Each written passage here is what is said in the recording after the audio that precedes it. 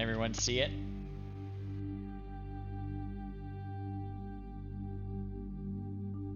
Hope so.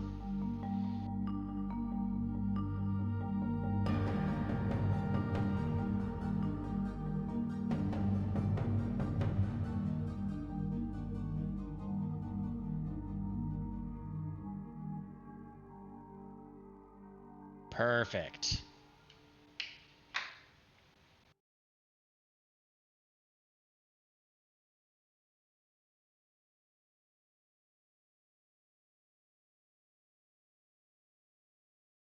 So it will probably give us an overview when we start a new game.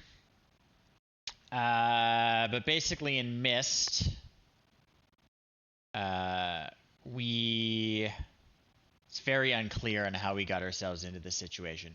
We fell into, I think they call it the Starry Abyss, somehow. And, you know, just this black void, and we found a book labeled Myst, and we touched the book, and we got sucked into the world of Myst.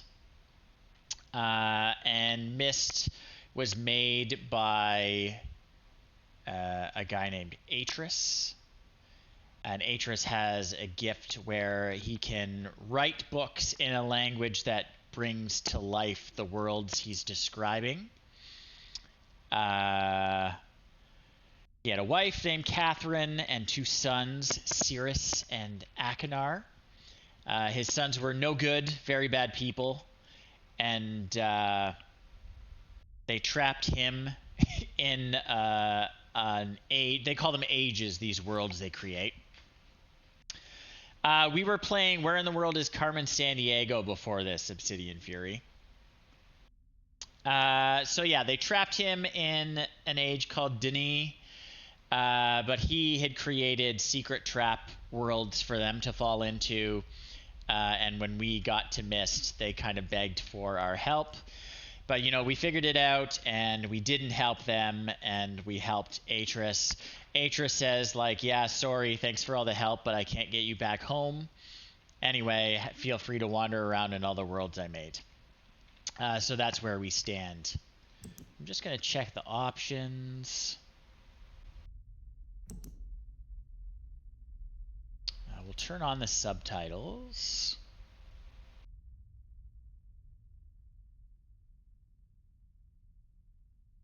Good.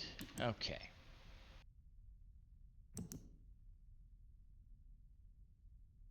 That's fine. So here we go. Here's Riven, the sequel to Myst. This is a remake that they made a couple years ago. It is fantastic. Thank God you've returned. I need your help.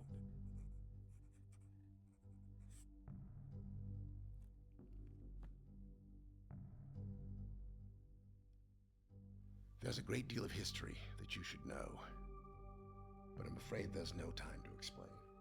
Perfect. Most of what you'll need to know is in here. And for reasons you will discover, I can't send you to Riven with a way out. But I can give you this. It appears to be a linking book back here to Dunny, but it's actually a one-person prison. It's the only way to capture Gen. He's not explaining anything. Here. Once you've freed Catherine, I'll come with a linking book. She'll know how to signal me.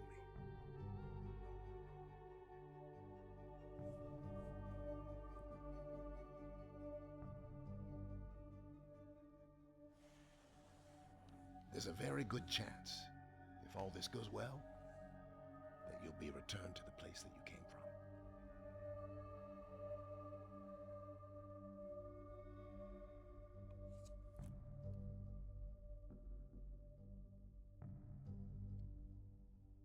Until we meet again. Zero explanation. Just go to Riven. Save my wife. Don't know who Gain is. Okay. Here we go.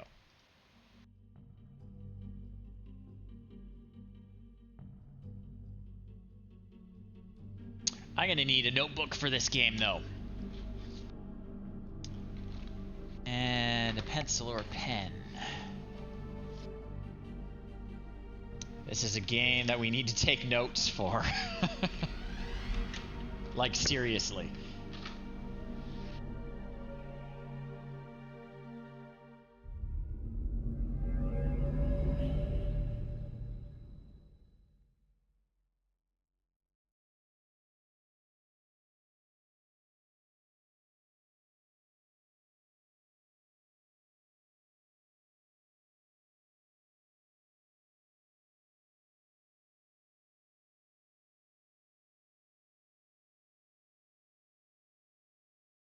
Loading. It's loading.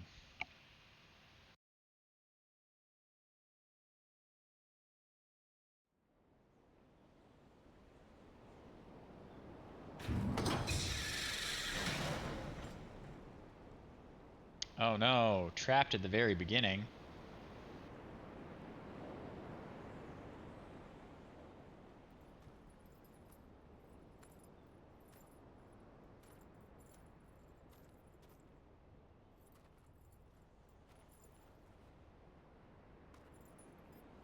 Doesn't know I'm here yet.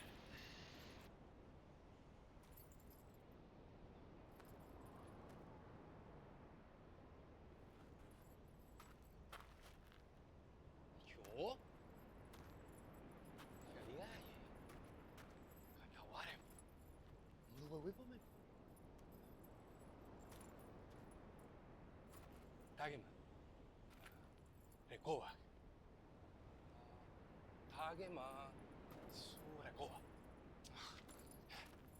Isira. Isira. Very helpful. Isira. Mutika boku wa nai. Boku wa nai. Isira. Boku wa nai. Oh no, he's taking my stuff. Boku wa nai.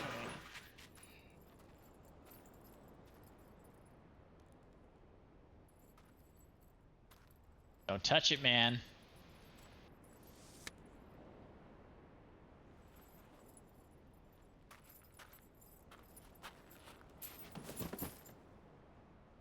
Blow dart? Where'd that come from?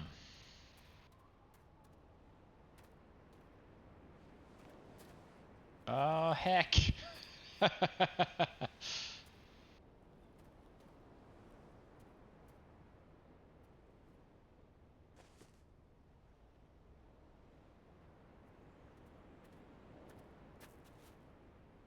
Oh, crap. Who is that?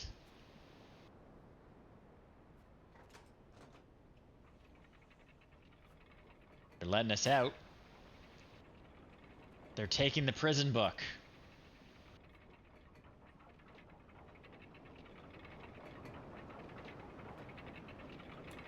Come on.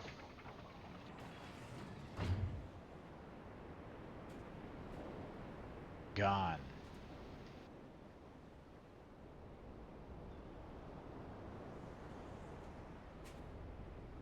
Okay, tab will open and close my satchel. Okay, well, let's look at the book that Atris gave us. Okay. Oh, they're on their way out of here. Whoever that was is gone. You see them on the little cart? All right. Regardless, let's look. Okay. This is the book that Atris said will explain mostly everything. It says, they held me for more than 30 years, but the corrections I made to Riven have finally failed. Or they held for more than 30 years, but the corrections I made to Riven have finally failed. The island has resumed the familiar pattern of decay that is the hallmark of my father's work. I must now race to implement this new patch before it's too late. I only hope my revised theories are sound. Revisions to Riven completed. There are still a number of minor adjustments that need to be made, but the basic corrections are in and should be working. Something's not right. I've been monitoring the instruments for several hours now, but thus far observed no change. It's possible I've made an error, though I've checked my entry against my prenotation and can find no discrepancy. I haven't slept in nearly 3 days, so it may be that I'm just not seeing it. If the fault is with my foundational assumptions, however, perhaps after a short rest I will see something. Success! It appears my repairs have been effective after all. The gateway image has become noticeably clearer, and although it's impossible to know this with absolute certainty, the island seems to have quieted itself. Just a few more weeks of work and I should be free, at last to go there myself and attempt to bring Catherine back. The past 8 months have left me little time to devise a strategy for getting her out of there. There's been no sign from her in all that time. I only hope that... No, I must assume she's alright, lest my fears undermine my efforts. I did not create the Age of Riven. Unlike my father, I have never presumed to have such power. And yet, the future of all those who live there has fallen into my hands. So far, I've managed to read the page before it turns. The island continues to appear stable, and I would like to believe that I have saved a dying world. But the theories of one individual cannot support the lives of real people indefinitely. I must get everyone off of Riven as soon as possible. The problem now is gain. I'll never be able to rescue Catherine and relocate the islanders if he is still the man he used to be. Haven't seen him in over 30 years, but given his history, I must assume that he is still a threat. My myopic mission to restore the Denis civilization has left his myopic mission to restore the Denis civilization has left too many innocent cultures dying in its wake, a pattern that would no doubt continue were he to ever escape the confines of Riven. For more than 3 decades now, the universe has been safe from his corruptive influence. Ooh. That's not good. For more than 3 decades now, the universe has been safe from his corruptive influence because no one has been able to leave that ill-fated age. The last linking book out of Riven having been lost in the Star Fissure upon my return to Mist. Star Fissure, that's what I was talking about earlier. That was our intention, to maroon my father on Riven by removing all existing links to other worlds. Since the library containing the vast and intricate knowledge needed to construct linking books remained largely confined to the ruins of Denis, he would be trapped there for the remainder of his lifetime, and effectively segregated from the countless other worlds that he would have invaded. This is what we achieved, but the way it fell was no one's ideal. And although the sting of it has gradually faded over the years, the deep pain of the responsibility for what actually came to pass has never left me. At the time, it all seemed so clear. Gain's destructive path could not be allowed to continue, but it was never my wish that the innocent... Ooh, more rumbles. It was never my wish that the innocent inhabitants of Riven, who had already suffered so much, would be the ones to have to pay for it. But enough. To dwell in the past is to die in the present. The situation is not the same as it was then. The knowledge I've acquired since that time has yet to be factored into the equation. I think I have a solution for rescuing Catherine. Why did it not occur to me sooner? I do not know, unless the thought had been pushed out with the memory of my sons. A prison book. Many years ago, during a hunting expedition through the ruins of Denis, I chanced upon the formula for a most unusual type of book. Unfortunately, as my father was then in the habit of confiscating my discoveries, I had to leave it behind. Years later, however, as part of my efforts to protect the vulnerable worlds linked to the books in my library, I was pleased to find I could still recall most of the formula, and with little experimentation, quickly succeeded and created one of these devices myself. The procedure is actually quite simple. By authoring key lines of text... key lines of text... But slightly, a normal linking book's connection can be partially severed, such that anyone who attempts to use the book will be permanently trapped in the dark void of the link, unless someone else then uses the book, at which point the person becomes trapped and the first person displaced back into the world.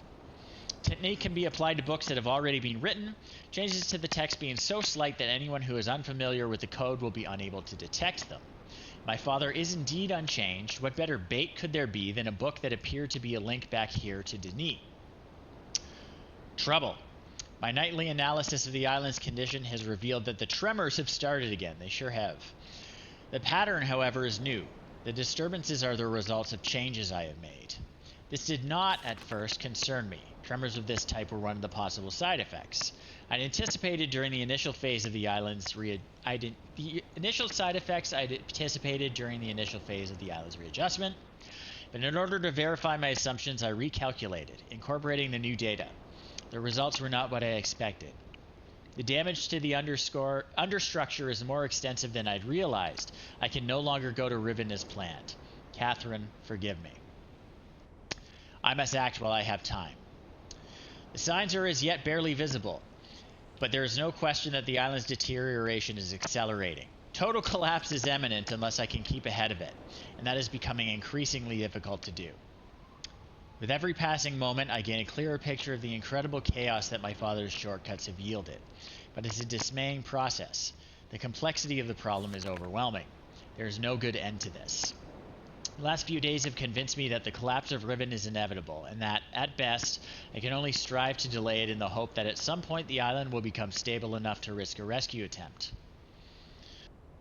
Alright. I think I've come up with a way to subdue the tremors.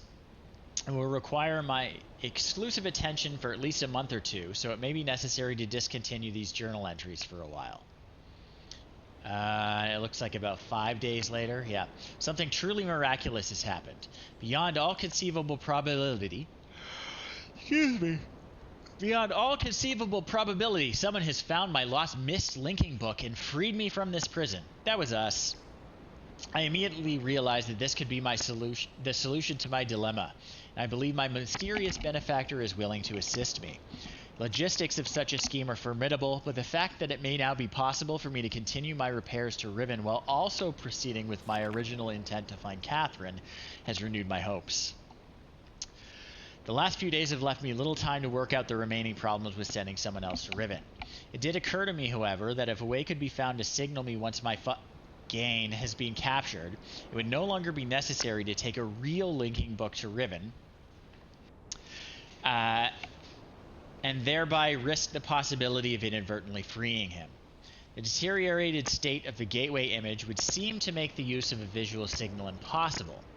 Yet the picture remains a reliable indicator of Riven's condition nonetheless. By measuring and interpreting variations in the noise patterns, I am able to observe basic changes that occur in the age, even though I cannot see them. The problem is that my instruments can only detect changes that occur at a fundamental level, and it seems unlikely that an individual would be able to affect such an elementary change from within an age. The idea may be foolish. Still, there is a known weakness that may be worth investigating. An unstable anomaly that appears as a rift between two separate realms, the Star Fissure. But how this feature might be exploited, I cannot say. Sending someone to Riven also means that, once signaled, I will have to leave my writing in order to take a real linking book there myself. Provided my father is safely out of the way, this should take little time. Assuming the island does not incur any serious damage during my absence, I should then be able to return to Kavir and hold it together long enough for Catherine to evacuate the remaining islanders. Predetermining a specific signal may simply be impossible. But I'm afraid there can only be one answer to the question of whether or not I should send my friend to Riven with a way out. The potential for success will be greatly increased, and the possibility of disaster greatly diminished if the prison book is all that is taken there. My father is no doubt expecting me to bring a linking book to Riven. May he not be disappointed. Alright. So that's what we've got so far. We've been sent here. Our prison book was stolen by whoever rescued us.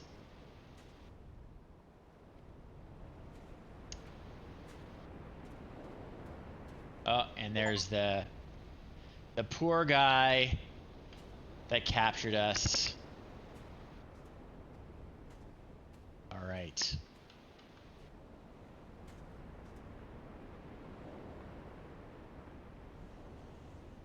Okay.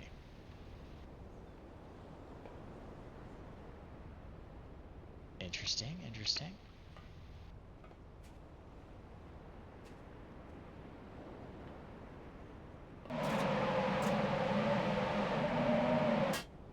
Alright, alright.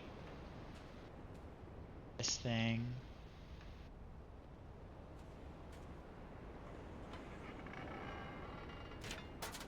Uh-oh. That wasn't important, was it? Probably not.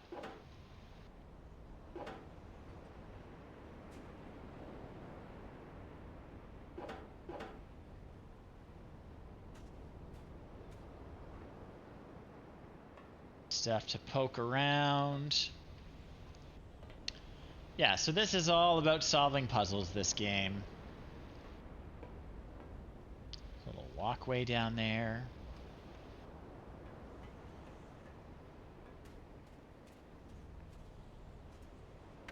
That doesn't work anymore because someone put like a little dagger in there.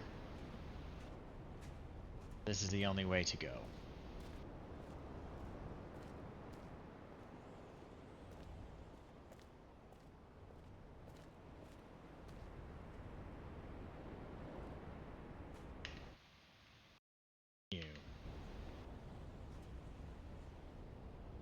Right, I'm not going to push that button yet.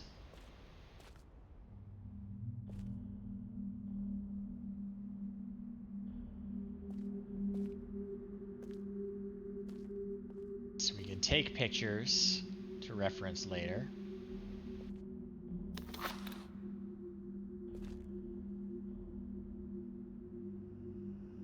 That guy, he looks important.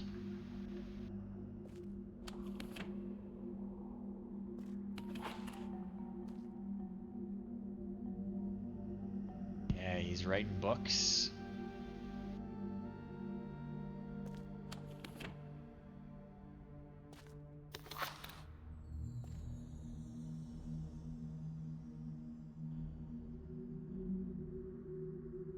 It's all about books, isn't it? Uh-oh. He's cast someone else in a book into the starry fissure.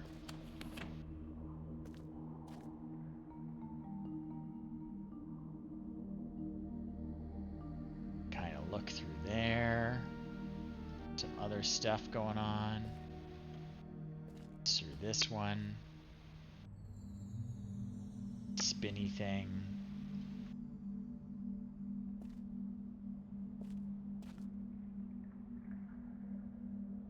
Just a cave.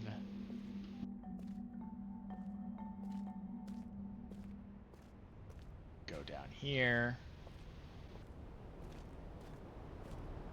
That doesn't look good. Like big giant fissures in the ocean. Always a good sign, right? There's the spinny thing.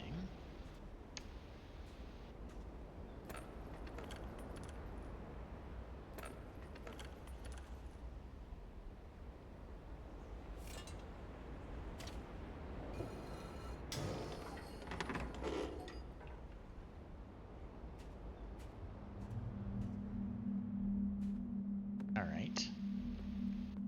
This is just where we were looking out before.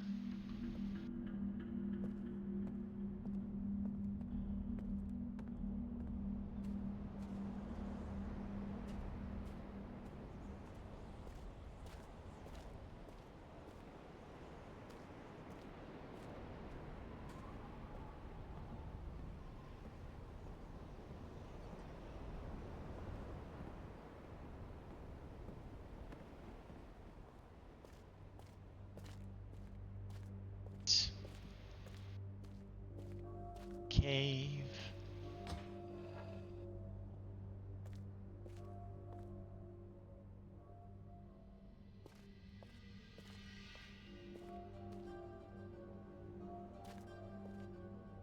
Ale things.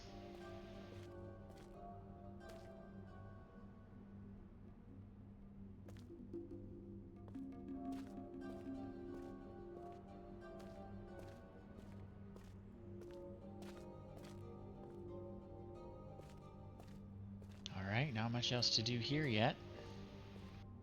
Let's go back and play with that button.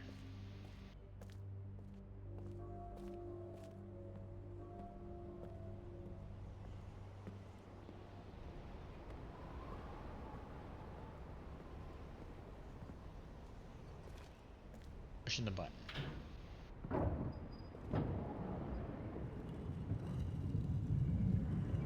Spin this room.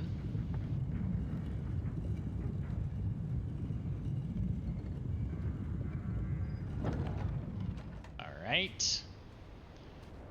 And we zip around. Here. It's still closed, so we gotta push the button again.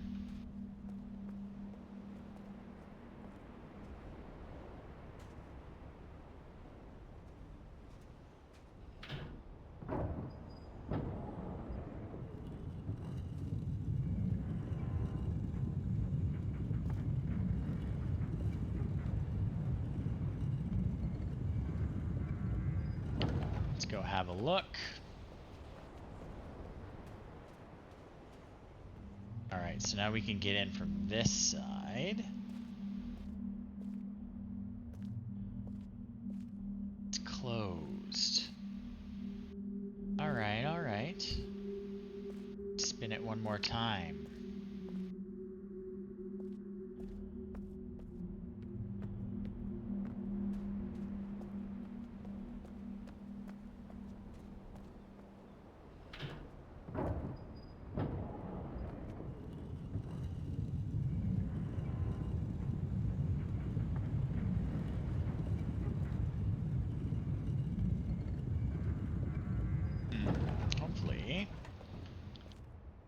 Hopefully, I'm not just spinny guy there too. Is there a button in here too, though?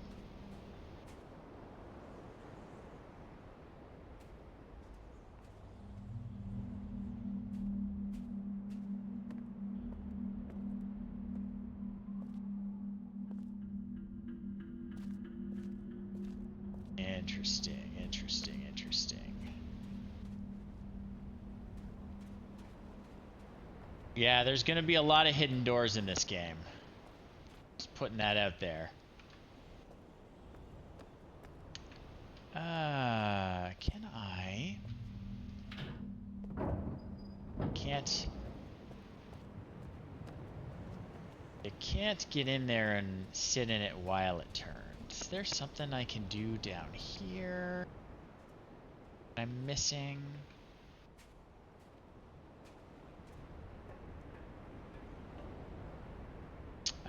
So these pipes are important. Everything is kind of powered by steam, so we're gonna be like playing around with those. So I can't jump down there.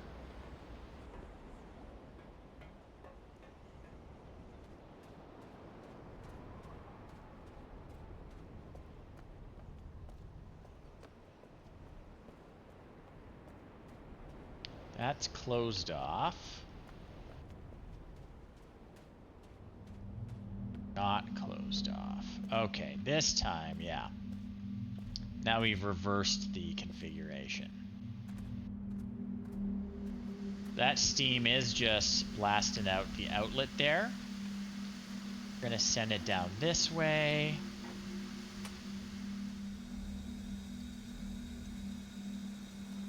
Okay.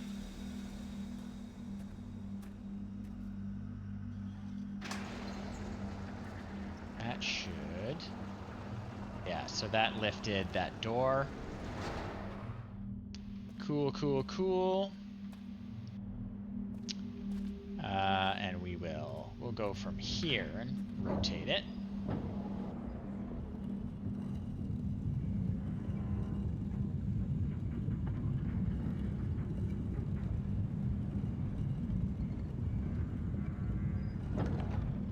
One more run. Give it a turn, give it a turn.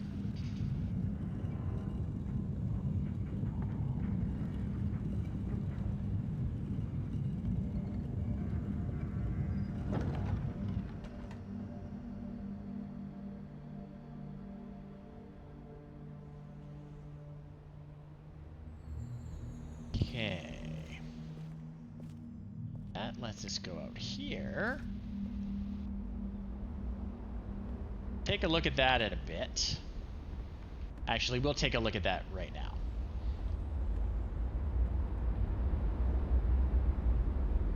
See these symbols?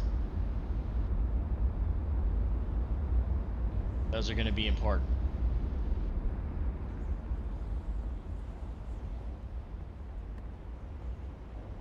I'm going to use these things.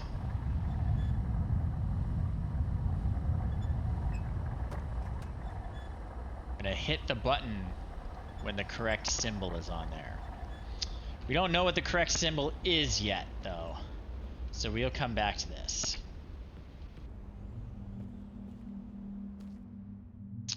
I'm going to rotate it from here.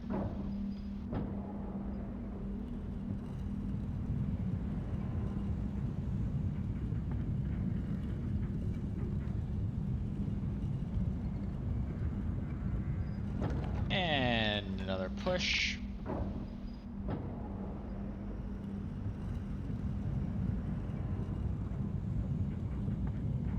Another gate is open.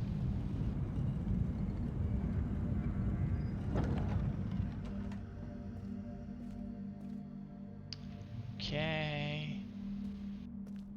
It's here. Turn it again.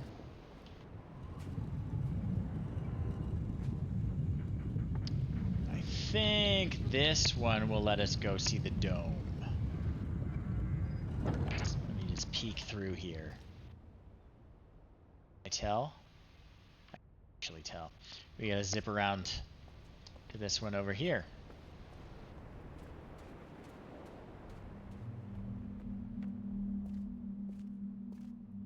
Oh, that's this one. One more turn, one more turn.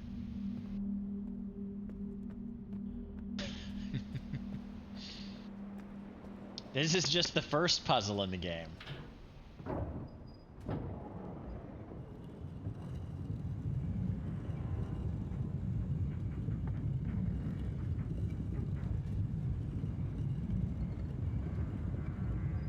All right. Oh, that's closed again. That's very annoying. Screw that up. Well. That's fine. We'll go around to where the steam is going.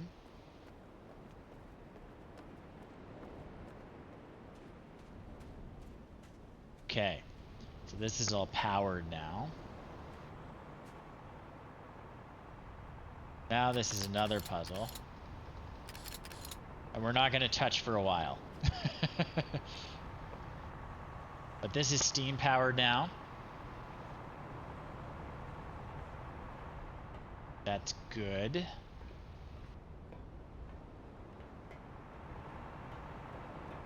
We'll come back to it.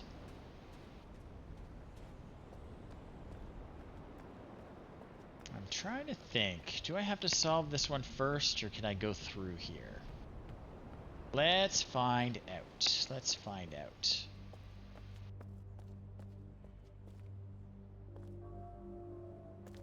Is this door? Yeah, that door's not open yet. Gotta figure out how to open that door.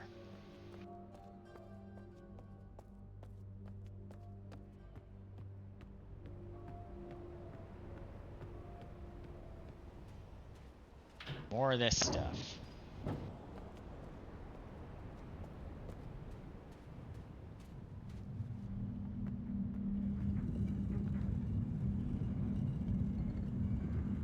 Not yet. Turn it again. Turn it again.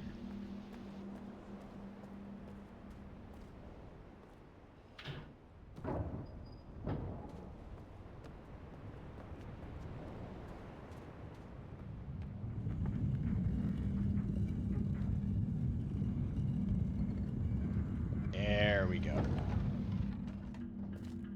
That's that. What have we missed? There's got to be another, I thought we opened it. The gate. I could be wrong. Spin, spin, spin. Wish it would spin faster.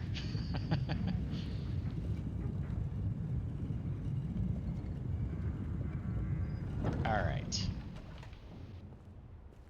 So that is definitely open. Aha. Yep. I missed that particular lever.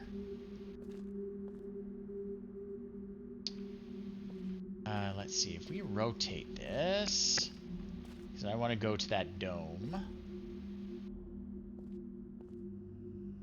Like across from each other, right? Oh, it's gorgeous, isn't it? It really has sort of created the same experience as it was back in the 90s. Just like visually overwhelming. It is stunning, and it's like very optimized. My system is not new. My video card is like on its way out. And this is, I don't have ray tracing turned on, but other than that, these graphics are totally cranked, and they look good.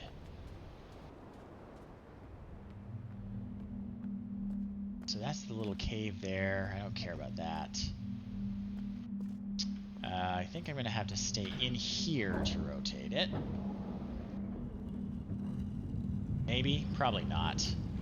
That's probably a mistake.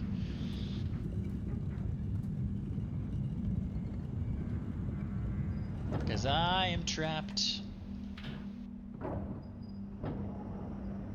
I do love, Jeremy, the hand, the interaction hand is just like it was in the original. It's a setting,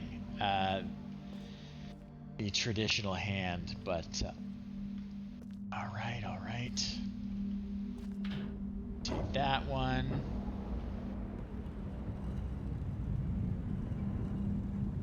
So again, we don't know what symbol to click this little selector on yet. We could brute force it, but I want to actually show you how to solve the puzzles.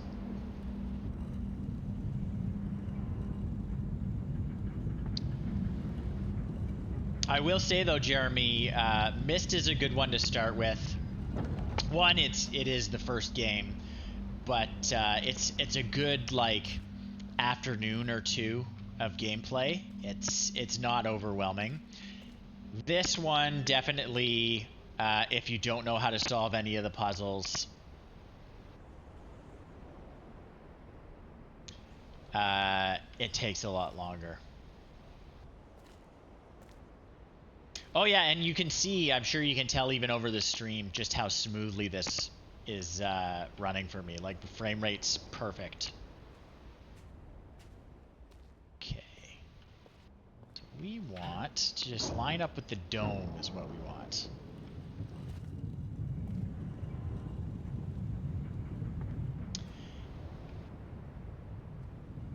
Yeah, what's even stranger is it's using the Unreal Engine, which is kind of notorious for not being super optimized.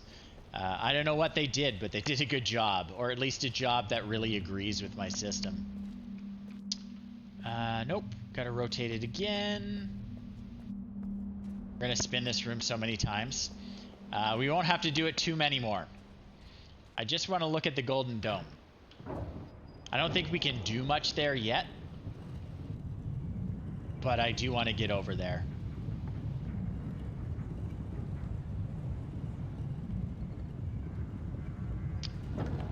Okay. Here's this.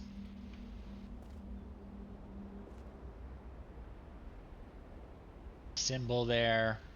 You'll notice there are lots of symbols. Most of the symbols mean something. Okay.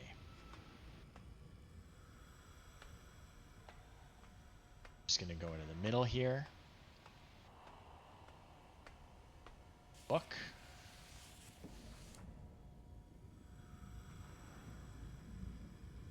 And the little linking window is blank. Doesn't work. It's a bunch of tubes.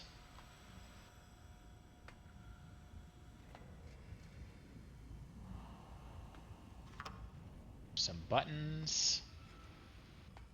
Seem to do anything. We got a nozzle. Interesting, interesting. All right, enjoy your dinner, Jeremy. We are going to look. Okay.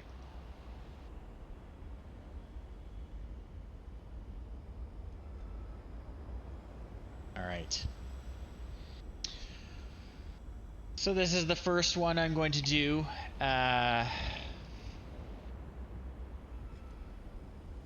So Temple Island has this symbol on it through the window. You're going to see, if you look through these windows around Riven. Riven is a series of islands.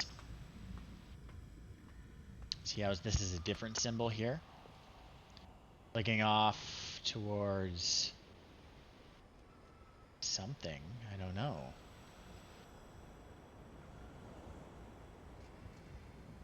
Mark it down anyway with a question mark. Just my notes. Very important to take notes in this game.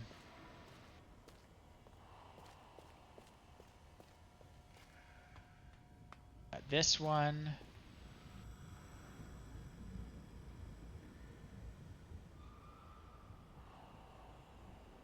Right. Mark that down. Get what the name of that island is, but you know, it has a name. We'll go to it eventually.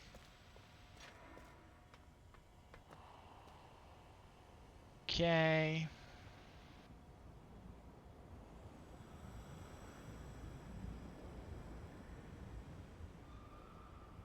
Mark that one down.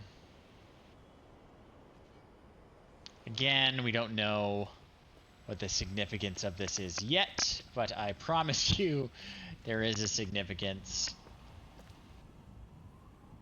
Right.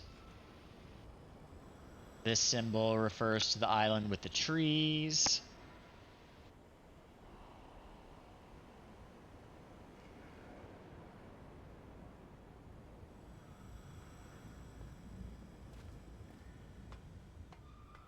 And there's this little walkway down here.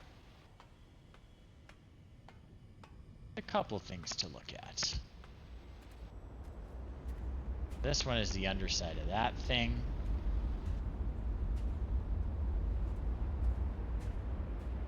This is that little walkway we were looking at before.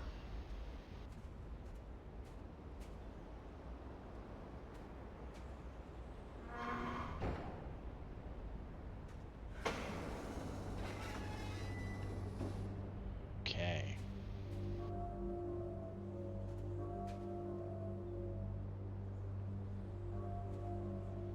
Get in the chair.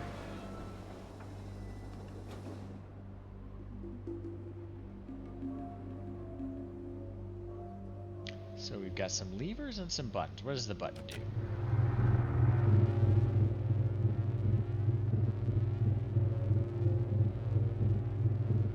It's those things up.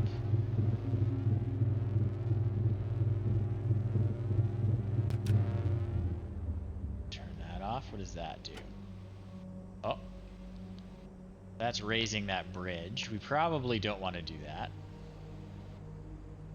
Put that bridge down, unless there's a reason we want it up.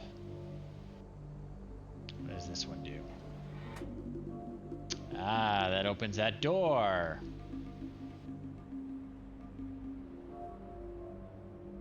Right, let's step out.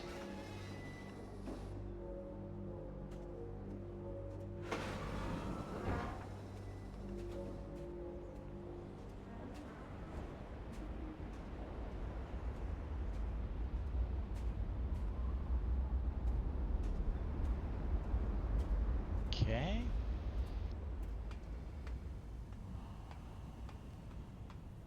Keep going here.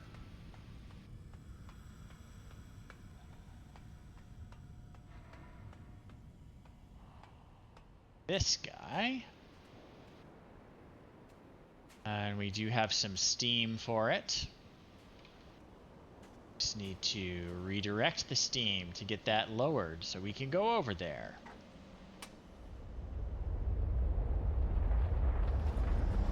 All right. Okay, maybe not.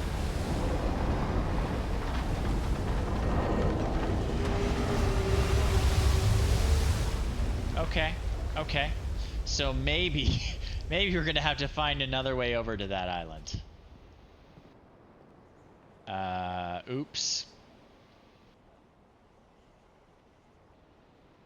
It was worth a shot, though. Okay.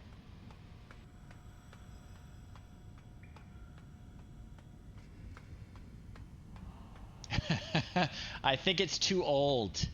Everything in this world is kind of falling apart because there are constant tremors. The person who created this world, and they created it by writing it in a special book. They know how to write in this magical language that creates worlds. And this world was created in one of these books. But the guy that created this world isn't a master of doing it. He takes shortcuts to create them more quickly, and it means they're unstable. So if you keep watching me play, there are earthquakes, tremors that happen every once in a while because this world is actually unstable.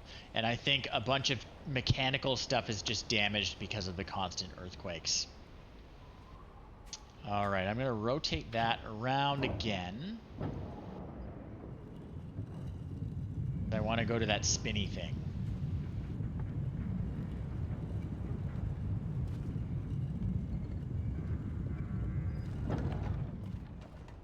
Okay. Oh, gotta spin it again.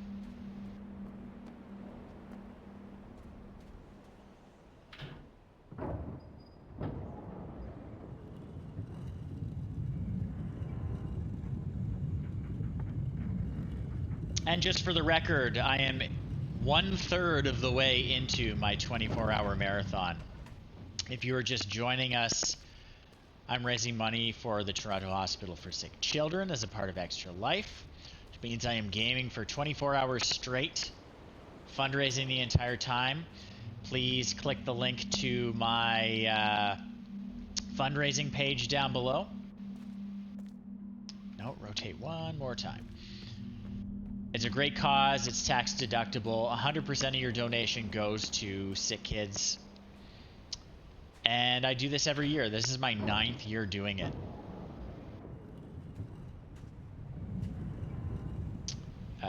Please give generously. Every little bit helps, but, you know, generous is great.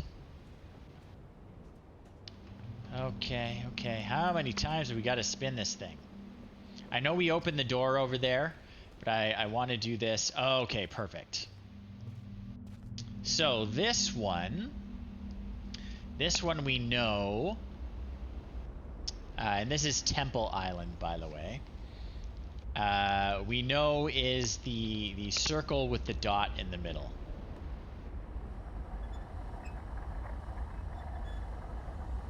So we're looking for just this one here. We're going to click it on.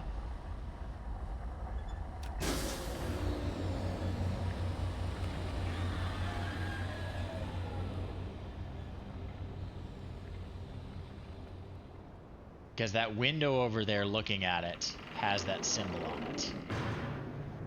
Ta-da! See, we can actually see the window from here.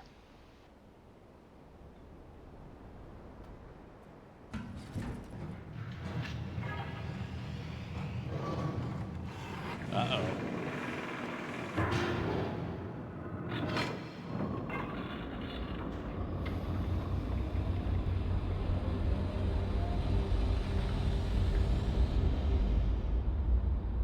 We don't know what we're doing, but we're doing it.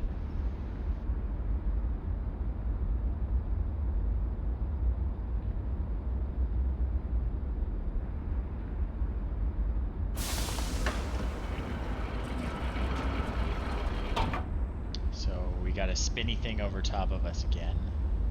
This has opened up into...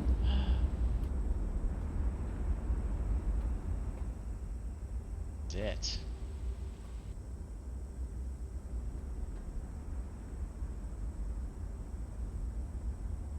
How cool is this? Okay. There's nothing I can adjust.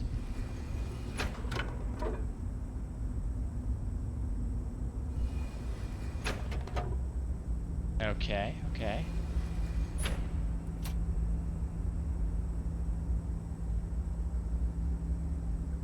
Push the button. It's not ready. It's not ready. Hang on. Okay, okay. We push this button. Does that? Yes, it does.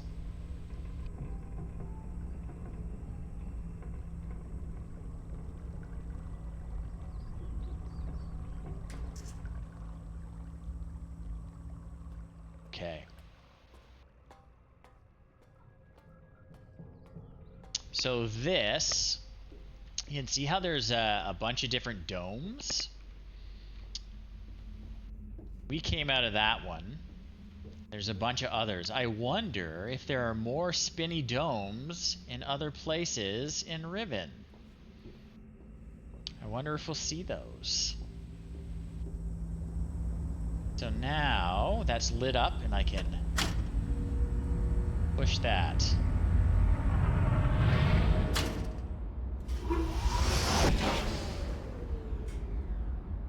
I don't know why we're doing it, but we're doing it. So up we go. Let me get out of here again. Okay.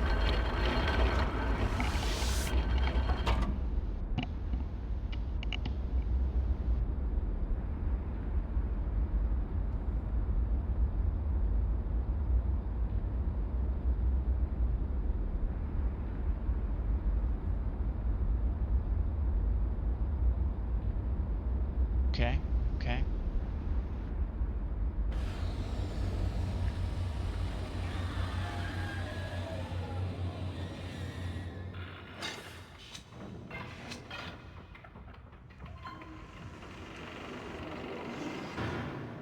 We're back. I think it just starts right back up again. Yep. So we did the thing.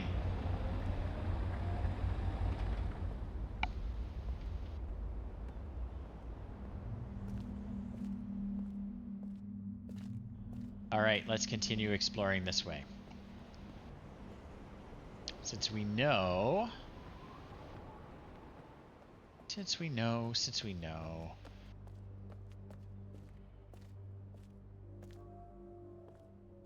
that this is open now. Ta-da!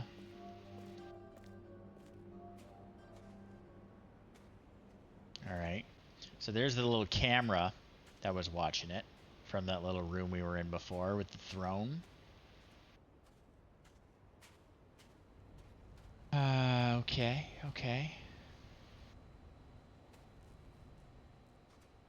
Guess we're gonna have to hit this giant glowing button over here.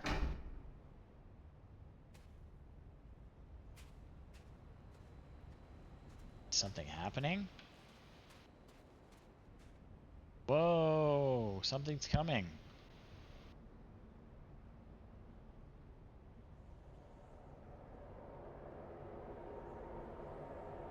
Okay.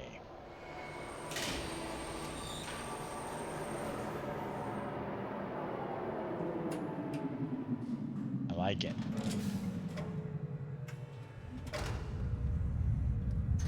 Oh, see, here's one of those tremors that we were talking about, Obsidian Fury. Everything just shakes once in a while. It's probably super safe to get in this thing. Right.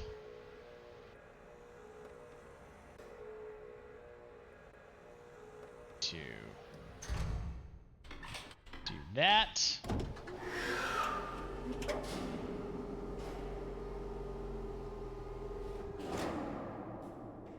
I'm actually going to get up.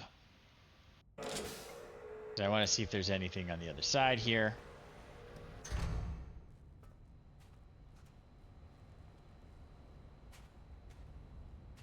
I don't see anything.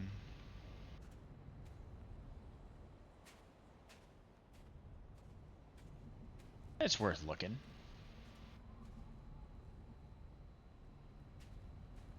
All right. So we'll sit down, let the door close.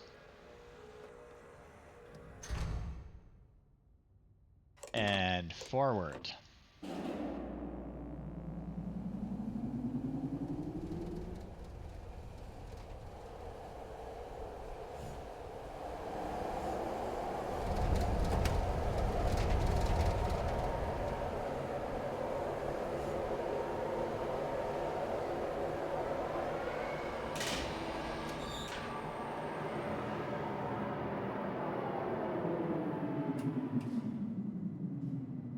All right.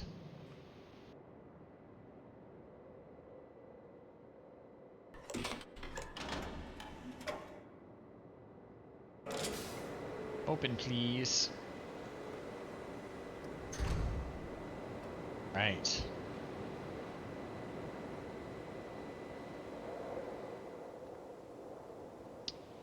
So we can walk around the other side of this one. Doesn't look like there's much here. That's where we came from.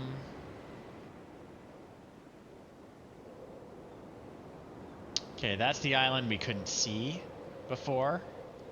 I think all that mist was kind of shrouding it from our perspective in the dome.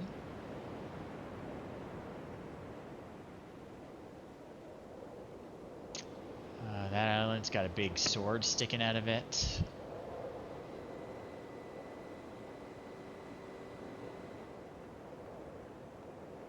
Got some steps here.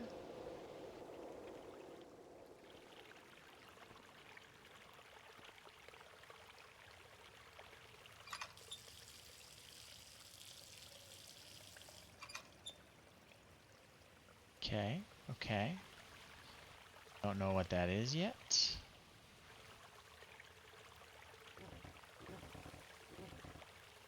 We don't know what the point of that is yet.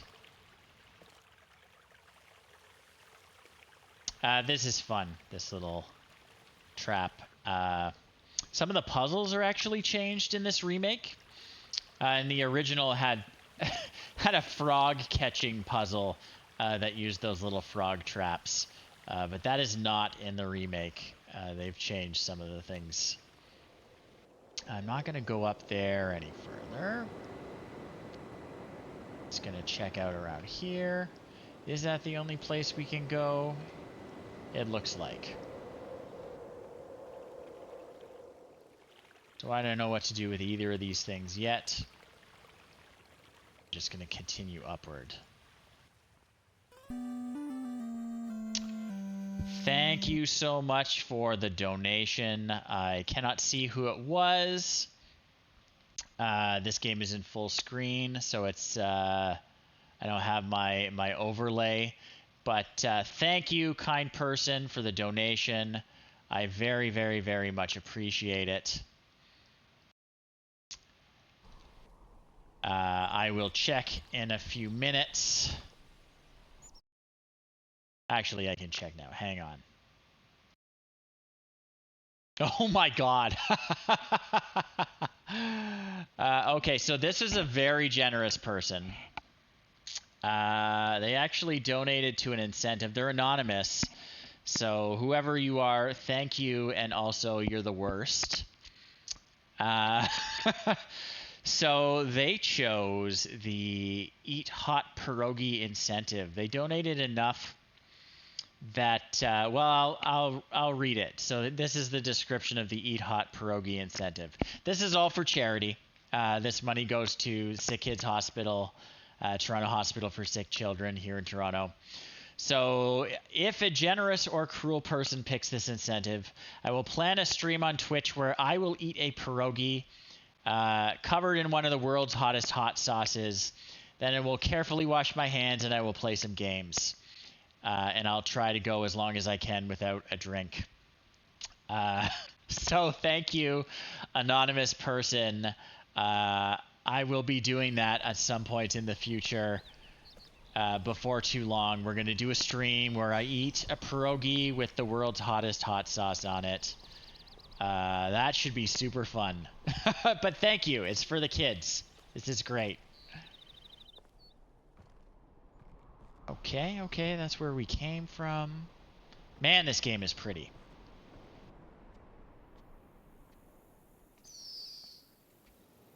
You got some... Oh, that's concerning, don't you think? Should we be worried about this?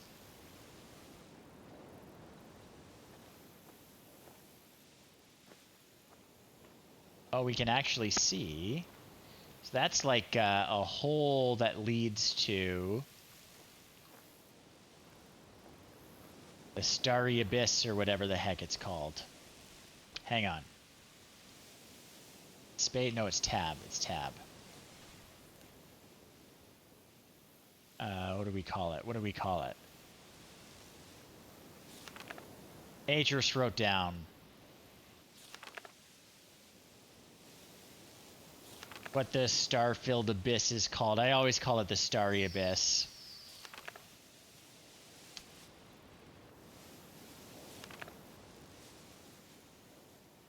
Yada yada yada. Where is it?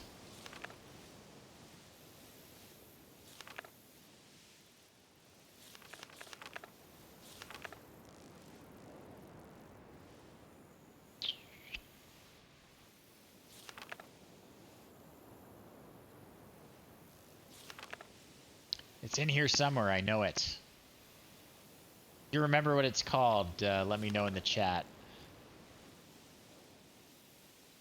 Probably shouldn't be standing right in front of it, looking at a book. The Star Fissure. It's the Star Fissure.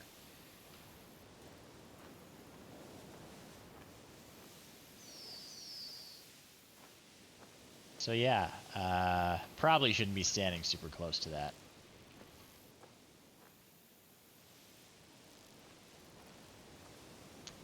So we've got some logging that's happening here.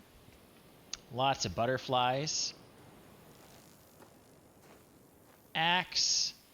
All right, here's another one of these things. It's got a symbol and we can turn it. Don't quite know what to do with it yet. Excuse me, butterflies. We got this here. We got a little minecart with a button. And a tunnel. We won't go there yet.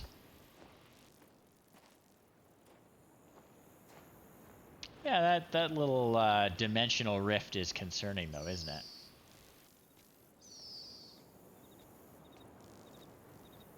Oh, we got a little bug. Just like the artificial ones that had the pictures inside. I like him. Goodbye, friend.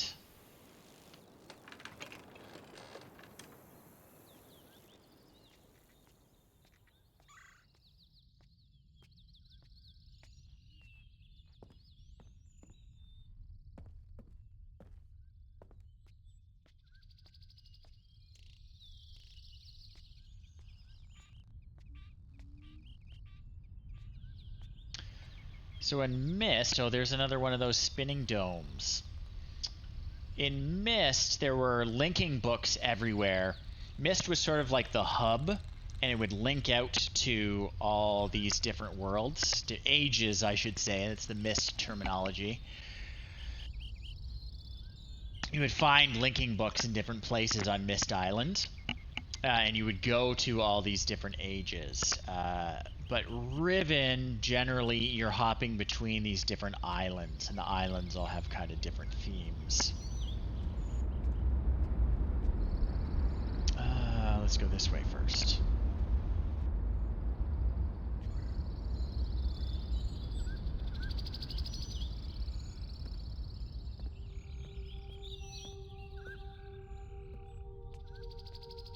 we got another one of these whale guys.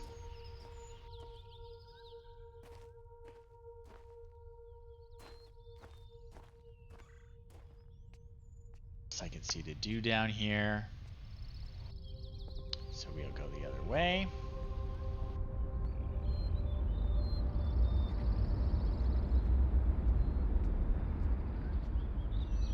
Flowers.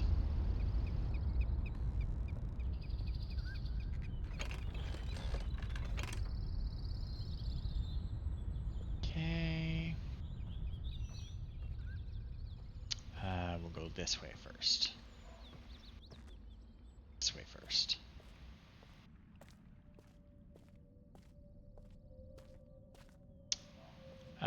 Okay, so this was just the path we didn't take up here.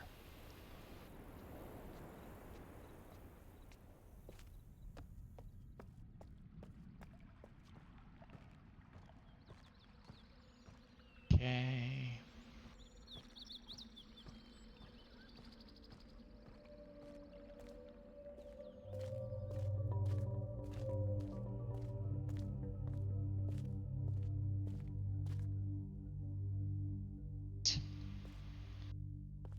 Neat, neat.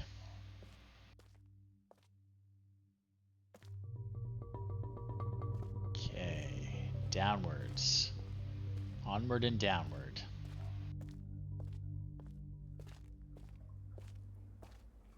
Okay. Gotta run into some people soon, right? This looks like a village.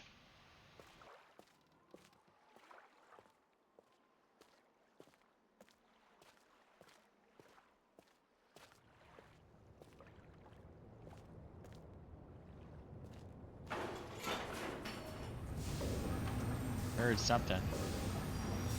Oh. What?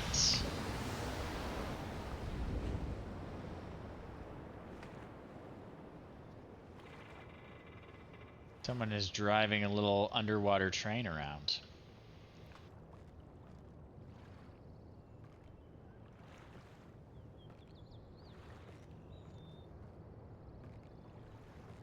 And that is pulled up. Okay. So there's like a gap. There's a gap in the water here. I guess we'll just take the ladder down. Seems reasonable. We probably won't drown. Or get run over by that. Alright.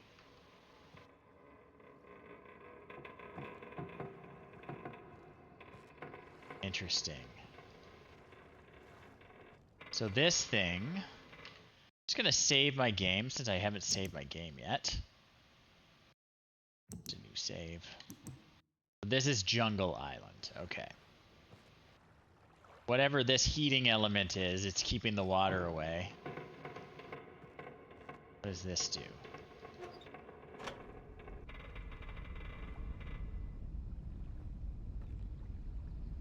Thing? Like the fish.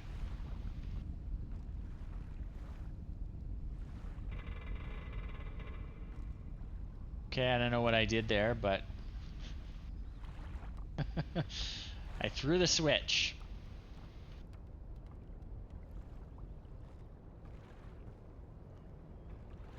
Okay. Guess we're gonna have to backtrack.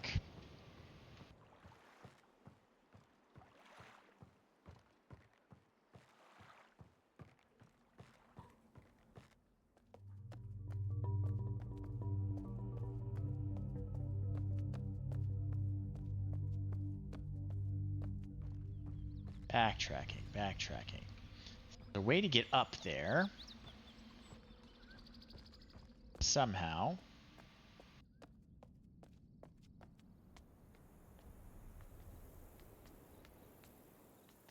Yeah, that's concerning, isn't it? Oh, there's another one of those giant swords. Or knives. I don't know how I didn't notice that before. It's an axe.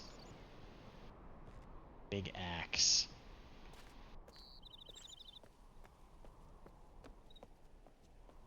Not sure if I'm backtracking too far. Oh, there's a way down. Okay, okay. Oh, look at these guys. Hello. Yeah, you can just relax. Just chill. No, it's cool. It's cool. Just relax. Yeah, have a nap. I'm just going by. Don't worry about it. I spooked them. Sorry, guys.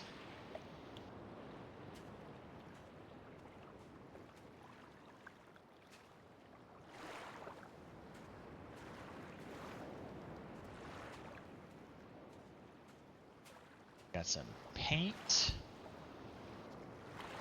And this thing hanging here. Aha.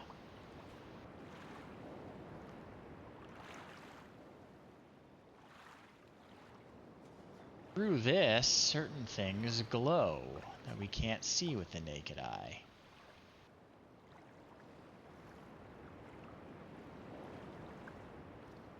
Interesting. Oh, we got something here.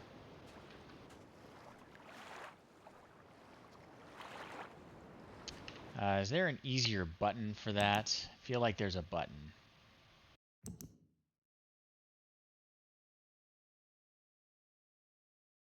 R.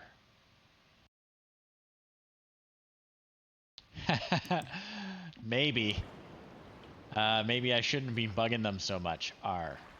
Okay, R will bring up this cool lens. The butterflies glow. They look pretty plain. Unless I'm looking at them through this lens. So the paint doesn't appear unless I'm looking through the lens at it. That is interesting. I'm sure this won't come in handy at all.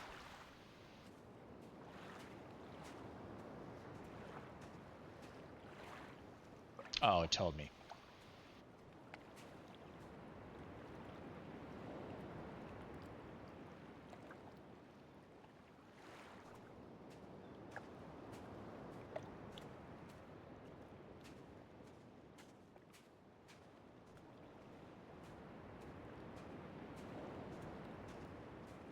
Anything out here?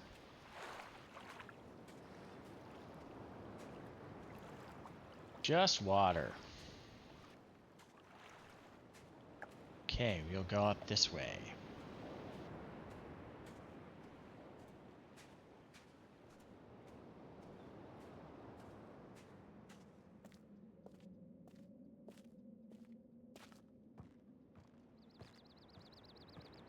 All right, we got another one of these guys.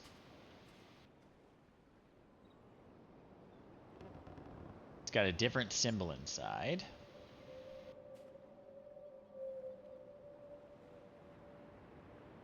But, oh. Well. Isn't that interesting? We're just gonna line those up. Didn't do anything, but it might be useful later. Has flowers on it. It's flowers.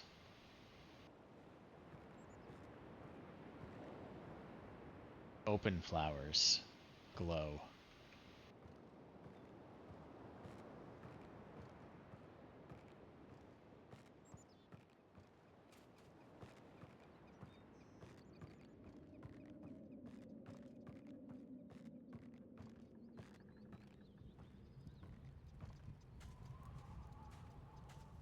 Okay, we're coming from the other side. This is pulled up too.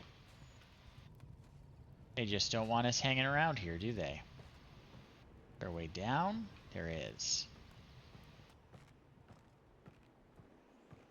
Like they don't want me poking around their village.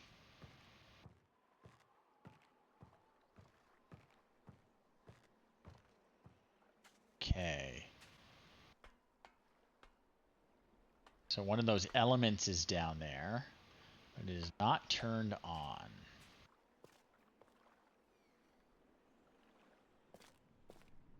Ah. It's a schoolhouse.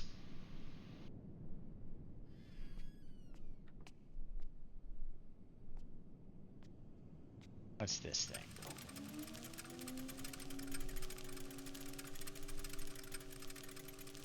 Oh, we got this guy.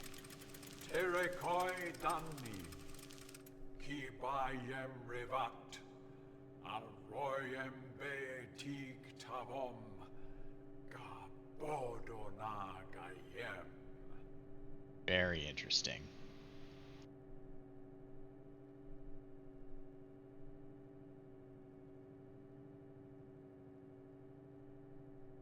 Ram.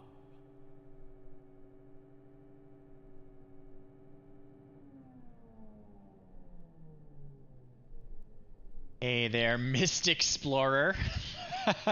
Are you a Mist fan by chance?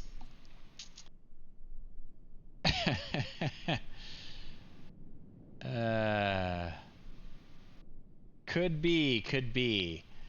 No spoilers in chat. I have played and finished this before. And I'm trying to give everyone the experience of actually solving the puzzles together if they haven't seen this or played this before. So here we go. We're going to take a picture of that. Are my screenshots? I'm trying to think. Oh, good. The screenshots are unique to the game you're playing, not shared across all your saves. So what this is are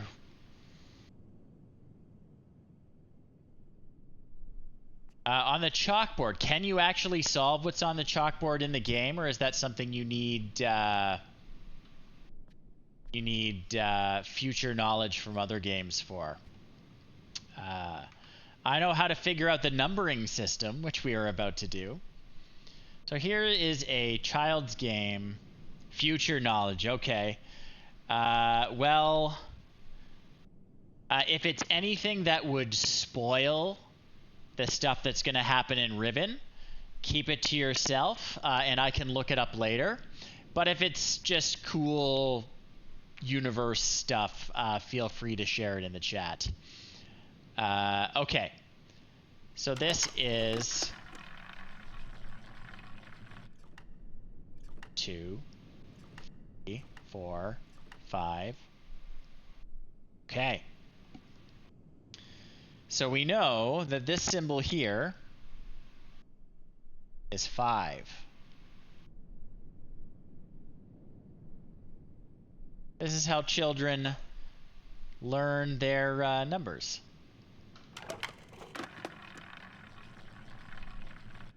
One, 2, 3, 3. Okay. So we know that is 3. But yeah, if it's not spoilers, feel free to share it. I'd be happy to know what's actually on the chalkboard.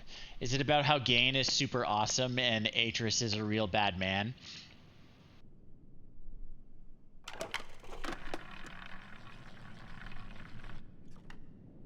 Two. That's 2.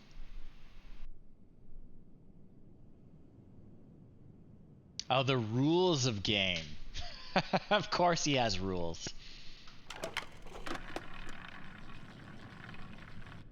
One, 2, 3, 5, 6, 7, 8. 8.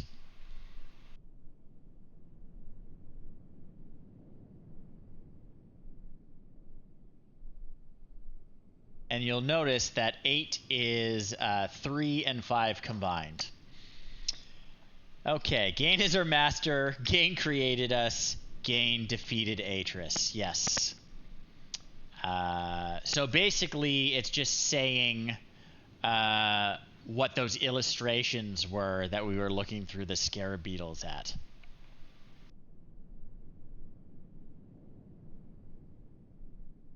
Yeah, so those are illustrations of the rules. Okay, okay. I'm making the connections. Okay, let's do this again.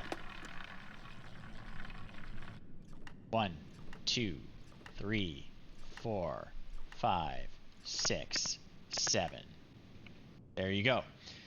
So 7 is a combination of 5 and 2, believe it or not.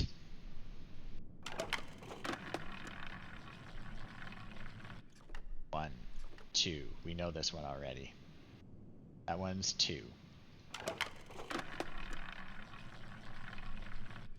1. Okay. Don't have 1 yet.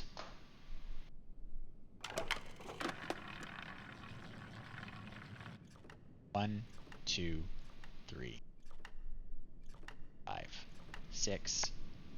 That makes perfect sense. 6 is a combination of 1 and 5. We just need 4. 1, 2, 3. We know this one already. I think this poor guy's gonna get eaten.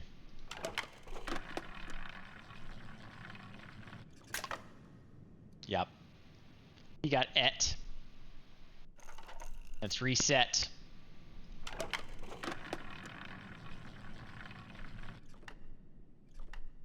So that's 7. We know 7 already.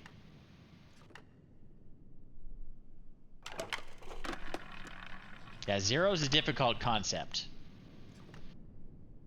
That's 6. We know that one.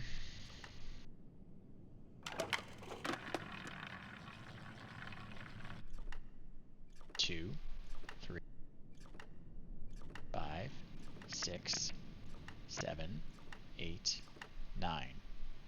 That is 9. And I think we can extrapolate 4 based on this one because there's a 5 and another symbol. So, oh God, I hope not. Let me see. I want to be able to see. Oh shoot, sorry, I didn't realize I was not centered. The game is full screen.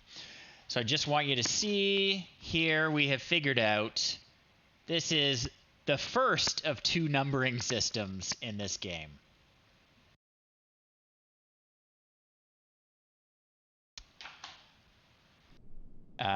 Cool stuff.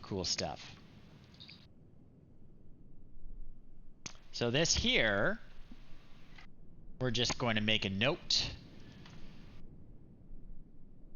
So 8, we know that guy is 8. We know that guy is 5.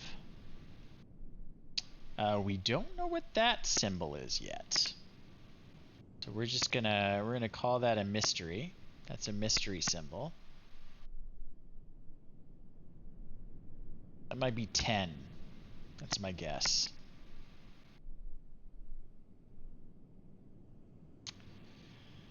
Uh, 5 is that guy. Or sorry, that was 1. First one is 1. Or not the first one. The second one is 1.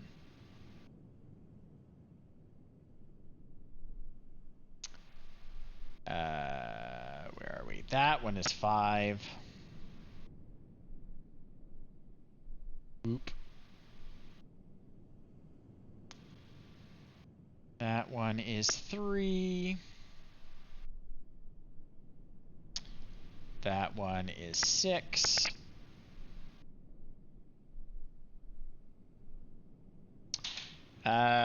Yeah, so this is like a rotational number system. It's pretty annoying. So I'm just gonna set these in stone. You know, these ones for sure are correct. I don't know these off the top. I don't know these off the top of my head by heart. So I understand what we're doing here, but I do actually have to solve the puzzle myself because I don't remember.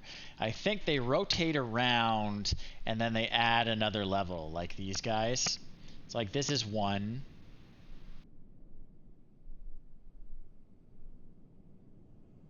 Yeah, 0 would just be the dot for this one for sure. Yeah, so 1, 2 would probably be, I'm going to tentatively say 2 is it rotated so it's only on the bottom, because we know 3 is rotated so it's up there. Do we know 4? Do we know 4? We don't know 4. But we do know 5 is... Do you know 5 is this? No, 5 is that. We'll get to it. We'll get to it. I am going to take a quick snack retrieval and water refill break, and then we will be right back.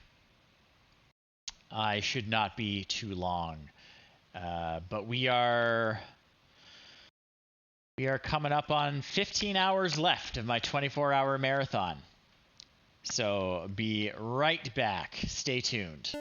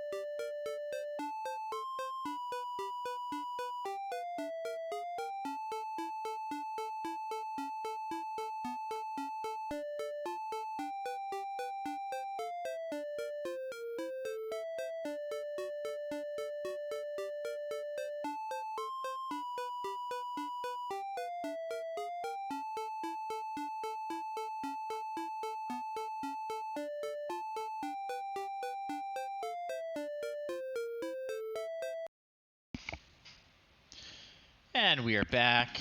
I've had some more pot roast, some more water. The cat got a snack, and now she's snoozing on the bed instead of hanging out with me.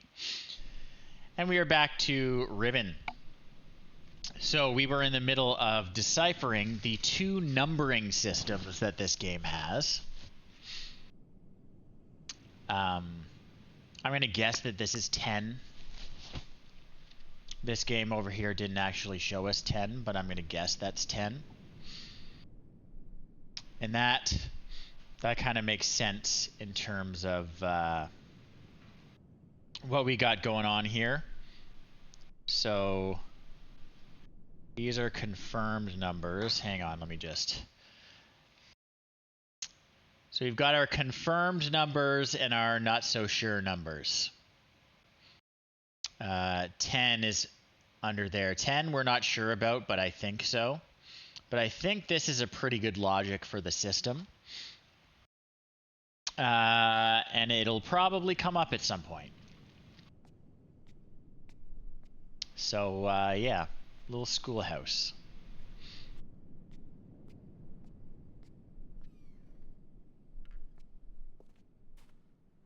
Right. We are just like completely cut off from the rest of this village.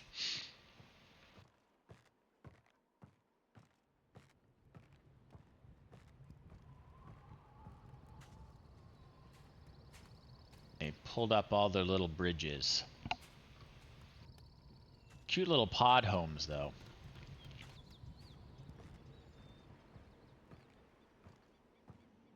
So I think what's left to do is check out the other totem that we can rotate. So we've done this one already. We've got our like invisible paint viewer here, and we've lined it up. So I guess, so that would be, according to our numbering system, that's number 2. That's a tentative number 2. Tentative number 2 for Jungle Island. This is on Jungle Island.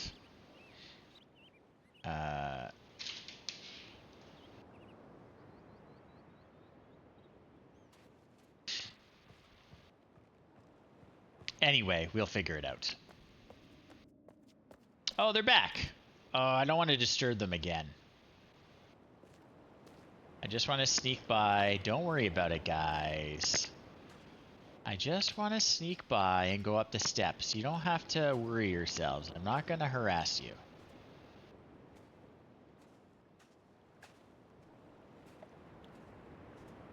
Okay, okay. I didn't scare them away this time.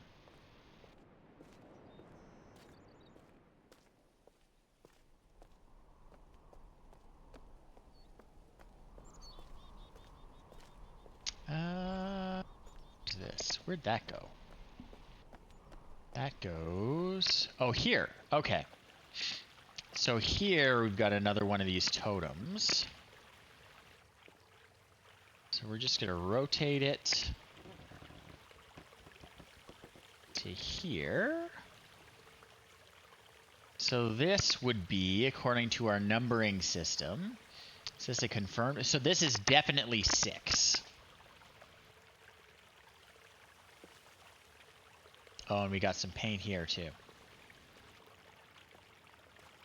What are we looking at? What are we looking at? So I think this one we need... So if you're just joining us, there's this paint that the natives of this island are using that I can only use this special viewer to view. They're leaving messages. I think what I gotta do is empty this out. And then I can see, yes. Okay. Yeah, he's like a chameleon guy. Let me see if I can...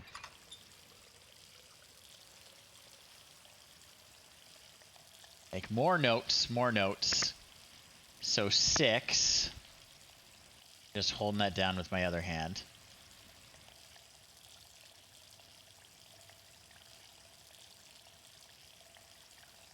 God, I'm terrible at drawing. I'm going to have to... Okay. He looks like a chameleon, right?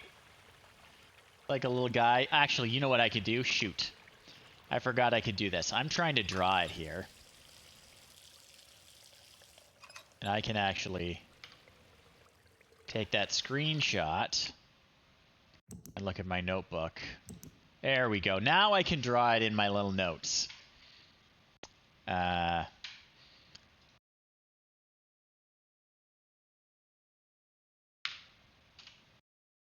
Okay. So we know the totem next to it was the number 6. And I'm just going to try my best to draw this guy. Because I do not draw. Is he a fish? I'm not sure what he is. Let's see. How'd I do? He looks good, right? And that's 6.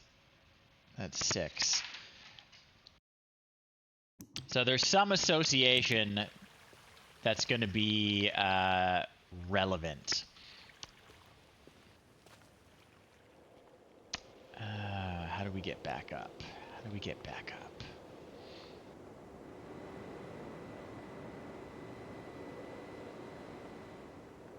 Is that the only way up from here?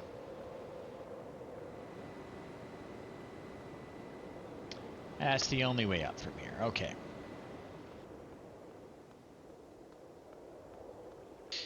So we're going to go back up.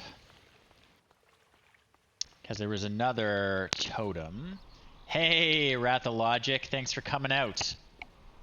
We are playing some of the Riven remake, which is an absolutely fantastic remake, I gotta say. Modernized it all. It's all updated and pretty. They've changed some of the puzzles, so it's a little bit fresh. It's really cool. Yeah, this viewer thing I don't believe is in the original at all. That guy's still there. I'm going to look through it again. It's fun to look through it.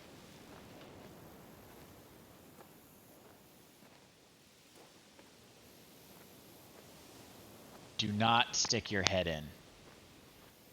Unknown dimensional rifts. You really don't want to do it. Yes. It's good stuff. It's a very, very pretty game. Super great art design. Oh, Obsidian Fury. I have just learned that it's because of you that I am going to eat a pierogi with the world's hottest hot sauce on it. So I wanted to say thank you. I appreciate that donation, and that's going to be a really fun stream that I'll make sure you're around to see. Okay, so this guy... Oh, he's already lined up. Did I do that already? Okay. So that is number what? That is number what? Just going to draw that.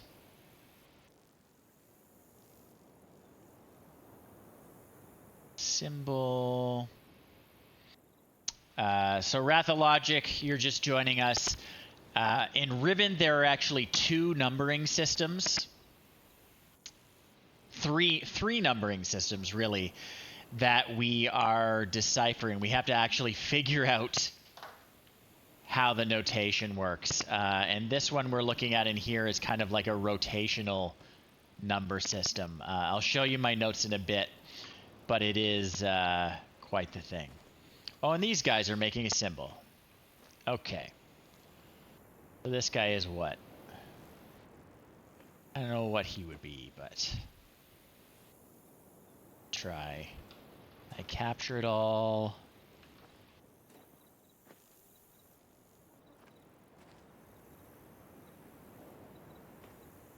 Take a screenshot. So this number is I'm looking at my number notes. This is 5. This is number 5. Number 5. And the symbol is, I don't know, like, is it a thing with a curly tail?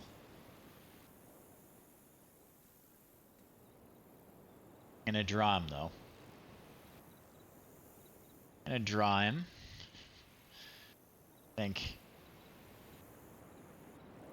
I'm getting it pretty well. Yeah, it's perfect. It's perfect. There we go. I think I got it exactly right. Okay. So there was a minecart down here, which I think is our only path forward at this stage. So I'm just gonna, like, get in there, I guess? Yeah. I'm gonna hang on really tight.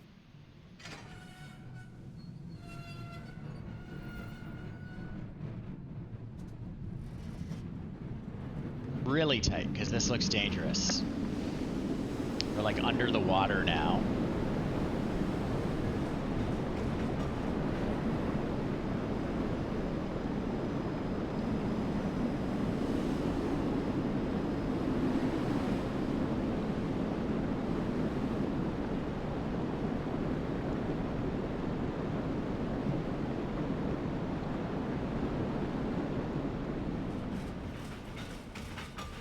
Okay, so this is the island we broke the bridge to earlier. You can see the bridge that's broken there. So this is our alternate way there.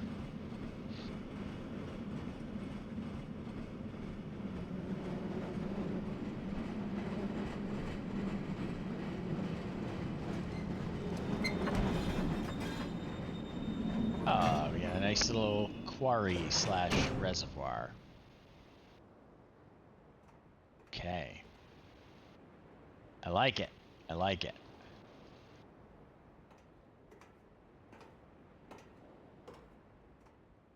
Okay. We've got, looks like wood chips there. So they're chopping down those trees on the other island and shredding them. Just gonna save my game because that actually tells me. So yeah, this is Boiler Island. Go back to my notes, because I took some notes earlier. There's a symbol that we saw earlier.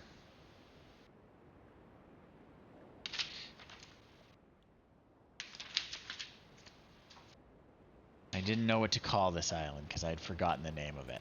But this is Boiler Island. Let's just go out here for a sec.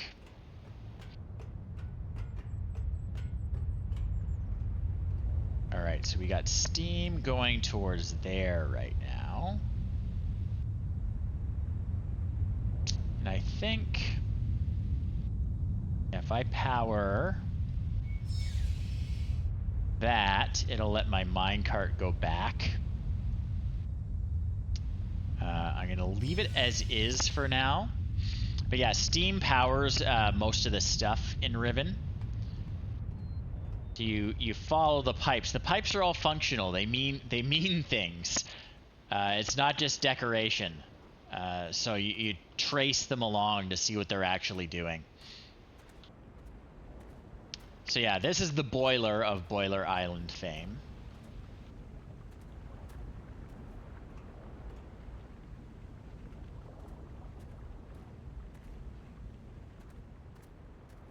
Just gonna have a look at it.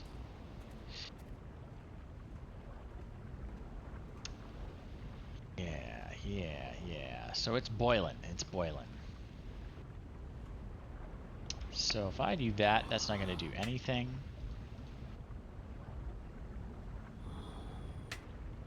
What happens if I do this? I think that... Okay, that disconnects that. That's water, I guess. I don't know. We're just gonna play with stuff. This points towards that. Okay, what if we switch this? And then touch this?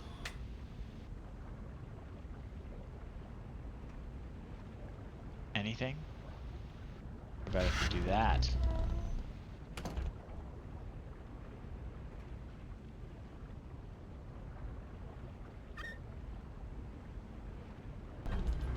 Not a whole lot happens no matter what we do.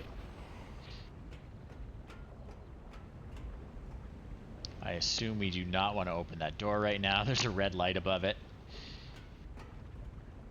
I'm going to go to the center and I'm going to switch the power away from it.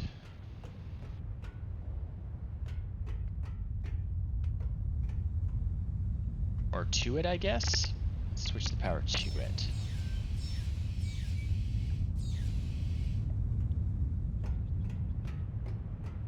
Hopefully that'll let the controls operate. Has been a couple years since I played this. I am kind of half remembering everything. Alright, what does this do? Okay, so that drained the water. That's like the water pump. Alright. What happens if I do this? Nothing. What happens if I turn that?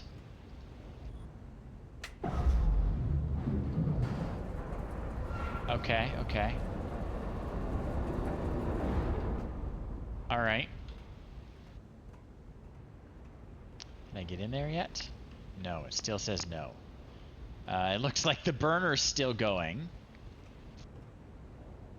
How do I turn the burners off? That's gonna lower that. The burners stay on. Okay. I assume I want this up at the level of this door over here.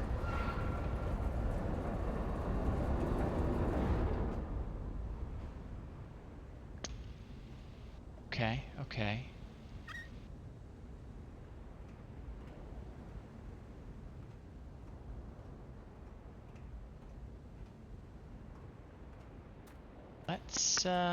Let's turn this again. Or maybe let's have a look at the underside. There's got to be something we can do here. There's a way down for sure.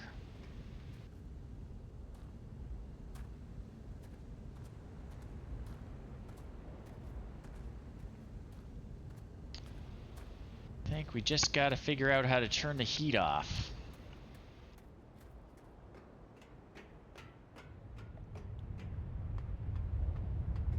Okay, I'm going to direct it back over here for now.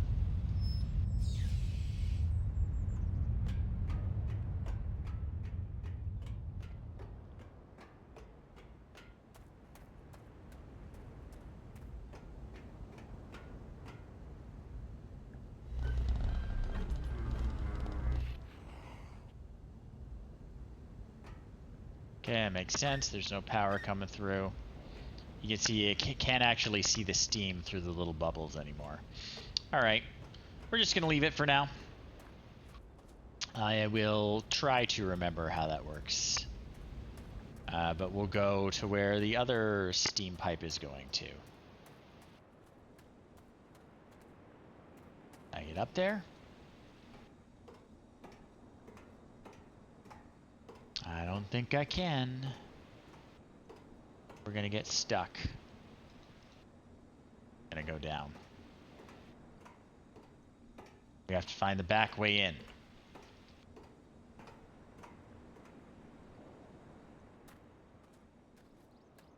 Just gonna go all the way around here.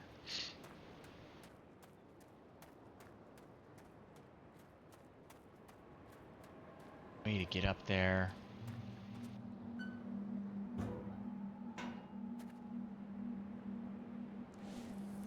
A burned book. A burned linking book is what it is.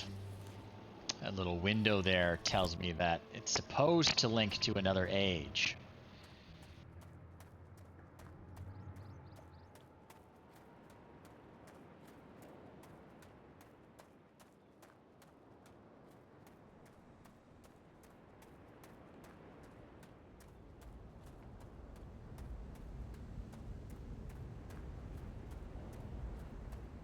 So let's see if we can solve this boiler mystery. Let's walk around this side.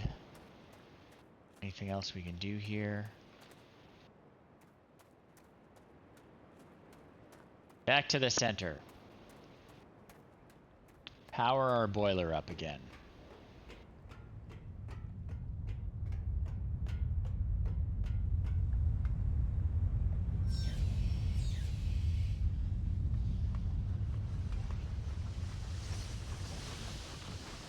Oh, okay. So I think we filled it up with water again. The pump is operating. Yep. Okay. Can we get in there? We still can't get in there. Alright. Now what happens if I lower that? Well, there's water in. Guess I just sterilize it.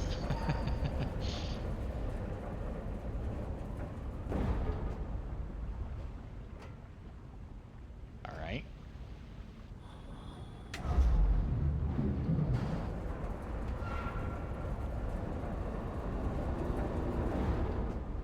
Happens if I do that.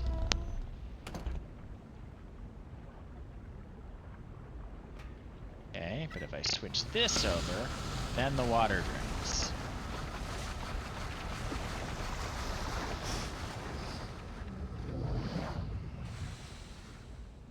Okay. Switch this over. Water come back up. No. Okay.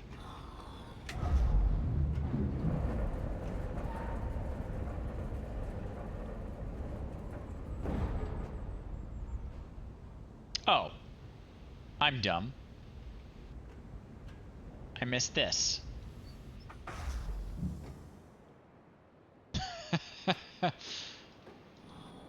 I'm thinking it's a puzzle and I'm just not seeing the switch.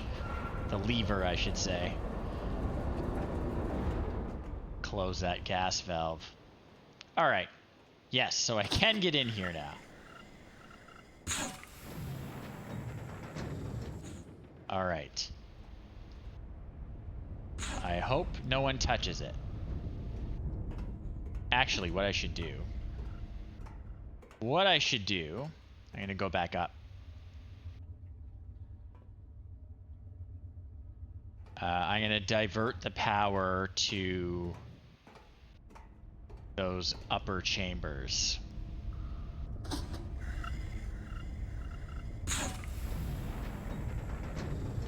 Because I think that's where we're gonna end up going. I don't want to have to come back down again. All right.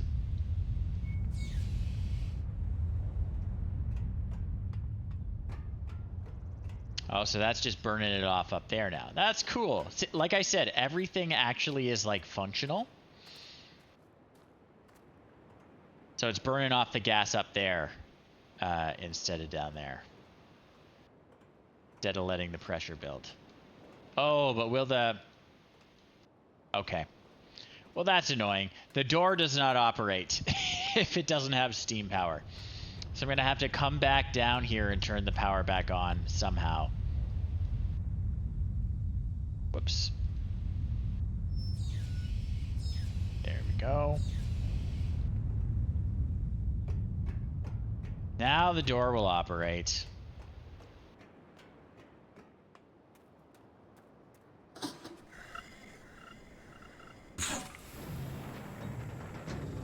Down.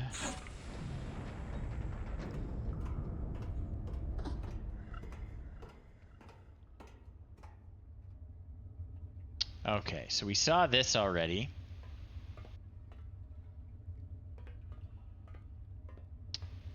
But this way we have not seen.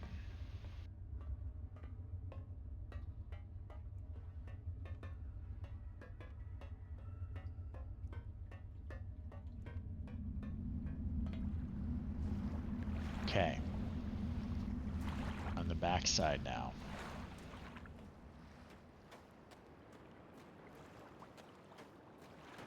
Just following the path.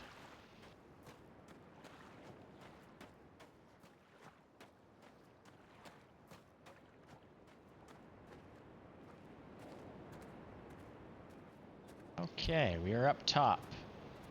Hey, it's one of those spinning domes.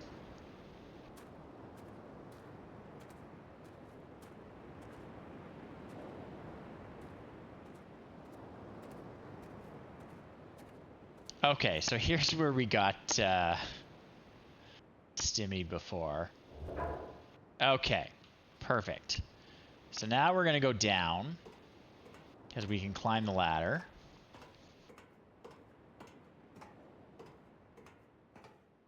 And we're gonna go to the middle and we're gonna turn on the steam power to these upper parts.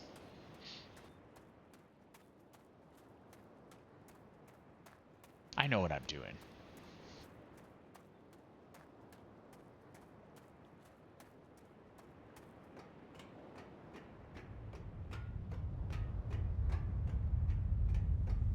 Right.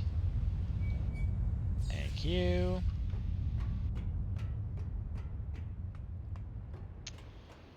Climb that ladder again. Thank you, Mr. Boiler. Your work is done.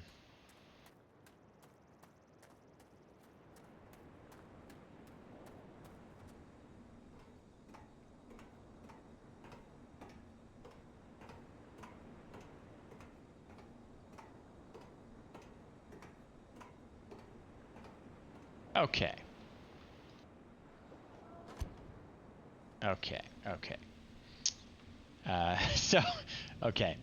This is actually an extremely frustrating thing. That I do remember from when I played this before. Shall we do it right now? We might as well do it right now.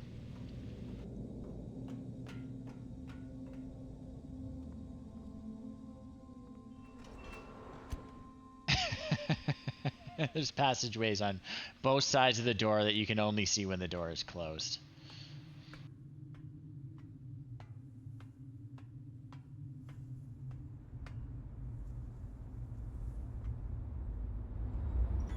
Okay. Now I think got a similar issue here. Yep.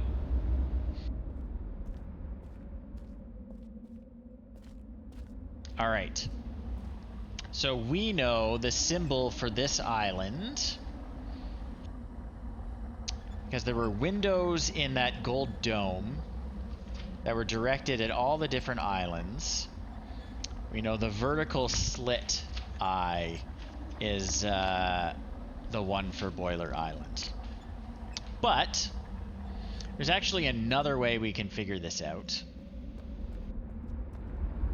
We use our viewer. Someone has actually marked it. So if we didn't pick up on that clue from the Golden Dome, we have another way of figuring it out.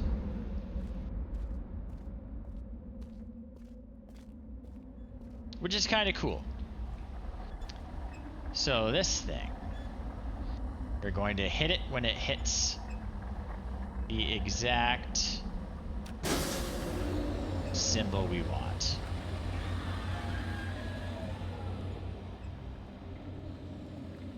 What did I tell you?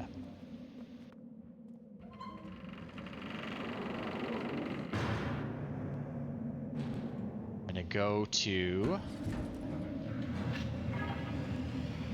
and I forget what it's called already. The void. We're gonna go to the starry void. It's not what it's called, but I forget. Thanks for coming out, Obsidian. I will still be here tomorrow. We are about 2 hours short of being halfway done. I'm about 10 hours in. A little less than that. But thank you for coming out tonight, and thank you again for the donation.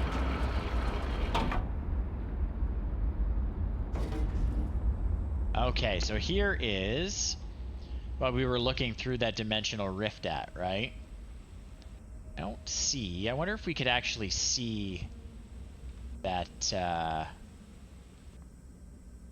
that hole.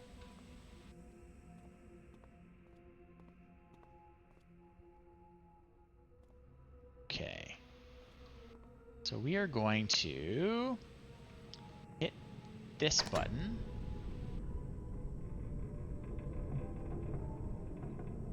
To align the center platform.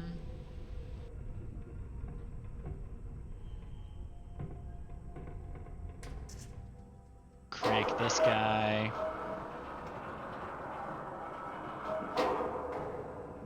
Okay, that's cool. Oh, there's a butterfly on it. That is cool. So, you see we're actually on that symbol. That's where we are lined up.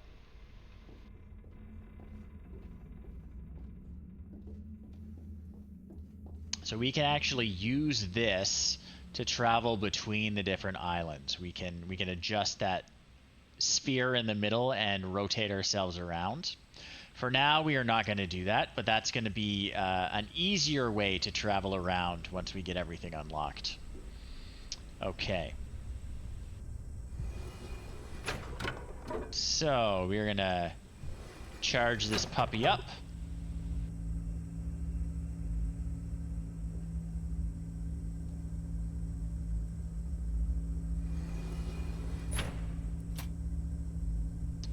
We're going to hit that button.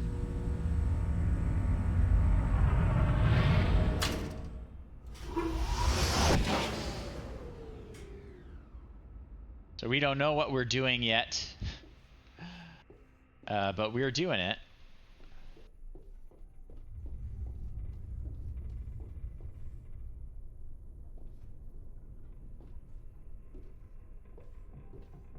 But yeah, I guess I can show you. It's actually like, it lets us rotate everything around.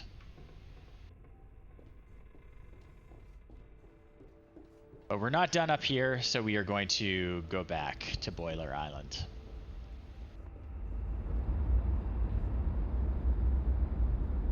This should just take us back.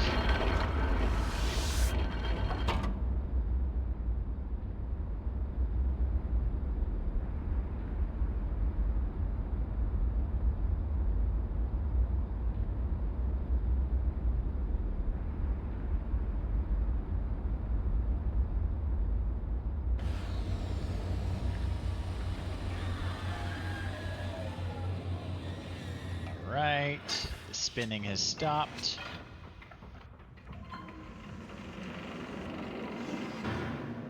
Okay. Pretty cool.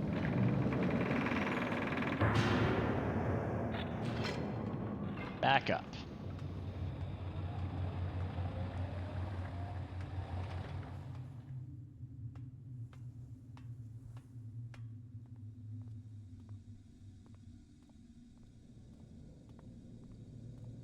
Okay.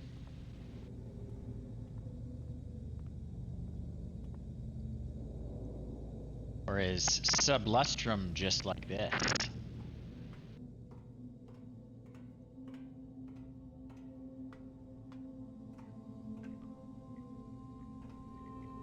Okay, okay.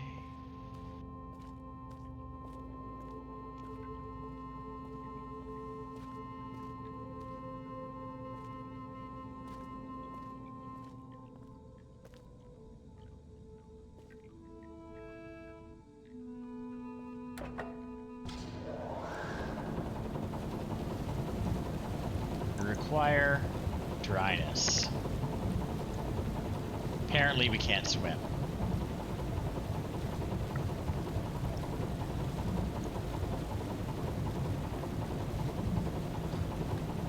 Just gonna plug this in.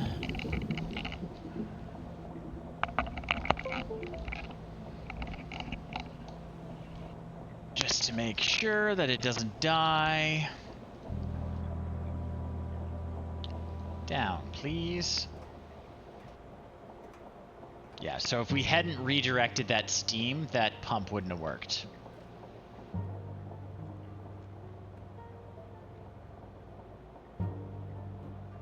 Alright, alright. Got a little ball. That's good, that's good. We want the ball, right? The ball and the little caddy.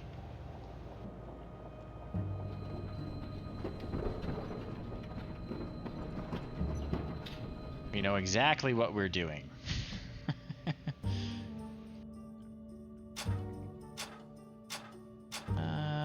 Maybe we do. Maybe we do. What does this do?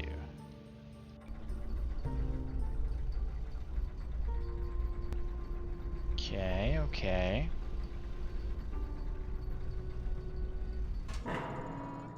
Alright, alright.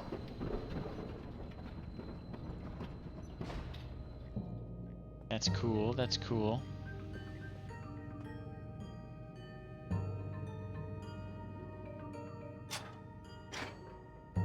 Okay. Now we go up with the rock ball.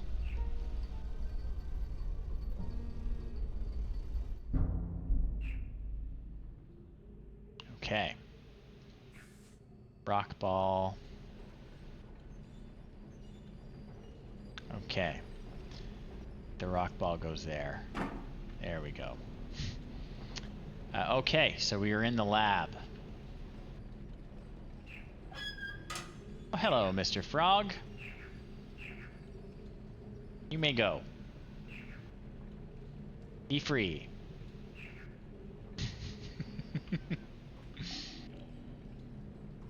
Unlike these poor suckers. Yeah, so in the original game, there was a whole puzzle with catching these frogs and moving them up and down. The remake does not have that puzzle. Some of the puzzles are altered. But clearly they make their poison darts out of the frog secretions. Right. We have a book. Who wrote this one? Says, I've been cataloging the natural elements of this age for many years now, yet I still continue to find evidence of the number 5. As a boy, it was very clear to me that it held a place of special significance to the Denis society. From the ancient heraldic emblems of the ruling elite to the humble homes of the commoners, it was ubiquitous. Its presence here is clearly a direct reflection of the minds that authored the texts I used to compose this age. Further proof that through their art, the Denis masters were indeed creating the marvelous worlds they wrote, and not, as many have mistakenly thought, merely forging links to pre-existing worlds. While all of my ages have been based on Denis designs, Dunny designs? I forget how they pronounce it. I see now that the ones most vested with the power of 5 are also the most beautiful and the most perfect, and undoubtedly the most structurally sound. I still have yet to determine how the Dunny color symbology reflects this superior design principle. While ostensibly a 6-color system, I am convinced that there must be some deeper connection to the number 5. I will continue to investigate. The Yttrim traps have been particularly fruitful this year. Apparently, the breakup of the islands has not adversely affected the subterranean ecosystems. Unfortunately, I imagine the rebels are also experiencing a generous harvest. No shortage of poison for their darts this season. Such vexing issues aside, this unexpected windfall has allowed me to refine a particularly pleasant extract for my pipe, one that is smoother than any other in recent memory. Yeah. Well, if the world is falling apart, at least the subterranean ecosystems are thriving.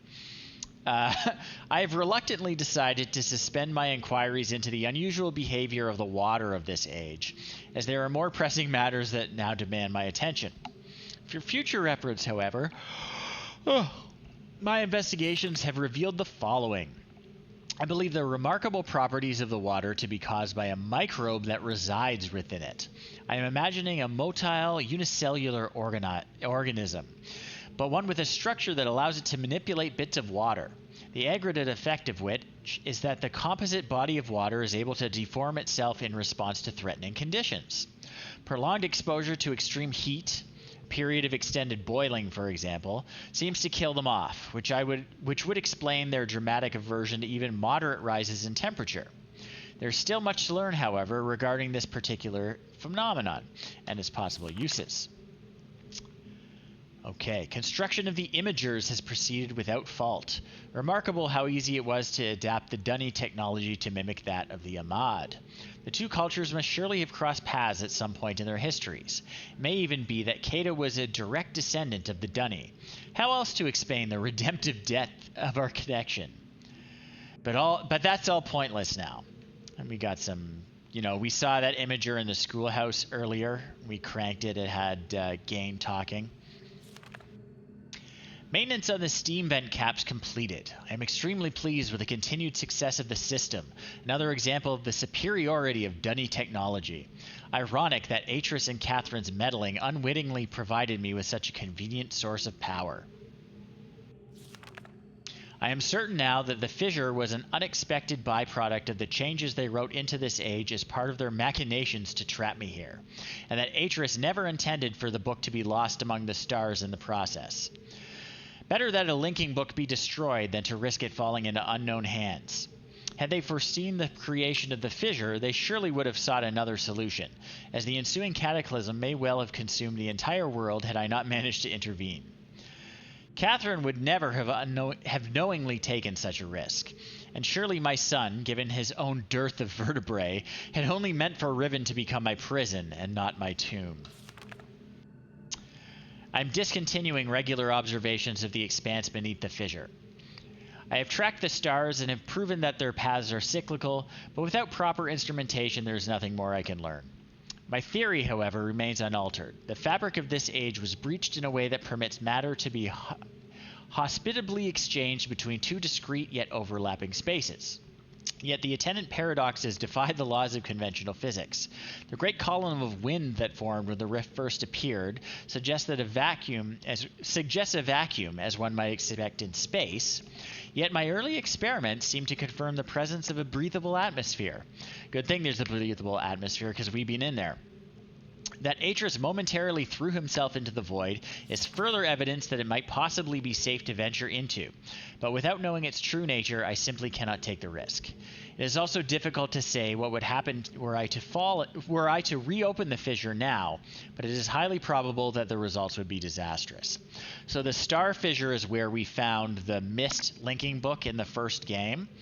It didn't really explain it, but somehow we had fallen into the star fissure. It had opened up on Earth somewhere. And we found the Mist linking book, which brought us to Mist, and that was the events of the first game. Oh, we got a spammer in the chat. One moment. Goodbye. All right. My hopes have been dashed again. The latest link formulation has proven to be yet another in a long list of failures. Frustrating to expend so much effort constructing a linking book, only to end up destroying it when it refuses to function. Too often has this lab grown uncomfortably warm by the flames of these never-ending disappointments.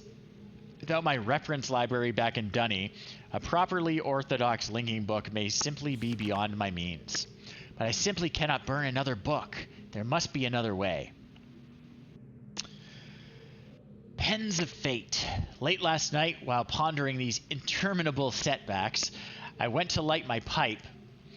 The fire marble got away from me, however, and rolled across the gateway image of the open book before me. If the consequence of this had not been repeatable, I would not have believed my eyes, as the marble left a faint yet definite trail of increased clarity in its wake. The change did not last long, but it was unmistakable. If I could find a way to boost the energy output of my fire marbles, it might be possible to suppress the variance enough to facilitate a stable link. But how? A spatial anomaly occurred yesterday, about 5 spans above the north shore of the Temple Island. A breach of stars seemingly identical to the one beneath the fissure. It began as a small cloud-like hole, which then commenced to expand in random surges. We've seen one of these. That's what we were looking for on Jungle Island. With some effort, I was finally able to contain it with runic plates, similar to the ones I devised for the fissure. I believe it will hold, but the appearance of a new rift is troubling. And yet, it has also left me with the most uncanny feeling that something fundamental has shifted in my favor. I believe it may be time to give this inexplicable mystery a second look. I have erected a small dome, a pressurized airlock, mounted upon the contained breach. This has allowed me to safely conduct tentative forays into the expanse without subjecting Riven to further invasion and the destruction that would certainly attend it. It is a bafflingly improbable space, yet surprisingly more accommodating than my initial observations had led me to believe. Breathing is indeed possible within it, yet I cannot say that it is respiration as I am used to it.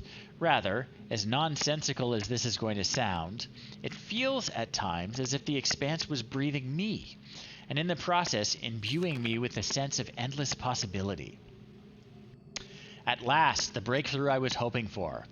After my first full day of experiments in the expanse, I was astounded to discover that the fire marbles in my coat pocket had come to fluoresce.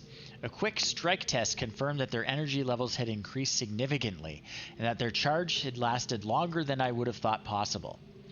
In a clear act of divine providence, the expanse has given me the final piece of the puzzle, an apparently boundless energy source that should be more than sufficient to rectify my linking books. But I must work quickly. 2 more breaches have occurred in the interim, each one more aggressive and difficult to contain than the last. Time, I fear, is running out. The breach is now number 5, a sure sign that I am on the right path. I have connected the domes on each of them via a nexus of pathways within the expanse, which will also serve as an inter-island shortcut as I continue my work on my enhanced fire marble complex. Like I was saying, we can use that to get around a lot easier than the other ways we've been getting around the islands. The loss of 2 more men yesterday has made it... Oh, I always yawn when I read out loud so much. The loss of 2 more men yesterday has made it clear that the full spectrum of energy is too great for even my finest fire marbles to contain. So I've decided to break it up into 5 discrete frequency ranges, which will then be recombined for application to the book. I've installed 5 charging stations within the expanse, each one calibrated to imbue a blank fire marble with a separate band of total energy needed. A pneumatic tube system will then convey the charged marbles to the great gold dome on Riven for recombination. Freedom is nearly within my grasp. That is what we have been doing. And as you can see here, there's symbols for all the islands as well, which are little grid things. They're going to come up later. The problem of how to return to Riven has been settled. Reckon has proven his usefulness over the years, at times nearly rivaling my own engineering prowess. He and his team will have the honor of being the first to link to the new age, bringing with them the necessary materials to build a vastly simplified version of the book apparatus, which I have personally designed. If they do not return within a reasonable amount of time, I will revise my design and send additional men until they get it right. Should they founder, however, I am prepared to sacrifice every last man on Riven to continue this effort. This cannot fail. At long last, a viable loop has been established. After an eternity of toil and sacrifice, and an unconscionable preemption of the ages I might have fathered, I have finally linked to a new age. And that would be... He just numbers them. That's another thing. Atris, his son, names his ages. Again, he just numbers them. So that is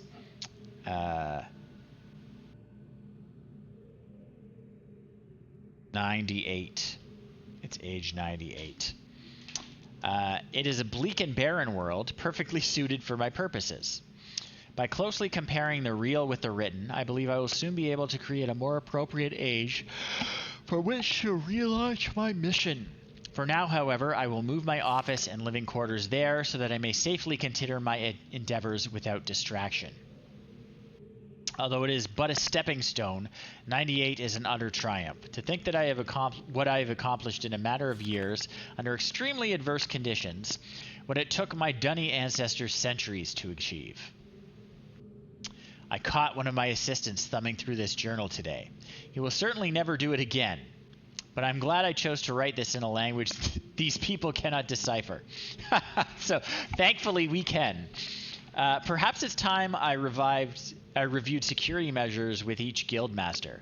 No problems expected from the builders, maintainers, and surveyors, but the bookmakers and educators may need a bit more motivation.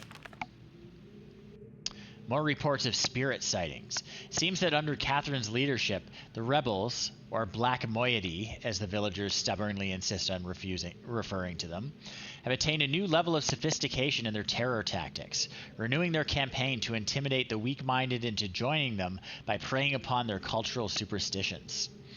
I suppose I should be concerned by this, but it strikes me as almost laughable. If the rebels wish to dilute their ranks with dimwits, then who am I to stop them? Chemical analysis of the rebel knives has yielded curious results. The metal contains elements that are unlike anything I've encountered on the islands. It appears the rebels have access to a resource I am unaware of, perhaps a mine or an uncharted island? Most of the knives have been found on the south side of the village, the same region that reports of people mysteriously disappearing have emanated from. I think a closer inspection of the area is warranted. The fact that the rebels deliberately leave these distinctive knives as a sign of their presence is concerning. They're growing bolder, as if they no longer fear discovery of their hideout. Recent measurements indicate that the movement of the islands has slowed dramatically. My previous estimates predicted a total collapse in approximately 3 months, but with the new figures I am no longer certain.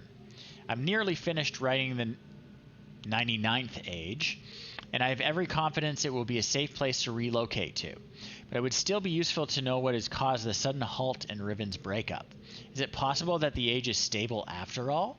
If so, I must discover how it differs from 98, which has already shown troubling signs of decay, though further tests are needed.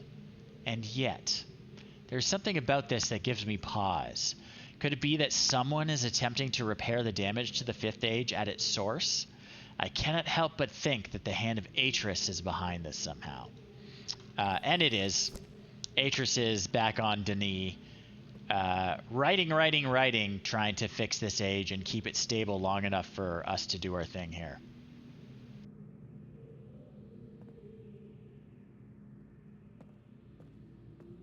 Alright, what else have we got?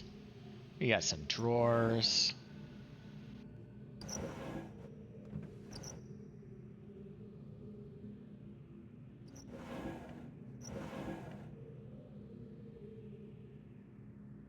Our viewer still.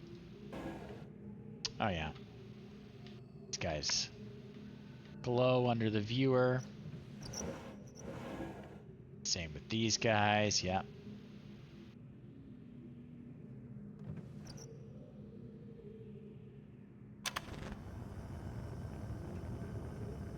Neat.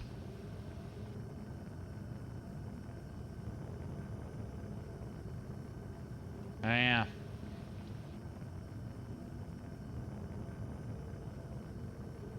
Yeah, you can see the water is trying to escape the heat. This little experimental device.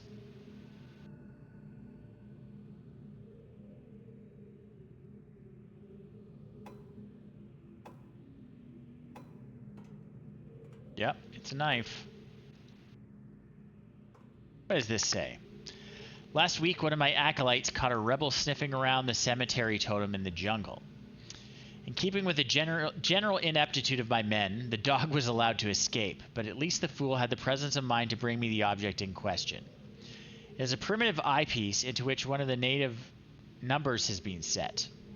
Given the fact that their accursed numeric system requires you to know which way the symbol has been rotated in order to read it, however, there is no way to make sense of it. It is probably an overestimation of the moiety's intelligence to suspect that there may be some greater meaning behind it, but tomorrow I shall send a surveyor out to inspect the other totems, just to be safe. So the cemetery totem in the jungle.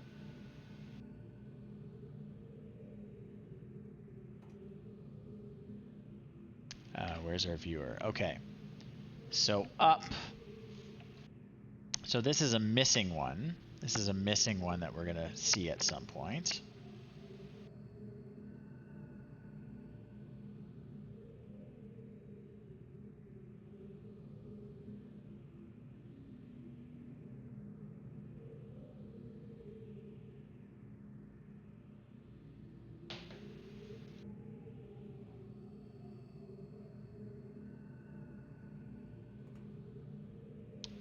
Right.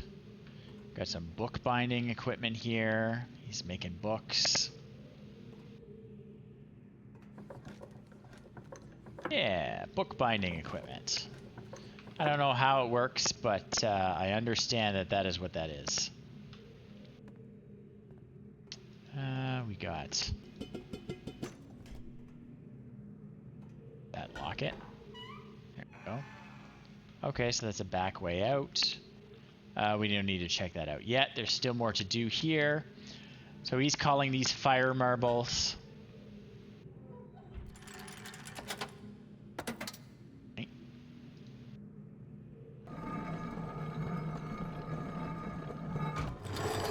Ah.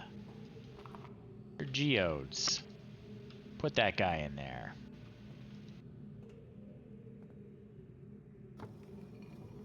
We got some notes. We got some notes. The counterintuitive aspect of fire marbles, that a greater strike force does not always yield the maximum energy output, never ceases to amaze me. Optimal strike force base value equals, and we can't actually read it. Annoying. We're going to have to do math. Strike force compensation. So this is for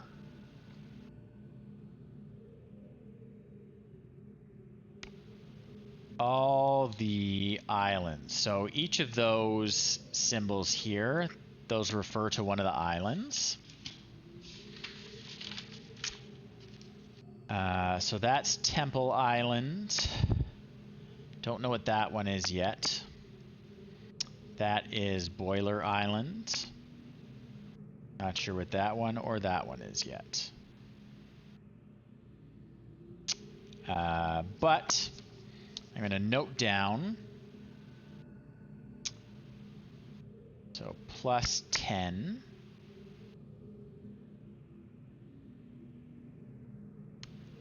That one is plus 13.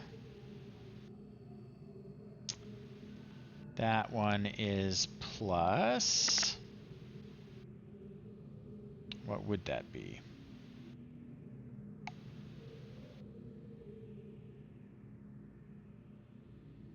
I don't know what that one is. Don't know what that one is. That's a mystery. That's -1. That is -5.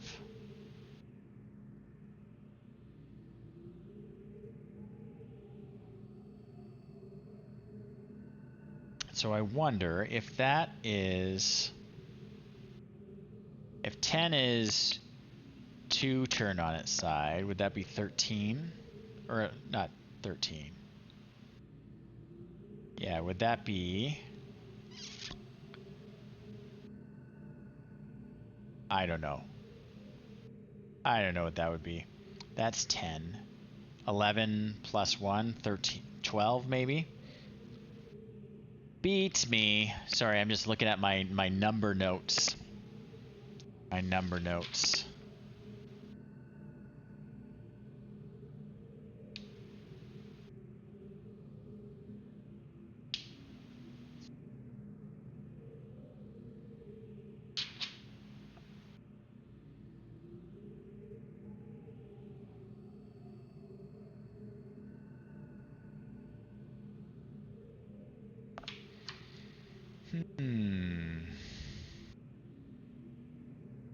Yeah, I don't know what this particular symbol would be. This one here would be.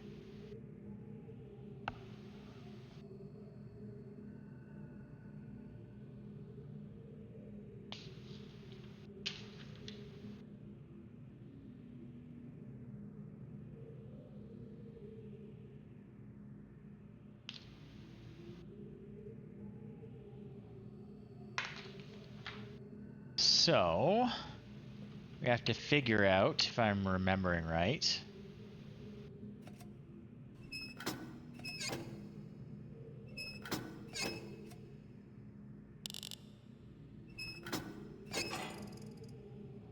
okay, we're figuring out the base energy.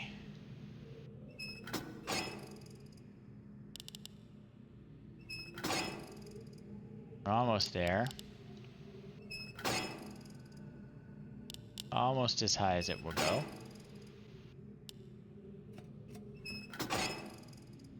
No.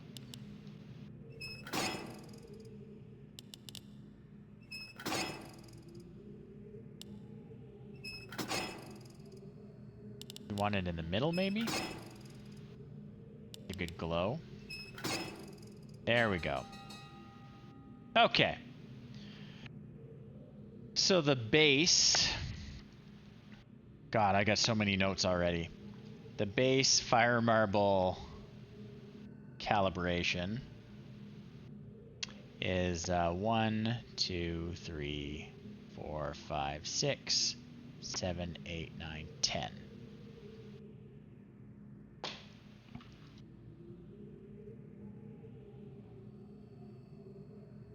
Okay. So these strike forces for all the different islands fire marbles are going to get adjusted. That's the only tricky one.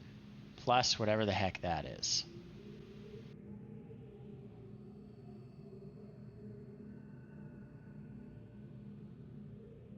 I don't know. We'll see. When we get to it. For now, shall we explore elsewhere?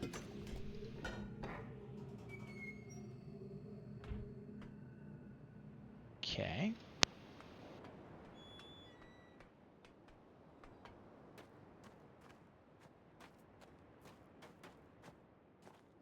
Ah, okay.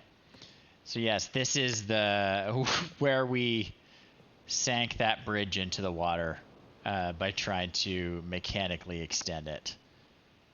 It was not being well maintained.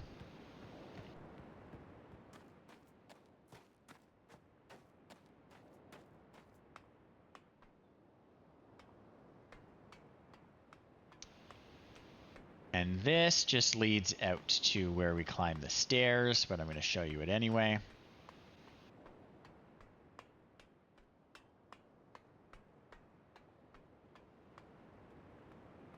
See, this is where we came in. That's a little shortcut.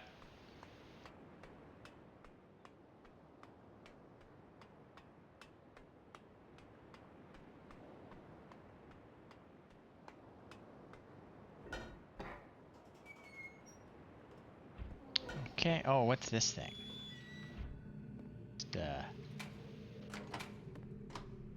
polisher.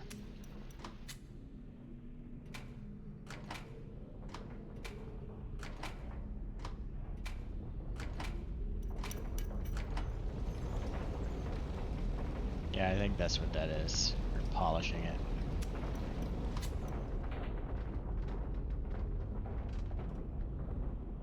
Okay, let's go out the back way. Oh no, that's locked. Unlock and open. Ugh.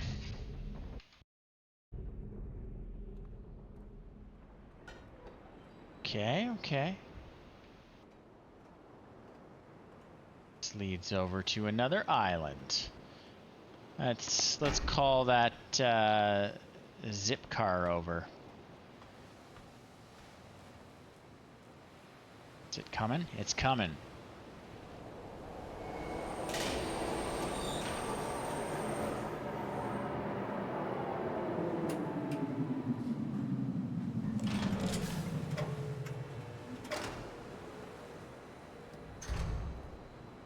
Okay.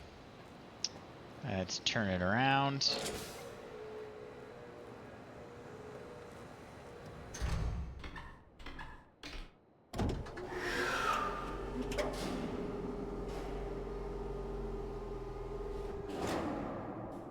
Let's go.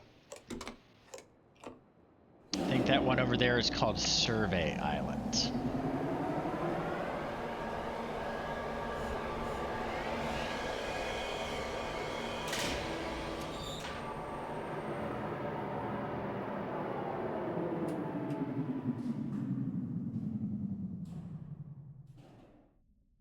All right.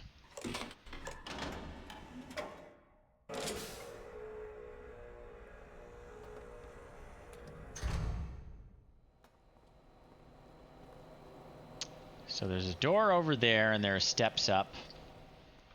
We're going to take the steps up first. Okay.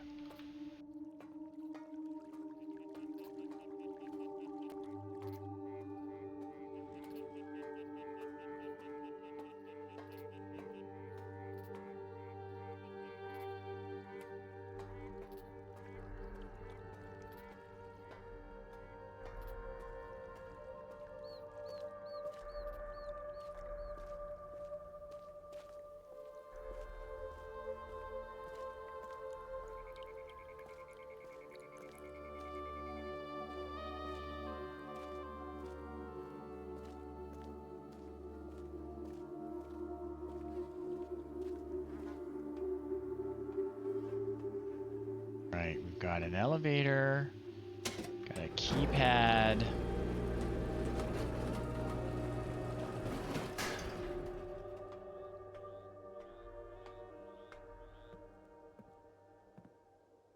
We've got this thing.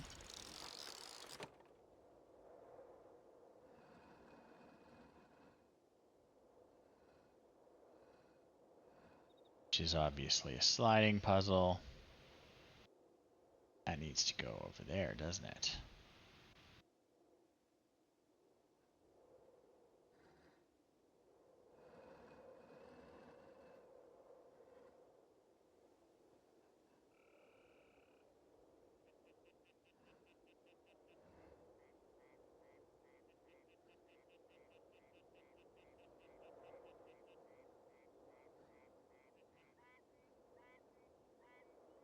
Stuck. It's gotta go up. This guy. This guy wants to be over here. This guy wants to be up here. This guy. Get him past him. Shoot. Get you up. Out of the way. You can go over here. Gotta go here. Gonna go here.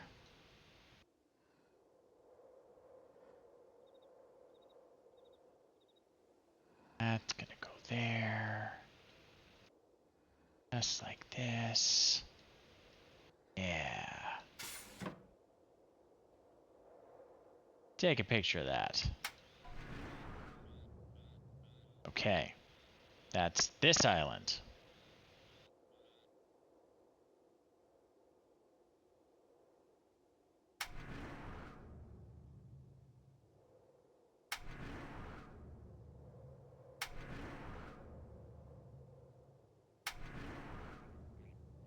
All right. Pretty cool. Gonna take a screenshot of that. That's gonna become relevant. So clearly that's temple. That's jungle. That one is boiler. That one is survey. Actually, you know what? I'm gonna write these down right now. This is important. That is boiler. That guy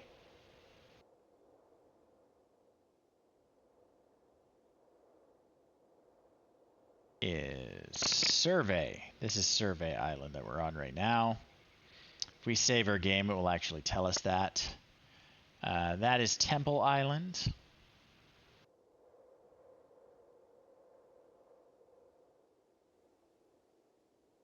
Temple. That big hunk. That's Jungle Island.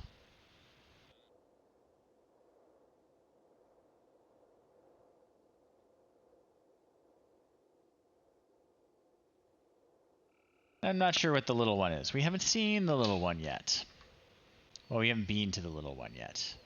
We've seen it. But yeah, remember this pattern. We're going to use it on the keypad in a bit.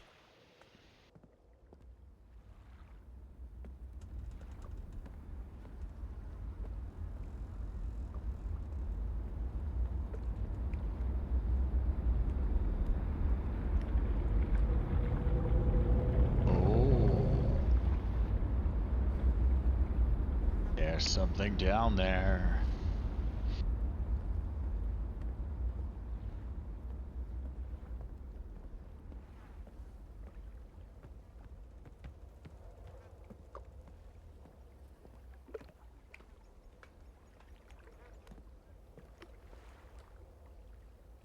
Not a good sign that got a bunch of chains with cuffs.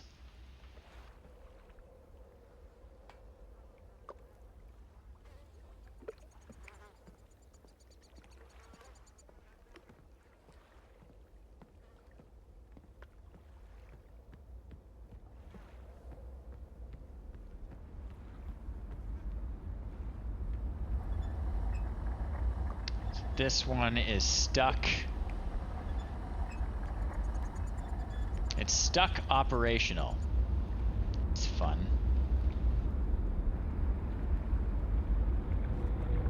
Oh, there he is.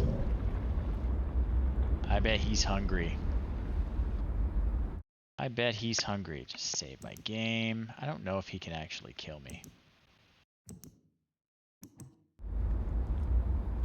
I don't think I can die by getting eaten by a giant fish.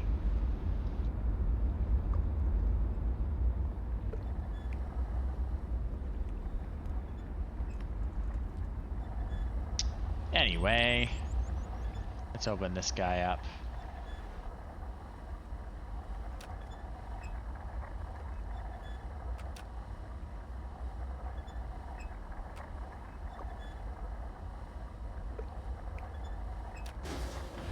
Got it. I think that fish broke this though. Alright, we gotta go in and charge the fire marble. If you haven't figured it out already, we are charging the frequencies of the fire marbles in that golden dome which we saw earlier with the linking book that doesn't work. We're charging them up so that we can make that linking book work.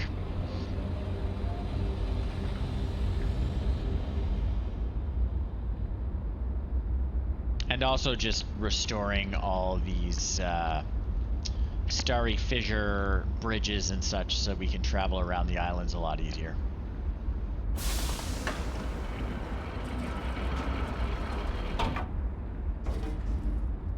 There are bridges and such we need to extend.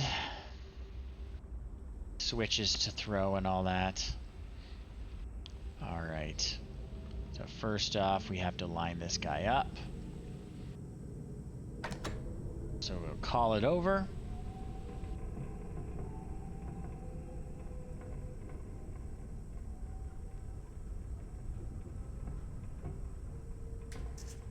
And we'll extend the bridge.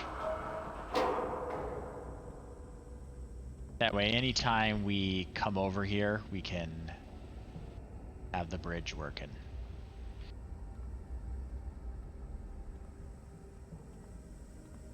Alright, this guy. So we will take a fire marble.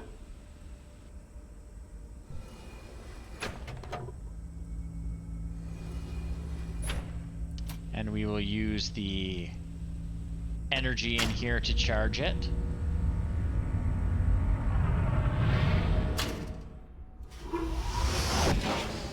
And we send it via pneumatic tube to the gold dome. And we've got another one.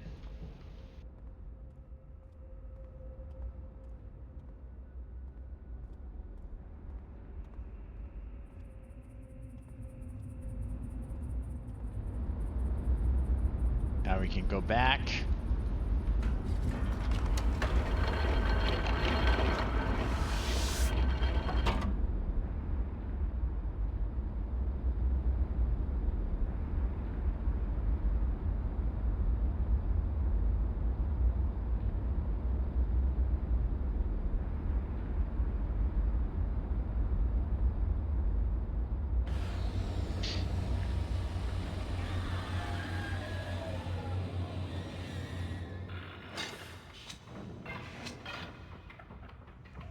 Let me out.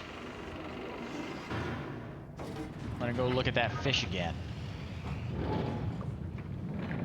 Come on, fish. Where are you at?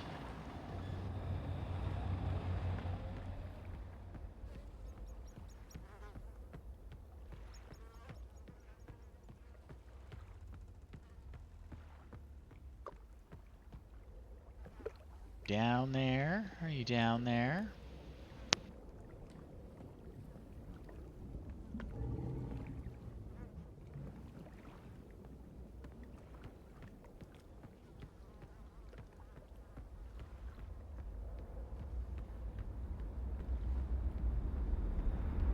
Mr. Fish, are you here?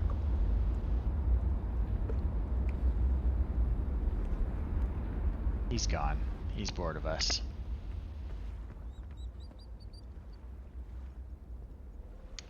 It's quite a thing, isn't it, Duke? Even back in, what was it, 97 or whenever the original Riven came out, it was quite the thing. Now this is, you know, the remake that came out a couple years ago, but man, they did such a good job with this. Okay, so 1, 2 there, 2 there. So I think probably... Yep.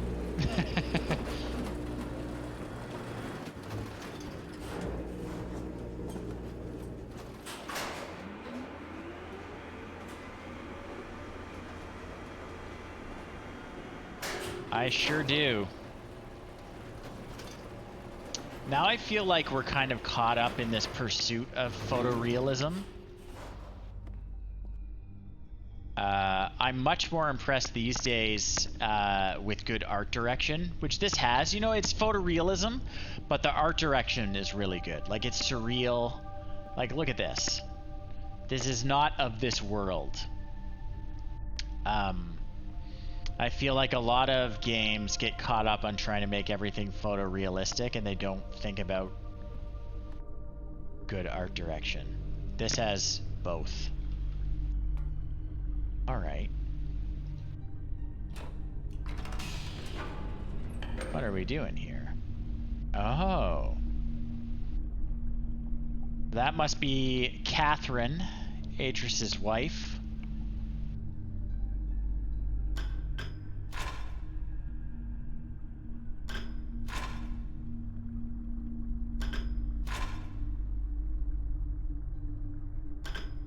Cameras all over the place. Okay, so that's where we first came to the island. Don't want that one. That's interesting, but I don't think that's what we want. I think we want this. Here we go. Where are we? Bring my notes. Bring my notes. Okay.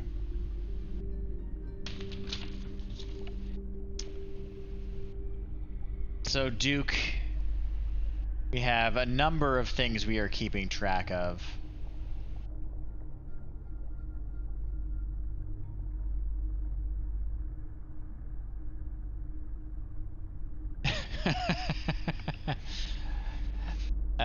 Yeah, they don't have cameras, but whenever you ask the computer where anyone is, it just tells you. Which is kind of crazy. So.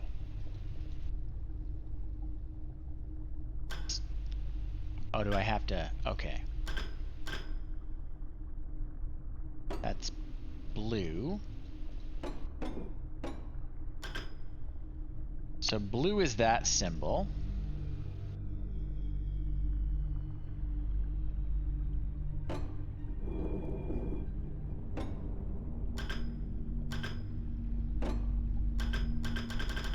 No color.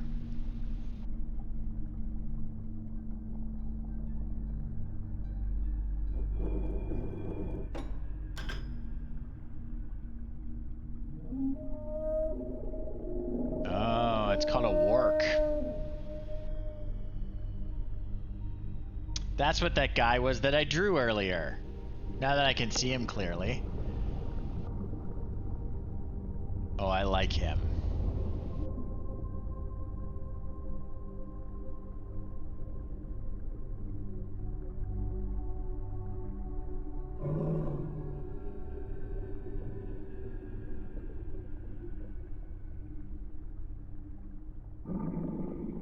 Is he mad at us? Does he not like the light? What a handsome guy. Alright, this one. That looks yellow to me.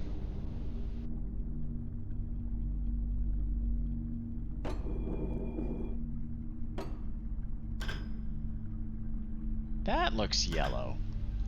What would you say? Is this more orange? That's more orange. Just gonna screenshot that.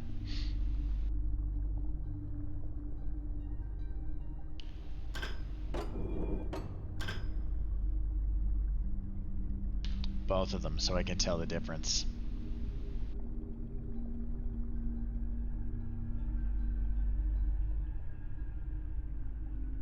That one is yellow. This one is green, so that's Temple Island symbol. Yeah, like a greeny yellow. I agree. That's definitely blue. That one is nothing. That's interesting. Alright. So we need that for later, that info, the color associations with all the different islands.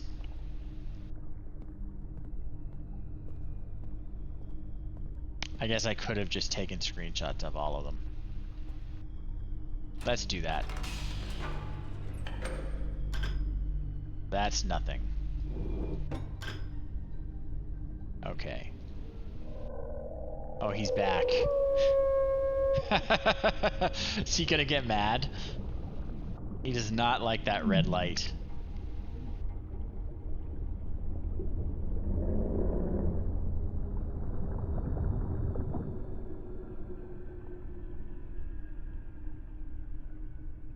It didn't take as long to leave this time. That one we got already. That one we got already. Screenshot that. Screenshot that. Okay, that's all of them.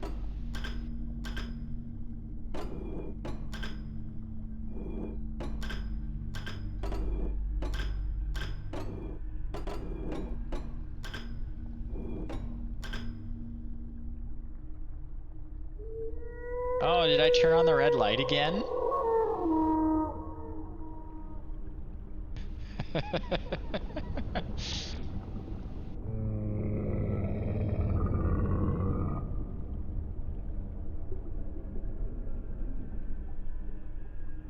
You think he's getting annoyed?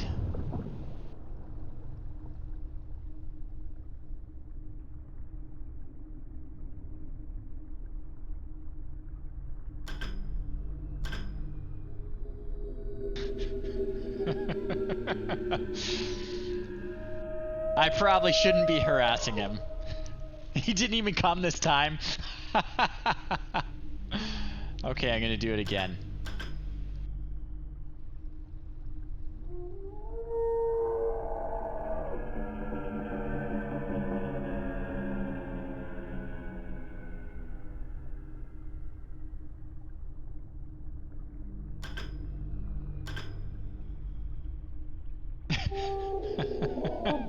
Maybe he likes it.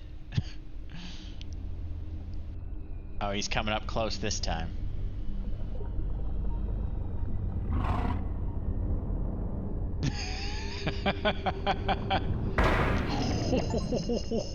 Okay. Okay, maybe I'll stop doing that. Sorry, my dude. Sorry, my dude. Also, I want to get out of this room right now.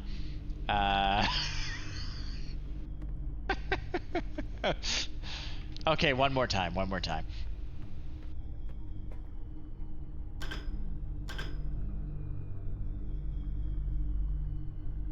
No, he's done. He's not coming again.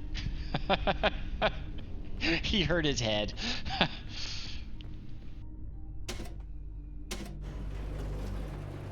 Okay. That's the secret room. But I think there's a standard room we can go to by just hitting the down button.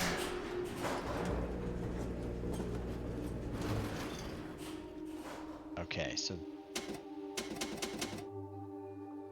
Oh, I see. That probably just... When we're up here, it probably just brings us back down. Yeah, that's all it does. Okay, I knew that button had a functionality. Okay.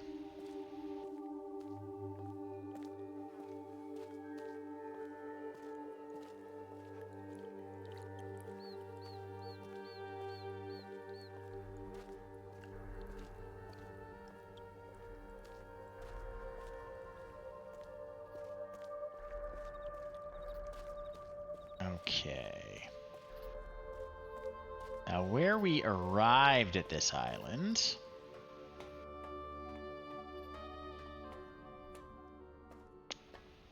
There's another door on the other side of this little pod. So I'm going to turn the pod around and check out that door.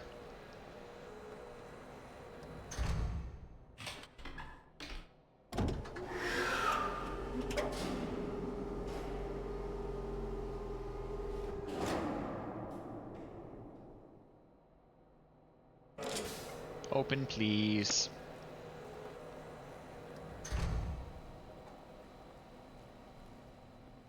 What's in here? Ooh.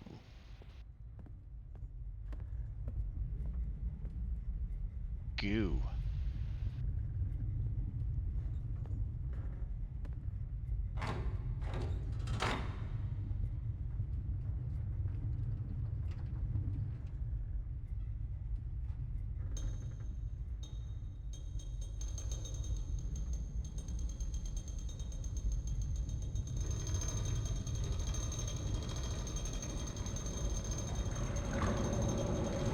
Ah, yes, the golden phone booth.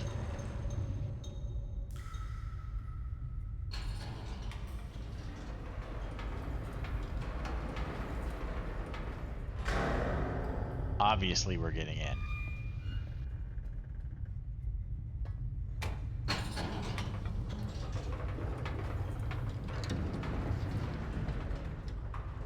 Can't think of anything I'd rather do than go down into the goo.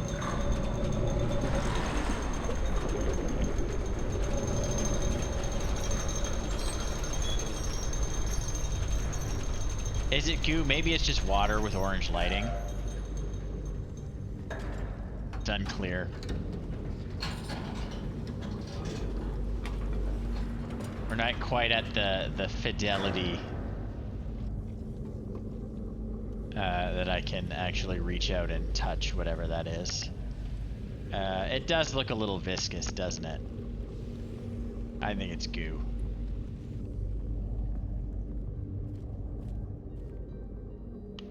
Oh shit! There's someone there! That's his exact reaction. Ah, damn it. I see you, buddy. I see you. Well.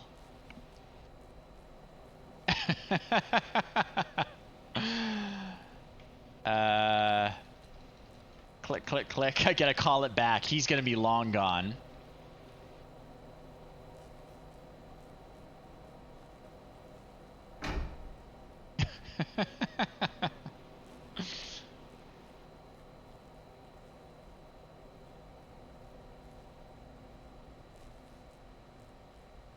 Here it comes.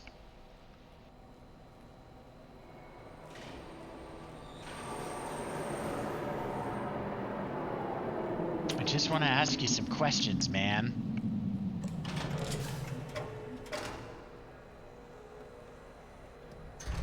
Don't really have much to go on.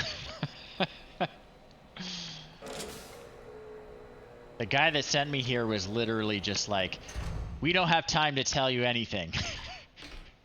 Get in the book.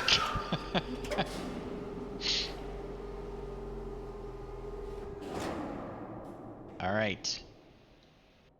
Forward.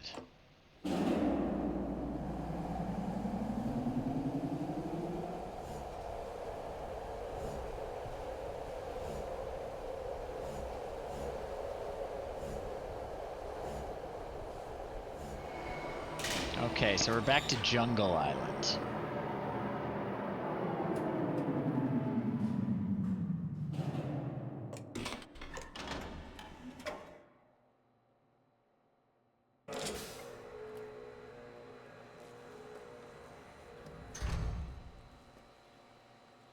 Okay, doesn't look like there's anything else on that side, so I don't need to flip it around. Where are we? Where are we? Call the elevator.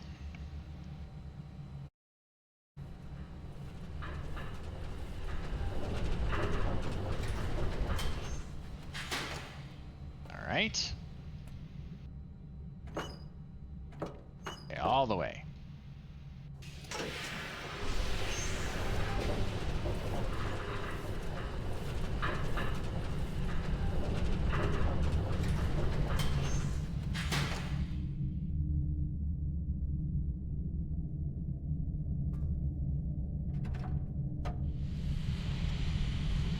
I know where we are. We were here earlier. Now the mouth is open.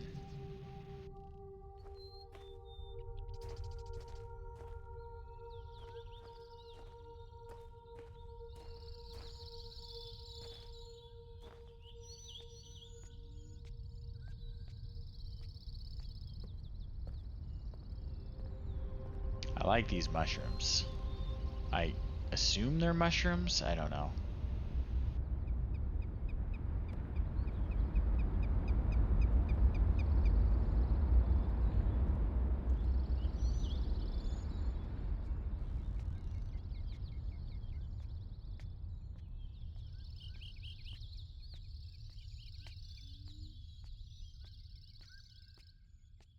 Okay, how do I get up there?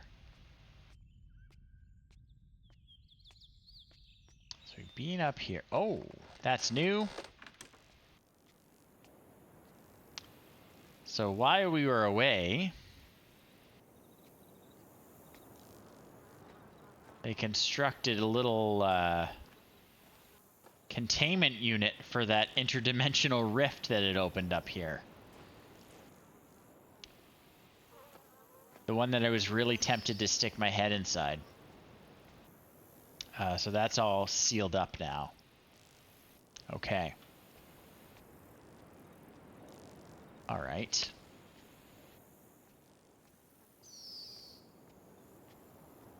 Well, shall we continue?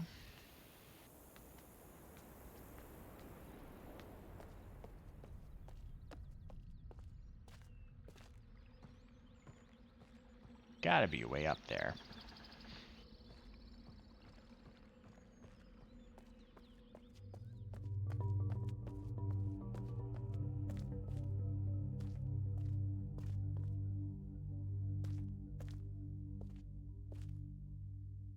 Oh.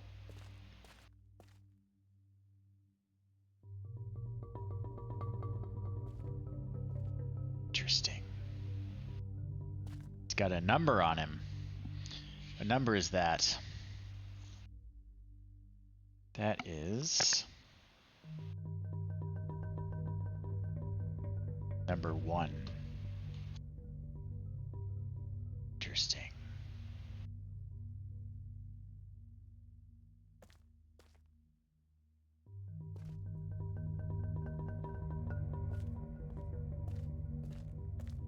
I should really use this viewer more often.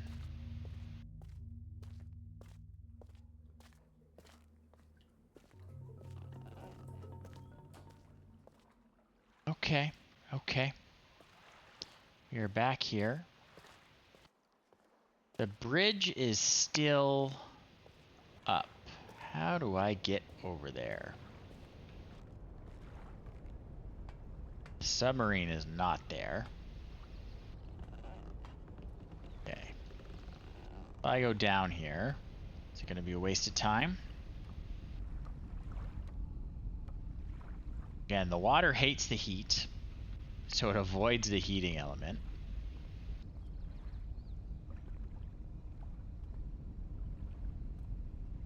Aha. Okay. I know what that's about.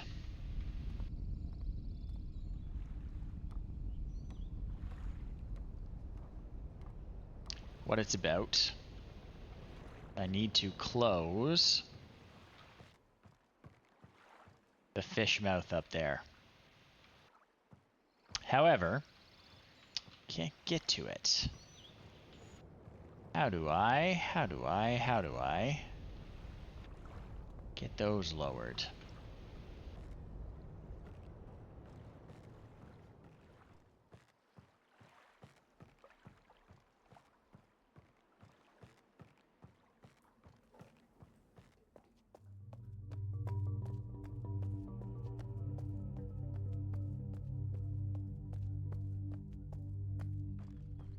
Okay, okay.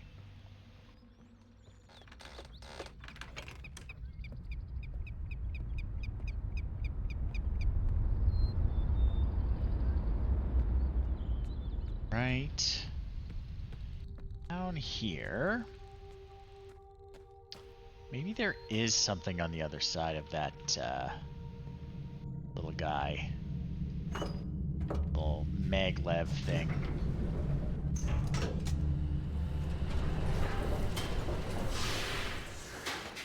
Oh, it brought me up. Okay, I'll take that too. Good enough.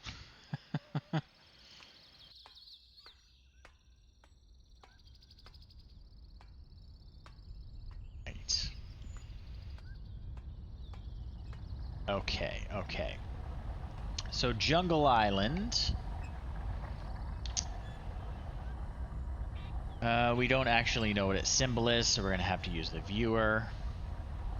What one is it? Okay. Write that down.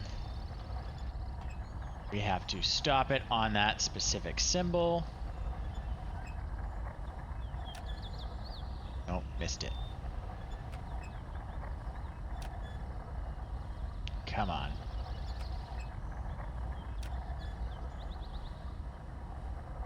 Missing it every time. There we go.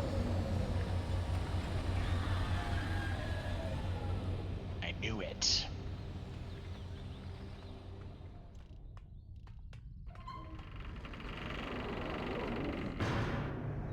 Open up.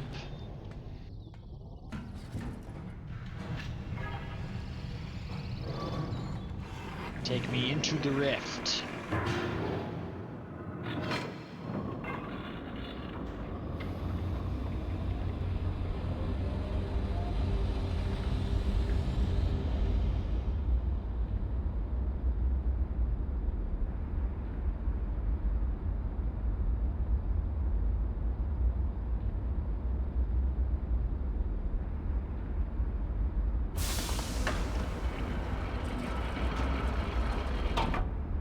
Right.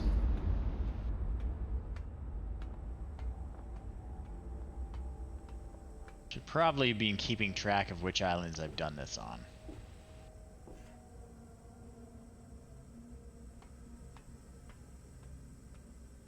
Okay, well first off, we have to keep going down to line up the central platform.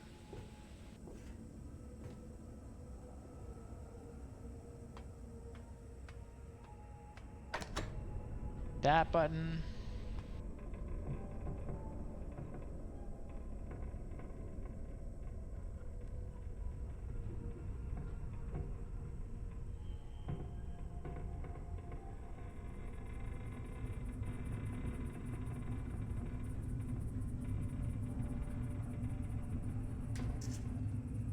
And extend that bridge. Good stuff.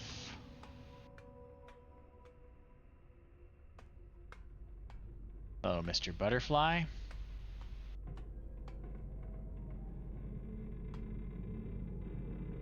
Okay.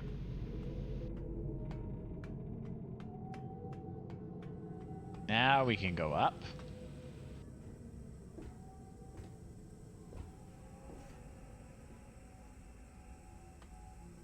And charge another fire marble. This one for Jungle Island. Hook me up with a marble.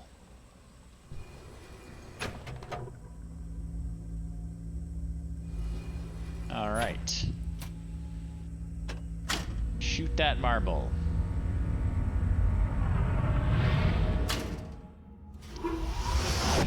Now send it to the dome. Excellent.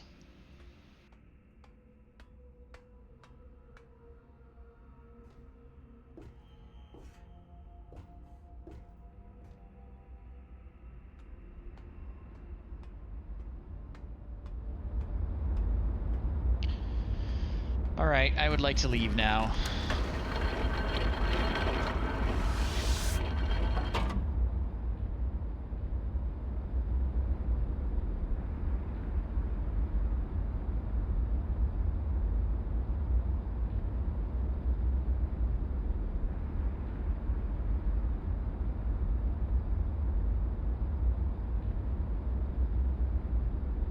Open up, open up.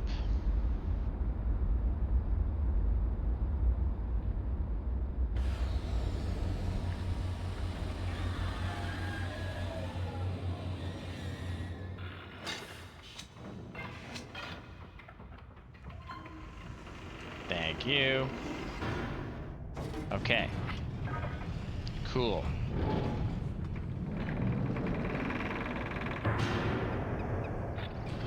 Continue spinning. Do your thing.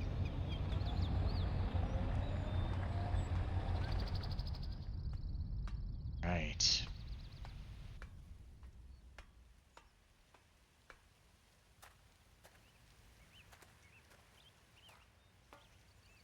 All right, what's in here? Oh, we got levers. Love levers. Heck yes.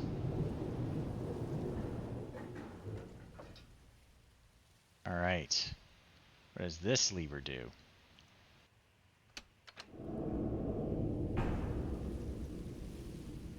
Seems useful.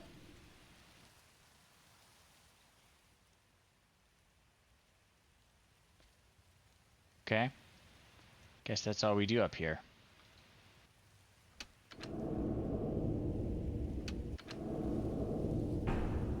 Yep. All right. Let's go back down.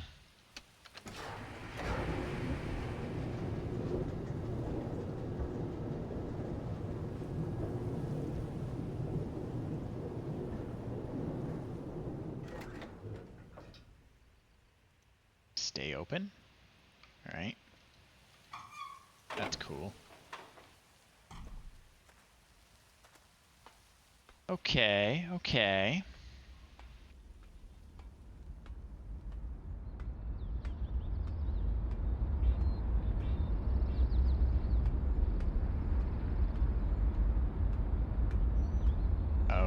tree in the way.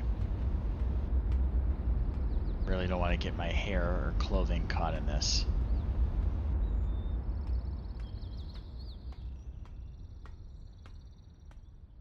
Okay, I guess that's all we can do up here.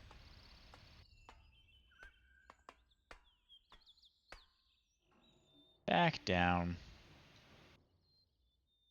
Said back down. I want to go all the way down.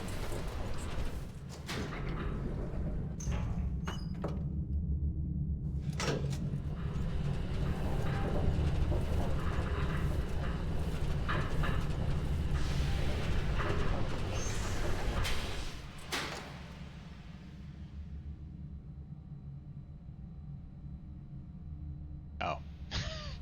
Just waiting for the door in front of me to open. I think there is something on the other side. I think I missed that on the way in.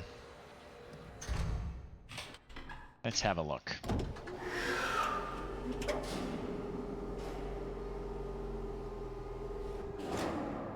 That guy had to have gone somewhere, right?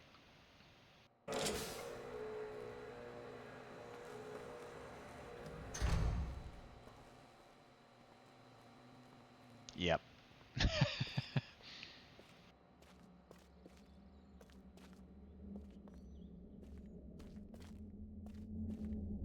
Hey, it's the underwater train thing.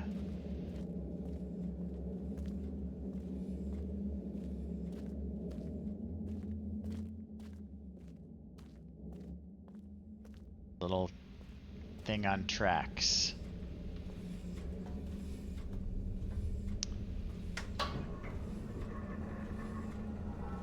I see, I see.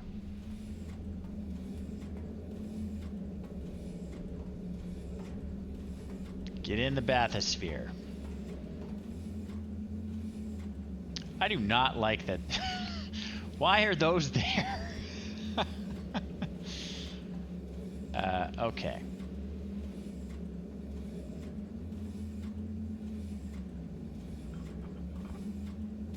So that one is lit.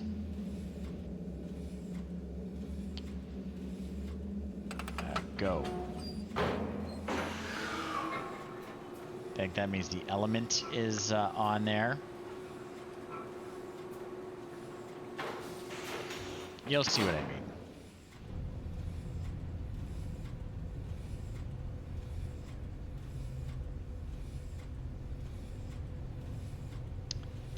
This is a puzzle that was in the original and is not in the remake, and I am so glad because that was probably the worst puzzle in the original game.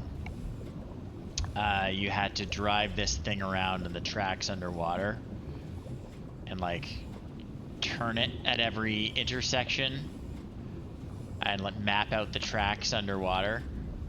It's super annoying.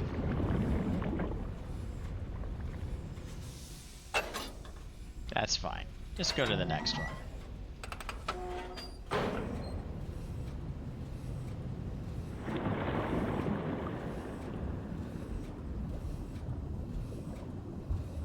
So when we get here, the element will actually heat up for us.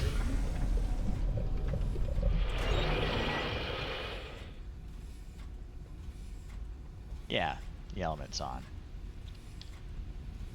So we can actually get up to a new spot.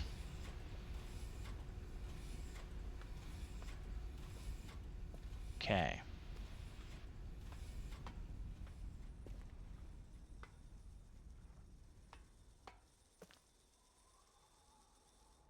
Camera's watching me.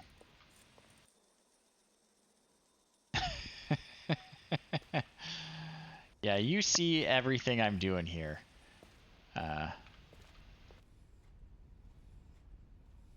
It's clearly like a place to make proclamations from.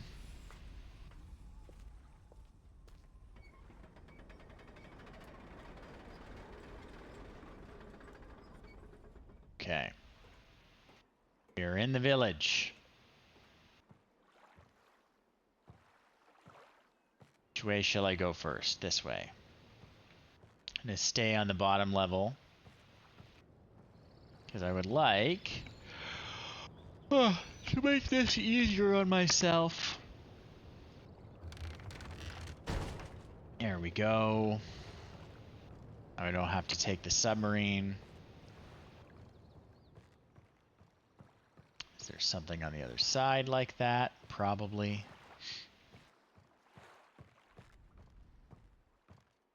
No, not really.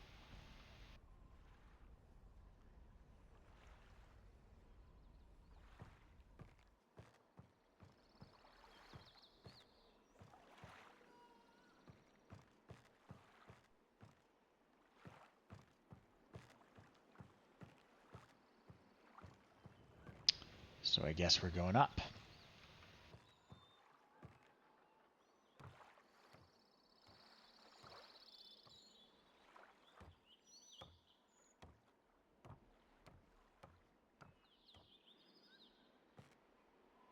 Up, up, up.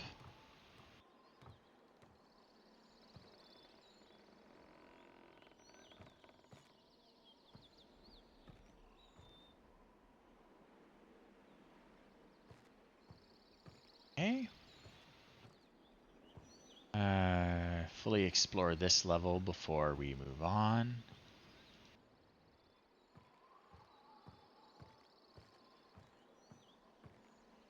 Got lots of fish drying. Okay. This is what I was talking about earlier.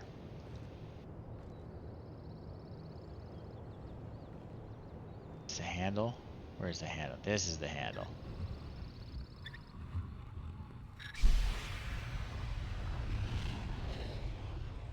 Okay. So the water doesn't like that.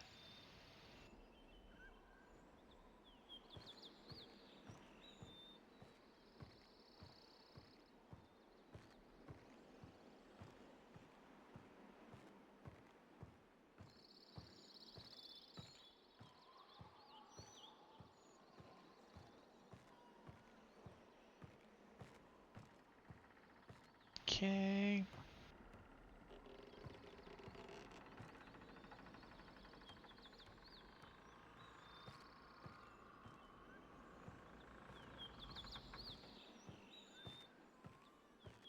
So I think this is, yeah, this is where they make that paint that they're using to make all the invisible markings that I can only see with this lens. Oh, hey.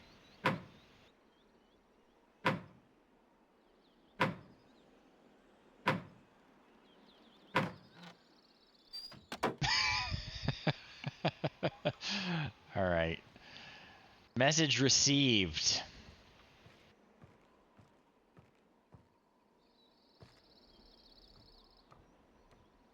No one wants to talk to me.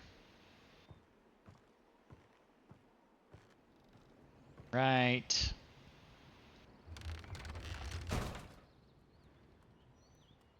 Okay. So now I've got all my easy access. What's the best way down there? Probably the way I came. So I want to go back to the submarine. I want to go back to the submarine, or the bathysphere, or whatever you want to call it.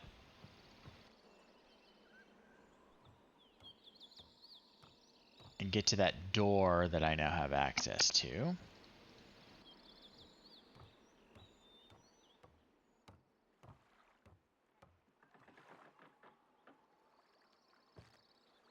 One more ladder.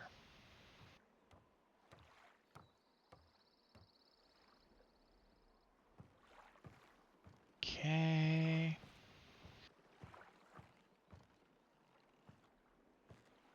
Yeah, I want to go back over there. So I'm going to get back in the sub.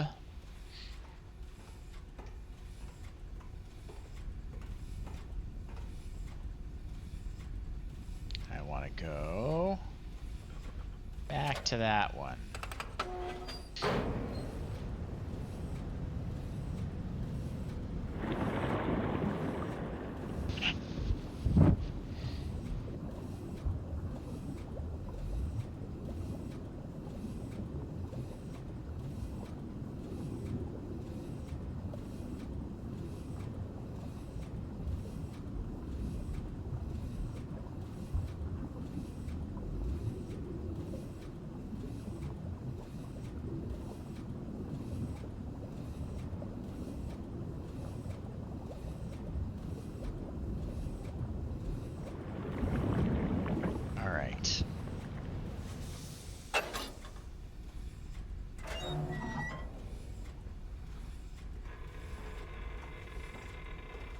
Let's see if we can get in there.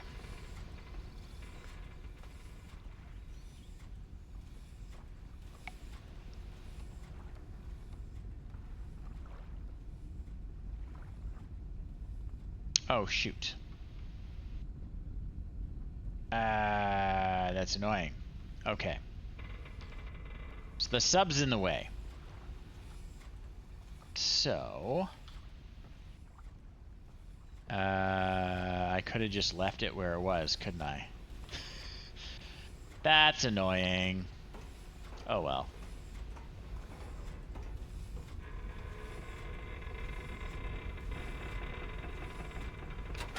Go back.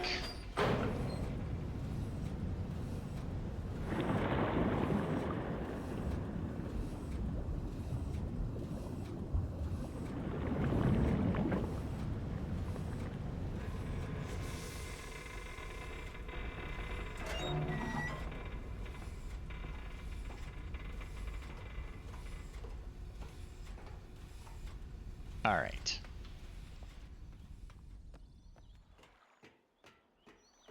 I could have just walked over to it. Now the sub's not in my way.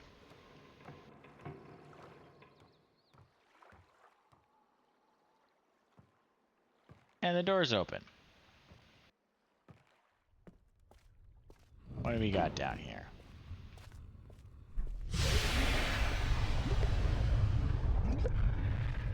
Uh-oh.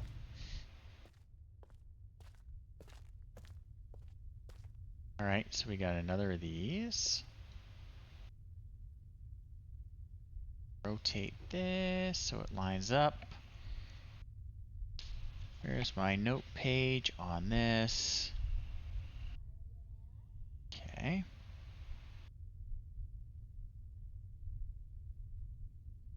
Making a note. Making a note.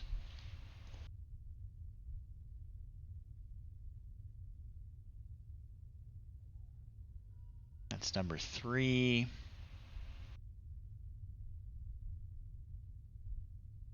Okay. Oh, there we go. Ta-da! That's my notebook.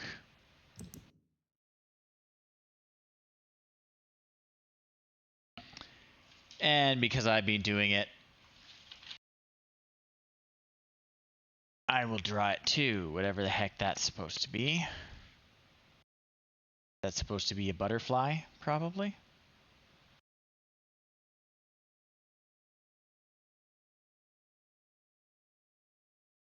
It's me.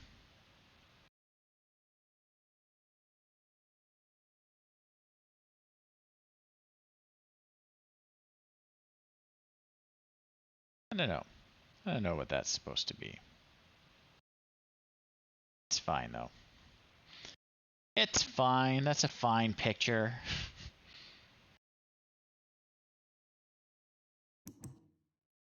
This is super handy, this feature. This one we can delete. That's not a useful one.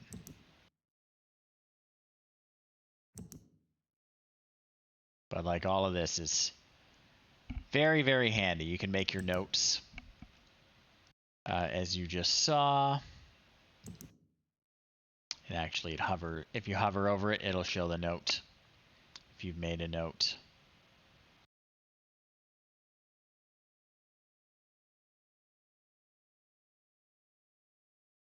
I didn't make that one. Did write that down though. Go. Okay. Cool. Back up we go.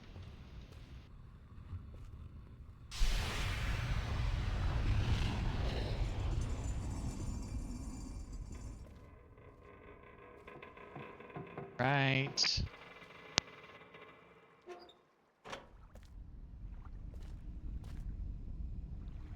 I don't know what that does, but you know I'm doing it.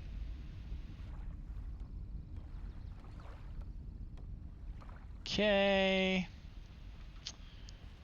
Back to the sub. Because I'm gonna go over to that platform I closed. We've been to the school. I don't care about going there.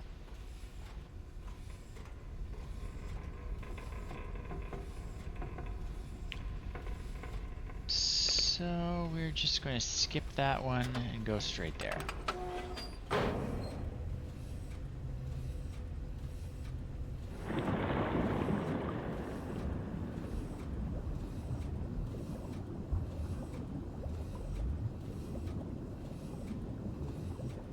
Fishies.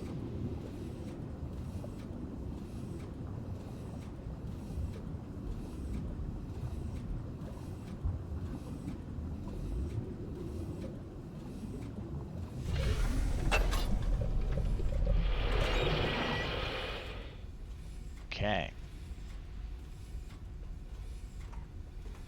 Think we are in the right spot. Yes.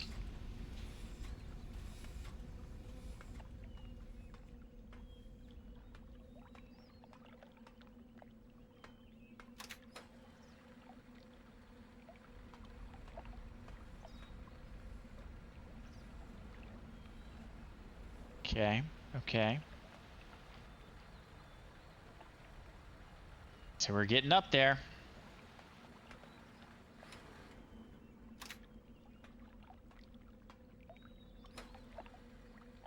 Here we go.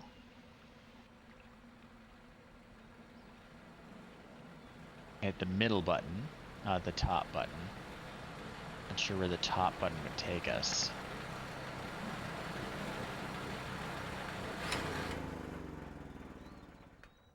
Where does the top button go? All the way up, okay. That's fine.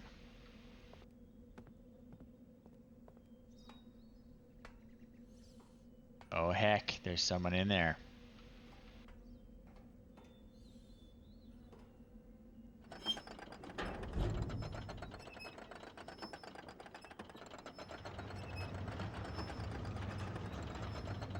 Finally, someone who will explain some things to me.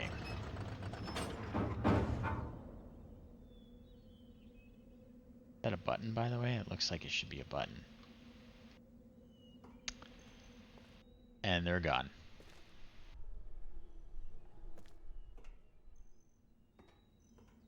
Now, the first time I played this took me ages to figure out. Because I didn't think to do this.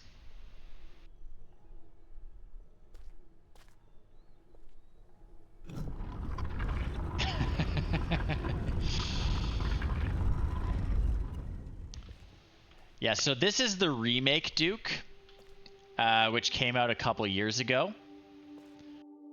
The original is not quite this nice. Oh, that closed that, okay. Yes, exactly. It's a remaster. Aha. They changed a bunch of the puzzles, added some new ones, removed some old ones. But honestly, like, The original was like the original Myst, right? Where it was the slideshow kind of thing with all the pre-rendered images.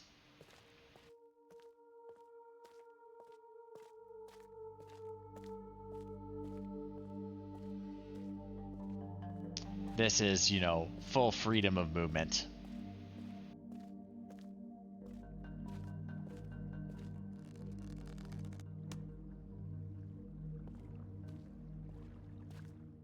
Very handy. Oh, there's a trail of them.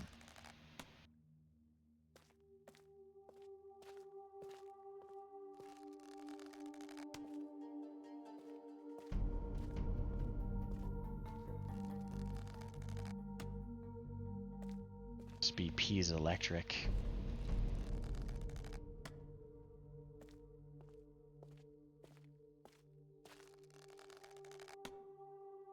Aha! Something we walked right by.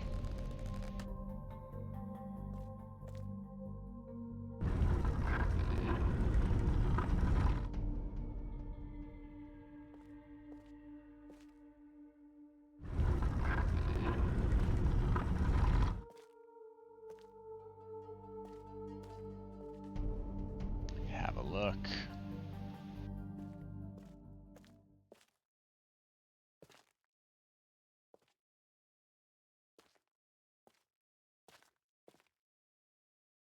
Oh, I see.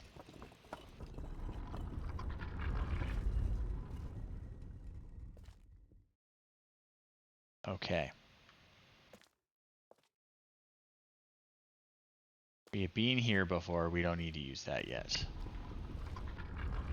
We know where that is, but this is a shortcut, I guess.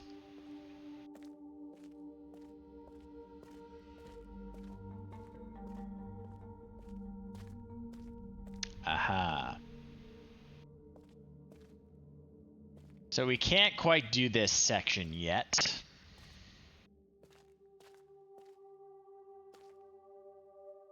This is a puzzle we don't have all the info to solve. But you see all these symbols?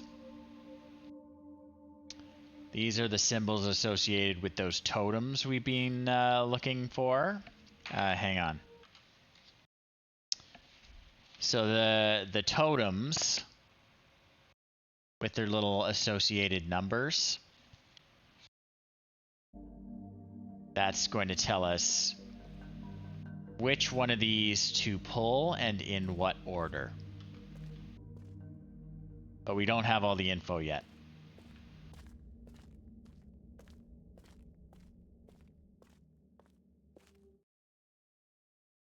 Get save game there.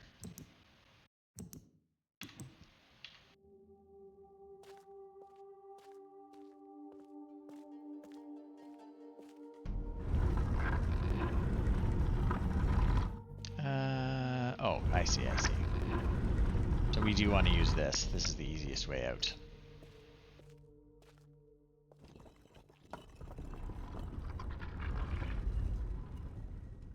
Oh, we got a dagger on there now. Yeah. Oh, there was always a dagger on it. I was interpreting that as one of the numbers. That is not the case.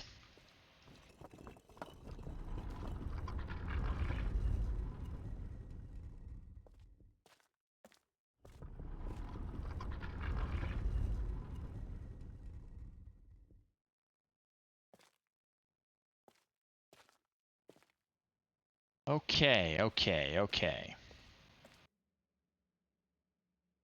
Now, I'm trying to think about where we go from here.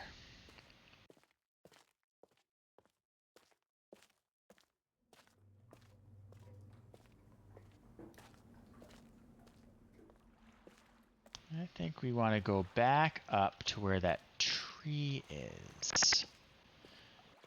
We need the number from the tree.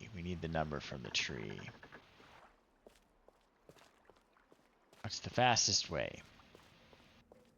You'll see what I mean by the number from the tree.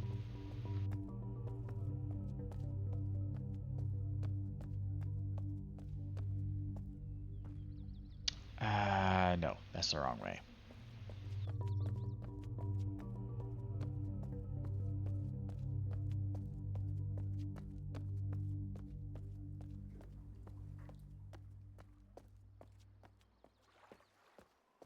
Okay. Want to go up. You want to go up.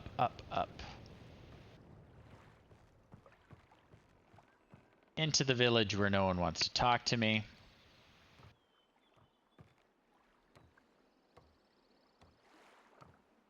Which is fair. I think I'm nothing but trouble.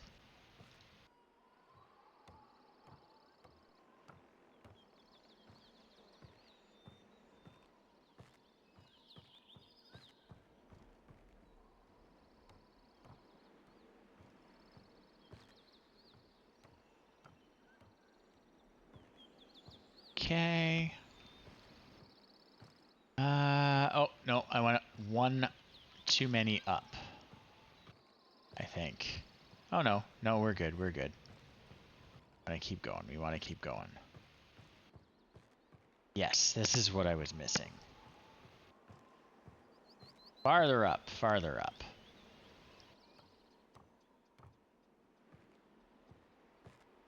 Okay.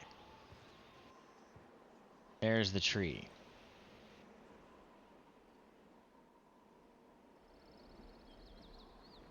So, how do I do this? There we go.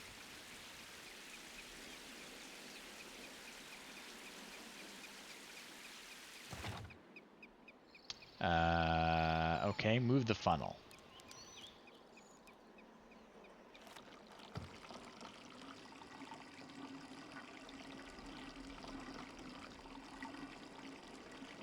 I believe. Look at the tree. The blossoms are all opening.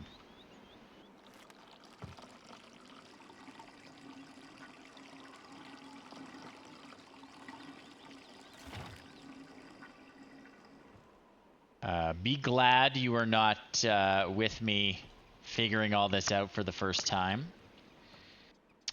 I did this unaided, no help from anyone else, no internet hints. I was determined to do it myself, and there was much swearing and much taking breaks. I took a lot of breaks and would kind of think about things and come back to it. It's actually really rewarding to play this game without any hints, just solve it all myself. Because it's a very, very well-designed puzzle game. Everything makes perfect sense. Like, not perfect sense, but there's a logic to everything. It's not nonsensical. Okay.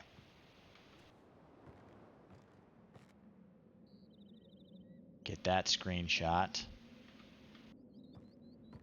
So this is that guy's symbol. Okay. Gonna draw him.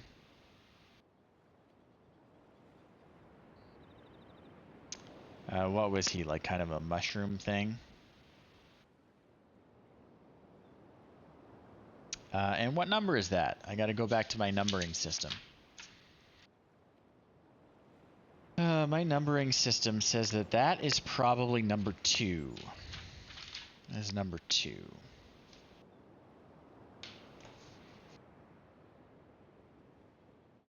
So I'll go to my notebook.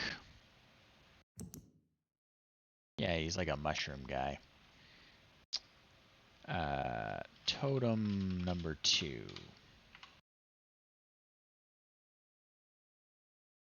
So I need 1 and 4.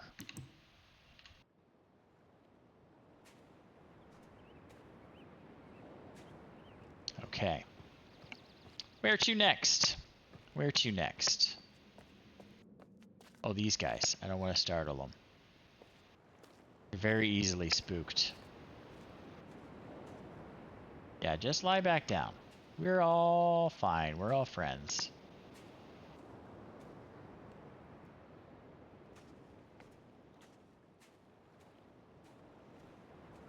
Yeah, don't worry yourselves.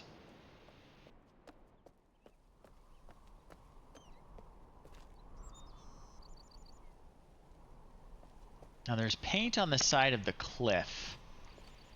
I have to figure out where I can see it from. I see it from here?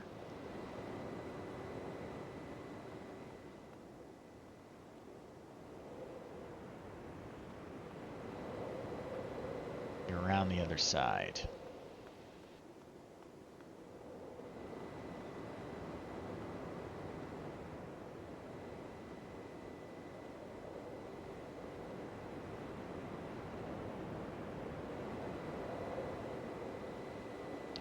Guess not. Probably figure that out. Let's go down to the beach again. We'll have a gander. I'll show you what I'm talking about. Hey guys, I'm gonna slip past you. Don't worry about it. No, it's fine. It's fine. Sorry. You were so comfy. So here's where we got the viewer. It left it for me, I think. It was hanging by these knives. But I can see there's a symbol on that cliff. I guess I won't see it unless I look from that island over there, which is the only one I haven't been to yet. And I think the way we get over there is we have to actually take the starry fissure.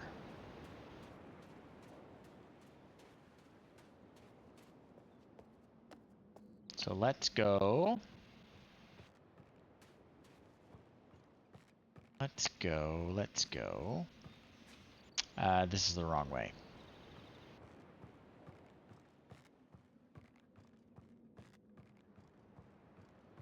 I want to go up this one.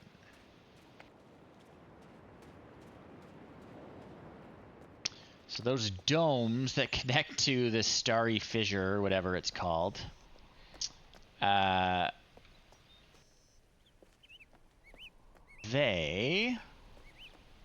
this way, I think. Yeah. Okay. It's kind of an interconnected space. All the islands are connected through those domes, through the starry fissure.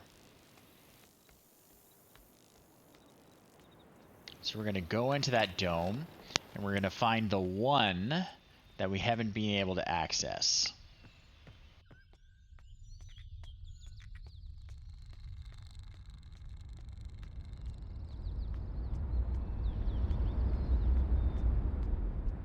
So into the fish mouth. You will call our elevator.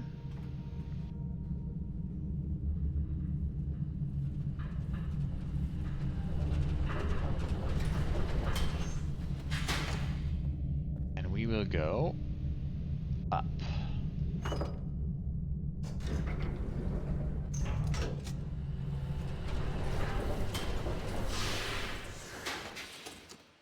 Okay.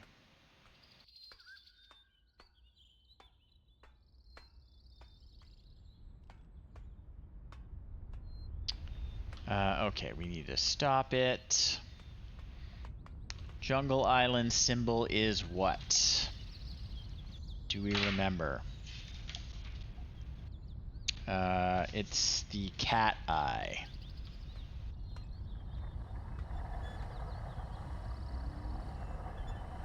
Just missed it.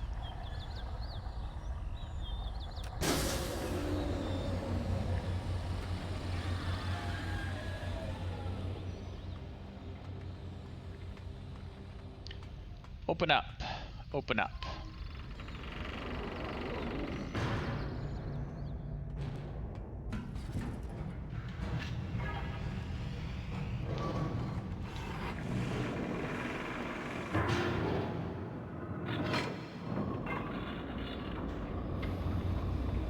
Gonna need more water shortly.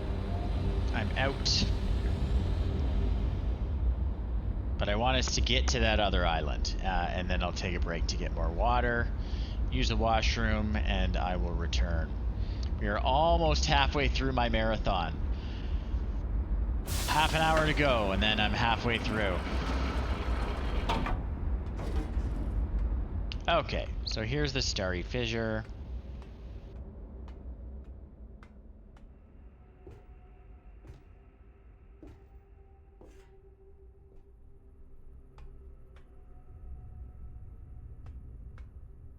Exactly. If I'm going to talk for 24 hours, I need liquid. Okay, so this is really cool.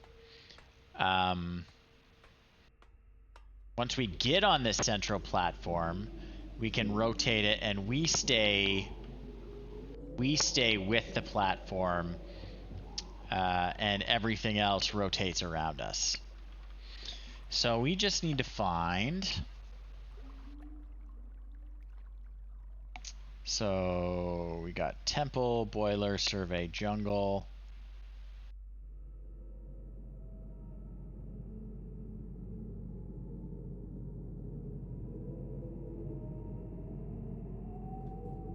So which is the symbol that we haven't seen? See what's happening here? Yeah. Is that the one? That's the one. Right there.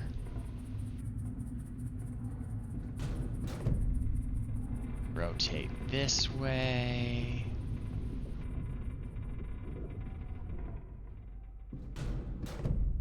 Rotate this way again. I think this is one that we haven't been to.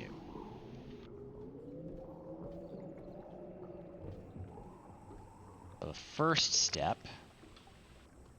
is going to be we got to charge the marble. So we don't want to miss that step. Let's see if I am correct. Yes, okay. We have not yet done it. All right, charge the marble. Send it to the gold dome. Away it goes. I love that. With all the incredible technology and... Oh, and we got some new music, because I think that was the last one.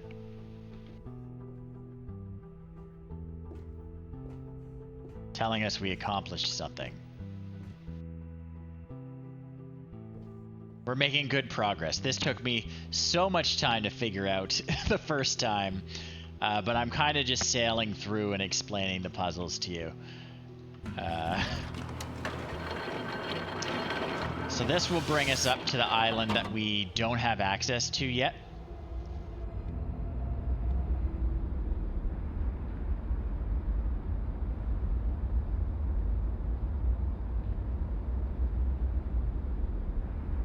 And I believe it's Prison Island. We're gonna go meet Catherine.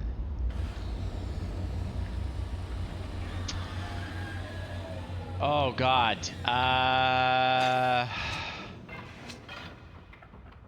So I didn't play it when it first came out. I definitely played a ton of Myst when I was a kid. But the original Riven I did not play until later. I would have been in university. So I'd be about 20 probably. I came late to the party. I did not actually finish it until this remaster came out. Played the original Myst a million times. And like every single remake they did of it, which is a lot. There's like 5 of them maybe. But this one I did not play until this remaster came out a couple years ago. But thanks for coming to the stream, lovely creature. In case you hadn't noticed the countdown, I am streaming for 24 hours straight as a part of Extra Life. If you don't know about it, Extra Life connects gamers with their local Children's Miracle Network hospitals. Mine's the Toronto Hospital for Sick Children, the Sick Kids Foundation. This is my 9th year doing this. And I raise money year-round, and it culminates in Game Day, which is what's happening right now. It's a 24-hour gaming marathon, fundraising the entire time. I stream the whole thing. We are almost halfway into mine. Welcome. It's a very good time. Okay, so that's that. We don't need that yet. Not until we need to leave.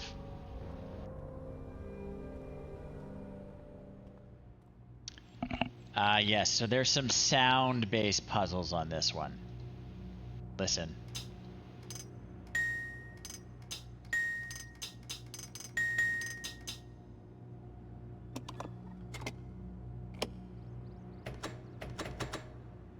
We need to figure out what sound to play. So, if I am remembering right, we gotta step off there.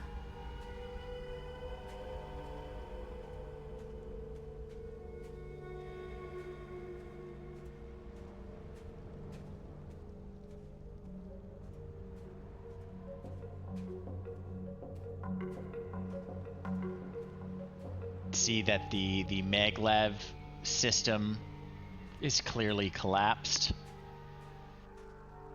Otherwise it would have been much easier to get here.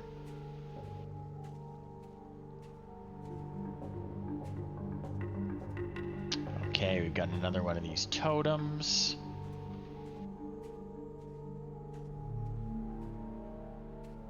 So let's line her up so we know what number it is. Oh, it's amazing. I was saying earlier, I don't know if you were on the stream yet. Couple years ago when I picked up the remaster and decided I was really going to concentrate on finishing it, I made myself do it without any help, no internet hints, no asking anyone else anything. Just figuring out the logic of the game. And it was awesome. Just such an awesome experience to play this game. So this is number 1. Just like, you know, deciphering the numbering systems. All the puzzles have like such a great logic to them. I find even the original Myst, the puzzles, like you got the puzzles, but they didn't necessarily like make a lot of sense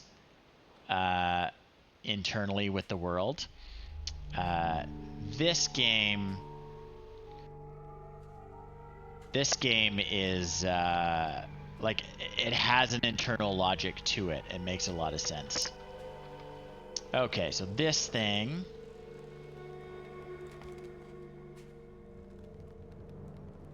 I forget how to use this. This is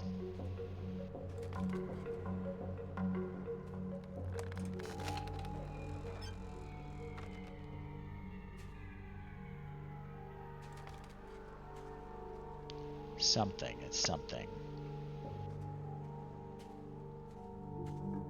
We go around the other side.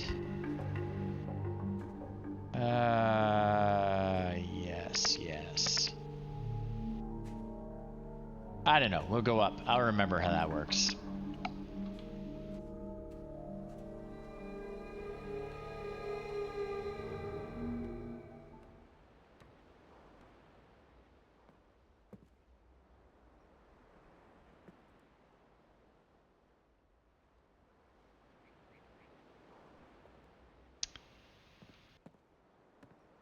My character in Myst, or Riven, I should say, the sequel to Myst, it's very unclear. And I keep in mind I've only ever played the original Myst and this one, Riven. But for an unspecified reason,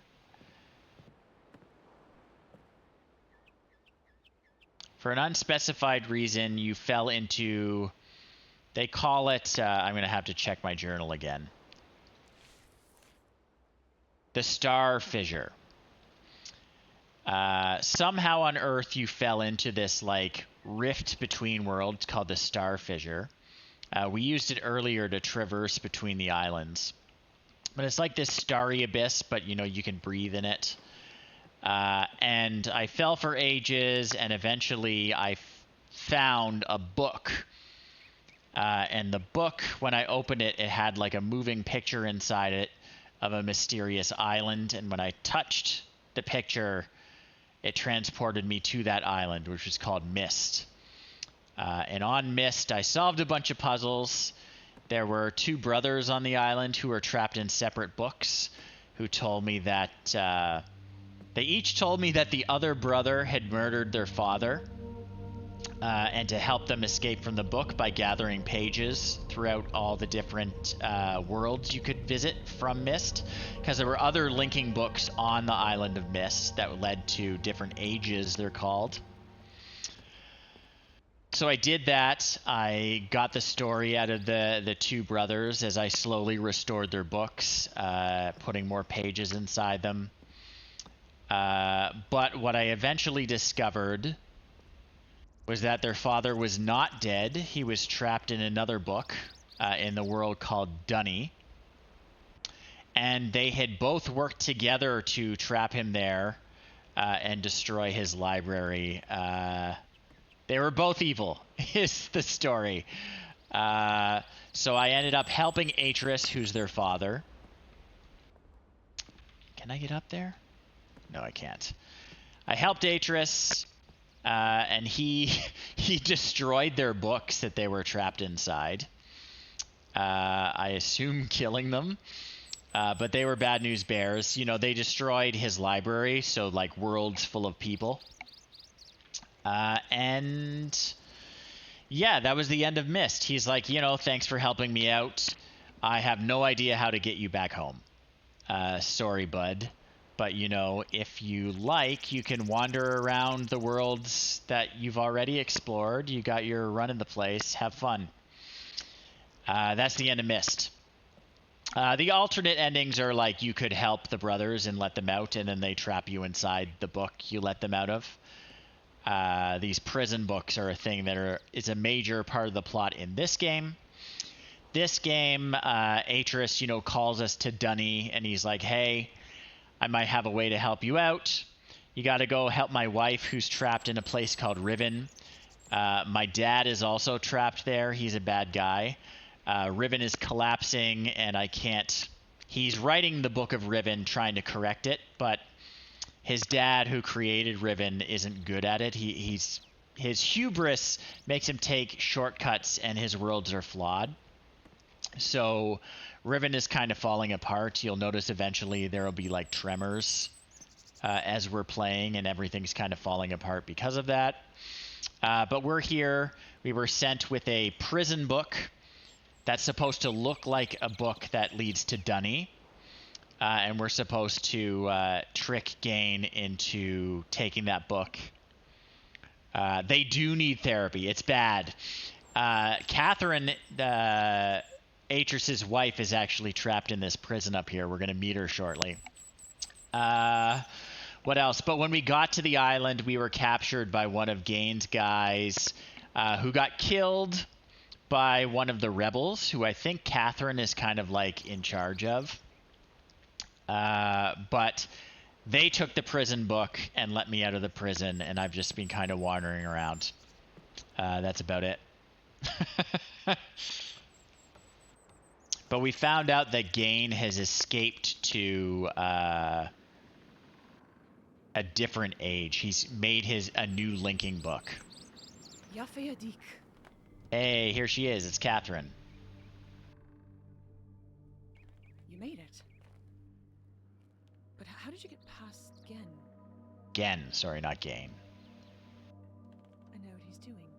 He's watching you. He's waiting for you to make a mistake.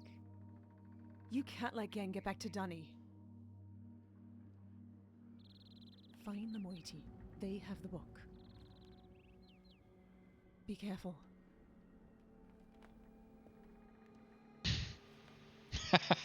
It's like literally all she gives us. And she's like, all right, see ya. We can't ask her any questions. She just goes back into her little room. You'd think she'd, like, be dying for a conversation. But that's all we get out of her right now.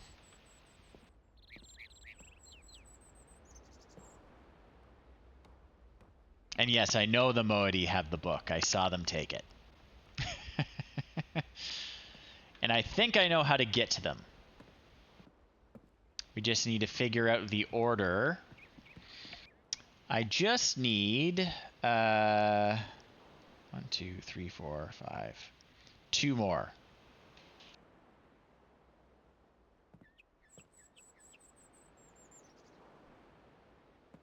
I guess.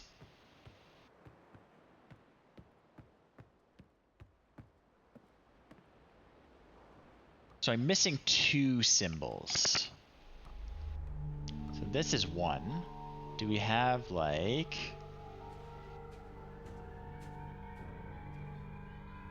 that?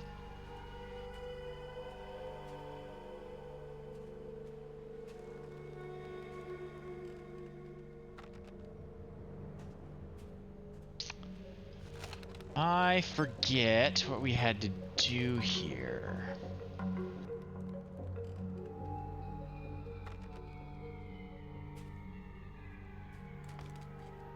Feel like, oh, here we go. So this is, ta-da.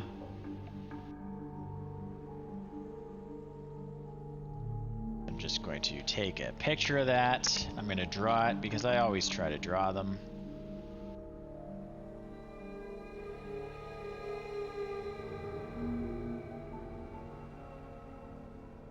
Little heart thing. Little heart thing.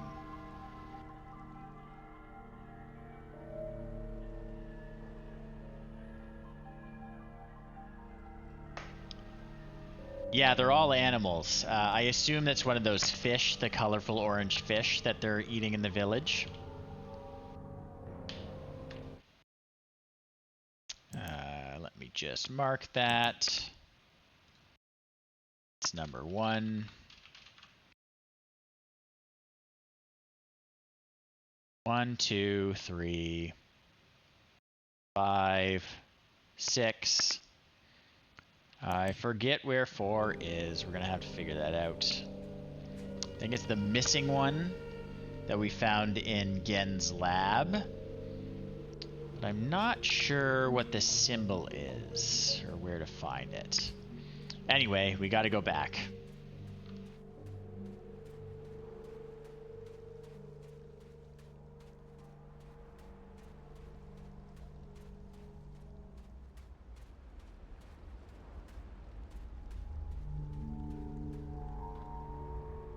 Okay, so I gotta freeze this guy.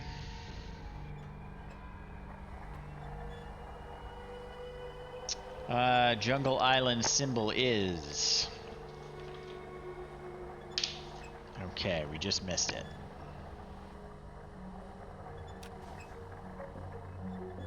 Missed it. Oh no, we got it. We got it. I just can't hear the noise the dome is making from here.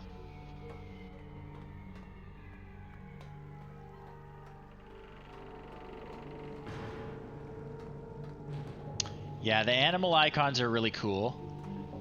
I know Cyan, the company that created the game, they sell all sorts of merch with the different icons on them.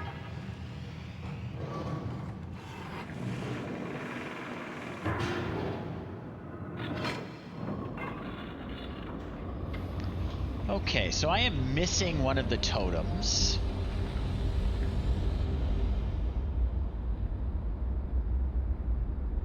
Number 4. Now, Gen's note said they was taken from the jungle cemetery.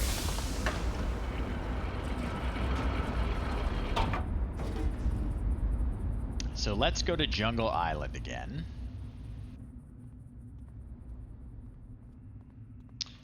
And Jungle Island's symbol is, once I flip the page, okay. So one that looks like a cat eye. Hi, Mr. Butterfly. Alright. That's the one. That's the one we want.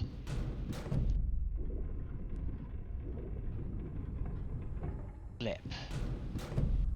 Turn. Flip.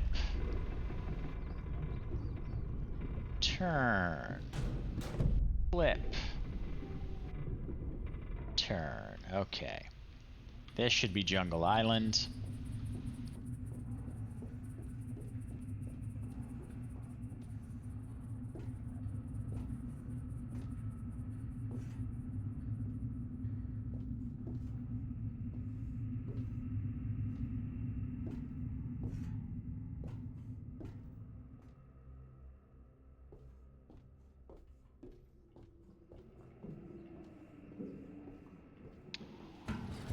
Stop spinning, please. I would like to get off.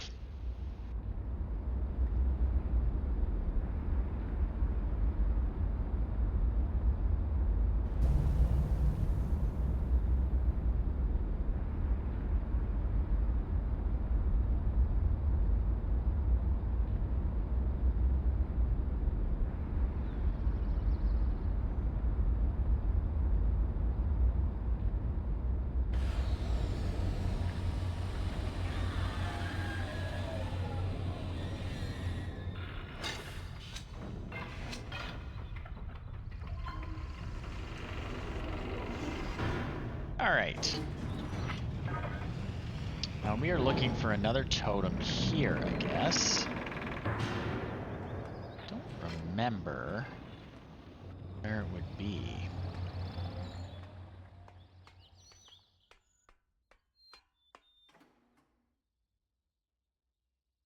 No, I did want to grab that. Thank you.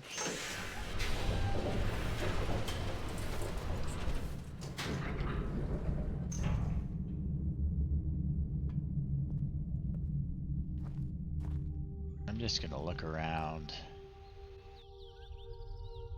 See if I can find where they painted something. That'll be the last symbol I need.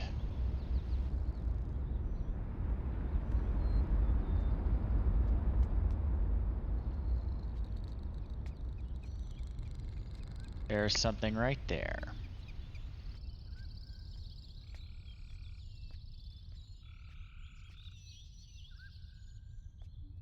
I imagine that. Nope, that's definitely paint. So what perspective would I see that from?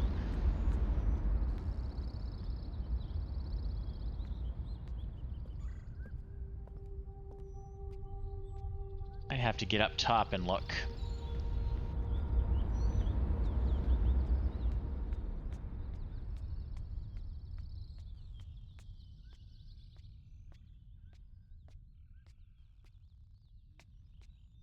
Yep. Yep. We got something there.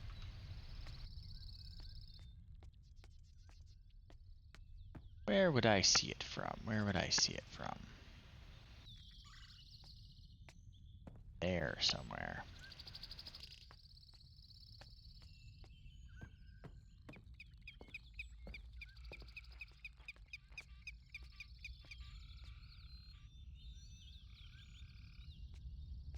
There's paint there too. There's paint there too.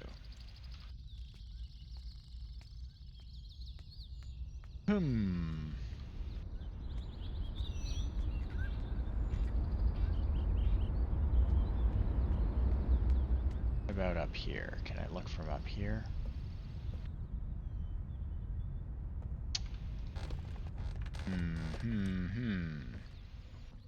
Might have to get up top. Might have to get up top. Worth a look at least.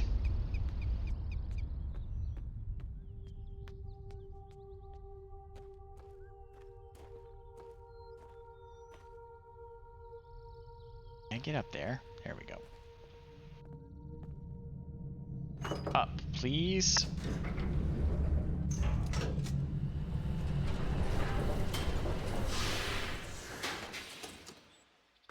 All right.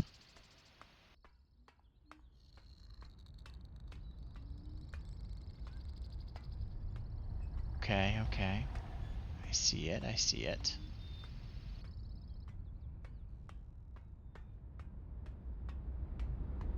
Where can it be properly seen from, though?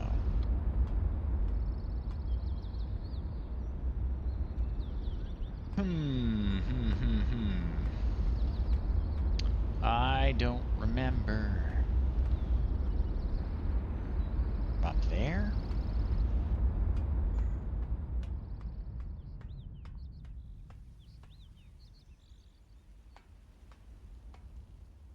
Not up here. I don't think. Maybe. Let's go up. Let's see, let's see. Let me up, let me up.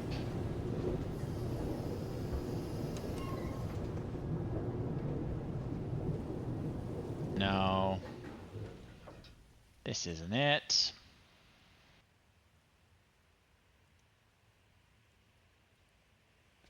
I can see the paint from here, though. Like where they're making the paint.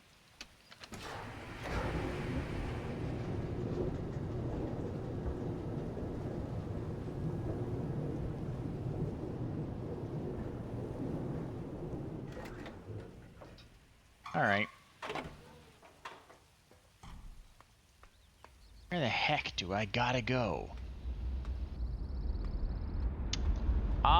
Yeah, so let me see, let me see. Did I take a picture of it? Hopefully I took a picture of Gen's note. I didn't. I thought it was. So Gen has one of the rotating totem things. And, you know, he doesn't know which way it rotates because he doesn't understand about the paint. But his note says it was taken from the jungle cemetery totem.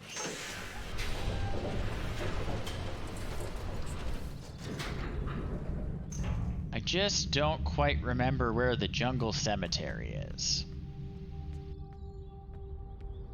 This is definitely Jungle Island. And there's paint in this, like, there's part of the symbol. I just need to get the right angle on it to see it properly.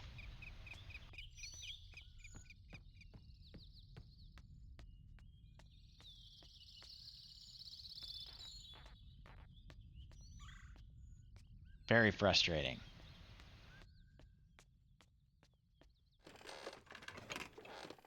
It's probably just something I'm missing. Yeah, so it's one of these guys, but it doesn't have the rotating part. There's my viewer. Fix that.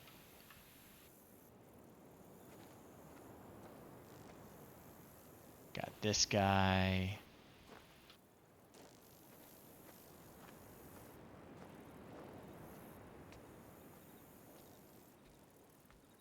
Just don't know where else I'd see it from.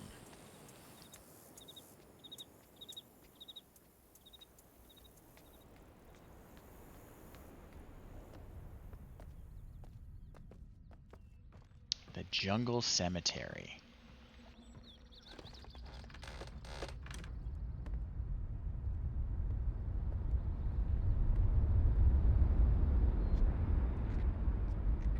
It's gotta be like some side path I'm not seeing.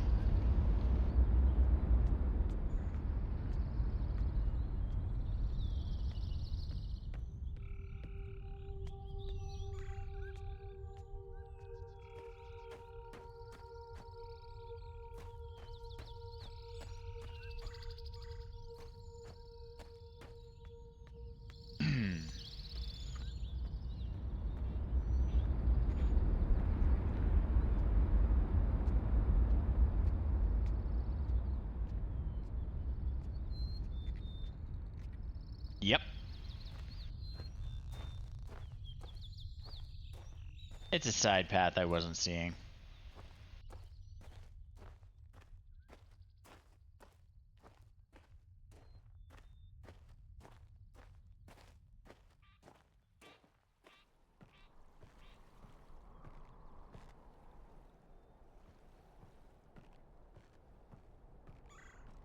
Here we go. So as I said, this one does not have its little rotator, but we know what it is.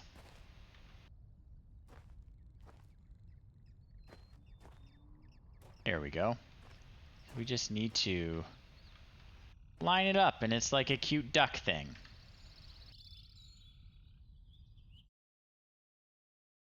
So go to our notebook.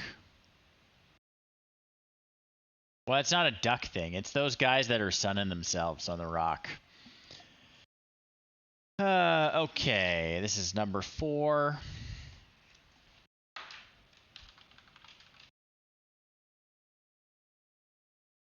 And I'm going to draw it because I draw all of them, even though I have the screenshots.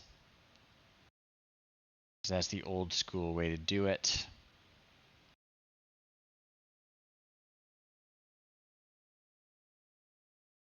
Flipper.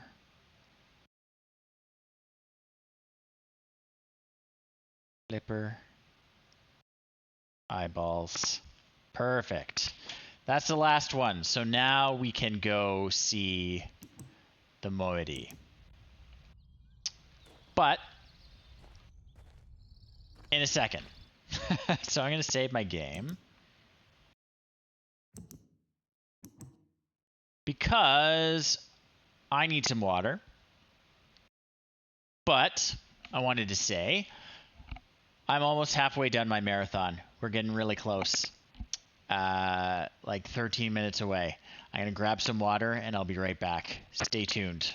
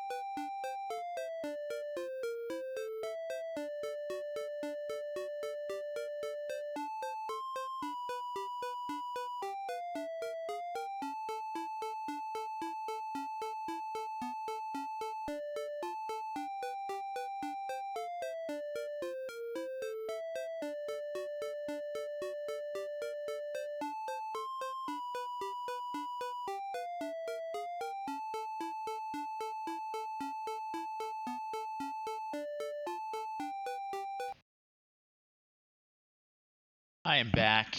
We are just about at the halfway point of my marathon. If you're just joining us, I'm halfway into 24 hours of gaming. It's for a good cause, though. It's not because I hate myself. I am raising money for the Toronto Hospital for Sick Children as a part of Extra Life. You can see the link over in the chat.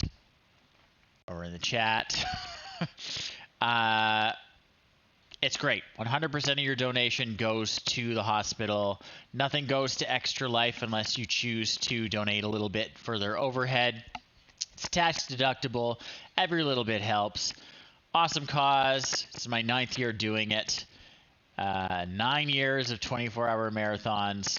We're halfway in. Well, about 5 minutes short of halfway in. Right now we are playing Riven. We're going to get back to it. We are closing in on the last little bit of this game. Okay. We're going to go meet the Moiety, who are like the rebels against Gen's rule of this island. And the other ones too. This age, I should say.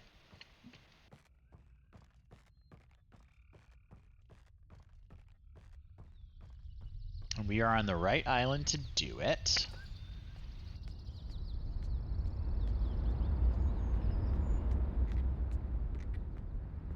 To go this way. I think. I'm trying to think. How do we get? We get there. We gotta call the submarine over.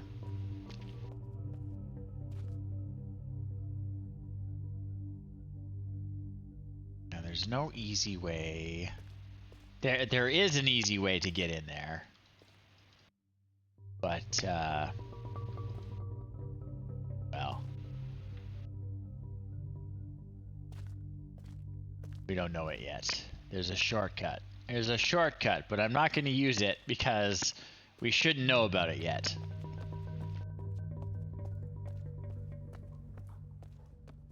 Okay, where the heck is the submarine? The submarine is over there. I have to call the submarine somehow. How do I do that? How do I do that?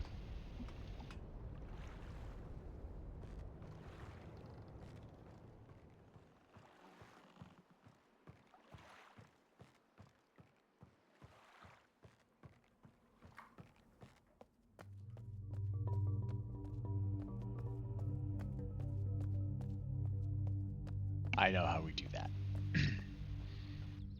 We go into the submarine's house.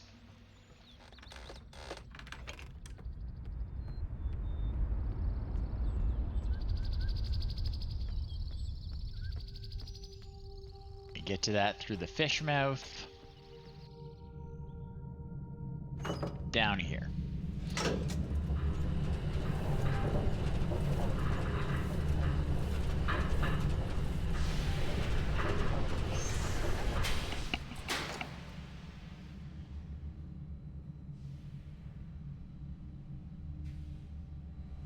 Okay. Okay, well that's annoying. But turn it around.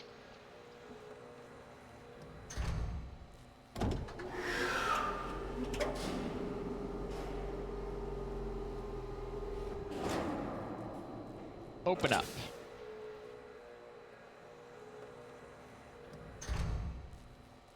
Okay. Now turn around again. Oh, you gotta close your door. Safety first. Now turn around.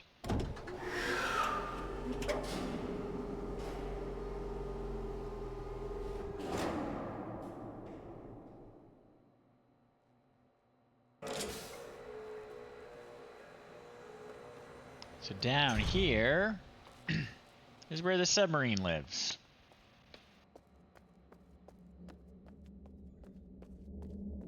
You just need to call it back.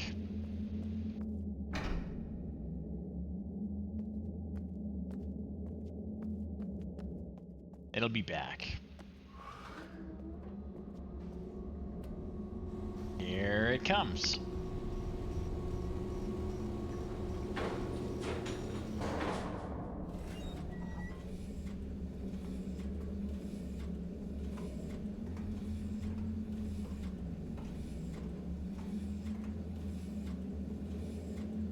Alright. We're gonna go there.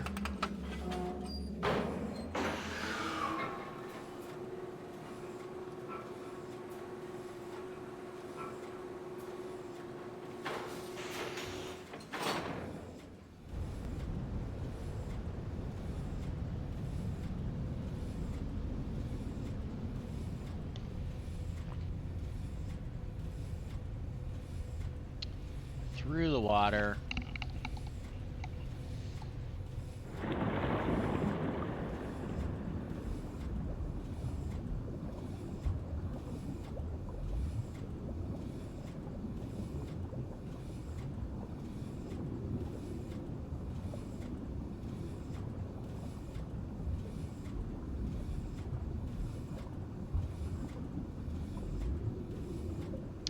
Hey, Jeremy.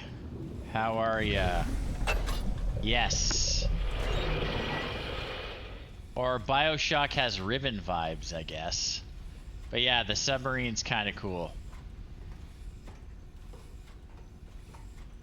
I was saying earlier, in the original game, the submarine was like a really difficult puzzle you had to solve.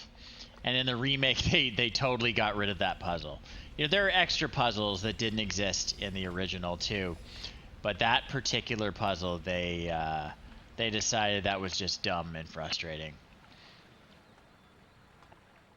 You had to manually control it under the water and like map out the tracks. Was extremely annoying. Bring me up, please. And I'm doing well. I think I'm halfway through, so feeling pretty good about it. Not too tired yet. Riven's a great game. I'm mostly remembering how to solve it. There's the button.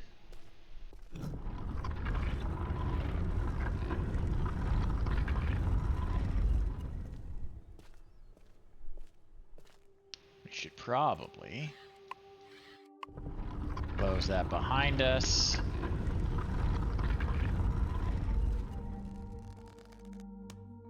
Get the lights on.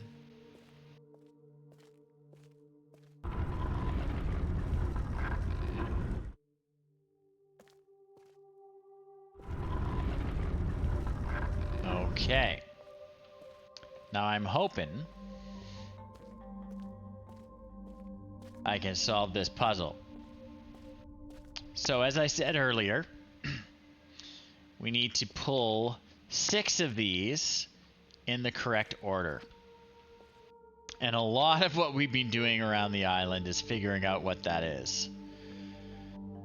So, I'll just show you my notes here. We actually had to decipher a numbering system. These are numbers. We had to figure out how to read the numbers. We had to figure out how to read another numbering system, which let us figure out how to read this numbering system.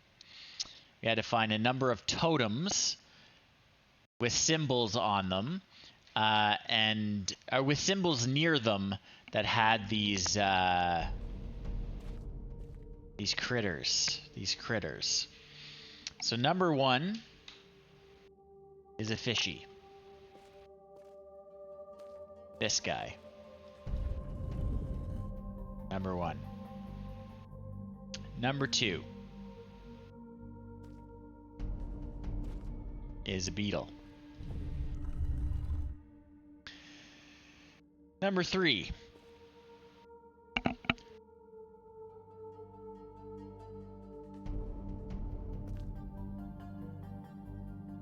Number 3 is whatever this thing is. Number 4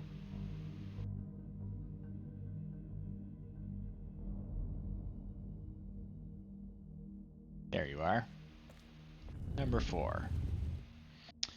Number 5.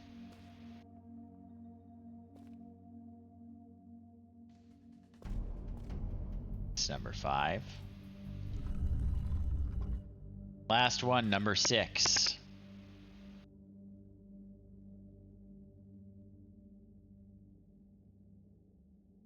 This guy. Did we do it right?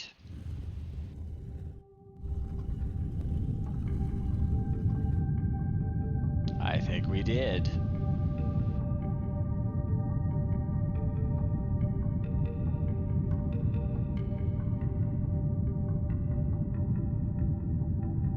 I love that.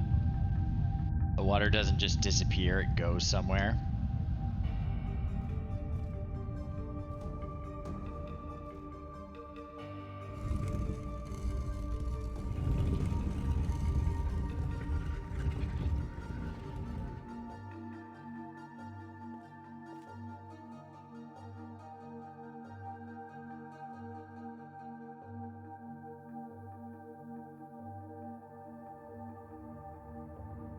Shall we?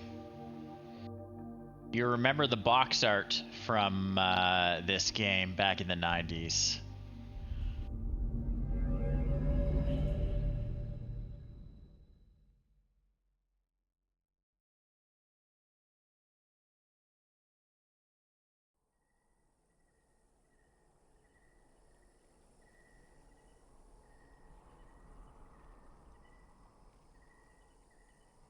We are. First off, I want to look at this.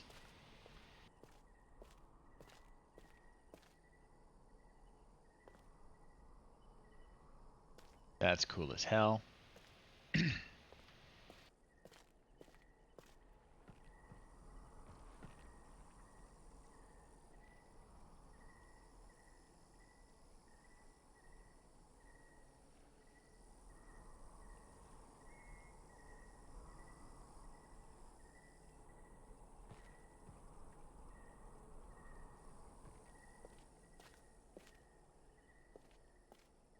Something I gotta do. Oh. Palo! Palo! Yo olay! Yo olay!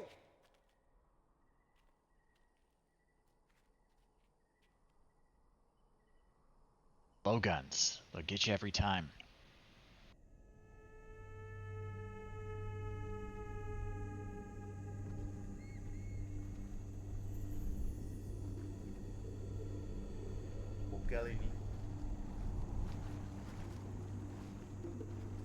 Could have just asked.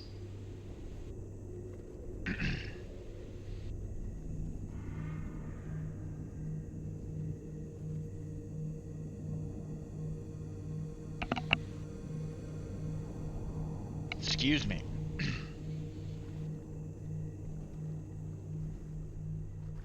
Talking for 12 hours.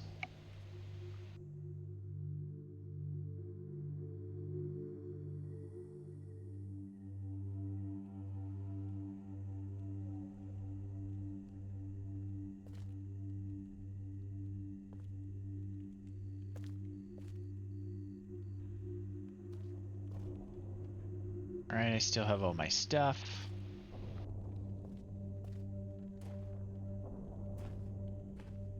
People out there.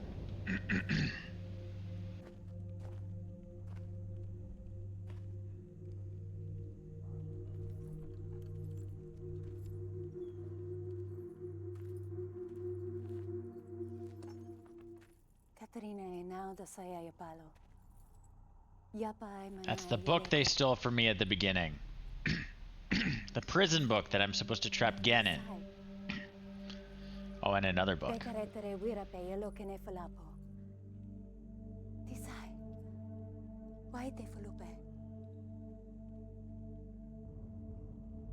Alright. They're talking about Catherine.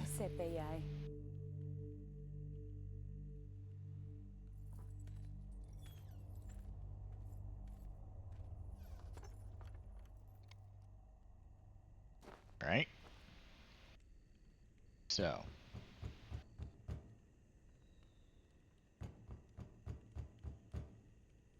Let's have a look.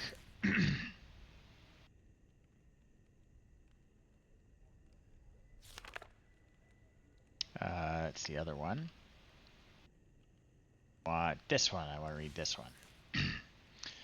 Says, I write quickly from my prison. Along with this journal, I've instructed Nayla to return the book that the moiety intercepted upon your arrival. After questioning her, I've concluded that it was written by Atris for a very specific purpose. Gen will wish to use it, though he will undoubtedly be suspicious. Once he is out of the way, you'll still need the combination to release me. I'm told he keeps it somewhere in his outpost on 233. Then I assume we are to signal Atris. I think I know how it might be done, but don't attempt it before I'm released. Okay, we got a journal to read here. It's been 1 week since I linked to Riven, and I'm still reeling from the changes I've witnessed. Even before my eyes could adjust, the smell of my homeland embraced me. The sweet salt air was instantly familiar. But the scene that soon resolved was not. As I stood there, struggling to make sense of what I was seeing, a violent clang sounded and bars appeared before me. It was then that I must have been darted, for my memory after is cloudy. A Rivenese man, shabbily dressed in militaristic attire, was shouting something at me. He seemed to be attempting to speak Dunny, but his grasp of the language was so poor that I could not make out his words. And then the world went dark. Many voices passed, until at last I awoke to a familiar face, Eddie. After all this time, she's still as warm and kind as ever, and yet the years have clearly wounded her, as they've wounded everyone whose world has became a prison when Gen was trapped here. Everything is tinged with pain and loss, even Eddie's bright smile, although she does her best to hide it. A desperate urgency, squelched by I can't even read that. Unuttered fears seized behind her cordial veneer. When Atris and I left Gen here all those years ago, I was haunted by visions of what had become of my people and how they might have come to suffer under his rule.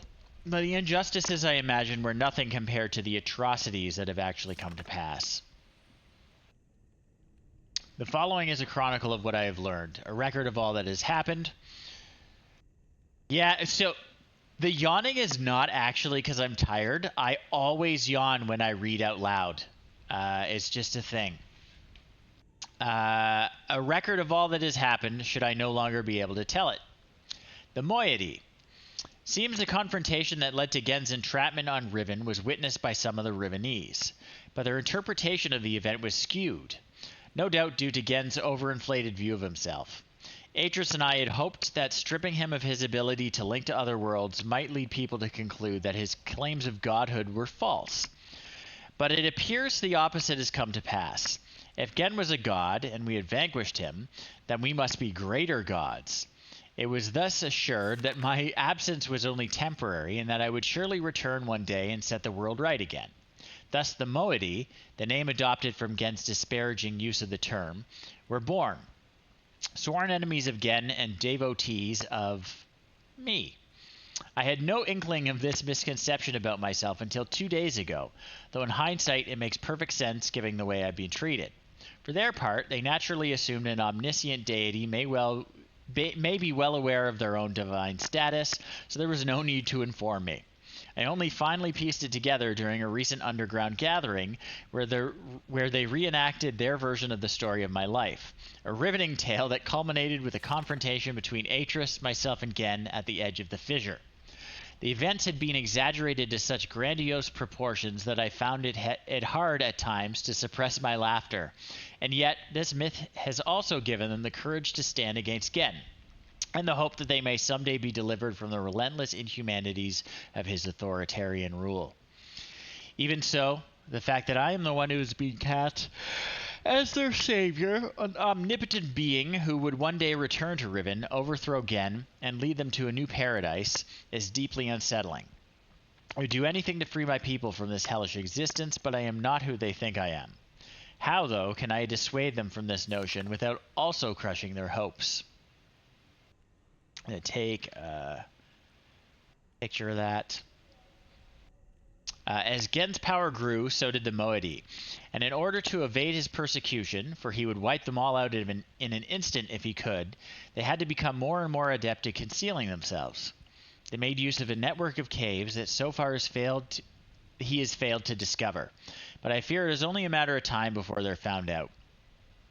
So this is the shortcut I was talking about earlier. I'll show you it, but this is an easy way to get back. Further jeopardizing their existence is the fact that the Modi absolutely refuse to sever their ties with those who have sided with Gen. The two factions thus live together in surprising harmony, their overarching sense of cultural unity appearing to outweigh the schism, at least for now. I heard today that Father and Enant were inducted into Gen's labor force. I so longed to see them, but a dimness shrouded Edis's face so abruptly when I asked of them that it left me hesitant to press the matter further. I must know the truth eventually, but I fear the news will not be good. I think we read in Gen's journal earlier that they got doing experiments for him. From the moment of their inception, the Modi have sought to disrupt Gen's plans at every turn, sabotaging his constructions, stealing from his precious stockpiles, and keeping an ever-watchful eye on his every move. They shroud themselves with dark coverings and delight in the fact that their enemies are often frightened by their wraith-like appearance, and their almost preternatural ability to wreak havoc without detection or consequence. It was in the course of one of these forays that I was fortuitously rescued when I first linked to Riven. I shudder to think what might have become of me had that scout not been there to intervene. Gen will certainly be hunting for me now, no doubt furious at his guard's failure to detain me. He must be even angrier, though, at the loss of the linking book he surely assumes I brought with me. That I was deceived into linking into Riven without a way back is a bitter yet fortunate fact. For it may well have been the death of us all had a path back to Denis fallen into his destructive hands. So I assume this is what happened in Mist. Her children trapped her in Riven. They tricked her into going to Riven without a book. Yada yada yada. When he finally discovers that I came here empty-handed, he'll be angrier still. Some consolation, at least. I have glimpsed the final breath of a dying age. A tiny blade cuts the void, the white hole divided. Again and again, dipped in black, the nib drips red, the art of genocide. Today I ventured above ground to see for myself what has become of the island. I hoped it wouldn't be as bad as the Modi had reported. It was worse. Having lived with it for so long, the Rivenese had become inured to its steady decay around them, but I was devastated. As we wound our way through the underbrush, I found myself once again breathing in my youth, the ocean air transporting me back to in a matter of seconds. But as my eyes once again took hold, the warmth of those memories vanished. I was left with nothing but numbness. We had reached a bluff that had not been there the last time I visited my home. Riven, which was once one island, has split into 5 distinct pieces that have since drifted apart at an astonishing rate. 4 of these have been claimed by Gen as his exclusive domain. Only those who have sworn their loyalty to him are allowed access to them. From my vantage point at the edge of the trees, I could see 3 of them, now blighted with Gen's monomaniacal constructions. These islands are closely guarded and pose great personal risk to the Modi, though that hasn't kept them from doing whatever they can to thwart Gen's endeavors there. Some nice sketches. The 4th island I could not see, as it has crept away some distance and now is being concealed by fog. The Modi said that Gen originally governed from this small island, living and working in a protected space he built for himself atop the stump that remains where the great tree used to stand. The only surviving forest is located here, on the largest island, where the village also remains. This island was ostensibly intended to be the province of the people, but it too has been irrevocably marred by Gen's oppressive intrusions. Words fall, she's a poet, I guess. Brittle brown leaves, masquerading as green, should never have held, lives both bloomed, and yet as yet unseeded. I feel nothing today. I'm an outcast among outcasts, the diaspora of a dying world. Despite my repeated protestations, the Modi continue to treat me differently, their desperate need precluding any dissuasion from the belief that I am some sort of messiah come to save them. They misconstrue my every move as validation of their faith, whispering of how I walked the island, bold and unafraid, mistaking my outrage at the island's devastation for bravery. But I am afraid, for I know something that the moiety do not, the underlying reason for the island's accelerated decay. Gen wrote this world, and so it will fail, as all of Gen's ages ultimately fail. I must make the moiety understand this. But I cannot talk to Eddie. There were brief moments soon after my arrival when my divine status was forgotten, and I was simply Katrin again. But they are almost non-existent now. There is one person, however, who seems immune to those fallacious notions. Nayla. Her gaze has never faltered whenever I've dared hint at the uncomfortable truth. I feel I could trust her to bear the full brunt of it. Gen is making books. How did I not know that until now? Atris and I knew he would likely attempt it, as he has adopted the paranoid practice of writing all the necessary materials into his ages. He's been exploiting the natural resources of the people of Riven as fodder for his mad pursuit to further his colonialist ideals. Thankfully, it sounds as if he has not yet succeeded. As painful as it's been, the fact that I've returned to Riven at this crucial juncture is fortuitous. The age is crumbling, my people are suffering. If Gen succeeds in securing his freedom, other worlds will suffer the same. The moiety are looking to me. I may only be mortal, but I have to do something. It's been scribble. It's been a scribble long time since my last entry. There's much to tell. It is hard to recognize, but I found the star fissure. It is located on what Gen refers to as his temple island. Although the moiety refuse to use the Rivenese word alapo, prefer to use the Rivenese word alapo, which means water pool. They've thus taken referring to the void itself as Alatwan, pool of stars. It is the very fissure that allowed Atris and me to escape this age without leaving a linking book behind us, though it has since been sealed with a skin of heavy iron. Several derelict devices from that time remain mounted to its surface, including a hatch with a windowed viewport, a large telescope, and a mechanical lift that was used to install it, the combination to which was acquired by the moiety long ago. Ta-da! That's the second numbering system we learned. We're going to use this combination at the very end of the game. It's going to be a good time. In the early days, the moiety briefly considered reopening the fissure. Thankfully, they decided against it. Had they attempted it back then, the results might well have been catastrophic. Were they to do so today, it would certainly mean the end of Riven. I am told in the days immediately following Gen's confinement on Riven, he attempted to determine the feasibility of navigating the stars beneath the fissure. For he had seen the mist book fall from Atris' hands into that very same space. That's where we found it in mist. To this end, he sacrificed several poor souls, alleged transgressors of the law, by throwing them into the hatch so he could observe their fate. It is said they did not die, but what becomes of them remains a mystery. And that original fissure is no longer alone.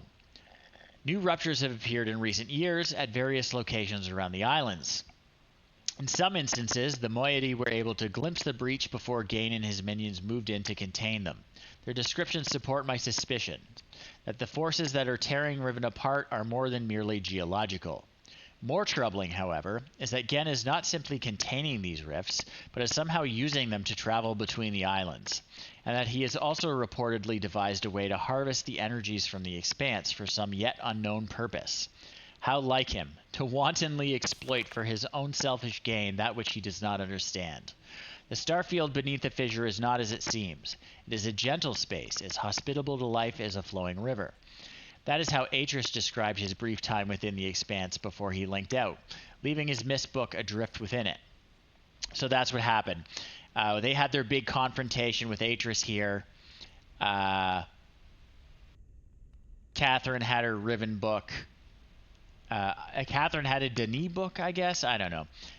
But they touched the mist book to get out, and it got left behind.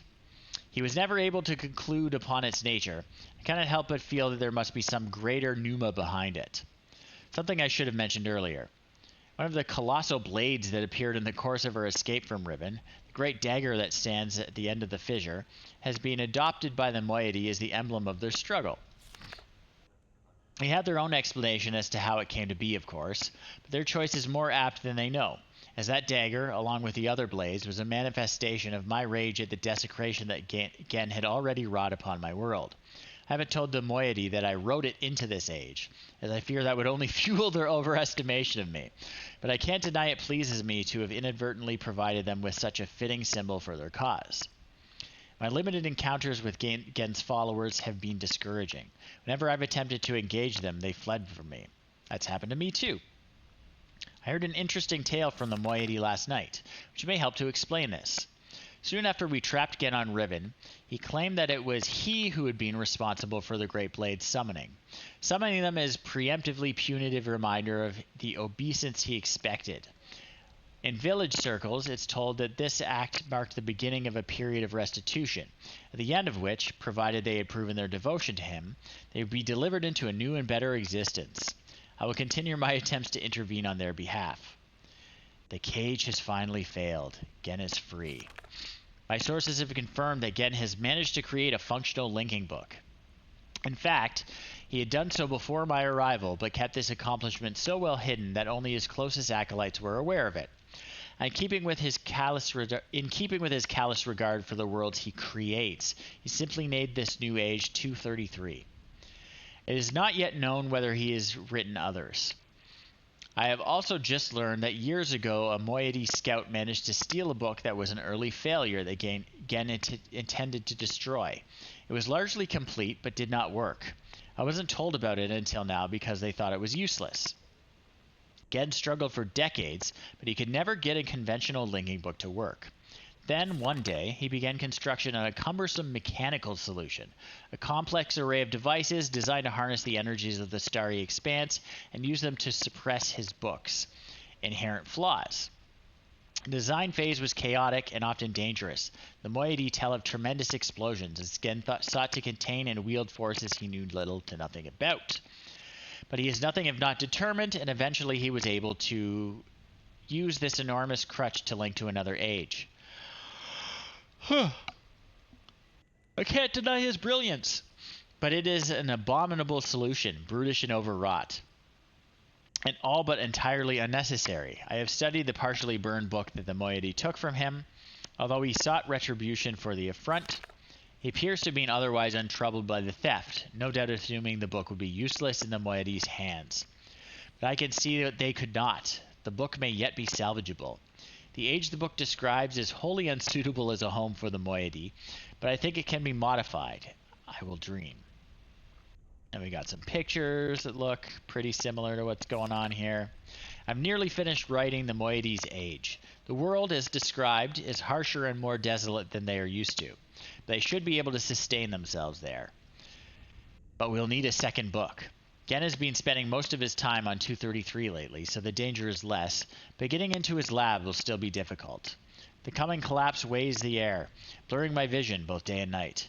We must act soon. Success! We have secured a second book, though I worry now that Gen will miss it and deduce our plans before we're ready.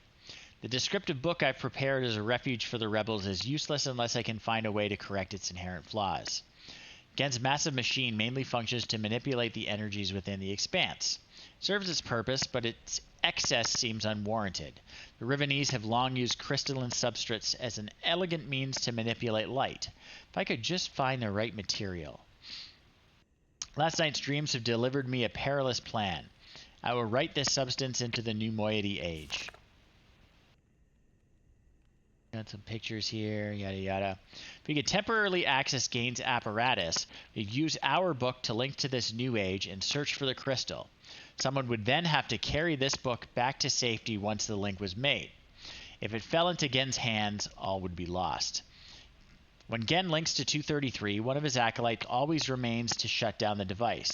We'll have to get to him before he can do so, which means we'll only have one chance before they're alerted to our presence. Everything is ready. I've written the material into the new age, and I have prepared the second linking book as a return path to Riven. Of course, it too suffers the same deficiencies as all of Gen's books, so it won't work unless it's augmented. Once I'm in the new age, I'll have to locate the crystal and adapt it to heal the gateway image, which should render the book functional. I can then use the second linking book to return to Riven with more of this material. It's risky, but if all goes well, the moiety and any others we can convince to join them will finally have an escape. I can't help but laugh at the absurdity of this plan. I sound like Atris. Should I fail to return, it will likely mean the end of my life. But my only real fear is for my people. Everyone assures me they have complete faith that I will accomplish my task and lead them to a better world. That's the fulfillment of the prophecy, after all. But underneath they are just as tense and fearful as I am. What will become of them if I do not return? Will they perish here on Riven, or attempt to follow me through this new book into an unknown fate? I don't know what to tell them.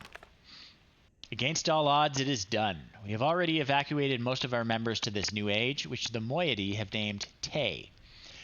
The world is more beautiful than I'd anticipated, so I am pleased. The Rivenese have been liberated at last. They stand beneath the open sky, unafraid, dazzled by their freedom. They are happy. But there's still much to be done. The age is still vulnerable. The only way to completely protect it from Gen is to destroy the books once everyone is safely in Tay. I'm hesitant to bring this up with the moiety until they've had a chance to acclimate themselves to the new world, as it would mean they would be forever exiled from the only home they've ever known. Nor am I eager to sever my own connection, my only path back to my life and family on Mist. But for the greater good, it must be done. For the moment, we are safe. But our activities could arouse Gen's suspicions at any moment. We cannot delay. I will return to Riven tomorrow to resume my attempts to persuade the remaining holdouts to join the others on Tay. For now, though, I must rest. Alright. We're going to save the game. Oh, we can't save here. Can't save? Alright.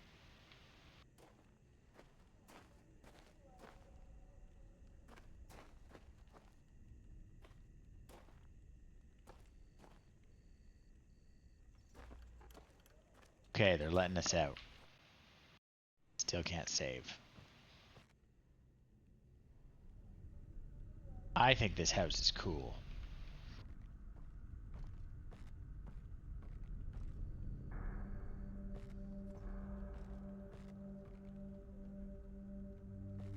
They don't really want me to explore, do they? I'm gonna save.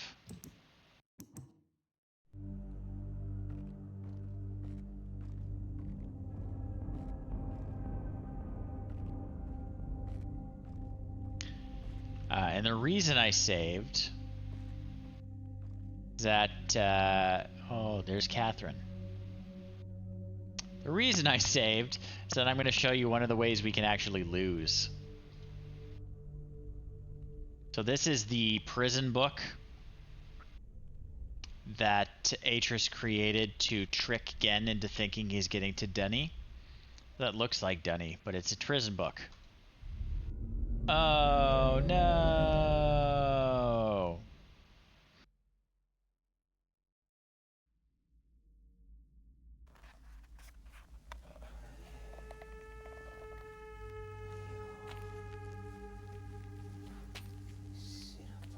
Like this fucking moron. Nel senso, io non credo che poco poco si può. Why would he do that? How close am I to the end? We're pretty close. We're wrapping things up. There's a couple more puzzles to solve. We have to defeat Gen, and then we have to rescue everyone.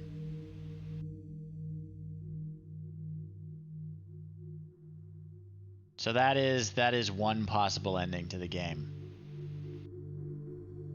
So that's the first ending.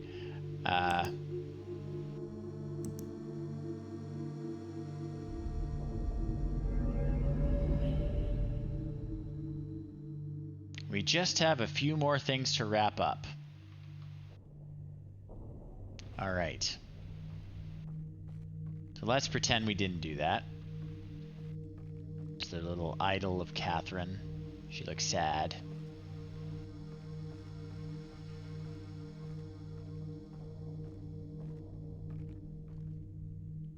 The cat is demanding pets. Yeah, they're really like, don't snoop around in our houses. What are you doing?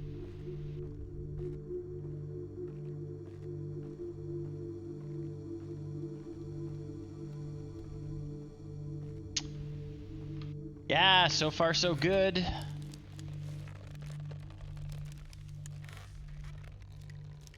It's always good to do this, Jeremy. And I'm always amazed at how generous people are. It's insane.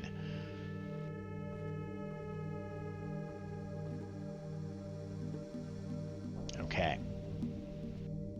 So this is the way back to Riven. So we have to go back. We have the trap prison book for...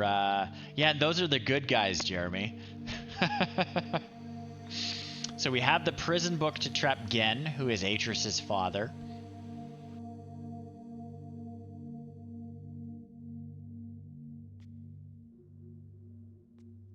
Okay.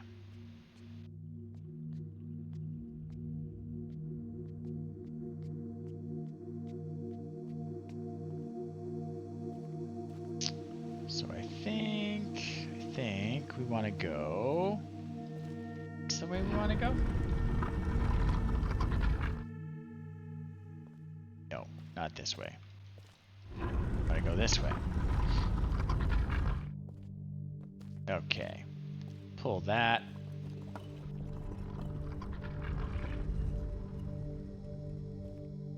Okay.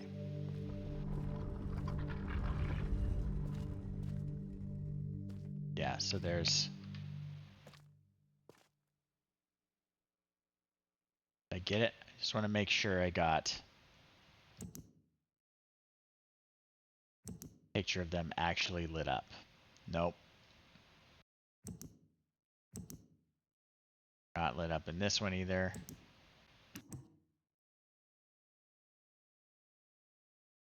Did I get it? Did I get it? Okay. So I have to flip. I took a picture in Catherine's journal also says which lights I need to touch.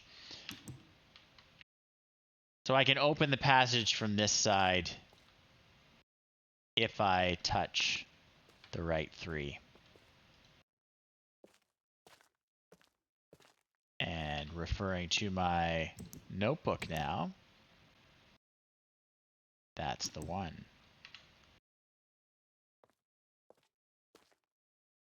Or not. Not the one. Maybe it doesn't work yet. Doesn't matter. I don't need to go there. Where I need to go is... yeah, what do I need to do?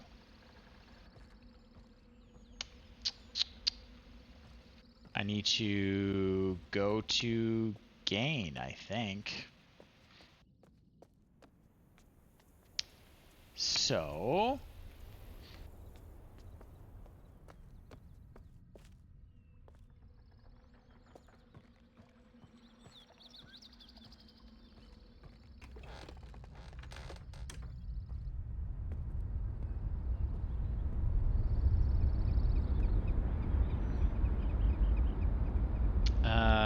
this way will lead me up.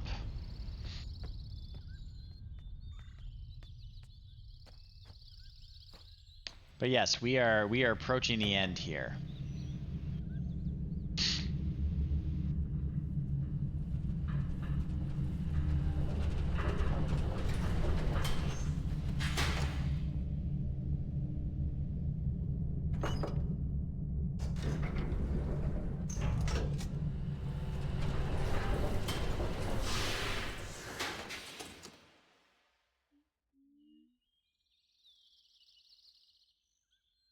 Okay.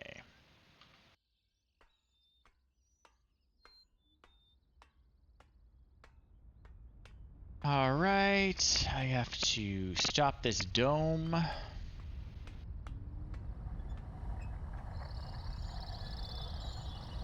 Okay, Jungle Island. Jungle Island. Where is your picture? Jungle Island. Jungle Island. You look like a cat eye.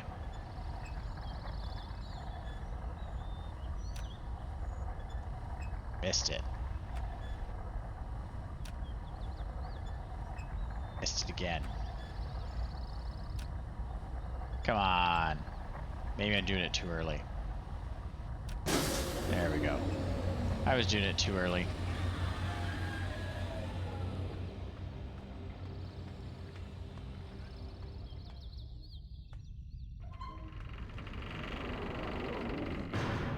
So, what we have left to do, we have to go trap Gen in the prison book. Then we have to rescue Catherine. Then we have to call Atris. And GTFO out of Riven before it collapses. So we are coming up on the end of this game.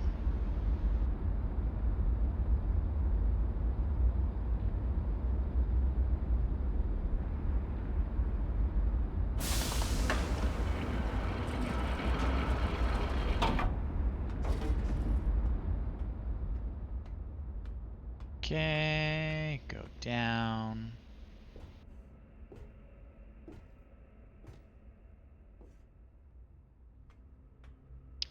Go down.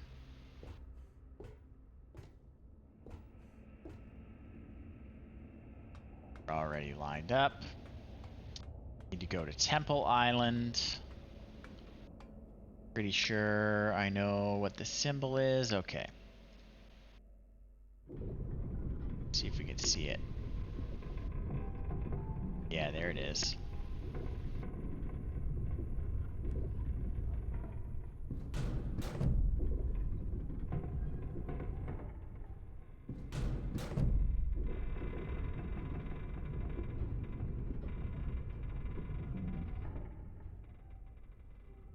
And this is how we get around. Probably super dangerous.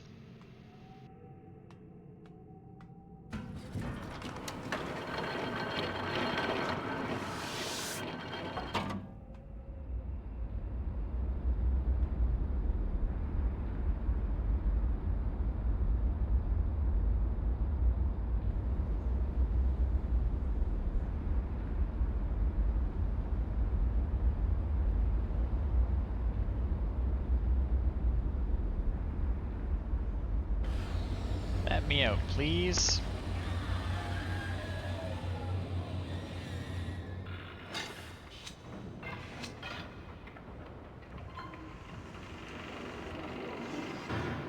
Okay. That's our destination.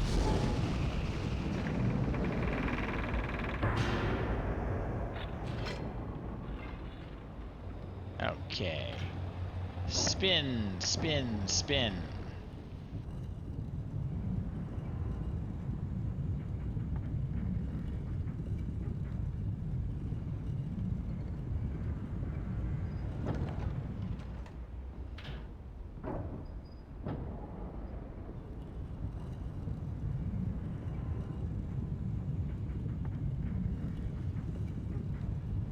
Sure you all remember this. This is the first puzzle we were tackling. Nope. Don't want to go that way.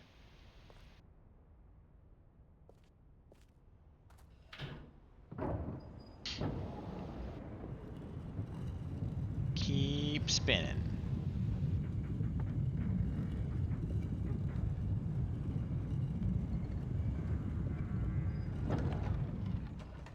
Keep spinning.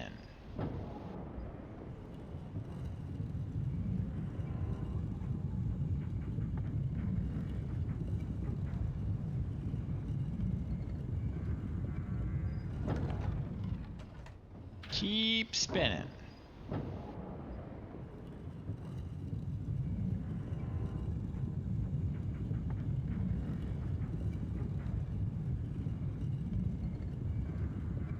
Here we go.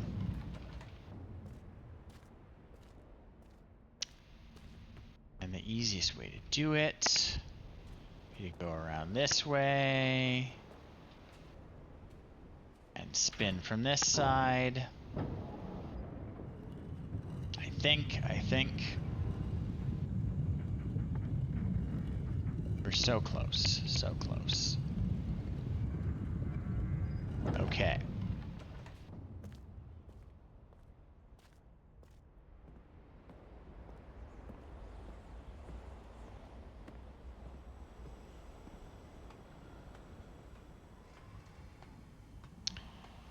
Now, here is, we've charged all of these marbles. So this is the linking book to the age that Gen is hiding in. We've charged all the marbles. And we are ready to charge the book. Let's do it.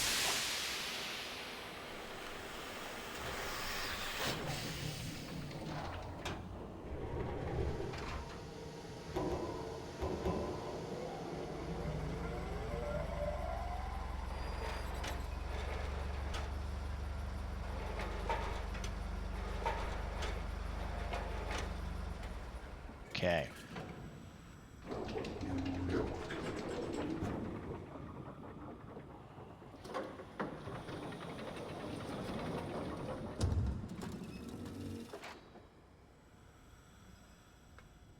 Now, bring that up, please.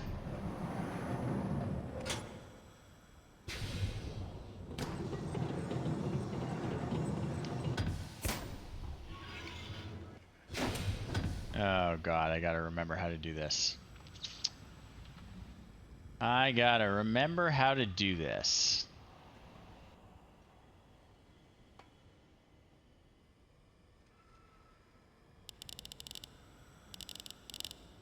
Okay.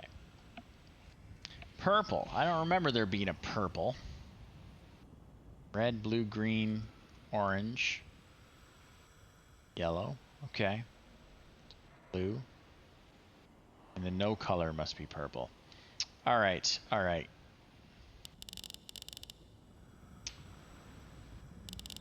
That's got to be the highest. We know for sure. So I've got notes here. We have to adjust the energy level. We have to adjust the energy level.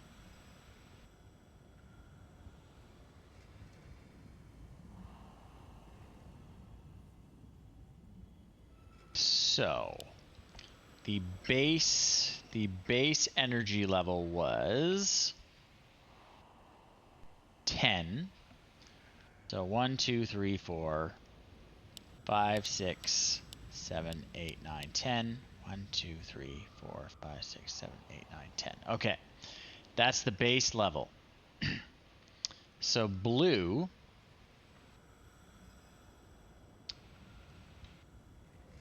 got to go up 13. Plus 13. So 1, 2, 3, 4, 5, 6, 7, 8, 9, 10, 11, 12, 13. 1, 2, 3, 5, 6, 7, 8, 9, 10, 11, 12, 13. We figured this out in the lab. Just so you know, I actually do know what we're doing. Green, Mr. Green here, Temple. So he goes plus 10. So 3, 4, 5, 6, 7, 8, 9, 10. So that's 10. Let's move those all in line. So he goes another 10. 1, 2, 3, 4, 5. 1, 2, 3, 4, 5. Okay. Okay. Orange, orange. Orange is survey, and you go -1. Okay. You're -1. And red goes -5. So 1, 2, 3, 4, 5. Now this is the tricky one. This one had a symbol we didn't quite recognize. It might be 13. Might be 12. I don't know.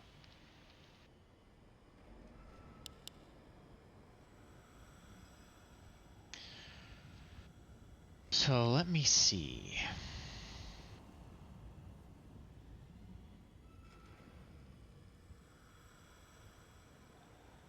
So you're 13. It could be 14, 15, or 16.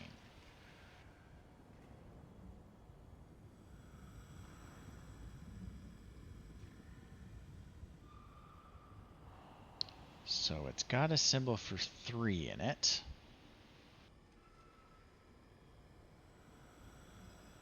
Oh no, I'm looking at the wrong one. Shoot. It has a symbol for 1.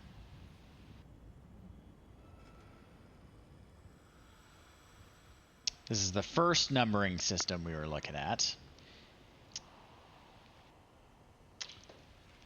You don't see the stream on the fundraiser page? Let me look.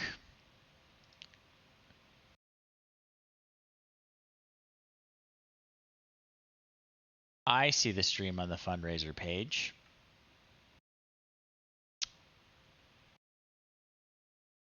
Very annoying if it's not there.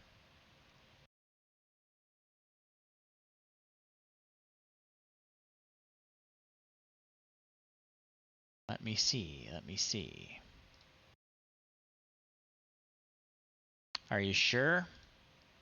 I'm refreshing and I see it. Why is it not saving?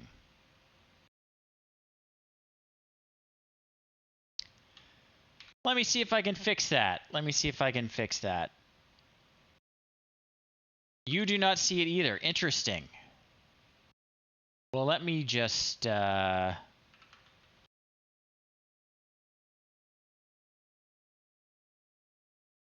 log out and see if I can make that happen. Let me see if I can make that happen. I'm going to log out and in again and turn it on.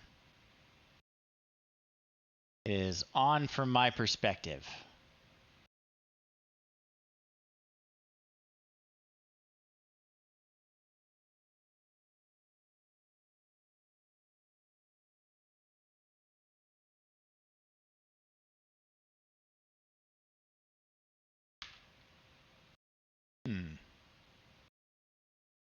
I don't know what to tell you.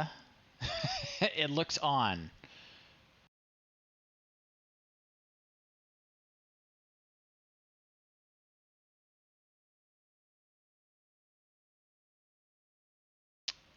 Yeah.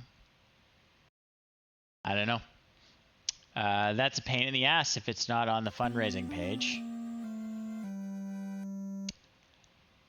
Well, thank you, Joey. I appreciate the donation. That's amazing. That's my brother, Joey. I think he just finished his 24 hours, right?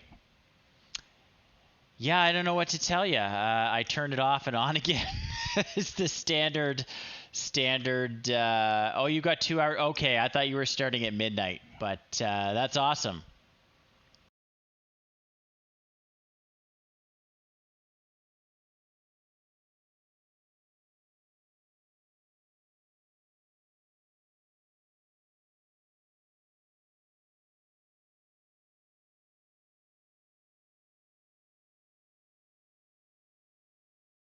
Any luck? I turned it off and then on again.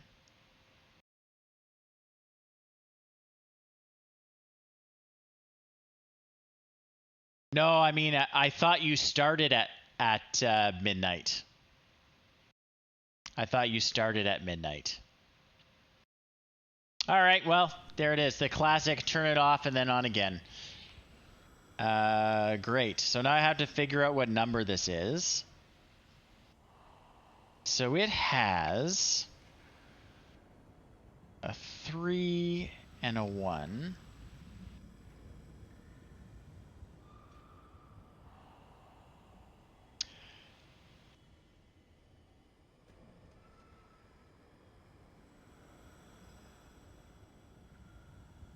Oh, you just started. Okay, I thought you started last night. I see, I see.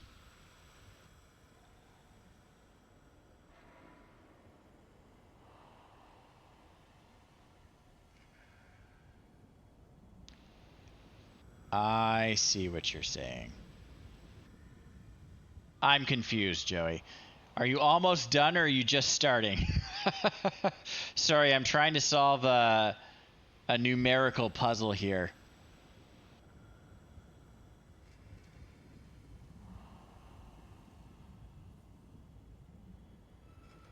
Okay, okay.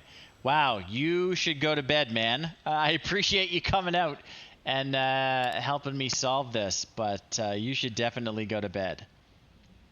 So that's 13. So 10 and a 3.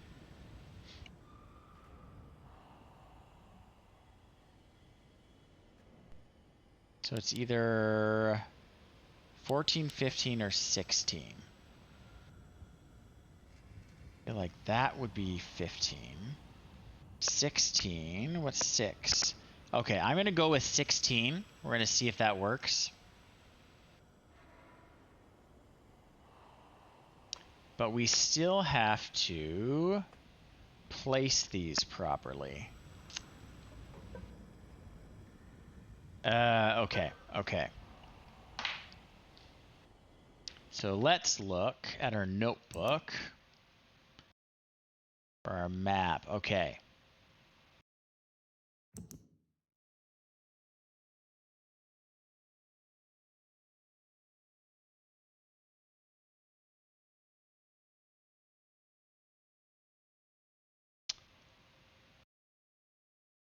So we're going to call that... Okay, okay. So that's jungle. That's survey.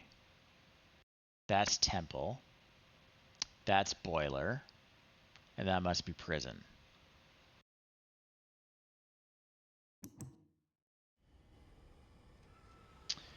So...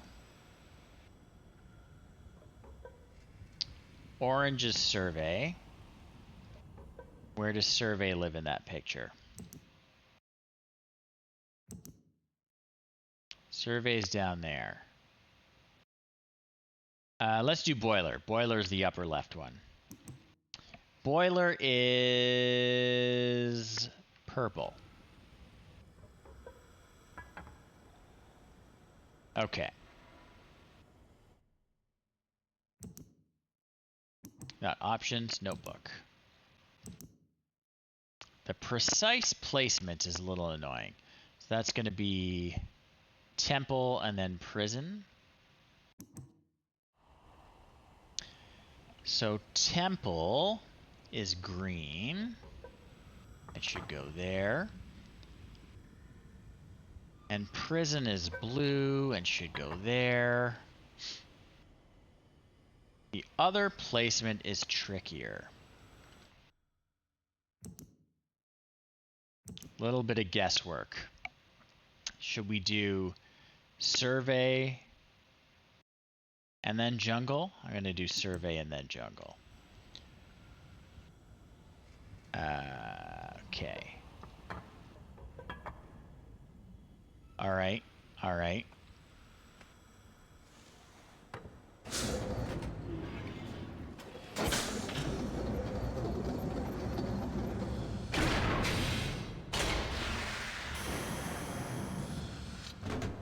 Okay.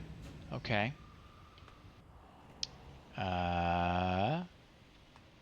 Do I go this way?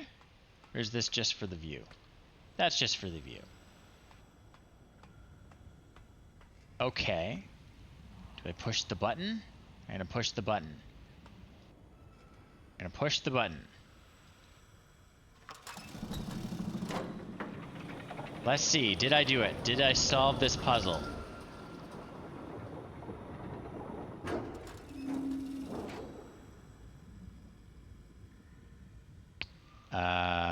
Where's the button? What button should I push? This is just the elevator button.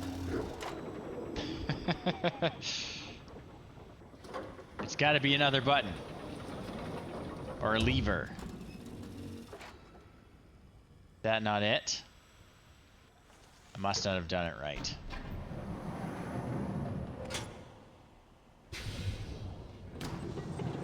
Must not have done it right.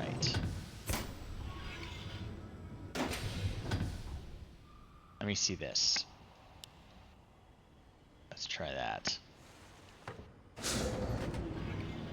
I'm betting this is gonna light up when it's correct.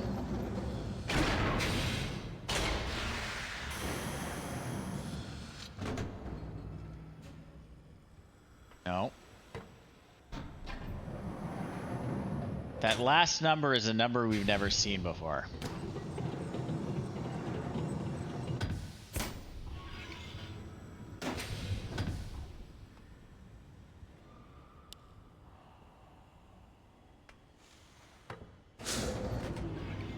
Let's see. Let's see.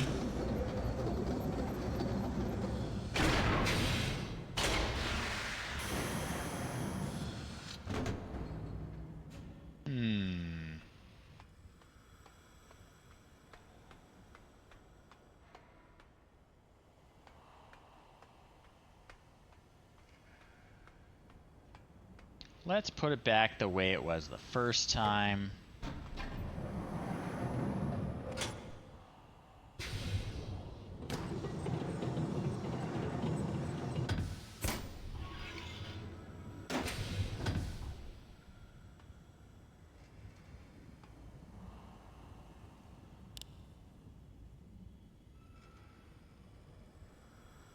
Make sure this is all correct.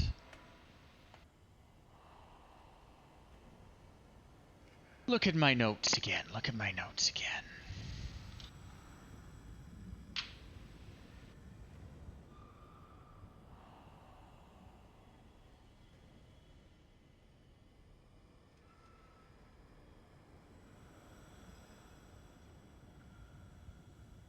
One, two, three, four, five. Okay.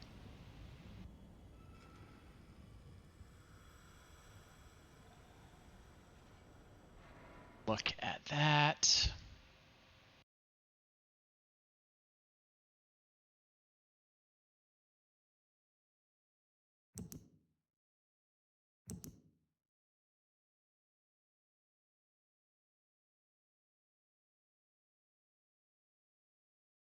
Maybe swap those two.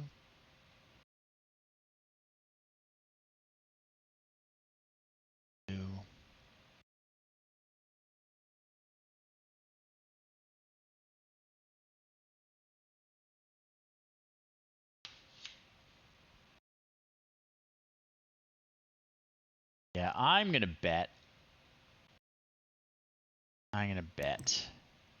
that these guys have to be switched.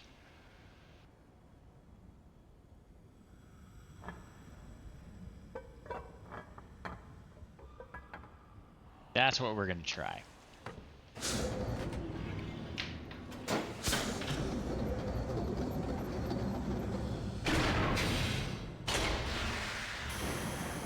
How are we looking? Hey, okay. That's all that happened. Here we go. Here we go.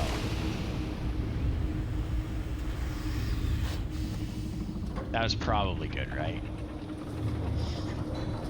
Something's happening.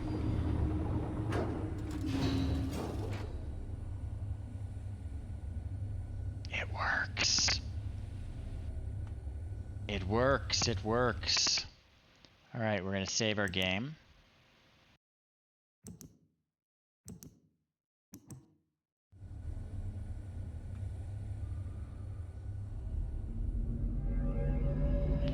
Because there's a few more ways we can lose Riven, and one of them's coming up.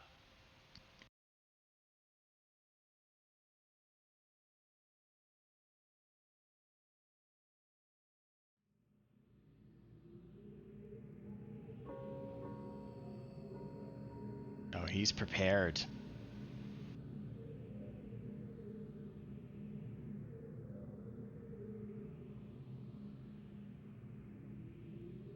Here's the guy.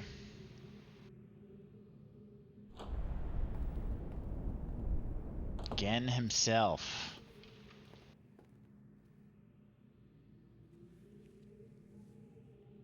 I apologize for the cage.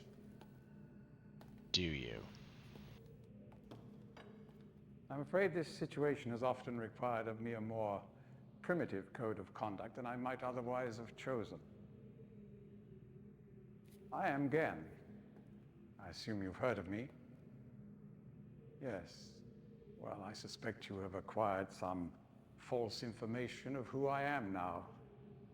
Not that my son would have lied to you about me. No, not Atris. It's just that, well, I'm sure he believes me to still be the depraved father I once was. Yes. He's changed. He He's even tried reformed. to kill him once. God, if I had accomplished that, who knows what I would have become. Great father indeed, who tries to murder his own son. Thankfully, he trapped me on age 5, a prison of my own creation. No books, no precious inks, no ages to link to, nothing but my own foolish ambitions. That was 30 years ago. 30 years, 30 lifetimes, what does it matter? No sentence could be too harsh for the man I was. But I have changed. I believe him. Be sure the deeds of my past can never be completely atoned for, but my mission was an honorable one.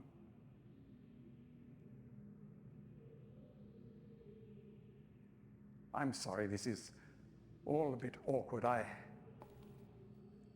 It's been a long time since I've attempted to persuade anyone of my intentions. Most of the people here have already made their minds up about me one way or another. I myself do not trust the words of most men, so I don't expect you to believe me. In the end, though, you may discover that I do have more than mere words to offer.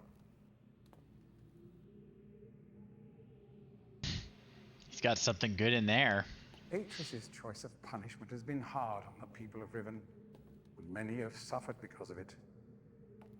The island has been steadily decaying for years, but according to my most recent measurements, it appears that the 5th age has entered its final days. Unless the villagers can be relocated soon, the island will collapse entirely and everyone will perish. It has taken me a long time to do it, but it appears that finally I'll be able to make some substantial amends to my past transgressions, especially in... Well, I'm afraid I've had some trouble with Catherine and the moiety. In any society, there will always be a small percentage of the population with rebellious tendencies. Before Catherine appeared, the moiety, as they call themselves, had been relatively harmless. I mean, the natives here are a fairly violent people by nature, but I'd almost come to accept their presence. Upon Catherine's return, however, their violence intensified considerably. It seems she's become some sort of religious savior to them. And as far as I can tell, she's come to believe this herself. So I've had no alternative. I had to separate her from Had to lock her in the cage. Absolutely. the actions of Catherine and the moiety have put my own life at risk on numerous occasions. Consequently, the lives of all the people here. Therefore, I must ask you to refrain from any attempt to free her. Although I'm sure Atris desires it. Indeed, he must desire it with all his heart. But he is completely unaware of her recent state.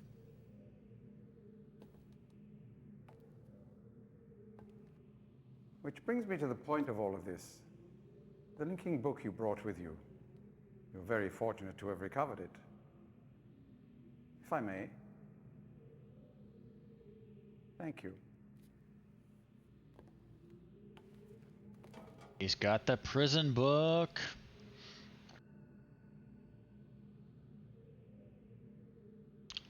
He's gonna fall for it. I know he is.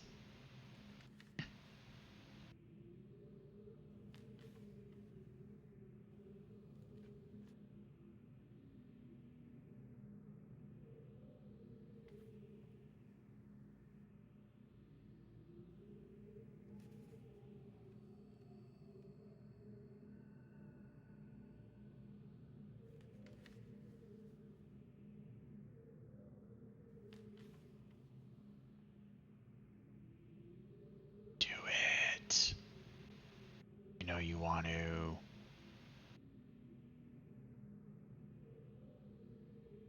Wants to real bad. Perhaps it would be best if you went through first.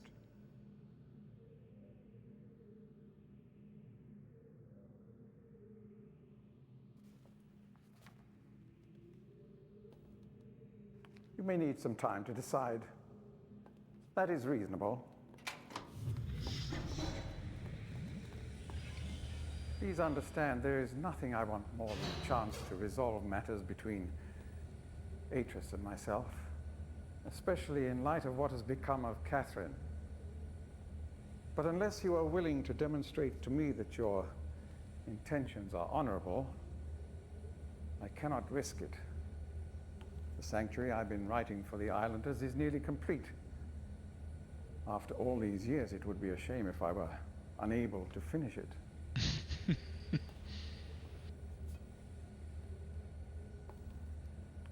The work I am doing is quite demanding. Please don't signal me unless you've decided to use the book.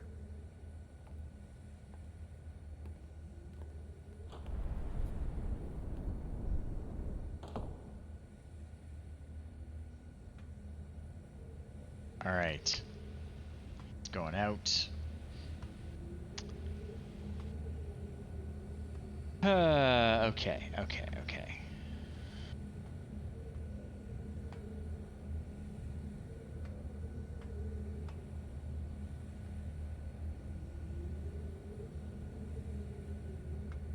Let me see. We'll save our game. Oh, we can't save our game. No other way for me to get out of here?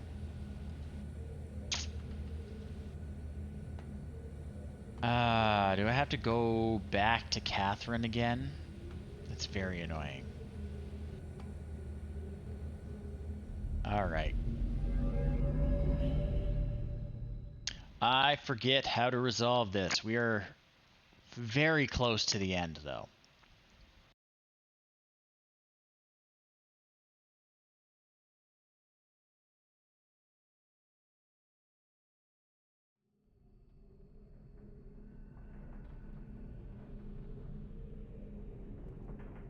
Okay.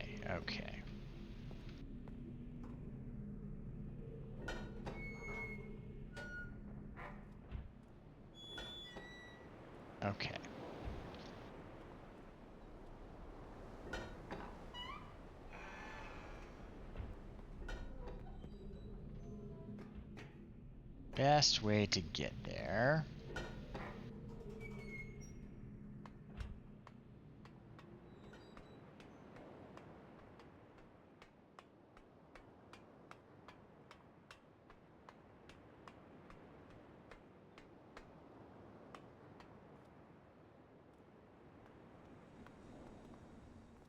Probably to go down here. Alright. Boiler Island symbol is just the vertical line.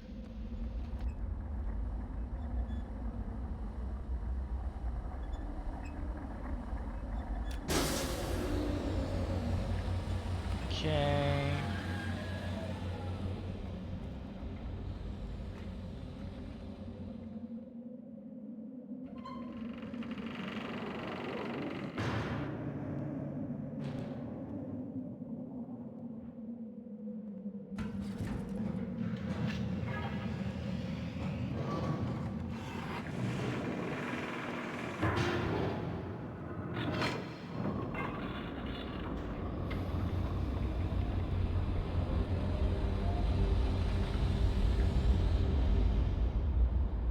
And we are waiting.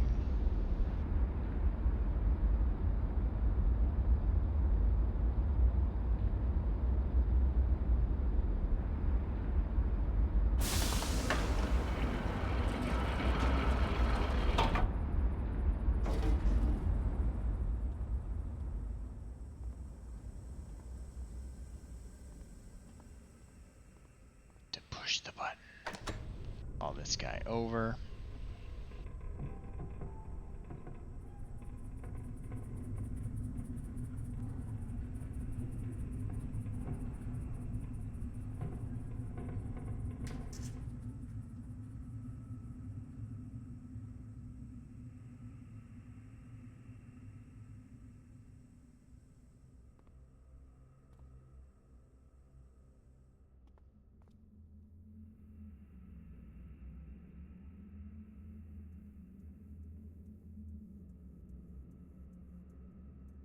Actually, you know what?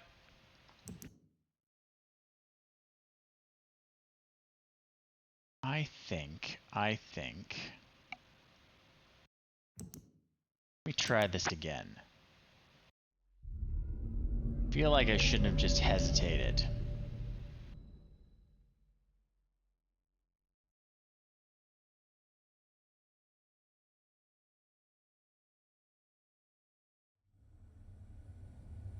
Let's try this again. He's gonna give us that whole spiel again.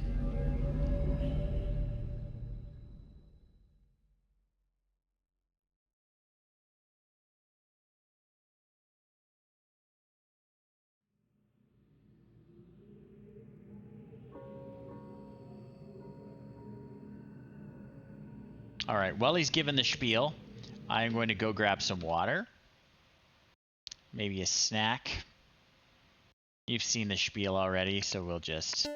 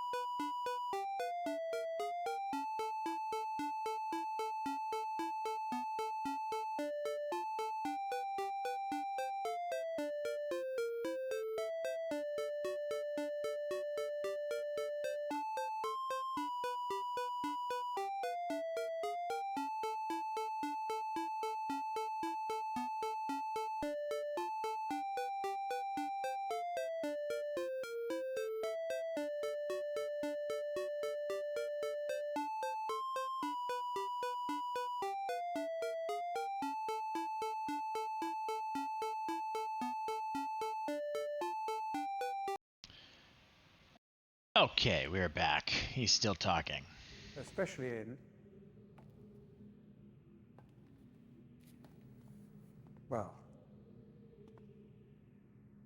I'm afraid I've had some trouble with Catherine and the moiety. In any society, there will always be a small percentage of the population with he's talking. rebellious tendencies. Before Catherine appeared, the moiety, as they call themselves, had been relatively harmless. I mean, the natives here are a fairly violent people by nature. but I'd almost come to accept their presence. Upon Catherine's return, however, their violence intensified considerably. It seems she's become some sort of religious savior to them. Yeah, he's As far been as I can practicing tell, this she's come to speech. believe this herself. So I've had no alternative. I had to separate her from her people. The actions of Catherine and the moiety have put my own life at risk on numerous occasions. Consequently, the lives of all the people here. It is fun writing, though. Like, he lets it Therefore, I slip must ask you to the refrain from farther any into the attempt to conversation you get. At first he's like, oh, I Though was I'm such a sure bad fate person. desires it. Now he's like, oh, I definitely had to trap my daughter-in-law in a He prison. desire it with all his heart. He loves He his is cages. completely unaware of her recent state.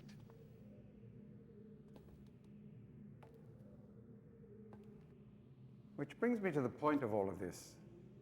The linking book you brought with you. You're very fortunate to have recovered it. If I may. Thank you. Okay, so this time I'm just going to touch it as soon as he offers to let me try it out. If I'm remembering right, he'd be like, yeah, man, I'm coming too. You guys have a cocktail over there on the table? It's definitely a cocktail he's got mixed for himself.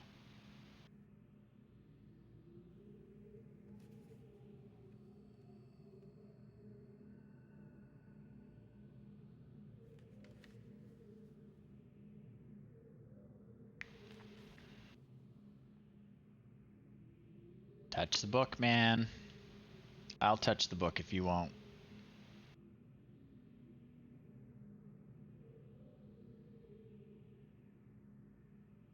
I like these flying things that are in the background, though.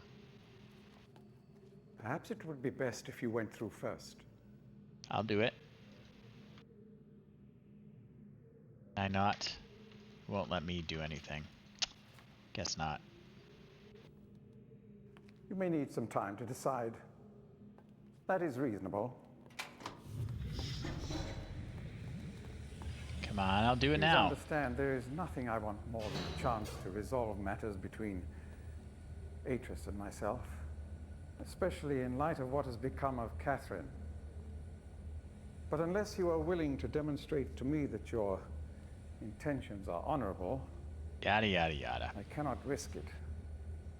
The sanctuary I've been writing for the islanders is nearly complete. After all these years, it would be a shame if I were unable to finish it. Come on, man. I want to do it right now. The work I am doing is quite demanding.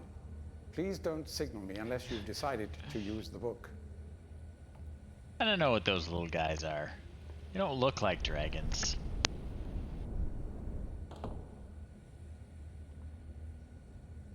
Okay, okay. I want to do it now. I don't want to have to make the trip again. All right. Where is my... Lost my hand. There we go. Gonna put me back in his lab.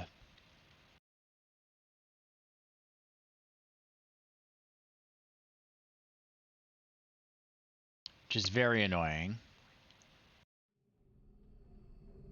I think it was bugged. It wasn't letting me interact properly. That's okay, though. We'll go back.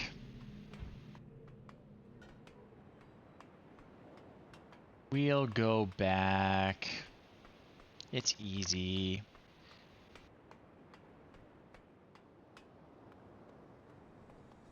Okay, down here. I'm gonna close that. Do this.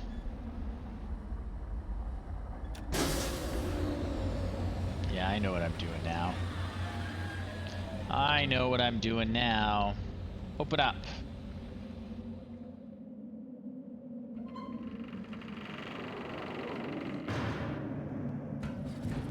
Come on, come on.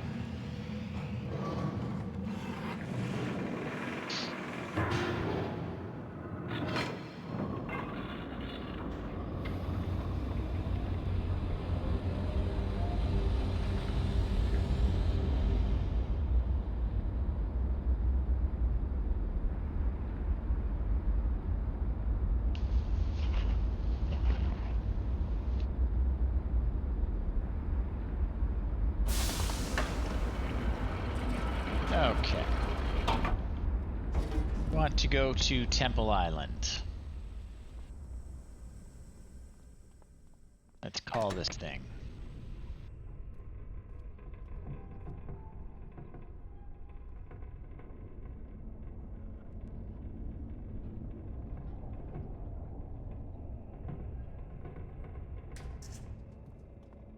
Okay, Temple Island is just the dot. I can see it there.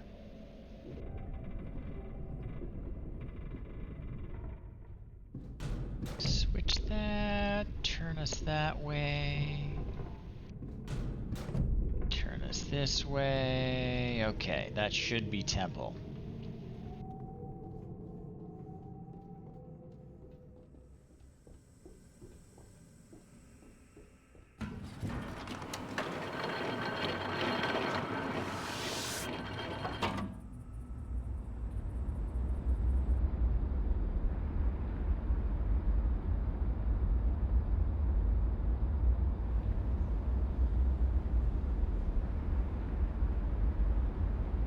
Waiting, waiting.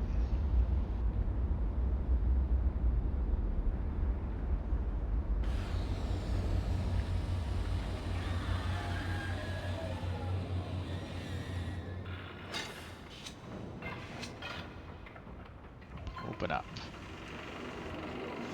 Okay. Let's rotate this thing. So I can go straight to the dome.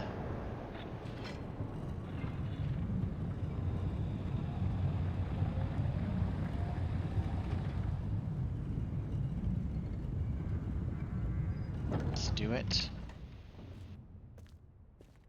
It won't. Will there ever be one where I can go straight to the dome? I don't believe so. That's annoying. Okay.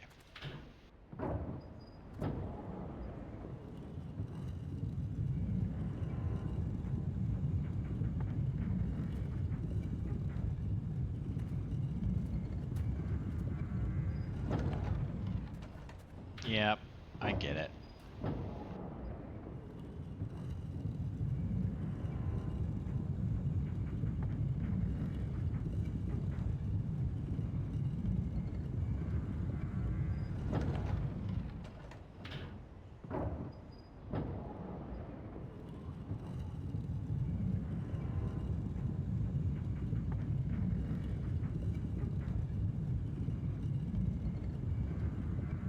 Here we go.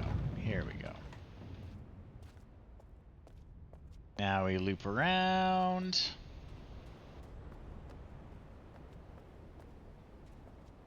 Push the button here.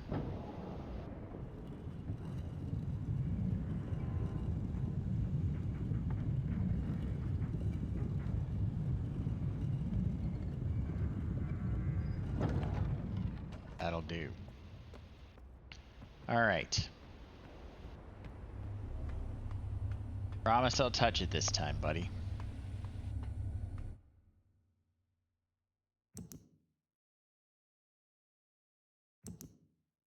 Save.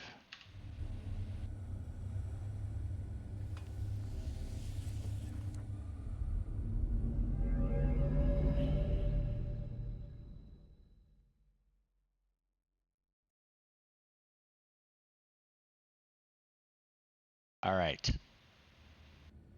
This time I'm going to do it.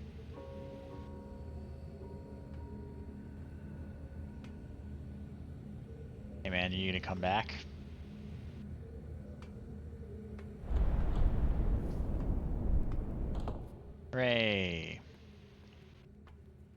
It's me again. I'm relieved you've returned. I thought perhaps you had decided against it.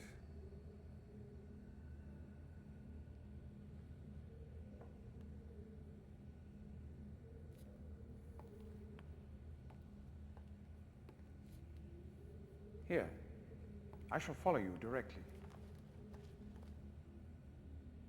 Please. Doing it. Doing it.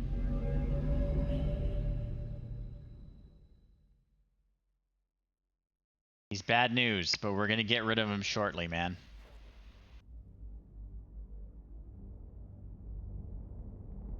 So we're in the prison book. He's like, I really want to get out of here. Looks legit.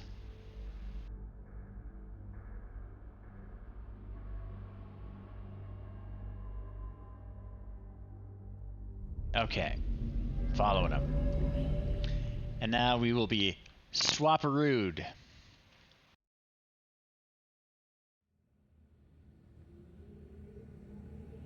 Okay. We got rid of that loser.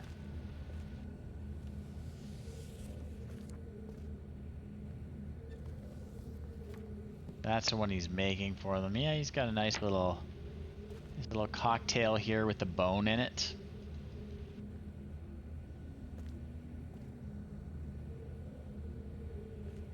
See what fun stuff he's got in his house.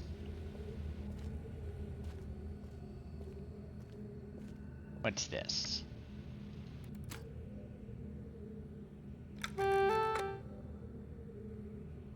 it's gotta be wound.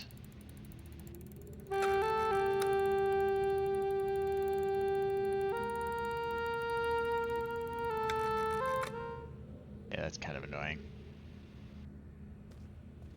Got these guys. Let's see what's going on outside. Let's check this place out. What a place.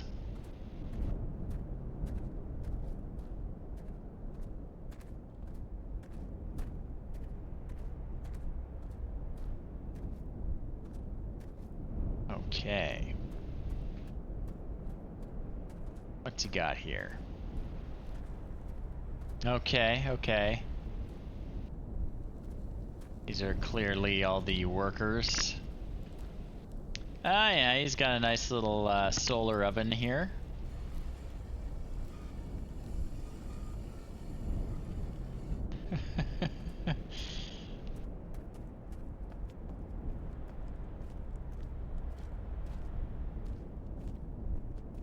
A throne. How good is that?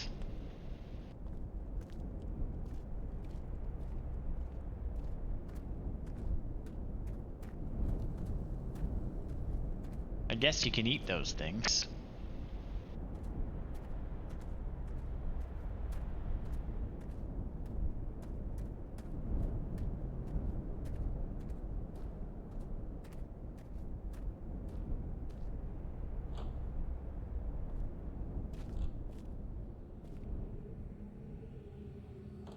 All right, what else have we got here?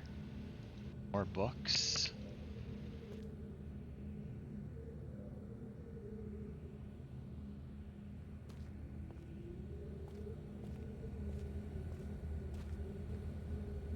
Books. That'll do.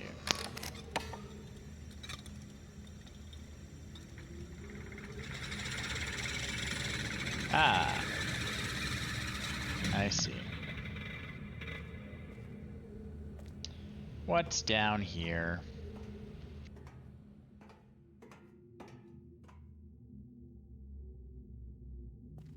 Okay.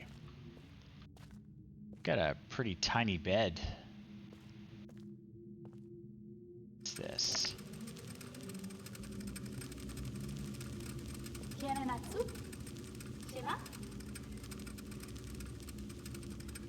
Shorate. Mata neta.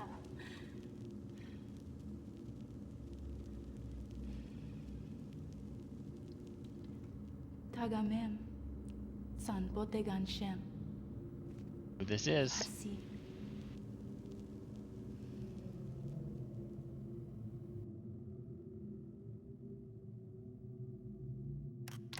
That's something, yeah. So they're all different recordings. Oh, interesting. Probably need, oh, that's not valid. Probably need combos. Alright, this thing is important.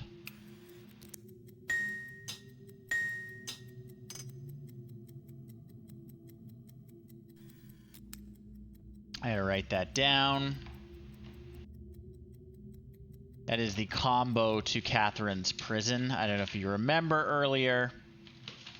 The buttons to unlock her, they all made a different noise. This is the combo.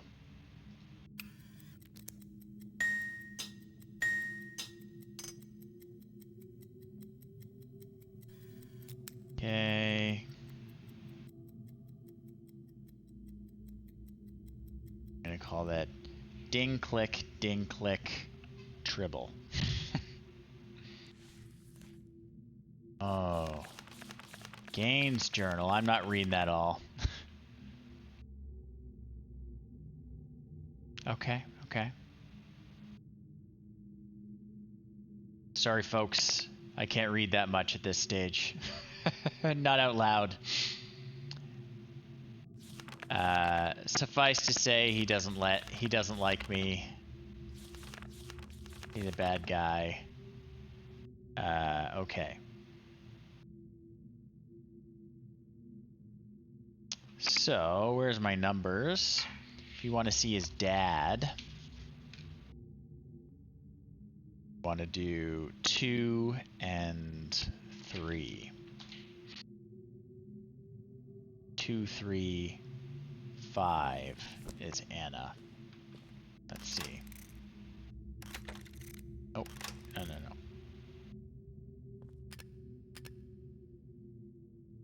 2 and 3. It's his dad. Do it. Now, my turn. Oh, we can Want to hear. record We something can understand so him. Always, you will remember. What is English for scramape? Scum from above. Your appearance should have inspired us to a better future. What does it mean for us as a people if we cannot embrace worlds outside our own?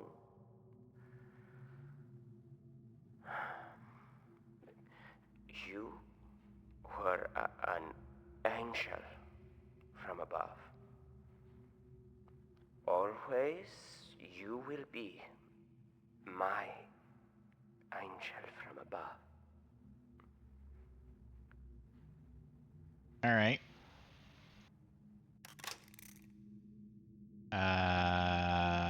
2 and 5 was the last one? Or was it 3 and 5? It's 3 and 5, I think.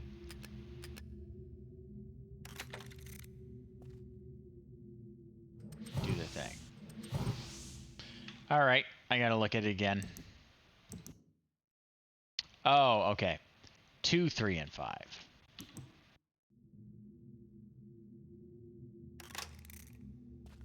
2, 3, and 5.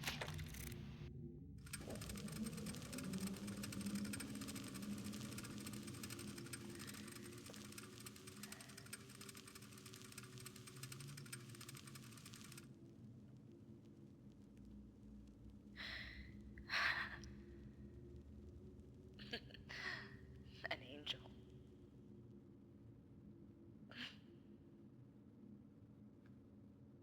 Your angel.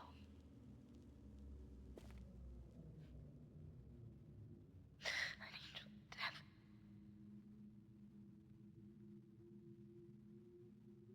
The Denis Council knew it. They knew. If I hadn't tried to force my own ideals on your world,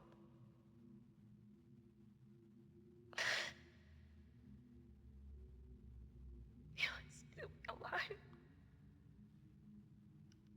You would still be alive. No idea who this person is or who she's talking to. I assume I gotta read the journal. I wanted a life full of magic, full of books that bridged worlds, that lit up the darkness like stars.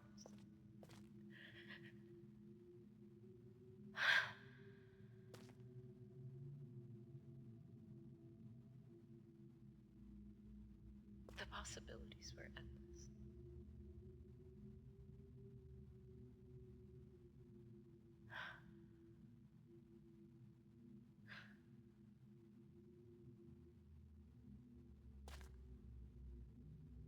It's just us now.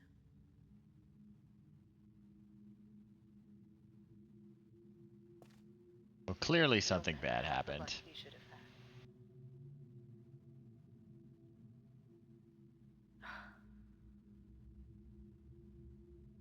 Somehow my love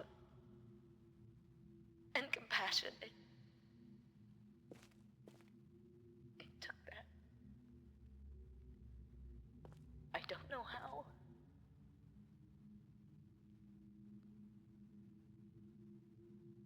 I'm sorry. All right. I'm so sorry. Again.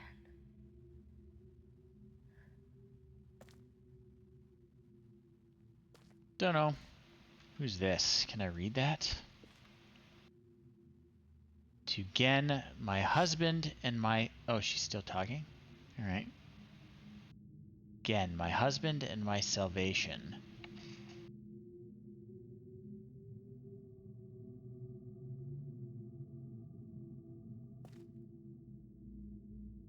I... something myself. The love that rescued me. Dedicate myself. No. I can't read it.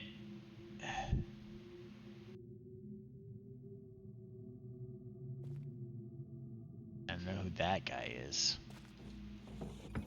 Got in here. He's got more clothes the same.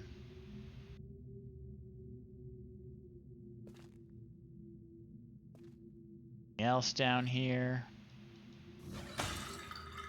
That's handy.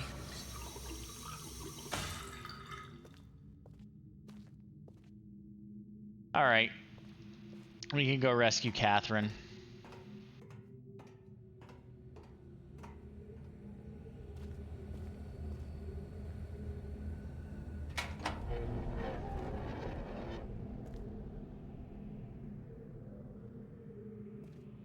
That stopped that from working.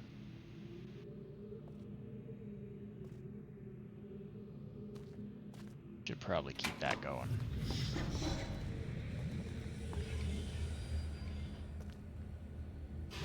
Yeah. Okay. Is there anything else cool before we leave this place? Not really.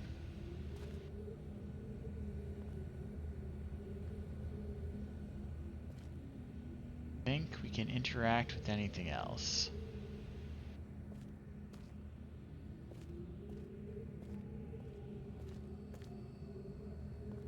All right. Let's go rescue Catherine.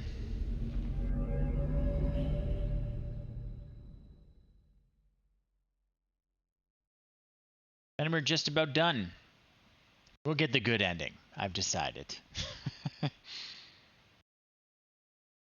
One possible ending, if you have a ton of patience, is if you go in there and refuse to touch the book and then leave, and then you go in there and refuse to touch the book and then leave, and go in there and refuse to touch the book, he'll get real mad and he'll shoot and kill you.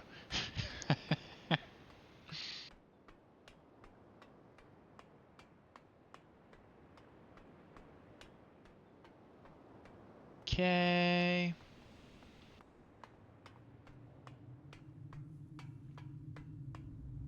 This one is what?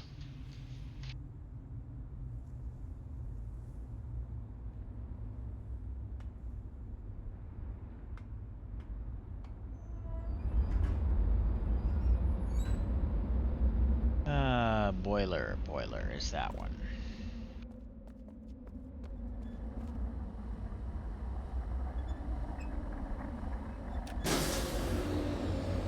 Okay.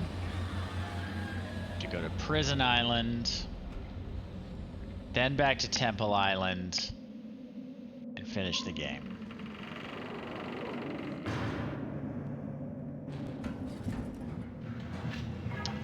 What's another possible ending? We could,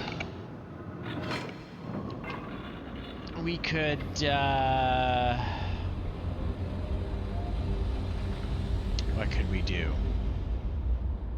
We could, call Atris and, not rescue Catherine so that he realizes his wife is gonna get killed as the world collapses. We can open the star fissure ourselves and destroy everything and not get rescued. There's a bunch of bad endings. I think there's one where you lead Gain to the Moiety on their other world. Okay, Prison Island is...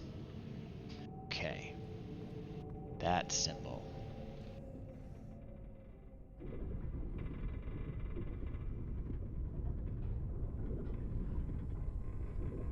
Where is it? Must be down below.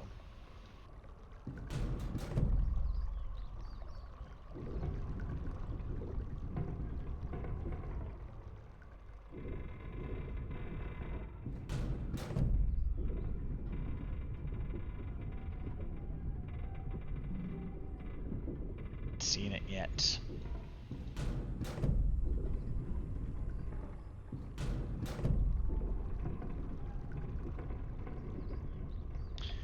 Is that it? No, that's Boiler. That's where we are. Which is Prison? Where are we? Why are we not seeing it? Come on, I don't see it on the sphere.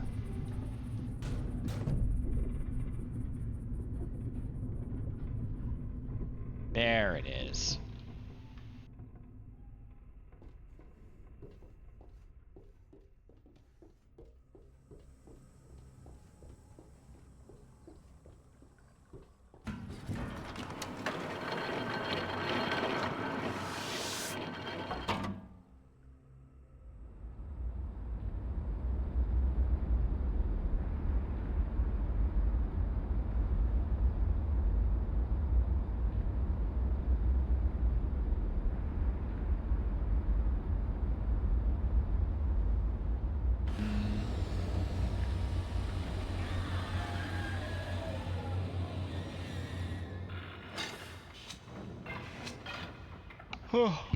That's a tired yawn. Okay. Let's go.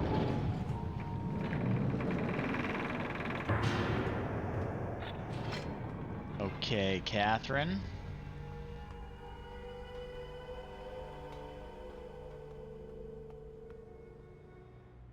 Alright. That's click. That's tribble. That's ding. Reset. Okay. Ding, click, ding, click, tribble.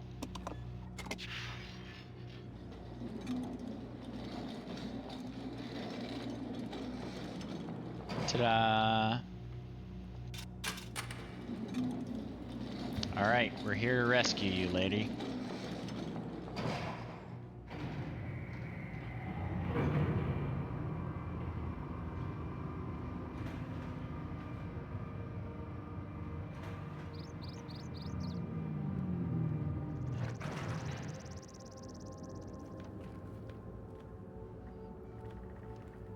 We have to move quickly.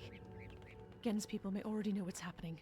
Once we're back with the moiety, we'll have time to regroup. Can I see the book?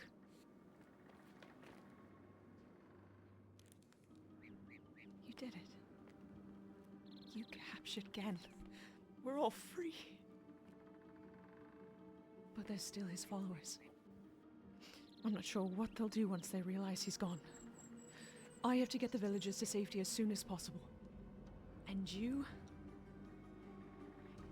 go back to where you first arrived and reopen the fissure.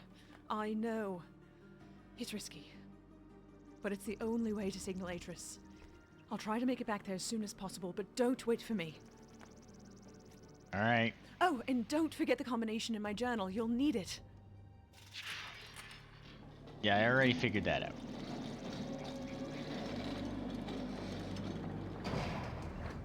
All right, so yeah, she's off to go be a hero. Got food. A little bit of food.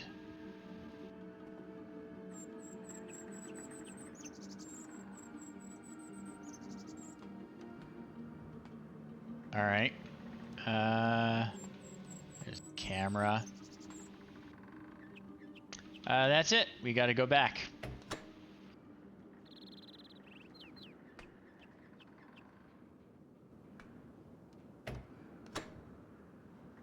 Elevator, please.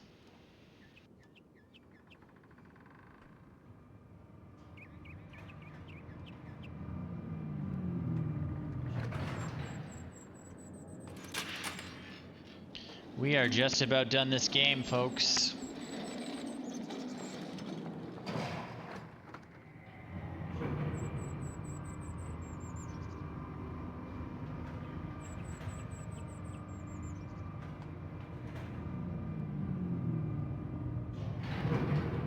Okay.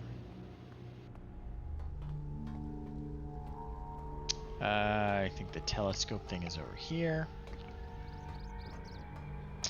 Prison Island symbol is that guy.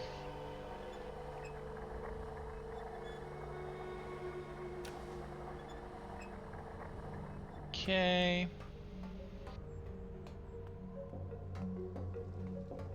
So we want temple again, which is just the dot in the circle.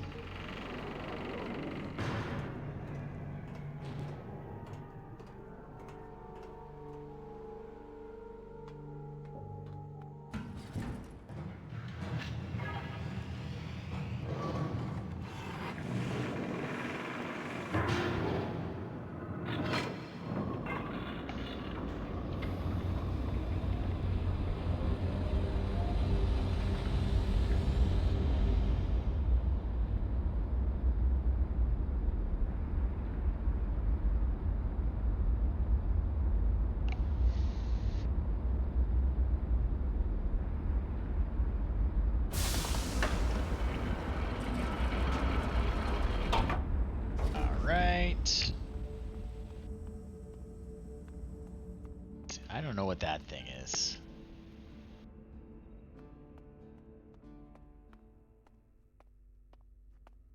So we want that one.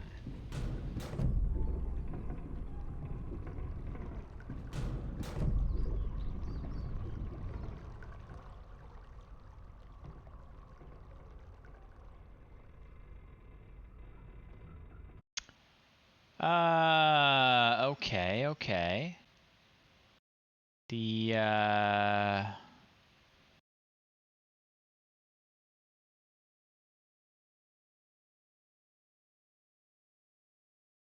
description. Oh, I see. Let me fix that real quick. You know what? It's not worth it. All the other links work. I'm not going to bother with it tonight, Jeremy.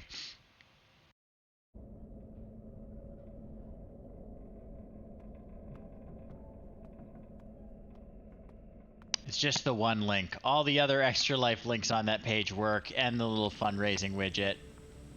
Not going to bother with it. But thanks for the spot. Okay, Temple Island. No, thank you, I will fix that. I just, I don't know what it will do to change my profile in the middle of streaming.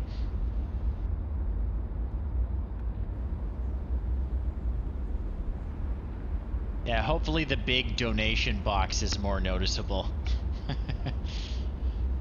And the links I keep putting in the chat.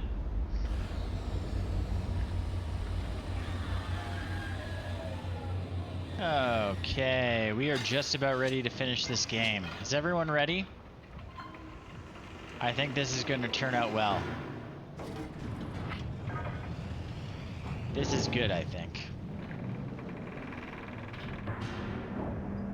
So we're going to reopen the star fissure.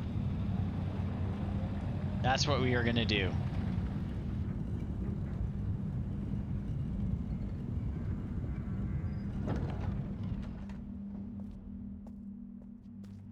Which will cause this world to collapse.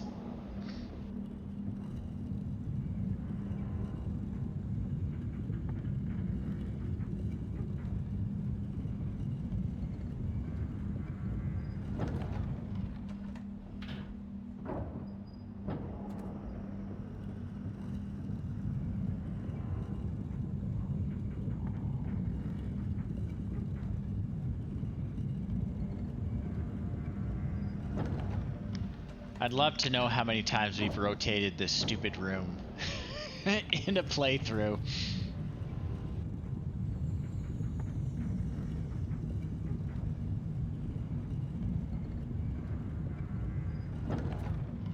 Okay, we don't need to do it again.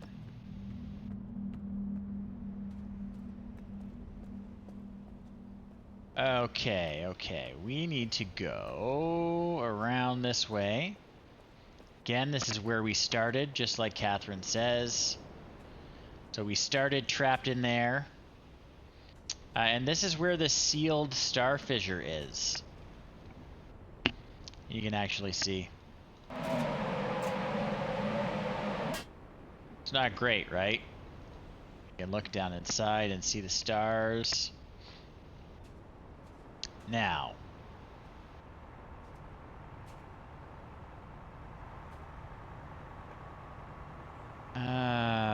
Does this go of its own accord? I think. Okay. So, where's that picture from Catherine's journal? The combination. Okay. View full screen. All right.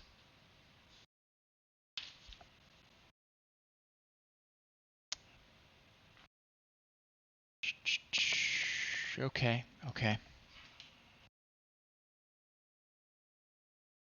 So 3. Okay. That's 3.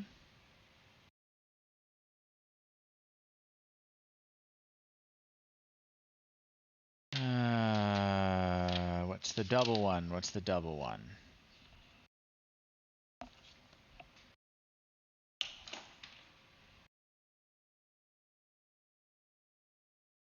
8. 3, 8, 8. I can't read it. The screenshot's no good. Let's go back to the actual journal itself. I don't know why I tried that in the first place. Is this one hers? Yes.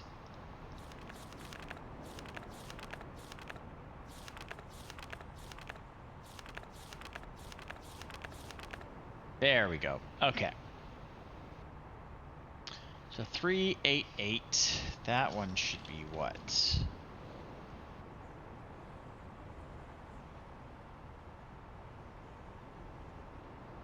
One. 3881. That guy is 10.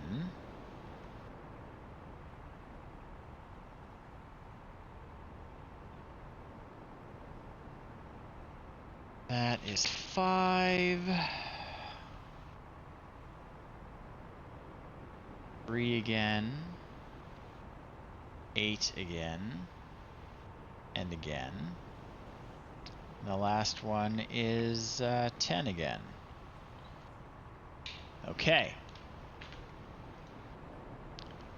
Now, we want 3 is 2, 3. That's not 3. That's 3.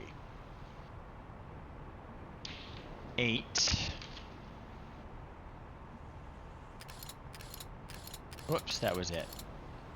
Oh, I can go both directions, can I? 8.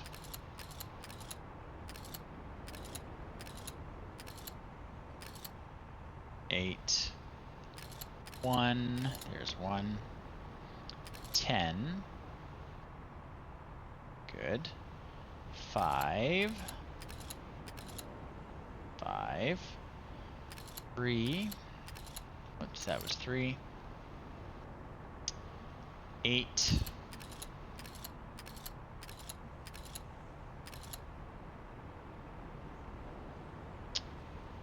8 again. And another 10.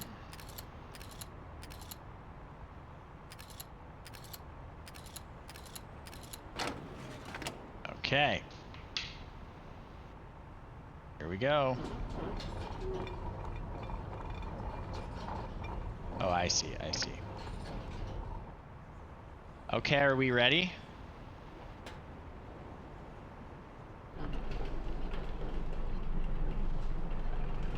We're gonna open the star fissure again.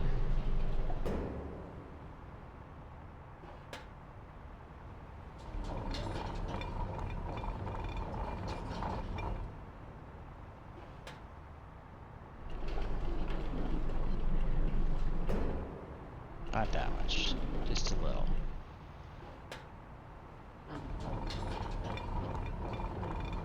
Just a little, just relax, man.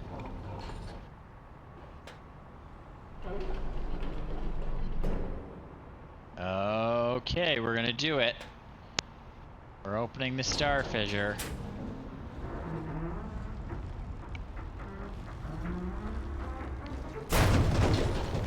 This should go well.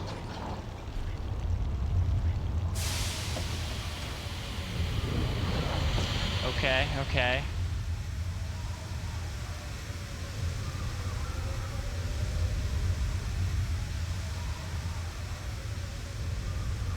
Perfect.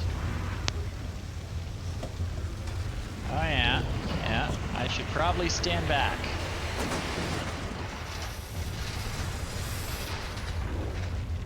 You better get over here, Atris.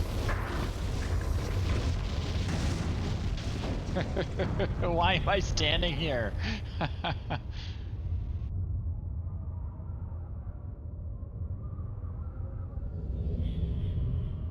Believe it or not, Jeremy, that might be Atris's big plan. There isn't much time. Where's Catherine? Where's the book? I don't understand. Atris!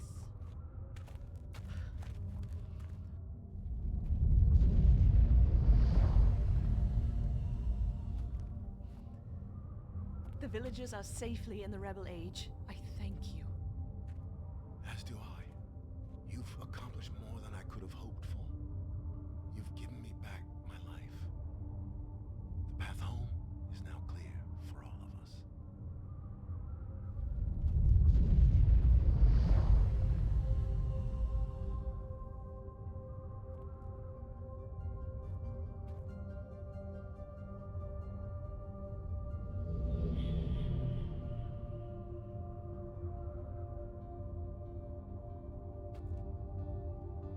this is where our paths must part. Perhaps we'll meet again someday. You know where to find me.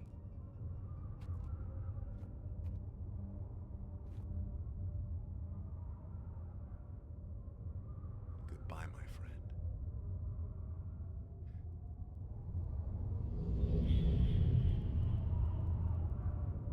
friend. Here we go.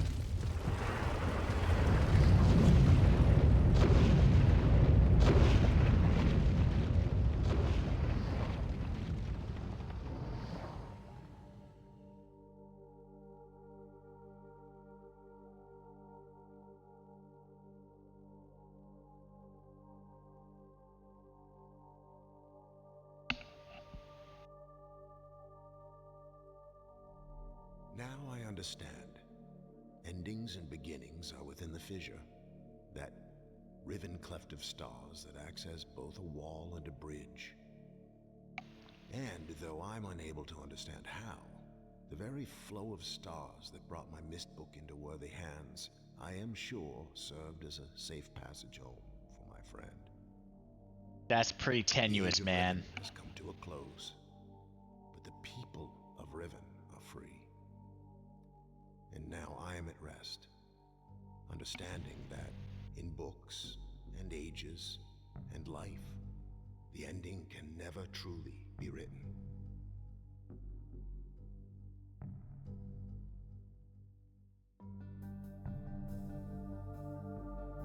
Well, that's Riven.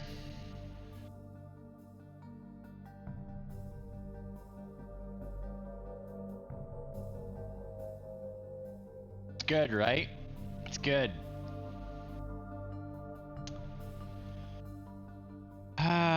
Yeah. Well, I need to use the washroom, and then I will be back, and we'll play something else because I've got. Let me check. I have a little less than 10 hours to go. Thanks for coming out, Jeremy. It means a lot. Looking forward to yours. But maybe we'll see you tomorrow before the end of it, if you're up in time. I'm finishing about 9:30 in the morning your time, so no pressure either way. But right now, I am going to take a quick washroom break, grab some snacks, grab some water. When I come back, we'll talk more about Extra Life. But thank you for posting the link, Jeremy. Jeremy is my Extra Life teammate. He is raising money for the BC Children's Hospital. I am raising money for the Toronto Hospital for Sick Children. We're both part of Extra Life. We're both doing 24-hour marathons. Mine is today. I have a little less than 10 hours to go. So, after a brief break, I will be back and we will talk about what we're going to play next. Hang in there, folks.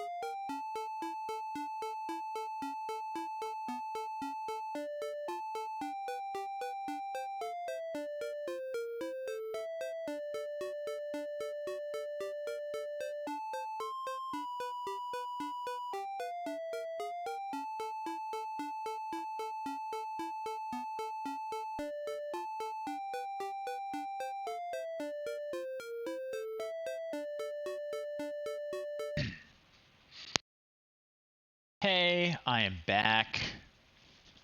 How's everyone doing?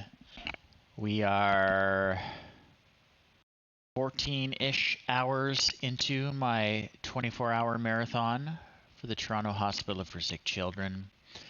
This is an event called Extra Life. This is my 9th year doing it. Please visit my fundraising links. Please give generously. It's a very good cause. It's tax deductible. 100% of your donation goes to sick kids here in Toronto. Sick Kids turned 150 this year, which is crazy. They've helped so many people over the years. I would really appreciate if you drop by my fundraising page and gave me a donation. We just finished a full playthrough of Riven. And I'm going to try and get my brain and senses working again. We're going to put on some more Rift of the Necrodancer, which is a rhythm music game. We're going to get that going right now, so bear with me. I'm hoping it will wake me up a little. I'm actually not too tired, but not too bad, but this should help.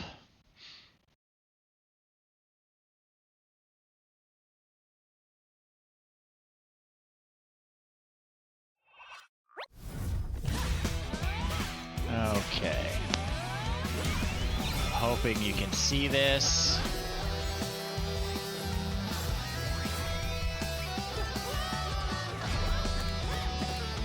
Good.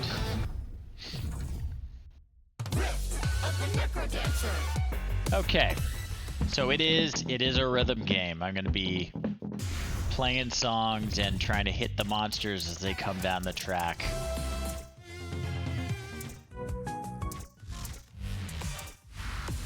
Alright, here we go. Picking a song, we're just going. If you can't see or can't hear or anything's not working right, let me know.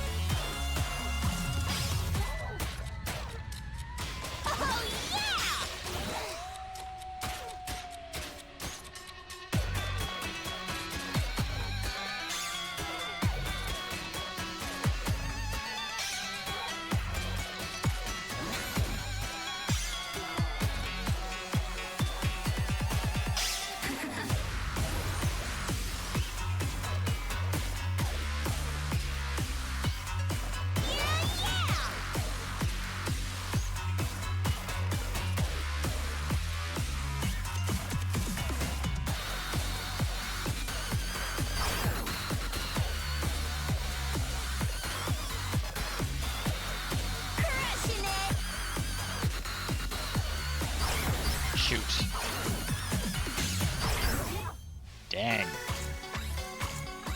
Fumbled it there.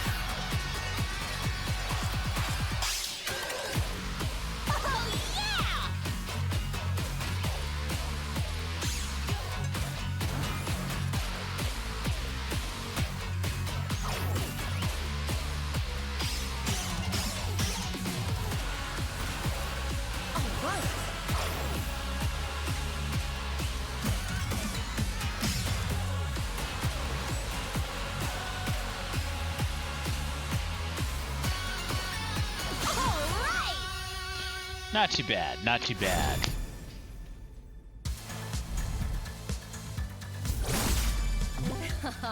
Yep. Okay, I've done better.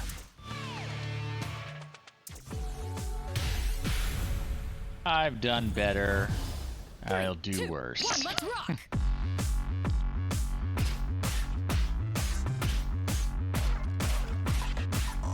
On a roll.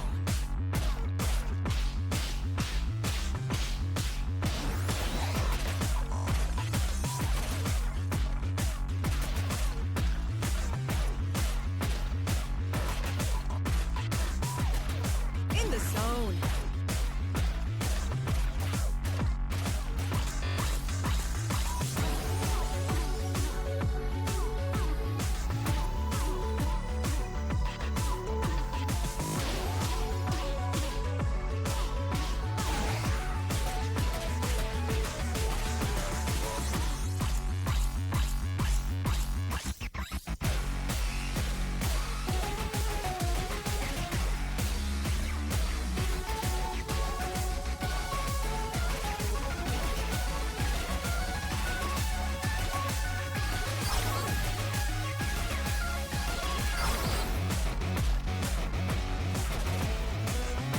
Right on.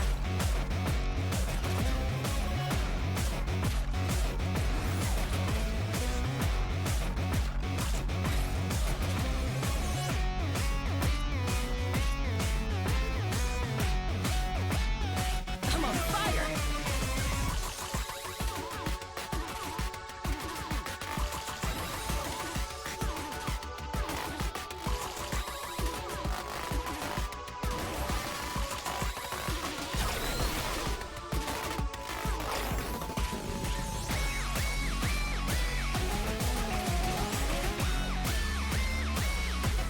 All right.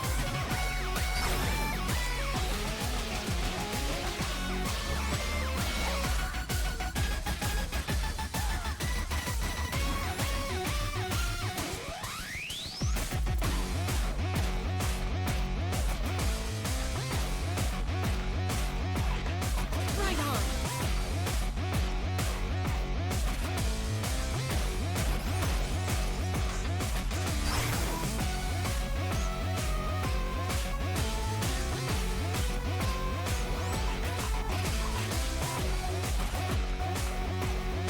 Awesome.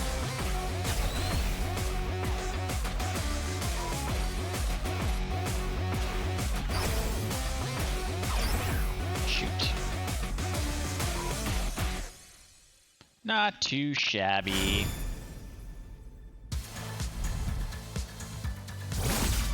Oh, very nice. Not too shabby.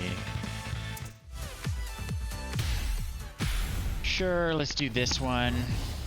3, 2, 1, bring it on.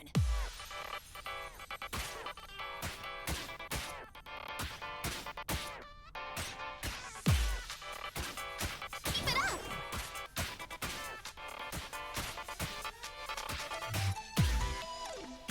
Now we're talking.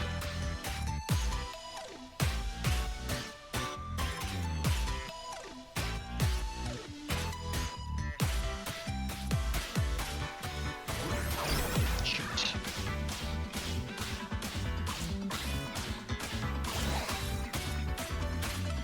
Yay!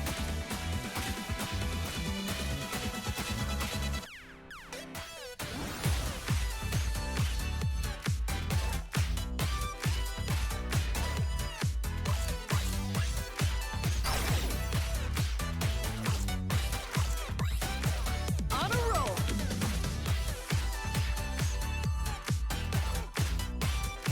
Yes!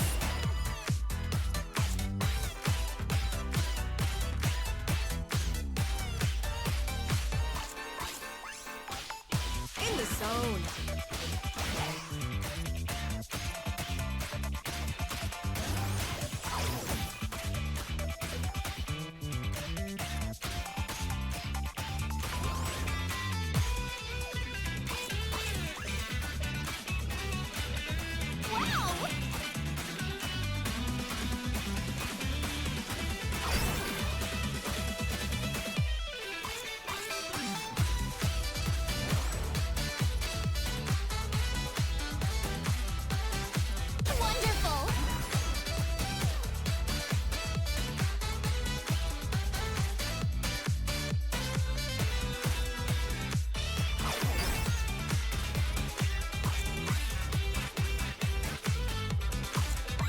doing great!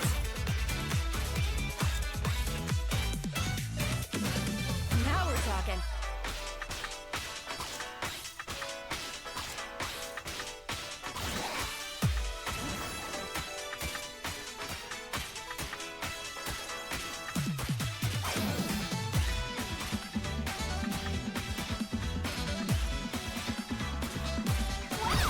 Shoot.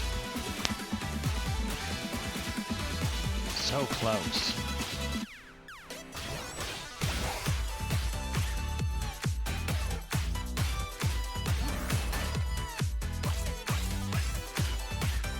Yay!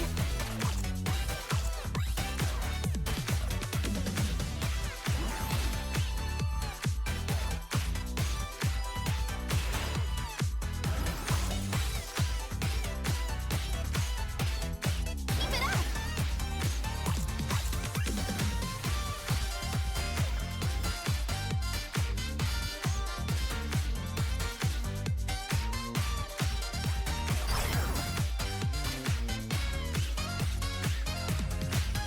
On a roll.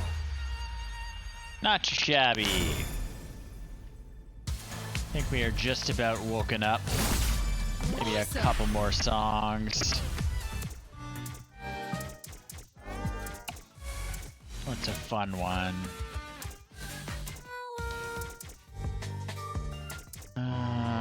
Something I haven't done well on or haven't finished before. Let's do this one again. This one's really fun. 3, 2, 1, I am come on! bad at it.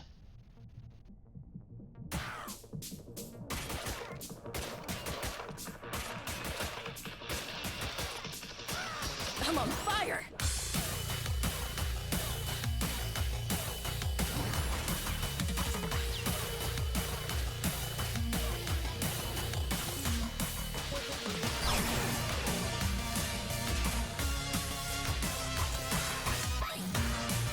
That's how it's done.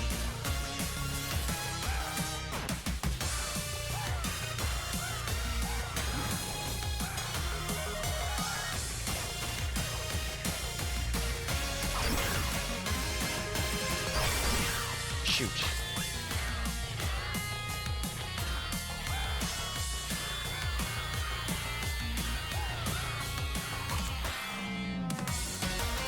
Right on!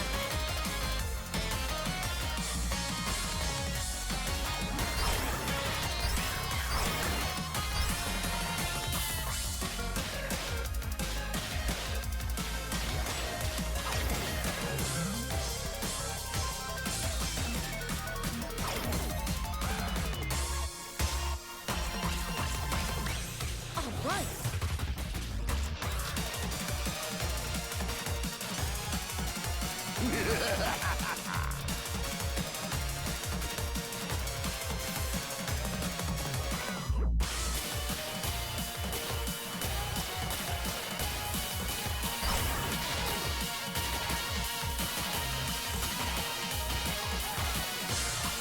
Awesome!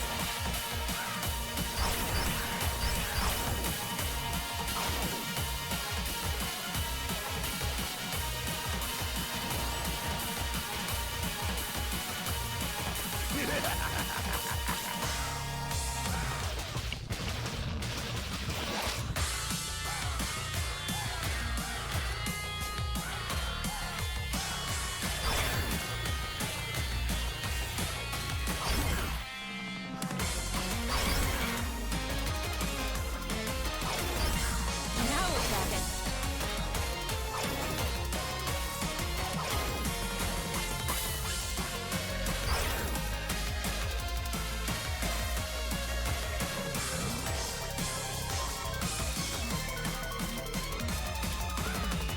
That's power.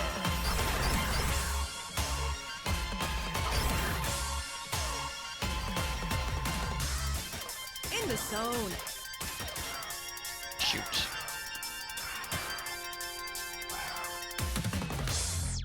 Yeah, that was okay. That was okay.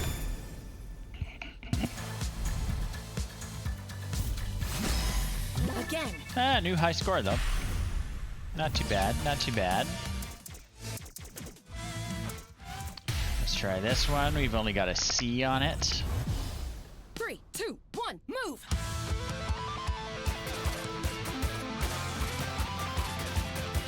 All right. Impressive.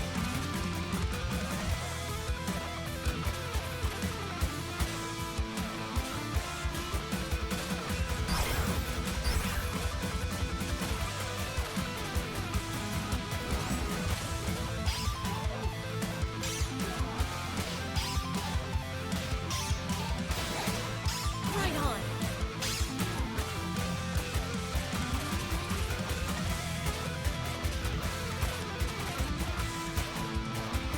Excellent.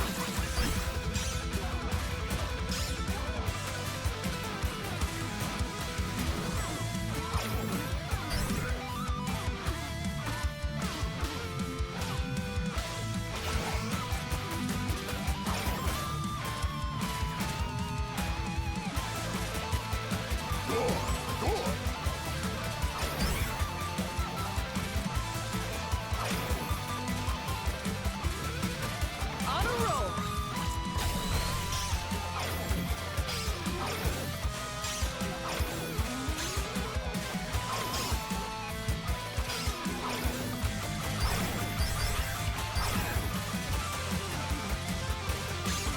I'm on fire.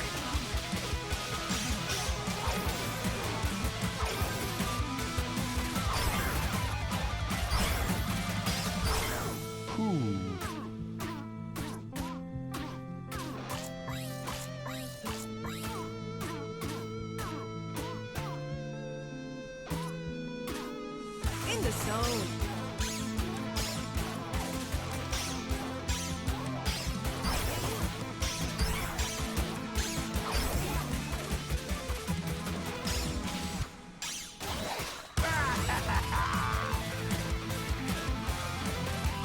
All right. Get a hold of yourself. No.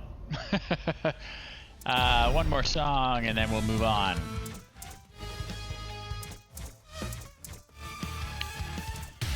Let's do this one. Let's do this one. 3, 2, 1, move!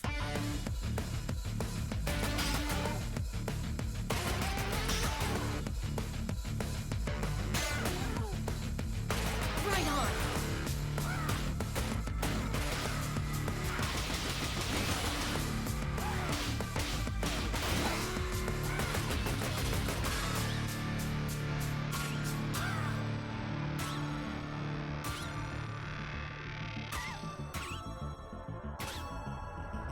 Now we're talking.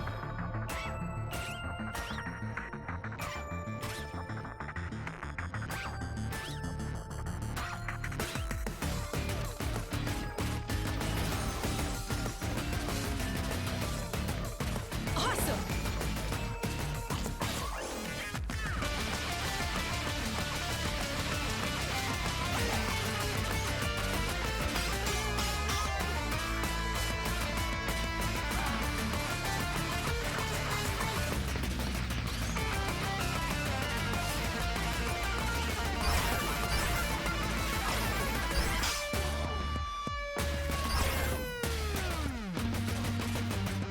On a roll!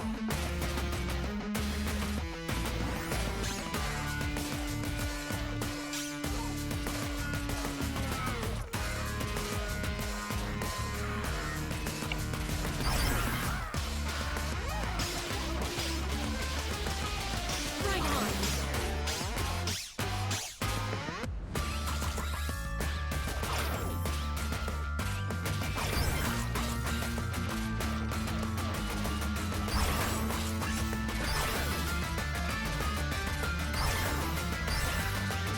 Now we're talking.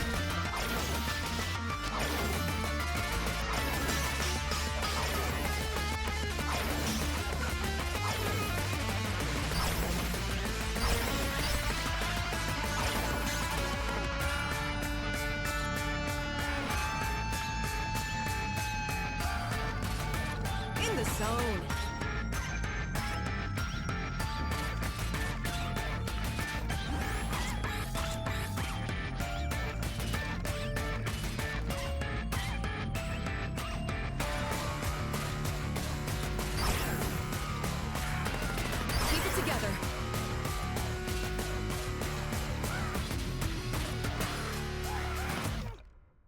Not so bad. Not so bad. That's a tough song. That's a tough song. Oh, okay. Not the best I've ever done at it. All right, one more, one more. 3, 2, 1, move!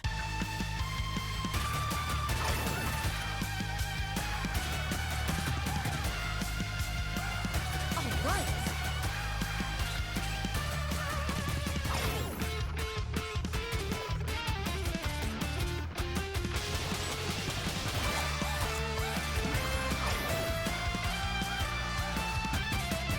Awesome!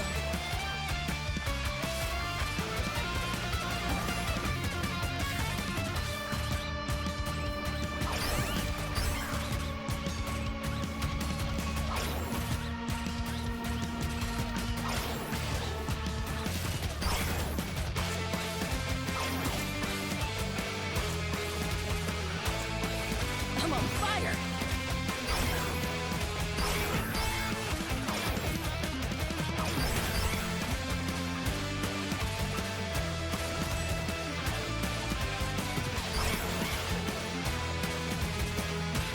Not good.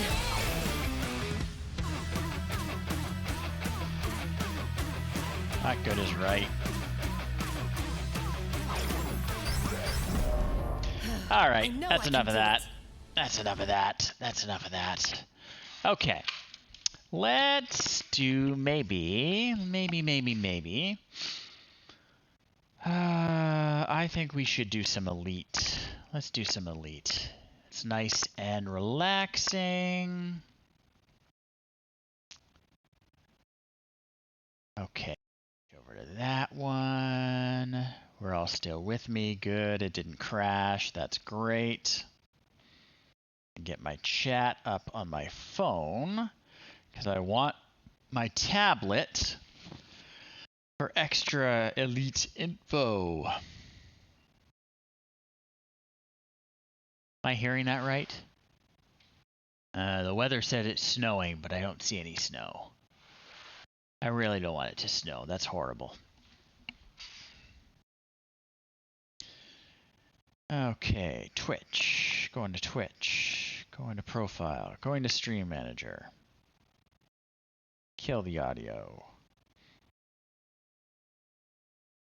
The chat. We want the chat.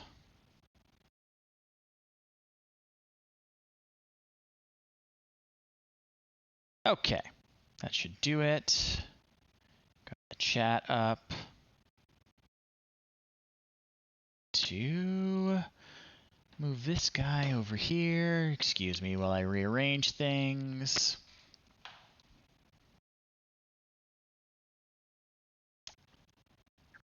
Okay. Okay, we're gonna make sure the phone is charging.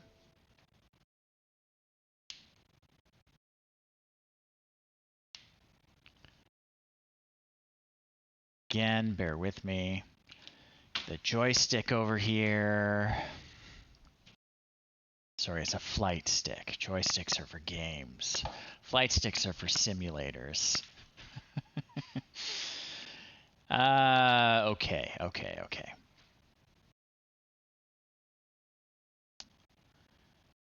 So we are going to get our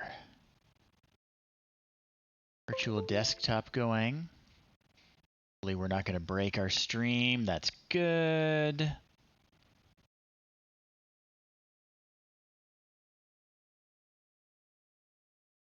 We're getting things going. My head tracker. This tracks my head movement in game.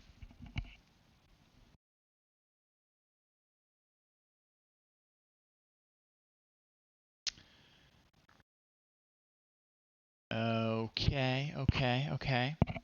I think we are good to go with some elite.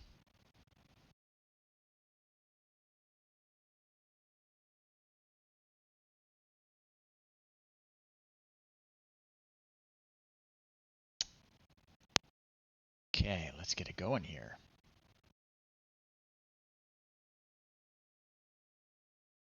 switch my Twitch stream so that it says Elite on it so people know what's going on.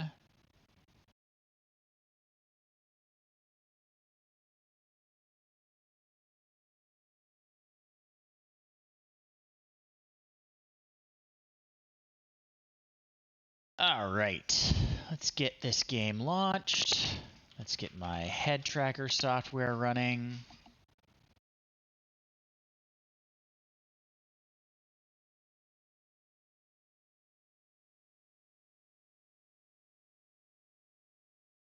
Here we go.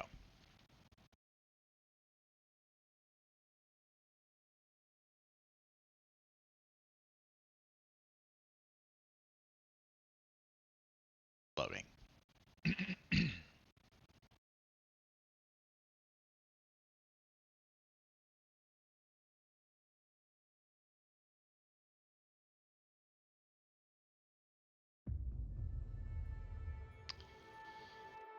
Okay, again, if there are any audio issues, video issues, you can't see anything, let me know.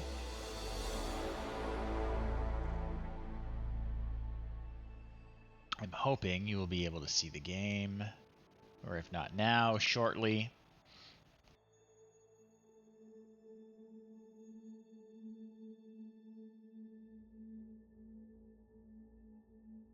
So on my end, it's still loading.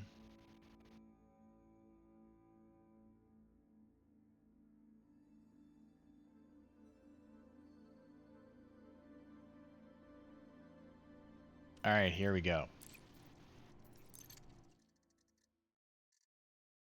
So we are out in the middle of nowhere exploring.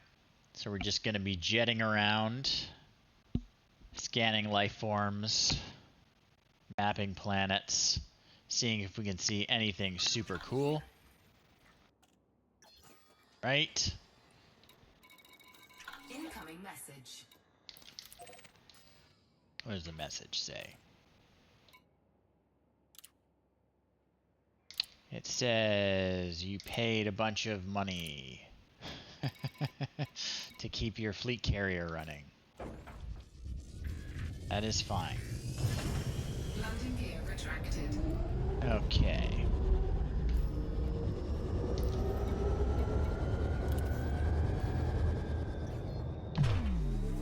Frameshift drive charging. All right, we are jumping to a new system. I think we are done in this one. We're gonna see what's out there. 4, 3, 2, 1, engage.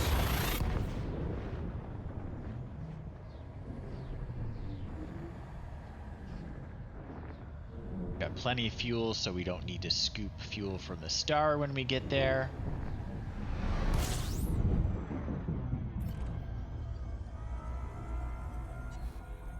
See what there is to be seen.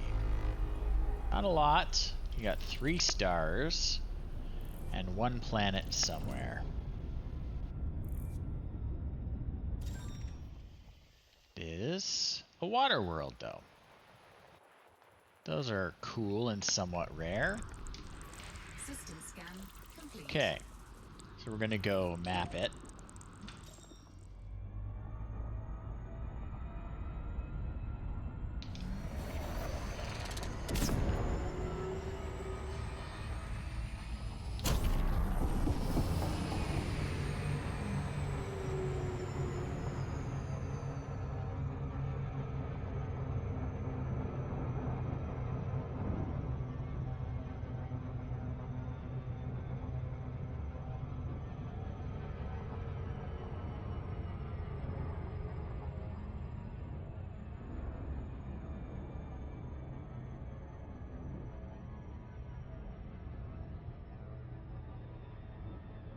Okay.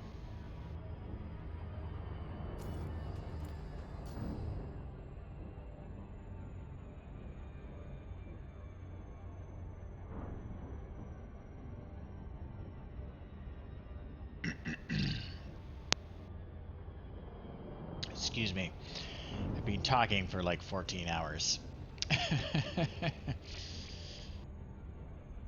okay, because it's orbiting this L-class star over here. It's got a cool pink sheen to it. So we are just going to launch some probes. Big guy.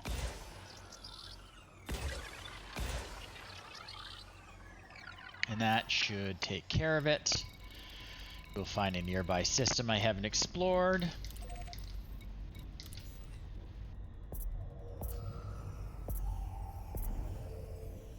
Surface scanned by 50%. Surface scan Perfect. complete. We can move on. Frameshift drive charging.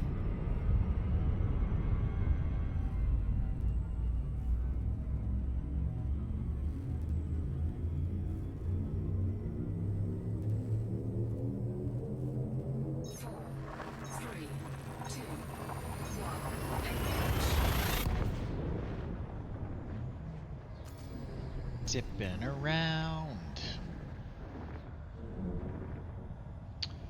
Some exciting news in this game this week. Aside from drama, they announced a new exploration-focused ship that was going to come out later in the year. Pretty pumped about it. Exploration is my thing. A large-size specialist exploration ship is cool. It also looks like something out of Star Trek.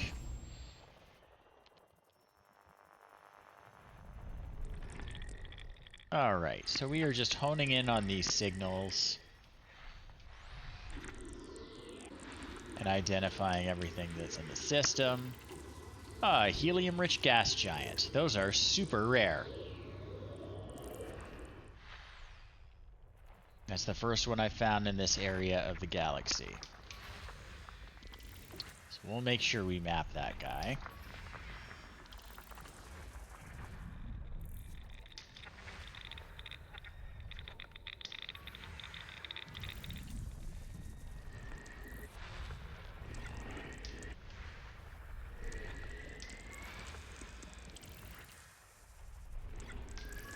System scan complete.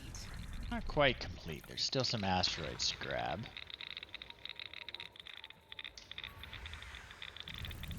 Okay, that did it. So B3. We're gonna scan B3.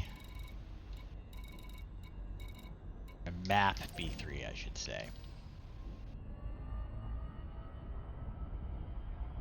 Because again, helium-rich gas giants are super rare.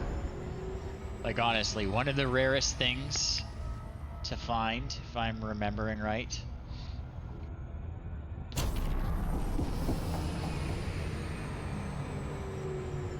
And it has rings, and rings are always worth mapping out when we are out in the black here. People are always looking for sources of tritium to fuel their fleet carriers. It's about the only mineral that's worth anything when you're out here because it's in the middle of nowhere and it's basically impossible to get a load of cargo anywhere that can actually buy it. There are no stations out here. So tritium, which is fuel for fleet carriers, which are kind of like mobile bases, that's about the only thing worth grabbing. I have a fleet carrier nearby. It makes exploration really easy and risk-free.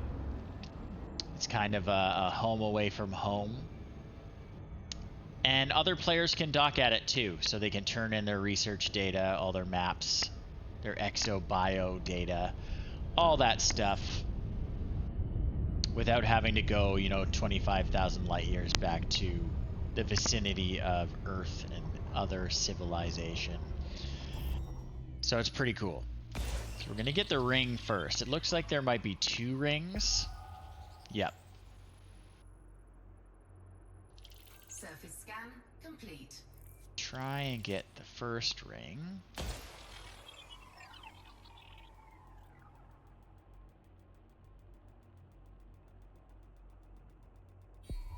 There we go. Just gonna check my little third-party tool here. I use a tool called Elite Dangerous Discovery, which tells me a bunch of info about the system. That would not be obvious unless you look really closely at a bunch of in-game stuff. It's a really good tool. It also shares my mapping data with... it's got a database online that everyone contributes to who uses the tool. Surface scanned by 50%. Hoping that will be close. The game itself doesn't allow you to pull a bunch of information, like for plotting trips and looking for commodities or minerals or anything like that. So a tool like ED Discovery, or ED Discovery, and there are a bunch of other tools like that. Super useful. Players have sort of built up these databases and third-party tools that are incredibly useful and do things that the game itself doesn't allow you to do. Just by pulling all the data that your game produces while you're playing. So this should do it. Okay. It's mapped. Next system. And yeah, there's some tritium there too. There we go.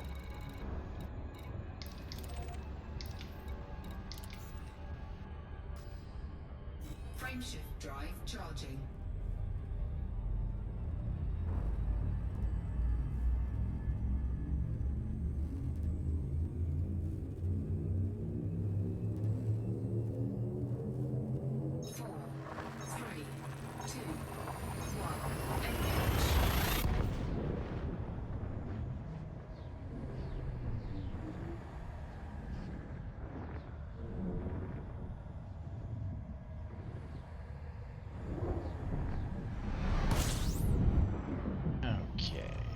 We got here.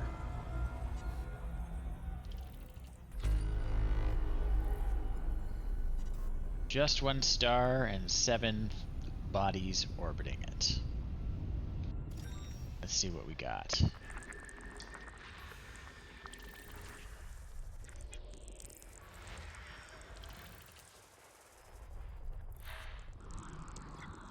I've got a water world. Looks like we've got a few of them around.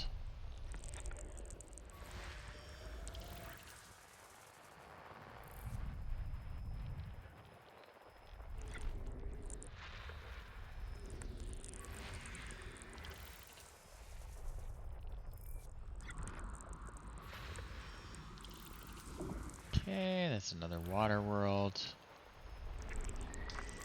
System scan complete. Okay, so it looks like 3, 4, and 5 are all worth mapping.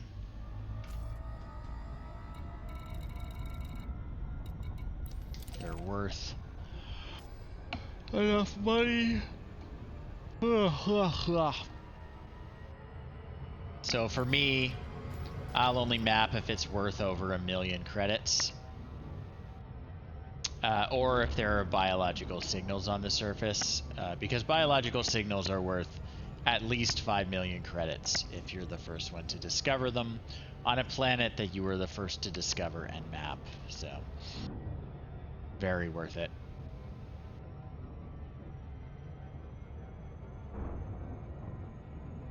Like 3 and 4 are quite close together here.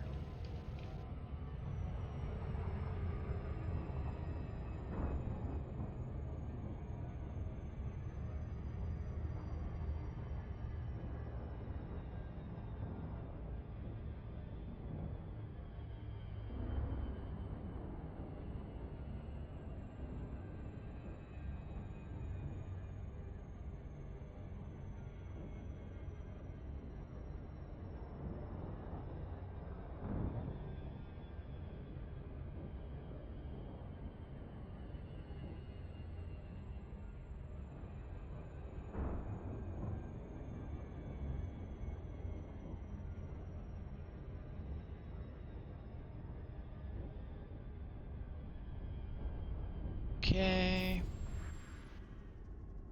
slow down enough to launch our probes.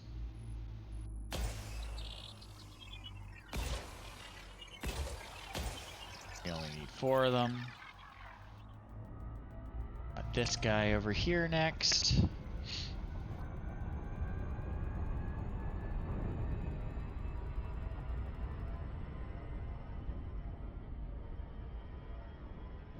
Surface scan complete.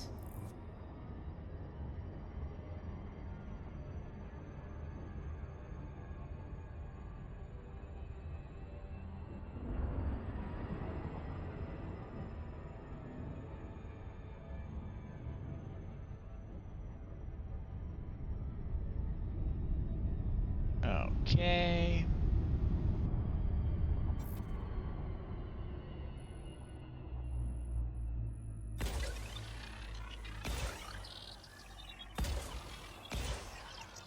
All right, and we also need Planet 5.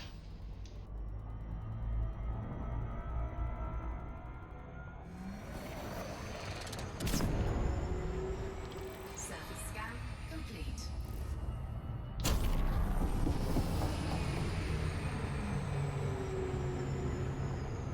And then we're off to the next one. Nothing worth landing for in the last few systems.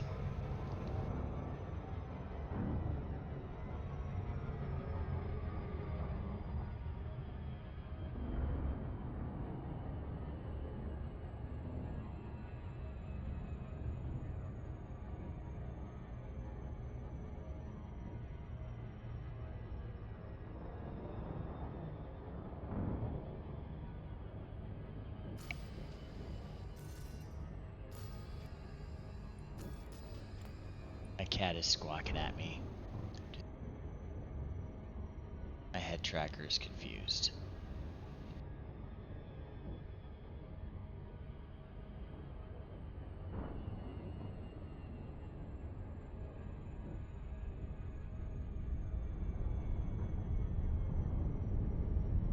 Okay, okay.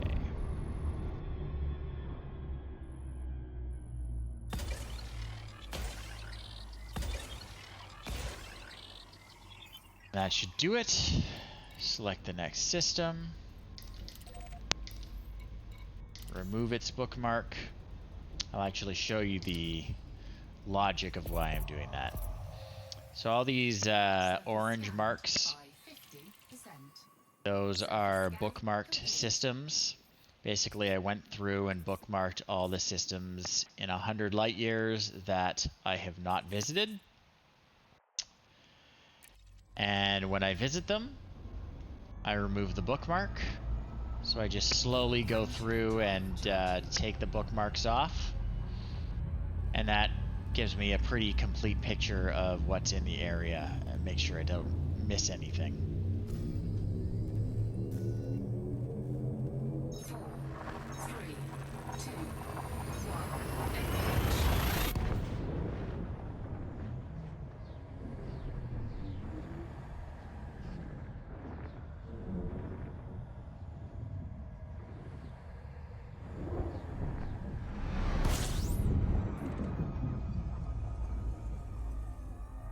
What's in this place?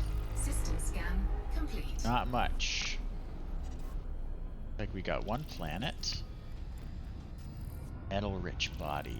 Let me have a look at it. Let me have a look at it. Where are you? There you are. Alright.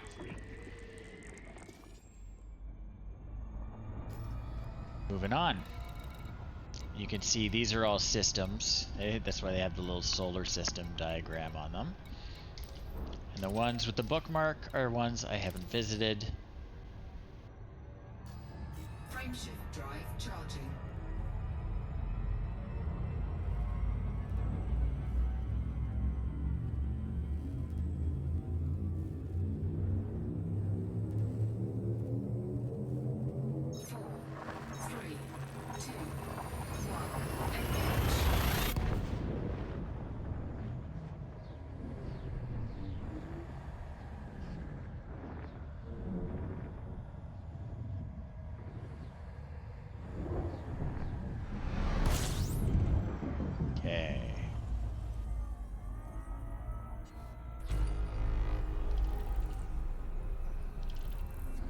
Got 10 somethings orbiting this star. No other stars. Okay. It's a hot star, so not many icy things. They're hunks of rock and metal.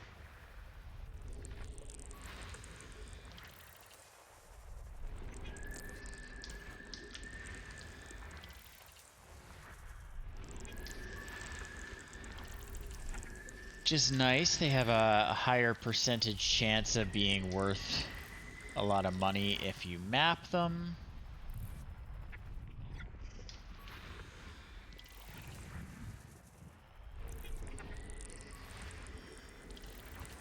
Looks like one more. Bar. System scan complete. It looks like 7 and 7A are worth mapping.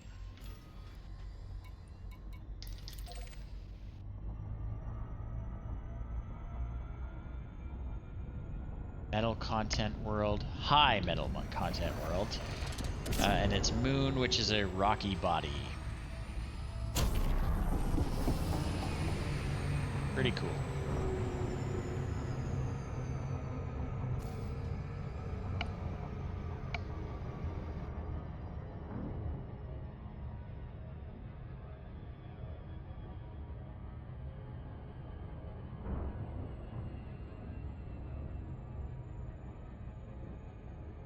Position myself between them so I can finish this off more quickly.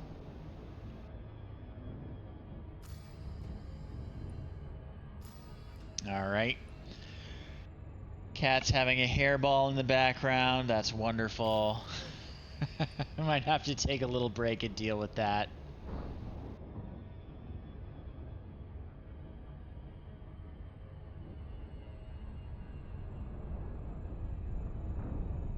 Just let me slow down here. All right. Taking a break for that.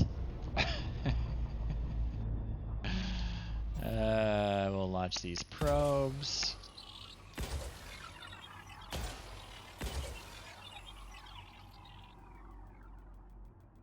All right. I will be right back.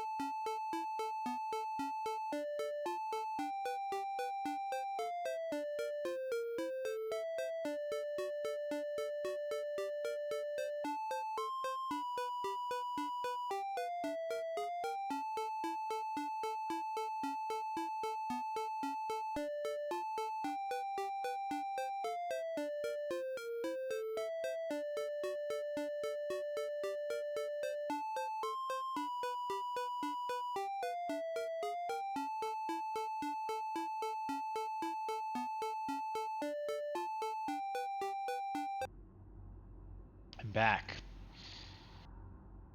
So got myself some candy to suck on. It's my throat. Not used to talking for like what are we at now? 15 hours straight.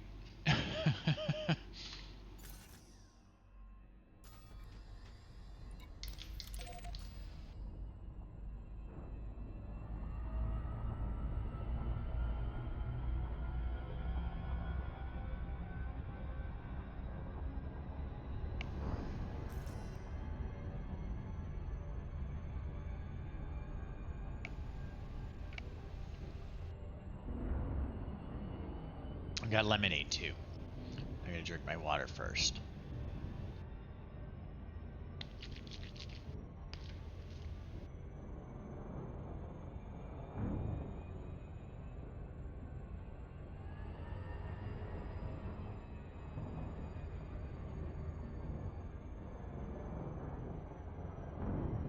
Alright.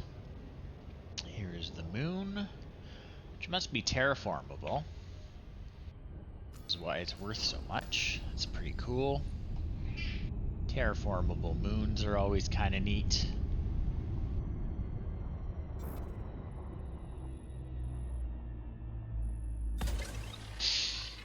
The cat must feel better because she is begging for attention as we speak.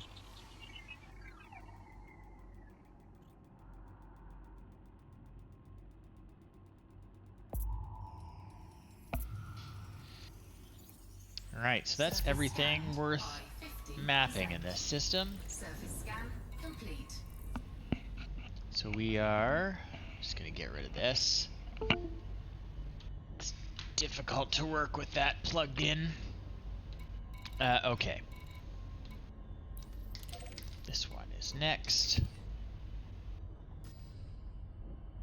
Frameshift drive charging. Moving on, moving on.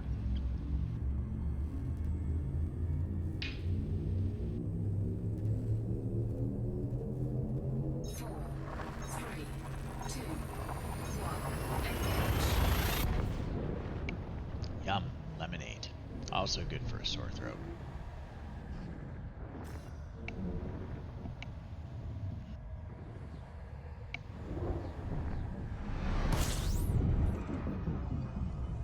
I'm gonna scoop a little fuel here. Fuel scooping. Let's top her off.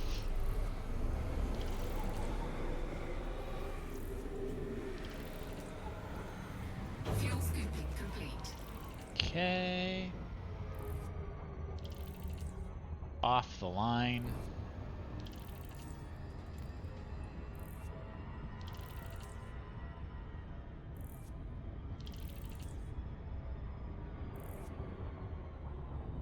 Okay. This is an interesting system already, I can see. First off, have a look at 3. 1.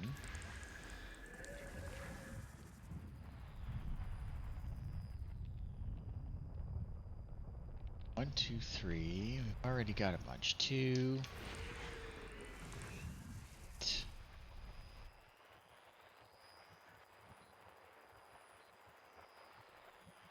There's 3 hanging out. There's 3. Okay.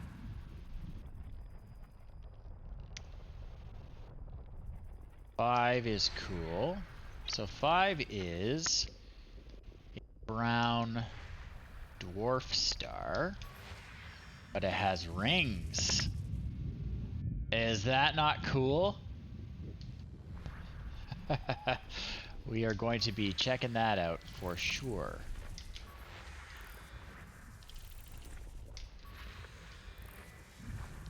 Some good finds tonight. Planet 3 is also landable, but has extremely high gravity. It's just a neat system.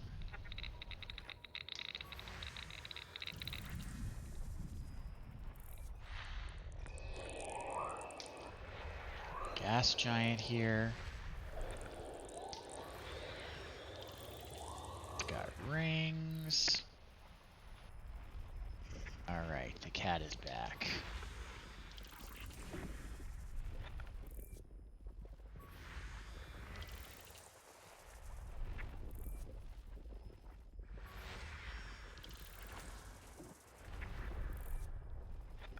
You, sir.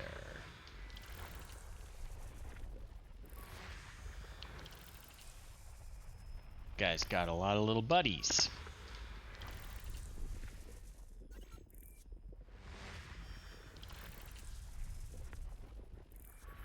System scan complete. Okay. So, some real cool stuff. First off, we're going to number 3.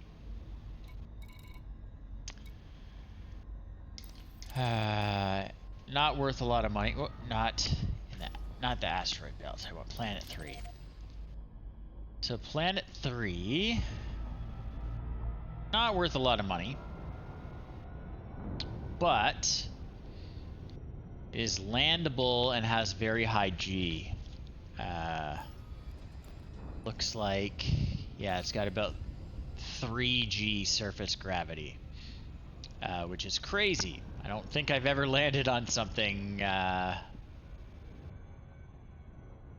quite that heavy.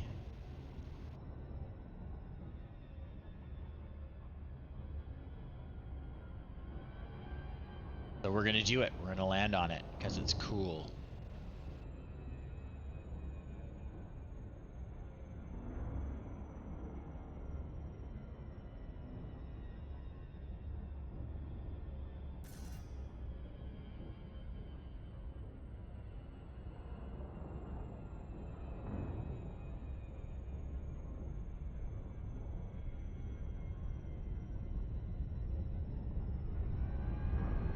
Okay, we can map it now.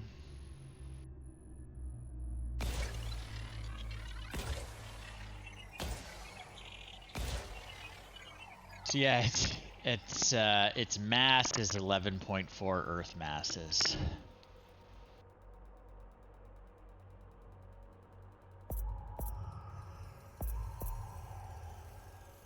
Surface scanned by 50%. Okay, and it has some geological features on it too. Why not? So the heat mapping works. Blue is a pretty good place to find what you're looking for. Magenta is a very good place to find what you're looking for. Looks like I can look pretty much anywhere on this planet. So we are going to have to be very careful coming in, because again, it has a surface gravity that's crazy high.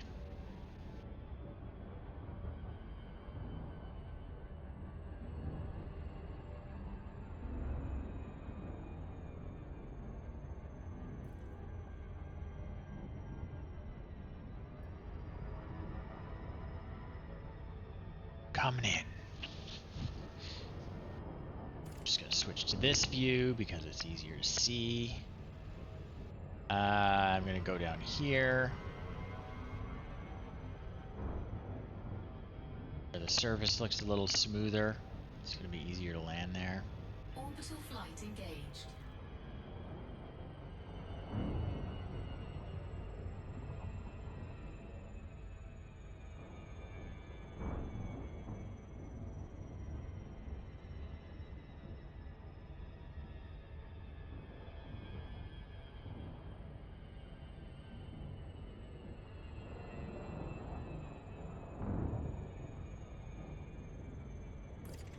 Yep, still a good spot.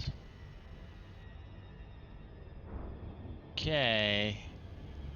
We are 150 kilometers up and we're already feeling 3.2 gravity. I'd be very careful coming in. I'm going to come in a little more shallow.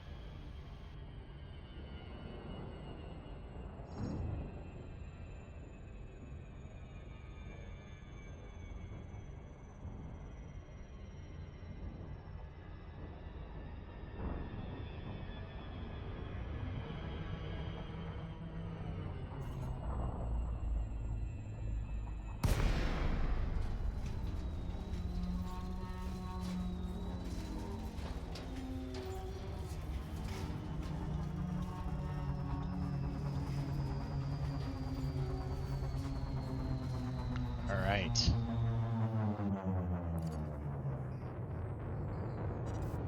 So yeah, we're at about 3.29 G. Still 3 kilometers up. That's pretty wild.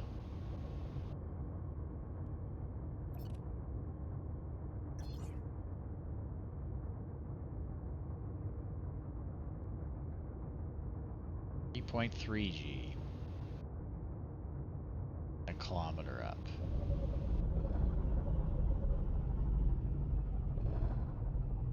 Again, we're going to play this very safely. It is very easy to smash yourself up in a situation like this. In fact, I don't know if I've ever landed on something with this much surface gravity. Seeing some geological features over here that we can scan.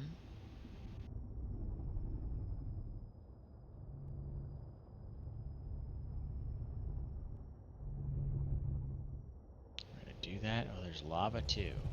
The lava's closer.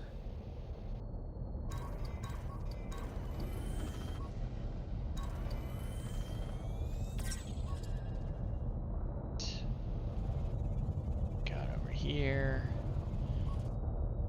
Fumaroles and vents.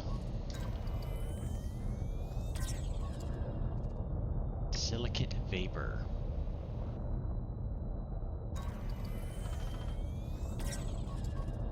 Silicate vapor fumarole. That's a vent right there. So that's the third geological feature of the 3 signals detected.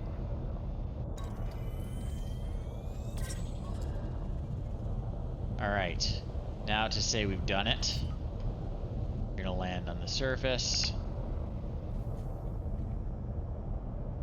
Deploy our landing gear. Eek, eek, eek. Wow. You have to be really careful doing that. Okay, cannot disembark. Okay. As a person, I literally cannot stand on the surface. That's crazy.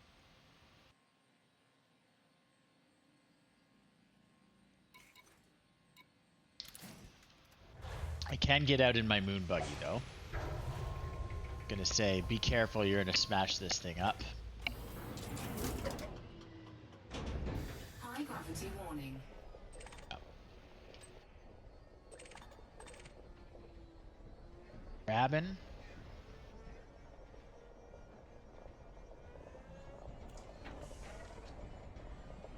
Some materials.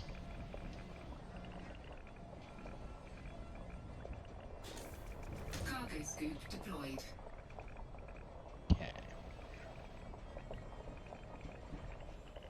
Yeah, so I guess it makes sense. If I weighed 3 times as much as I do right now, instantly, I probably would not be able to walk around.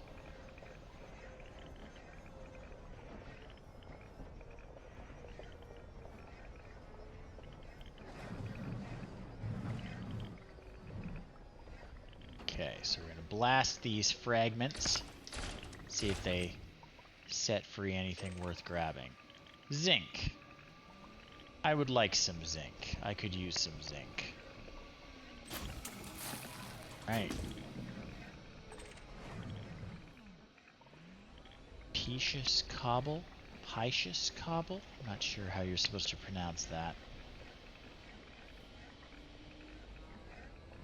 I think it's around the other side. Not sure if those guys have any materials I can actually use. I'm pretty good for materials. You see how quickly that dropped? So some carbon. I could take some carbon. The acceleration from gravity is crazy. That's okay. It's kind of fun doing some stuff.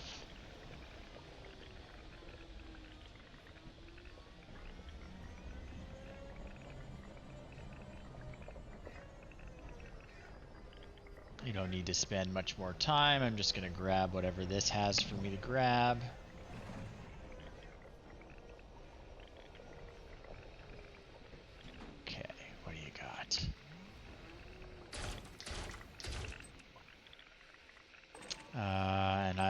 full up on phosphorus.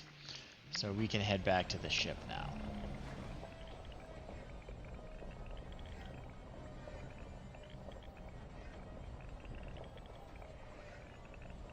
Very carefully.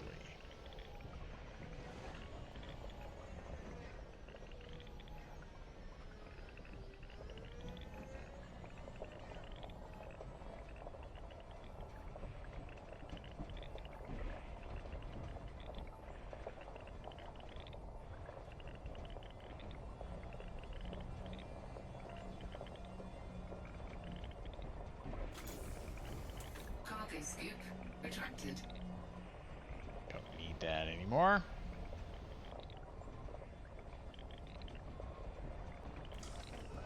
Alright.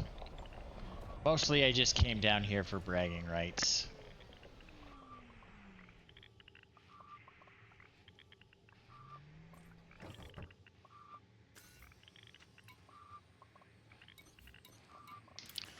Back on the ship.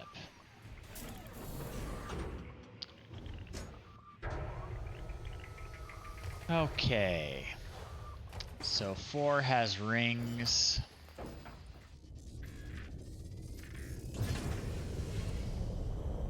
Landing gear retracted. Okay, let's get out of here. This place is dangerous.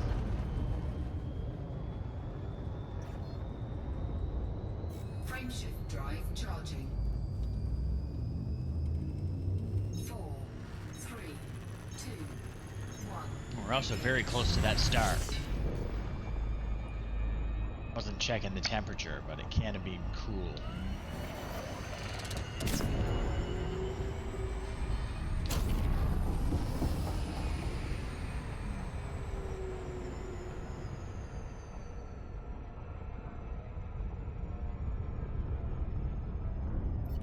Okay.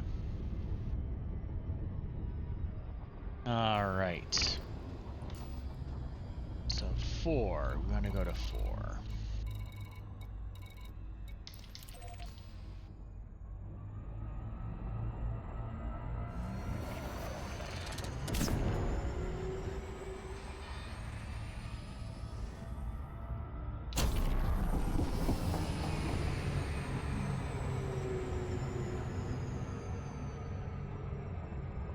Four does have a lot of moons.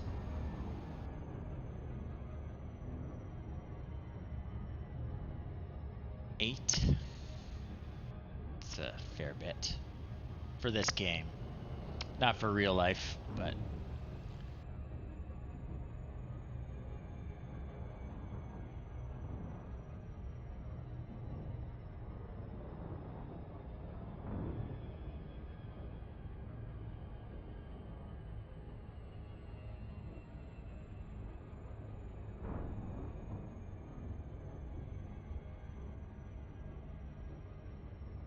good rings too. Look at those. Look at those things.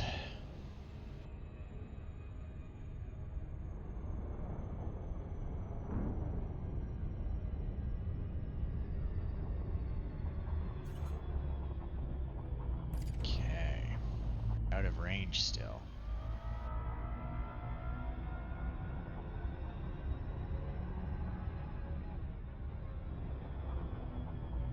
Right.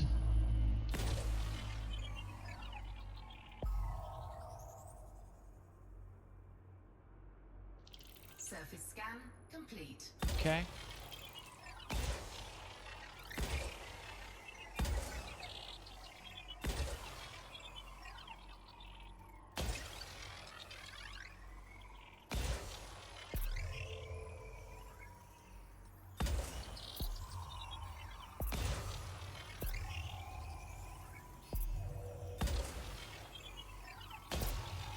Just trying to map the whole thing. See. Surface scanned by 50%. Rings.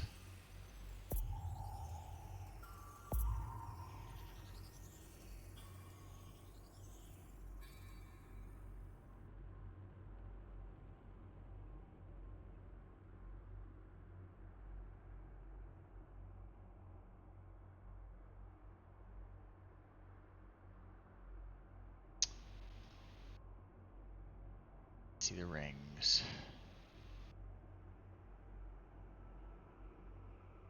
Okay, we're gonna have to go around. Maybe we won't have to go around. I don't want to go around.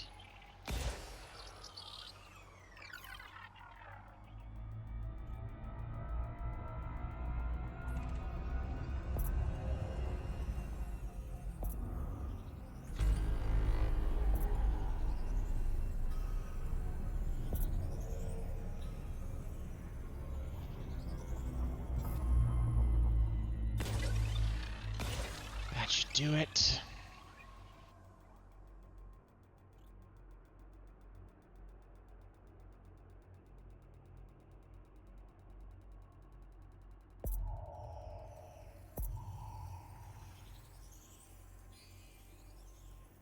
Okay. Surface scan complete. So once something gets to 90% mapped, it counts as 100% mapped. That's how it works. So 5. 5 is really cool. 5 is a star that has rings. It's a brown dwarf, so it is effectively a very large gas giant planet with some stellar properties. Let's go see what it looks like.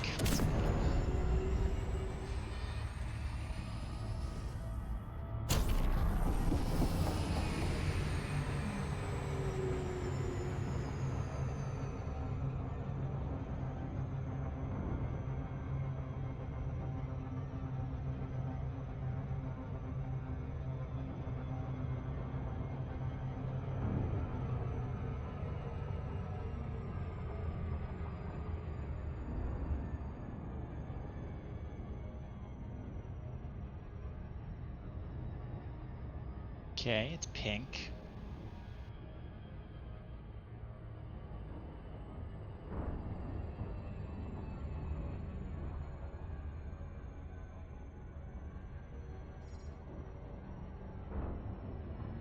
Supposedly has a ring. Oh, I see them. They're very faint. That is interesting.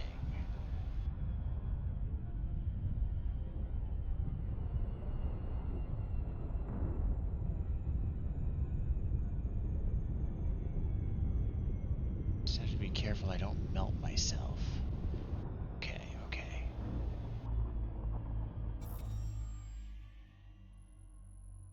I want to get these rings mapped. Barely see them. Oh, I'm like right over top of them. Surface scan complete. That is cool. At all of them? Okay, so 5E also has rings.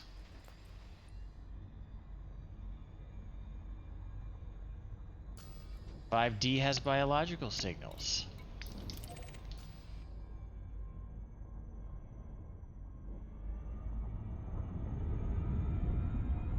Okay, we're gonna clear those.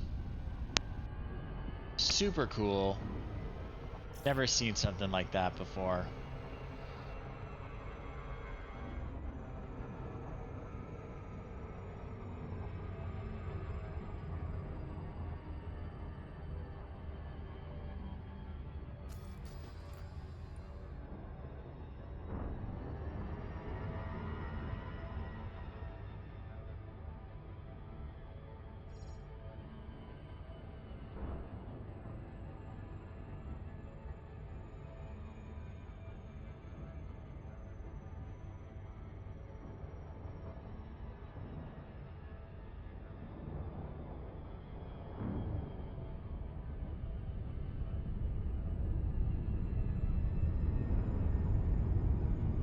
Right. Okay, we got a little close. This one has biological signals on it, though. So we're gonna land on it.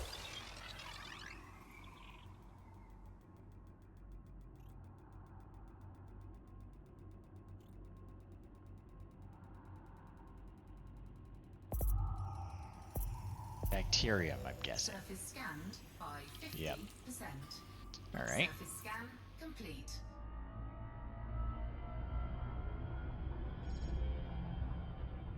So again, the magenta is what we are aiming for.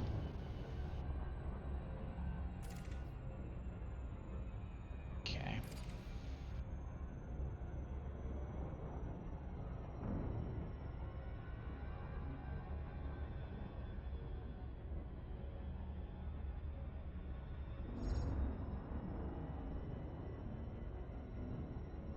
Orbital flight engaged.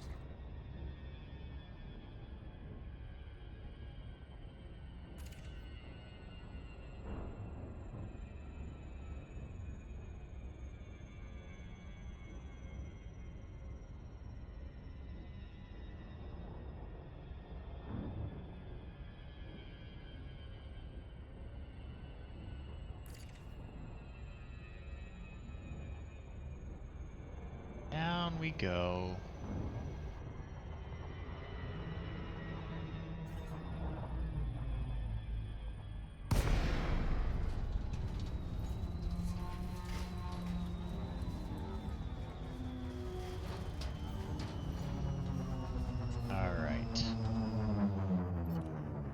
We're looking for bacteria on the surface. They look like little carpets. Little puddles, maybe.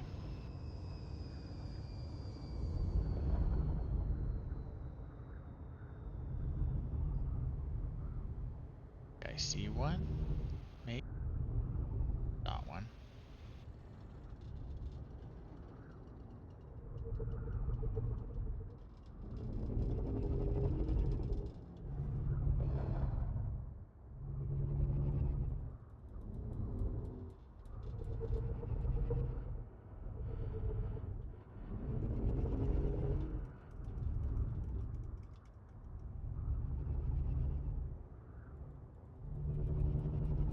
Hopefully it's not just a type that is... Oh, there's some. See it?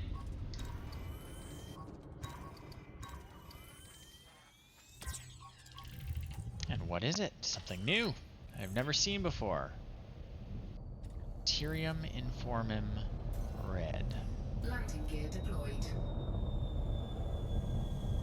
Where is it? Did I lose it? Like right there? Okay. Back up just a little bit.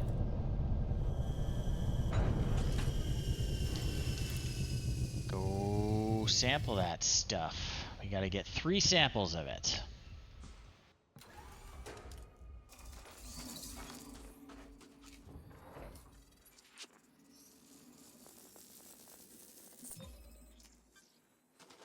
Yes, we are the first person to land here and to walk on its surface. Pretty cool.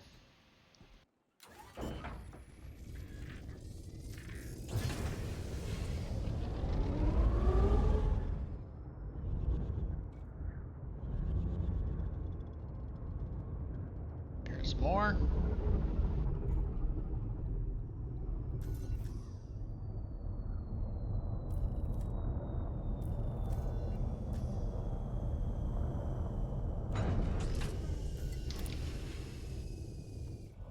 After this, only 1 sample left to grab.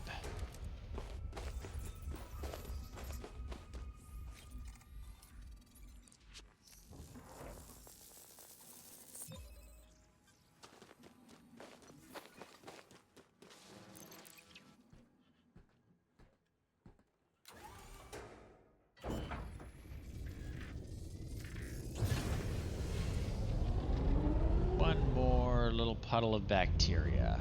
That's all we need. Okay, that one's not so little, but it'll do.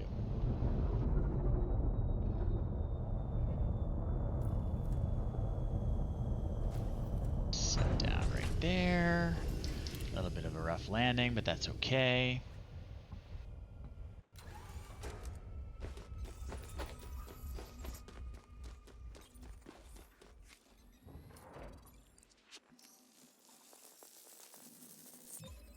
Okay. Last thing we need to do in this system is scan some more rings. 5E has rings. A moon with rings. That's pretty cool. Landing gear retracted.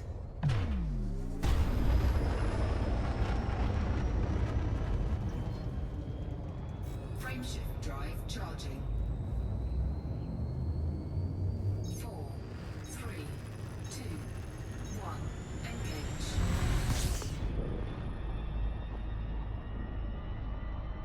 Okay, so we're gonna have to escape this planet's gravity real quick. There we go.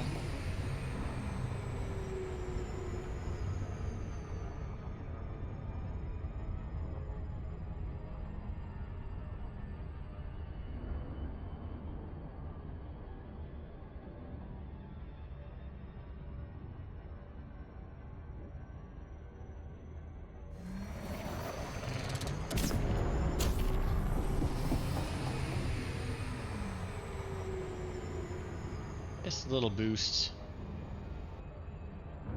Things happen a little more quickly.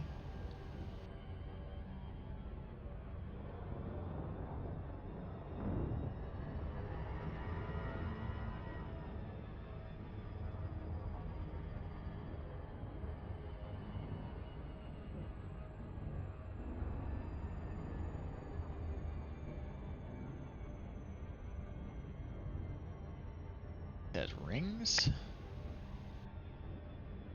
Oh yeah, so it does.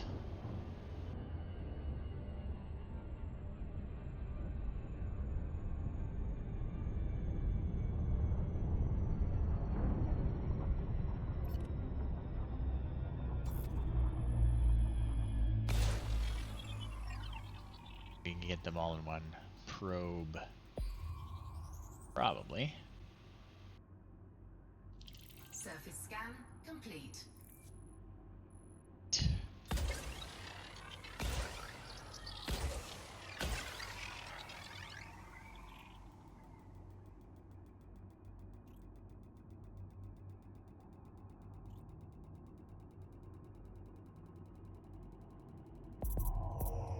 I think this should be it for this system. Surface scanned by 50%.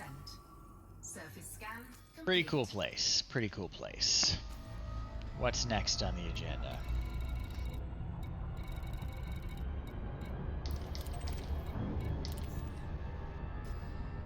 Frameshift drive charging.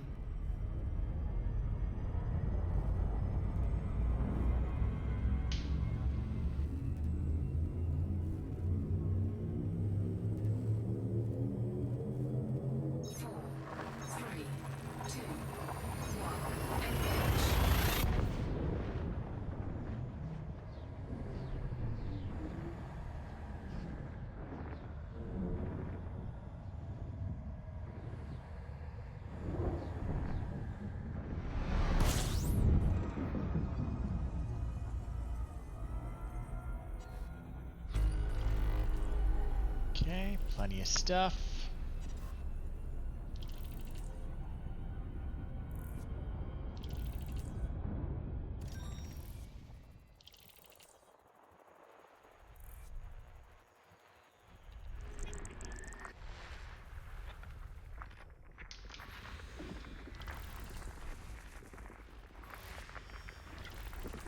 Find it all, find it all.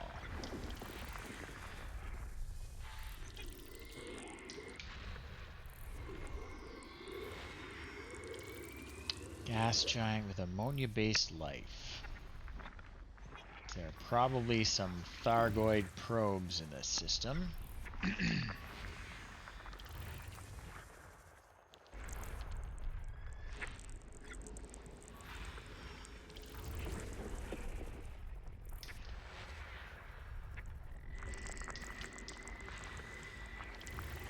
Guy's got rings.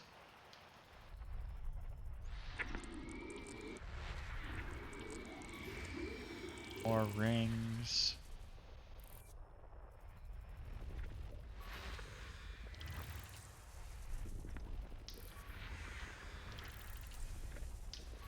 System scan complete. Okay. Rings, rings, rings. 2, 3, and 4.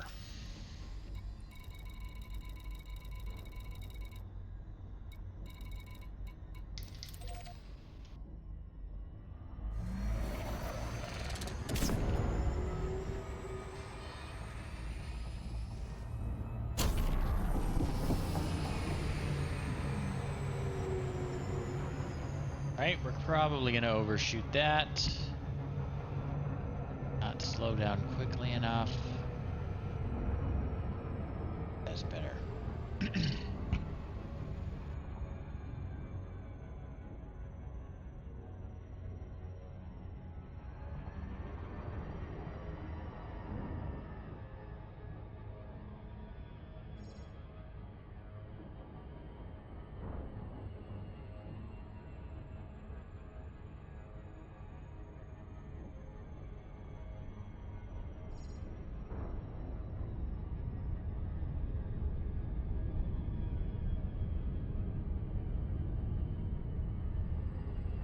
Okay.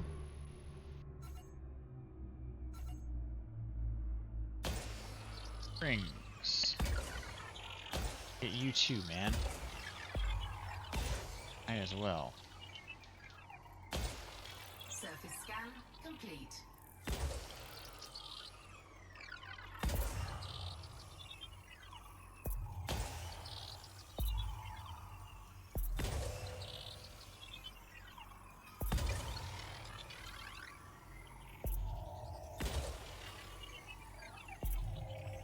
Surface scanned by 50%.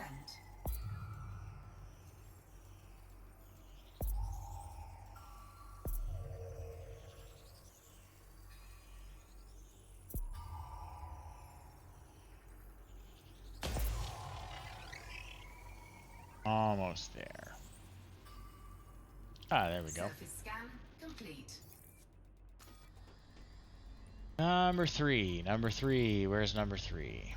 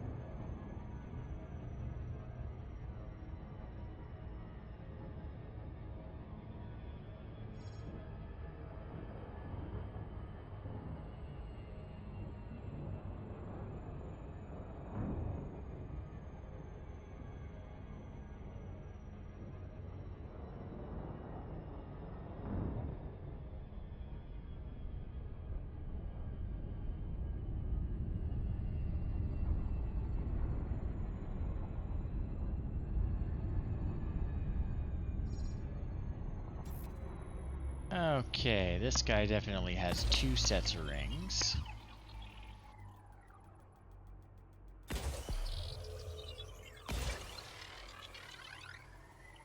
Surface scan complete.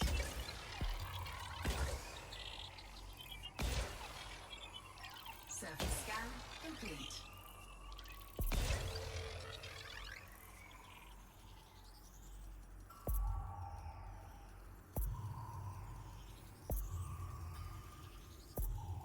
Surface scanned by 50%.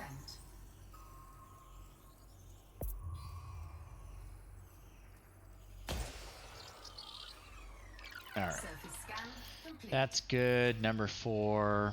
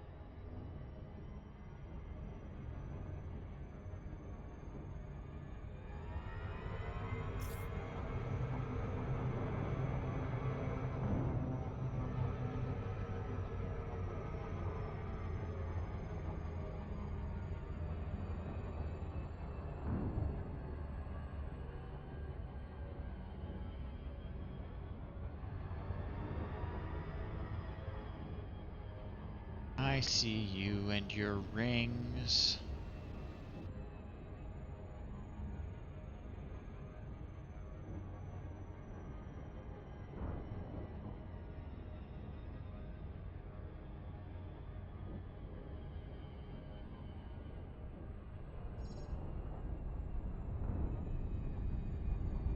Those.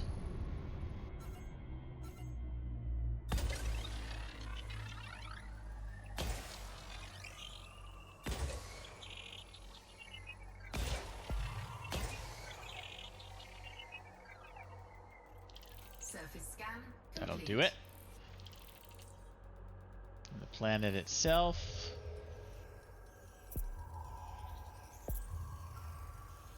Surface scanned by 50%. All right. Surface scan complete. Next system. You're just on top of it. Frameshift drive charging.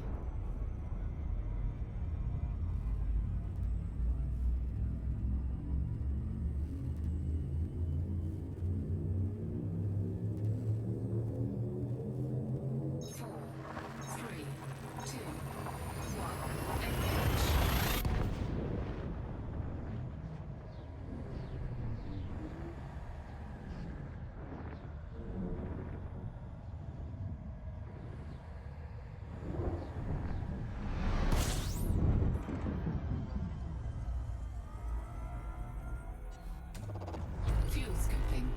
Okay. Not that many here. Fuel scooping complete. Get some distance from the star.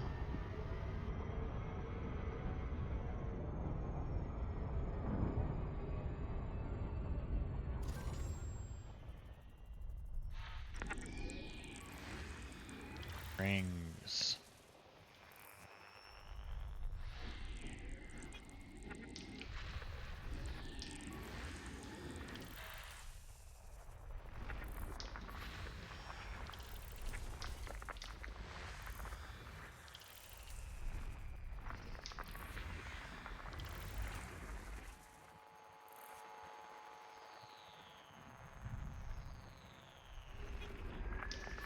System scan complete. All right. 2 has rings. Don't care about anything else.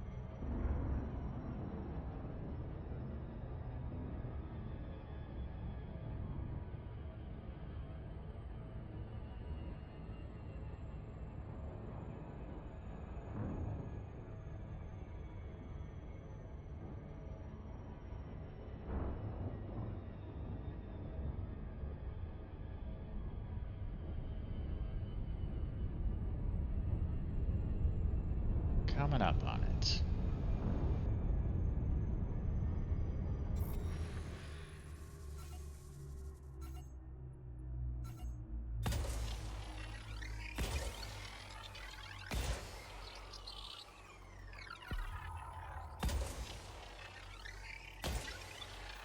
Surface scan complete.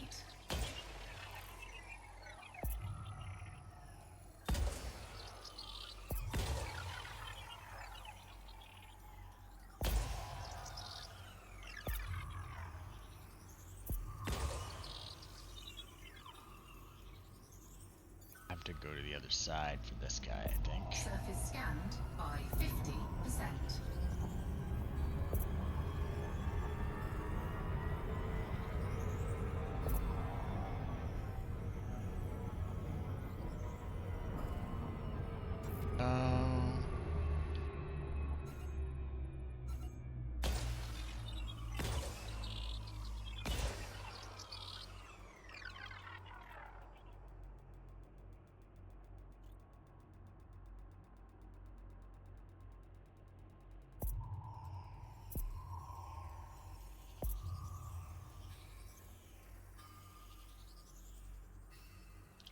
Surface scan complete.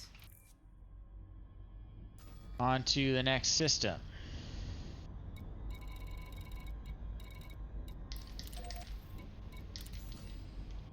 Frameshift drive charging.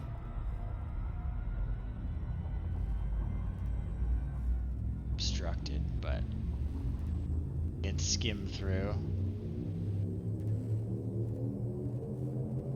Ready to engage. 3, 2, 1, engage.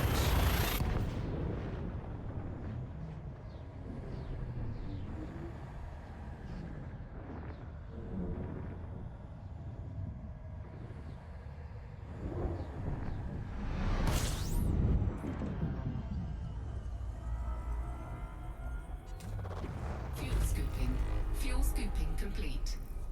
Okay, we got 2 stars and 1 mystery body. What will it be? High metal content world. Where is it? It's over here. System scan complete. Okay, moving on.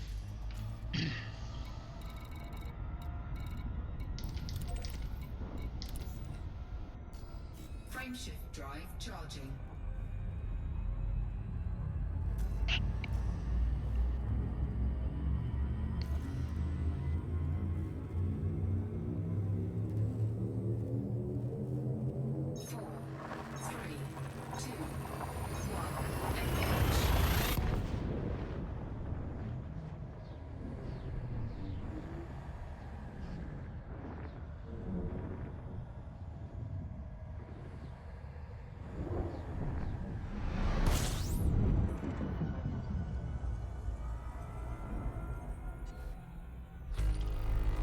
Okay, a few more here.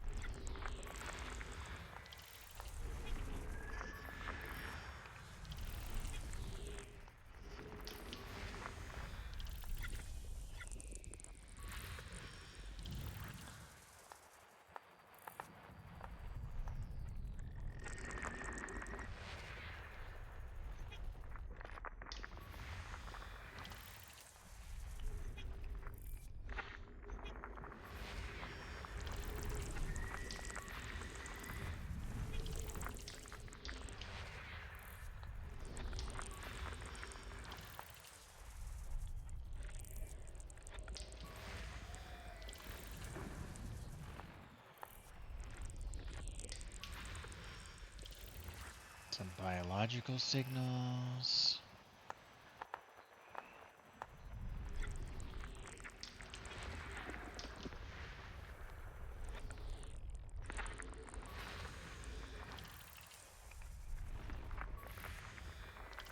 More. Busy in this system.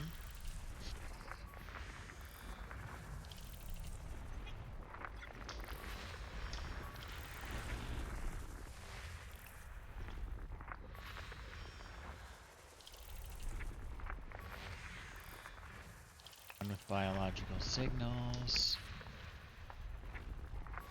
System scan complete. Okay.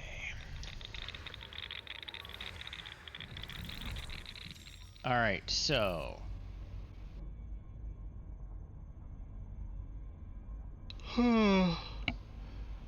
A1 and 2 have biological signals.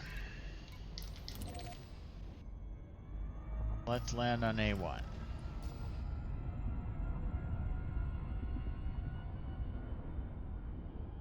Then I need to grab more water and use the washroom.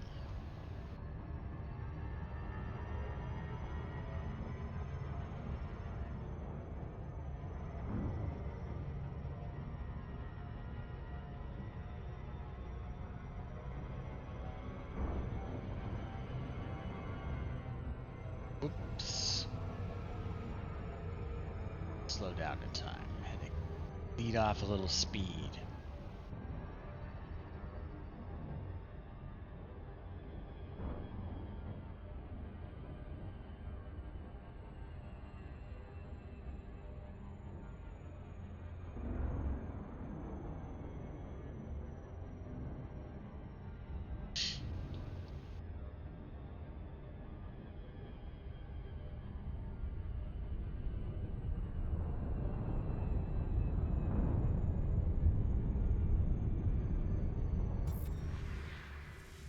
Okay.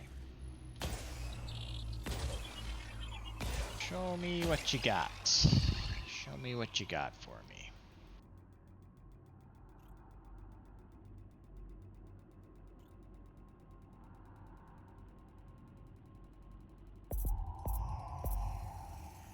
Surface scanned by 50%. Stratum. Surface scan complete. Okay. Not a lot of magenta down there, though, is there?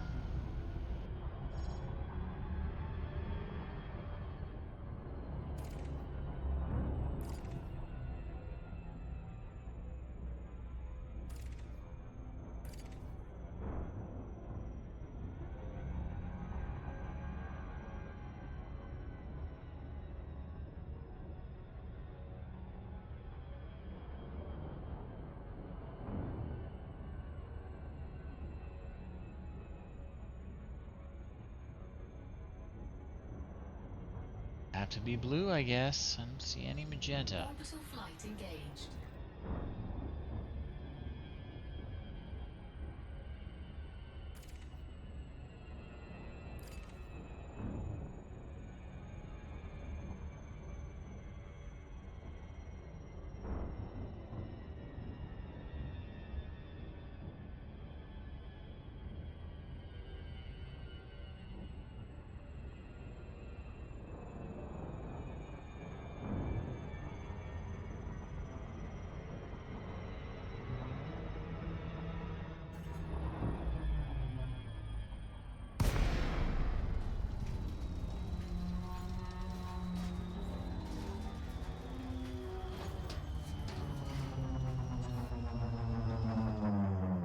Let's see.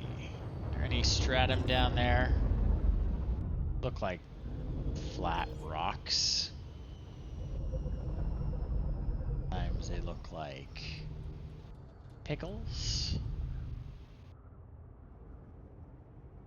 Stratum.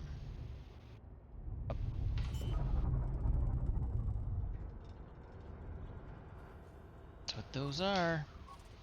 Landing gear deployed.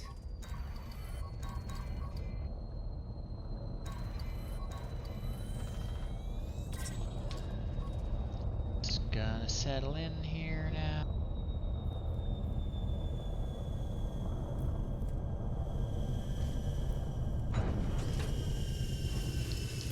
Climb out.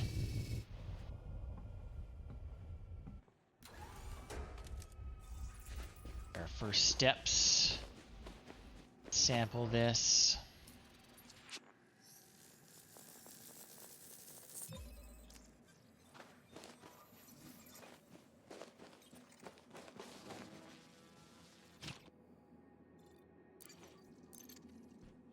Okay. Water. Washroom. I'll be back. Let's see here.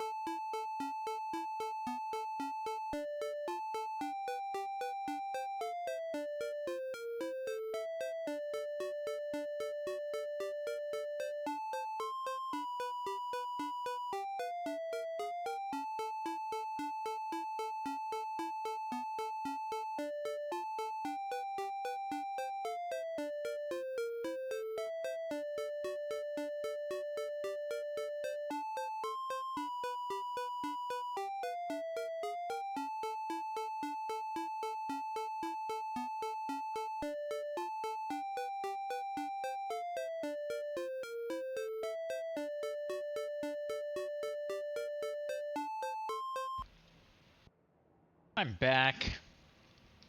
I have Gatorade. I have water. I'm set for a little bit. Gotta find more stratum.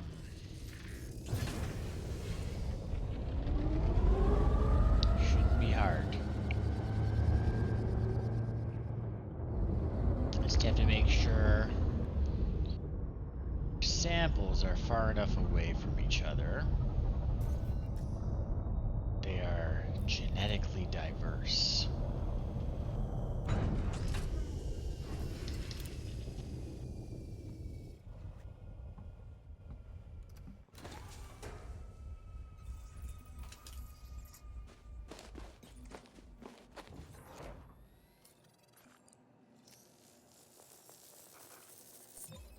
Okay, one more sample left.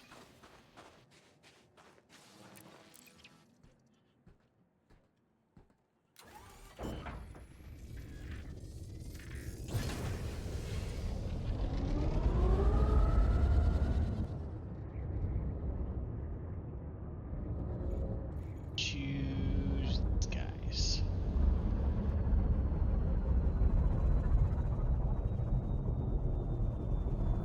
Snuggle in there.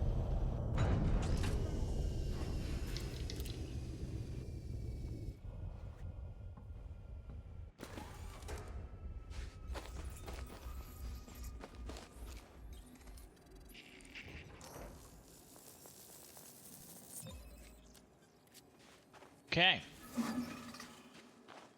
A2 is next.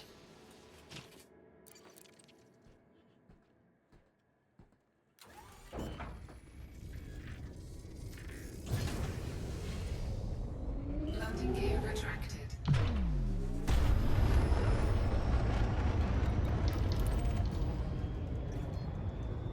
Frameshift drive charging. 4, 3, 2, 1. Engage.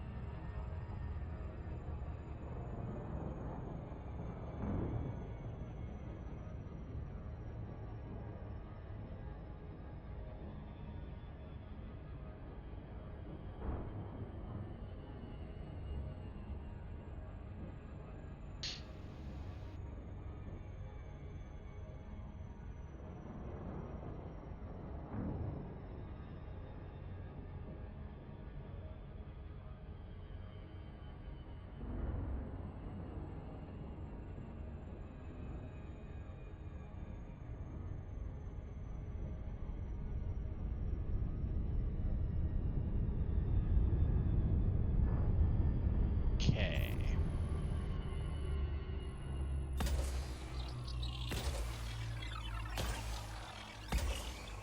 Supposedly they have 2 biological signals down there.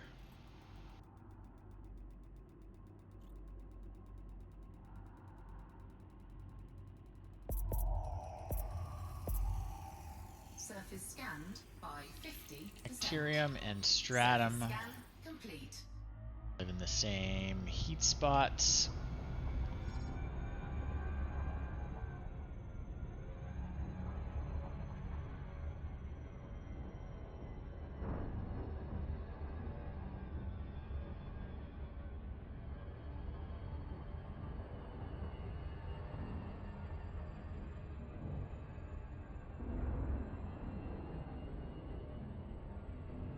Orbital flight engaged. Okay.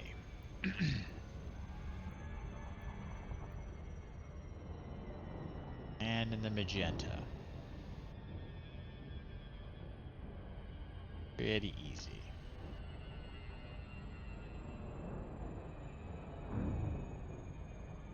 Some more stratum and bacteria.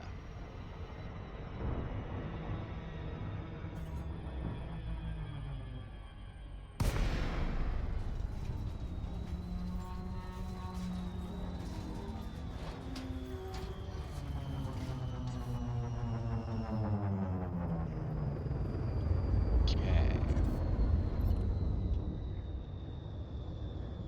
Flatter areas. Bacteria doesn't really grow anywhere that's not flat. Okay, so that's stratum. Lots of stratum.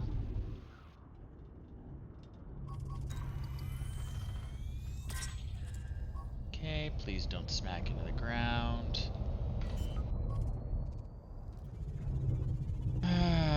Okay. Where has good terrain for me to actually land?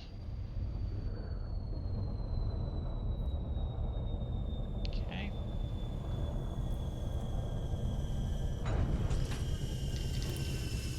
Sample these guys.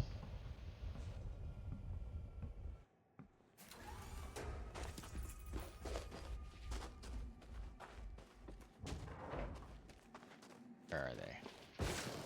There they are, just behind that rock.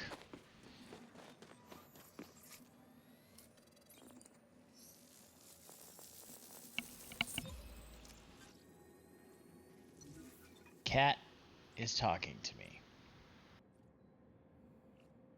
She is demanding attention. Yes, so you see that insufficient genetic diversity message whenever you're doing samples from exobiology. You have to travel a certain distance between all your samples to make sure the genetic diversity is high enough. And each type of life has a different distance you need to travel. Stratum, I think, is pretty far, though. Like 800 meters, maybe a kilometer. Okay, happy cat.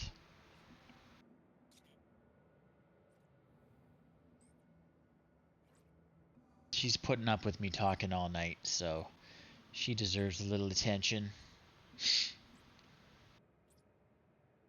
Takes bedtime very seriously normally.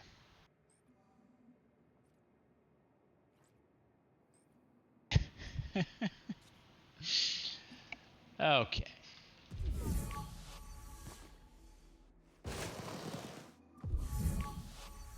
Yeah, so blue means it's a good sample, but I already have it.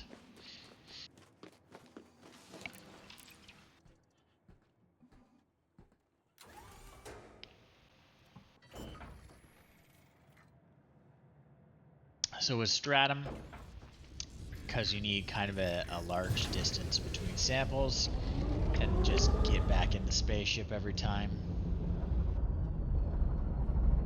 That looks like the bacteria we're after.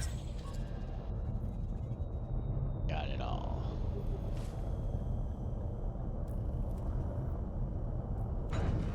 Go.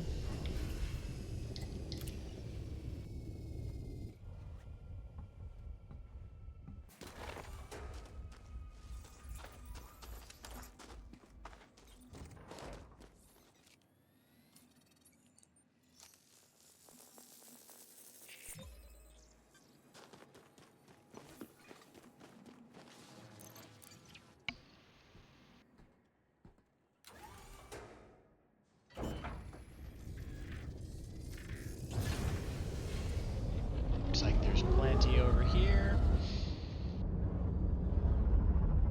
Get some that are right beside bacteria, that I can get them all in one stop. So you have to get 3 of the same type of sample in a row. You can't go, stratum, then bacteria, then another stratum. Your little tool can only contain one type of sample at a time. See, I'm filling it up. The little blue bars got filled. It's all analyzed. Empty it out, and now I can go grab another sample.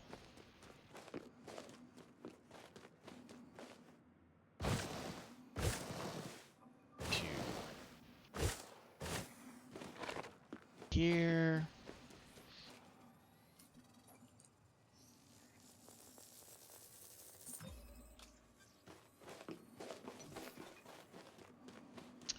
Bacteria also tends to have a large distance you have to travel before you can get another sample.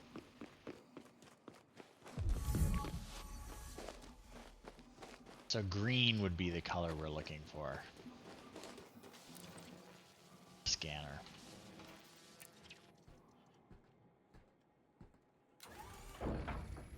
Two more bacterial samples.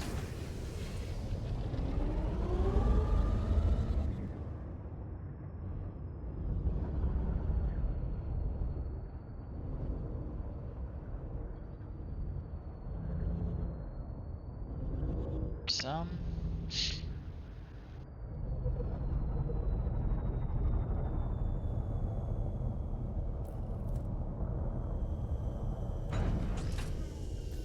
Hop out quickly.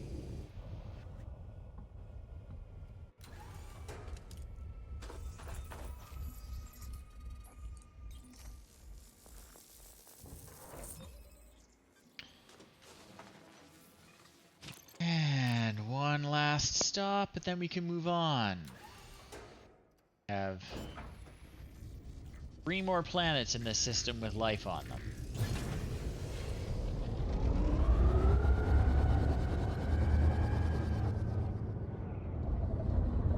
You look like you'd be a good sample.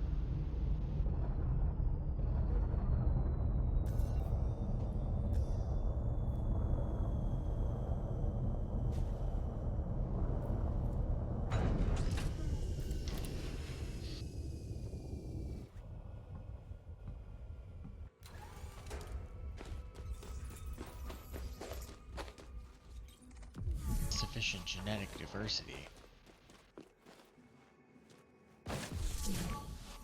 I just loop back around.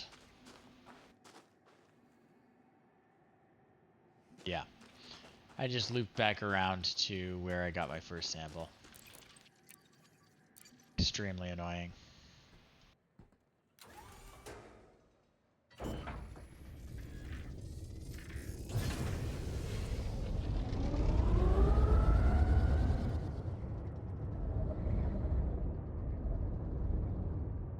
Sure we travel far enough this time.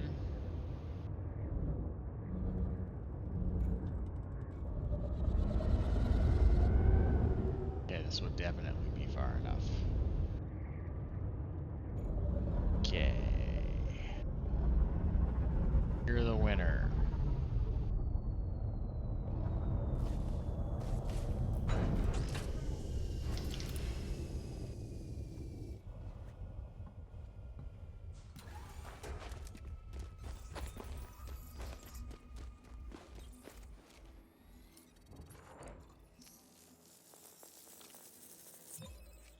Okay, next.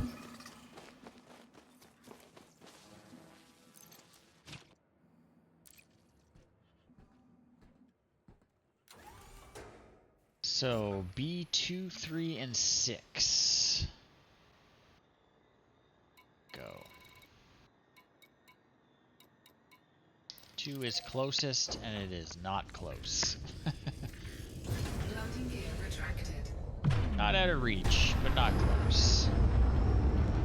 37,000 light seconds. Frameshift drive charging. 4, 3, 2, 1.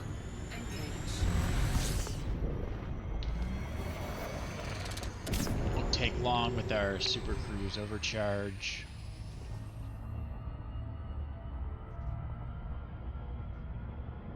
Before that existed, I would not have bothered making a 38,000 light second trip.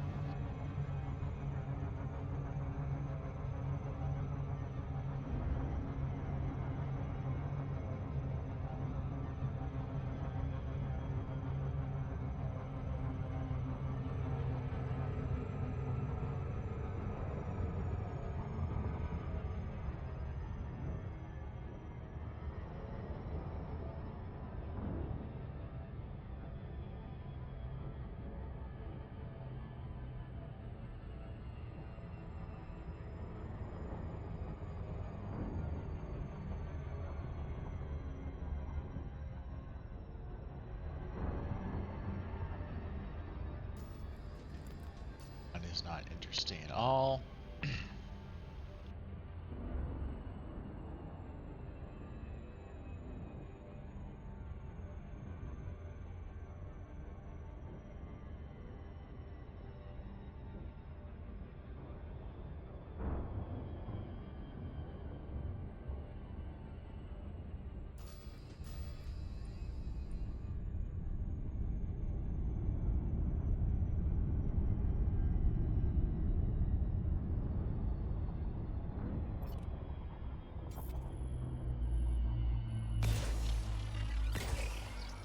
What are we gonna find down there?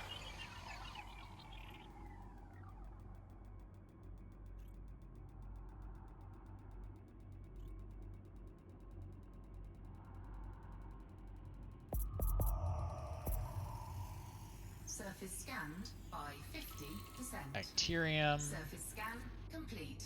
Dua. Okay, and they're in the same spaces. So.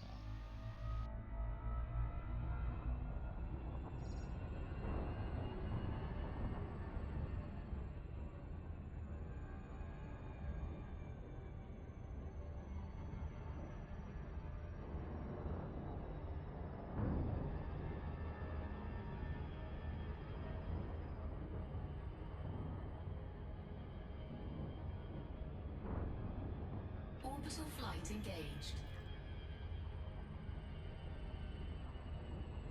Alright, here we come.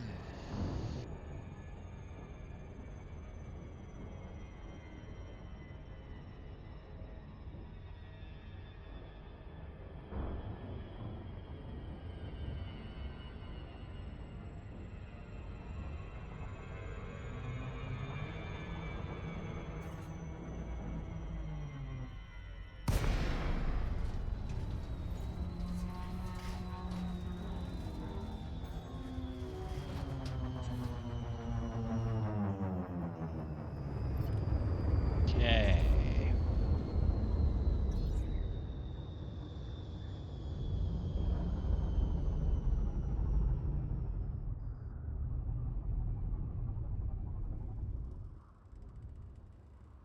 See anything? Oh, there's something there.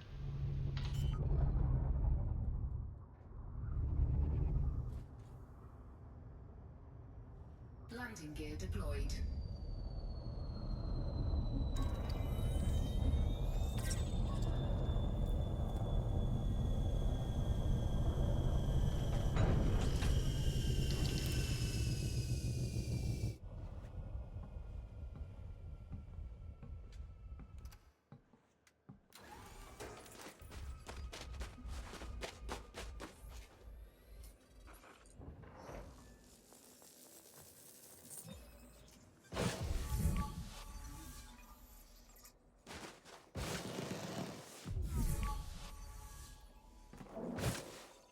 Enough. Doesn't look like.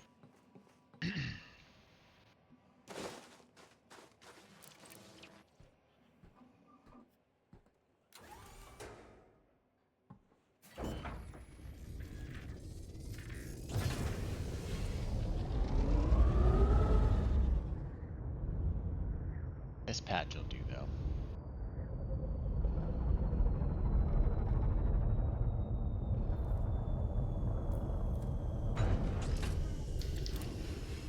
Okay, I'm starting to fade, folks. I'd have to switch up games for a bit.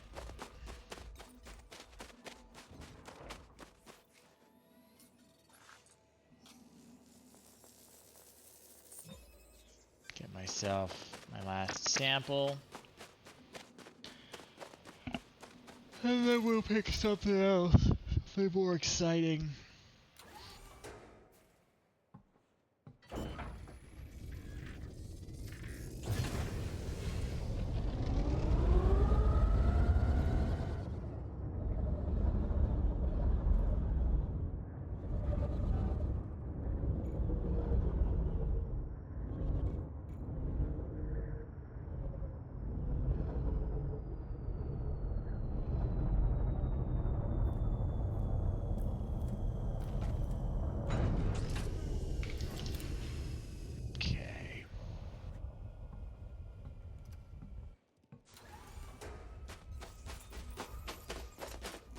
hook up the Super Nintendo is what I'll do.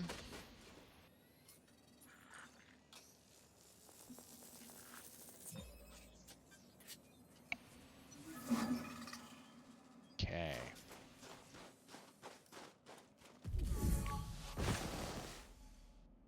See any bacteria anywhere.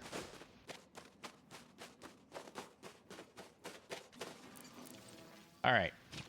Whoops. Board. Okay, we are going to play some Super Nintendo. I don't know what on the Super Nintendo we're going to play, but we're going to play something on the Super Nintendo. So, quit to desktop.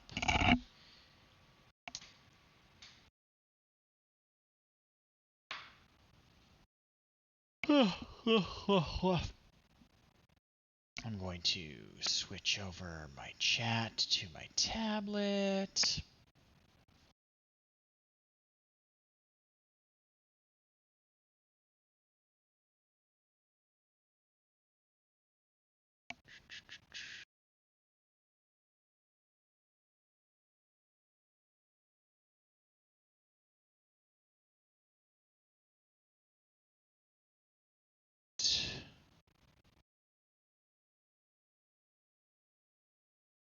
Not sure why my tablet is not updating.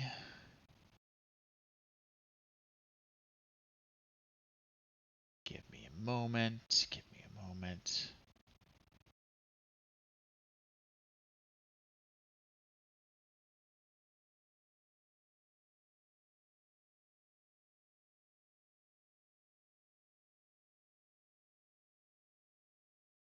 Stream manager.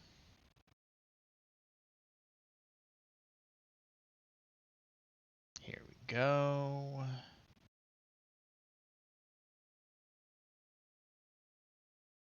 All right.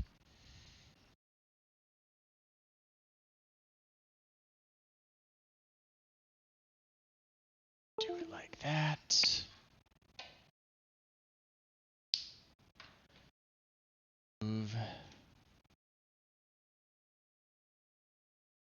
chat over right in front of me so I can see it.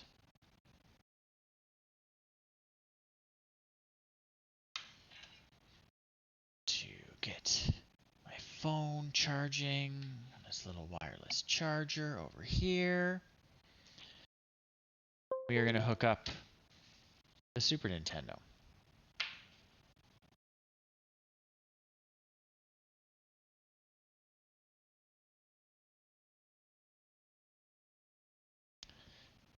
One moment. I'm going to set this up. Let's see. Changing input. Stay tuned.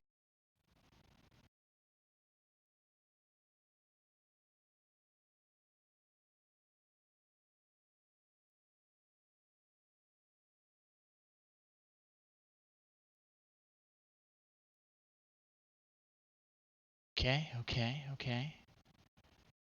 Working here. Everything working here. One moment. I'm hooking up the Super Nintendo.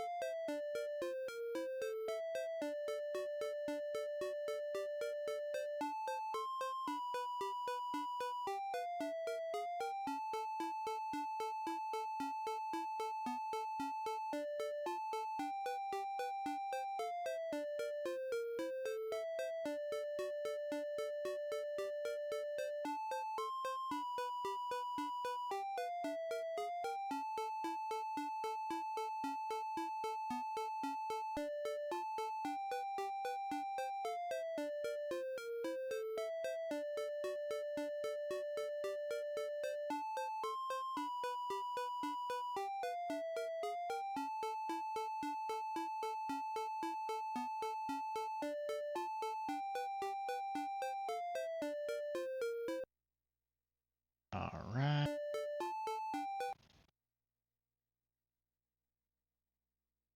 Let's see here.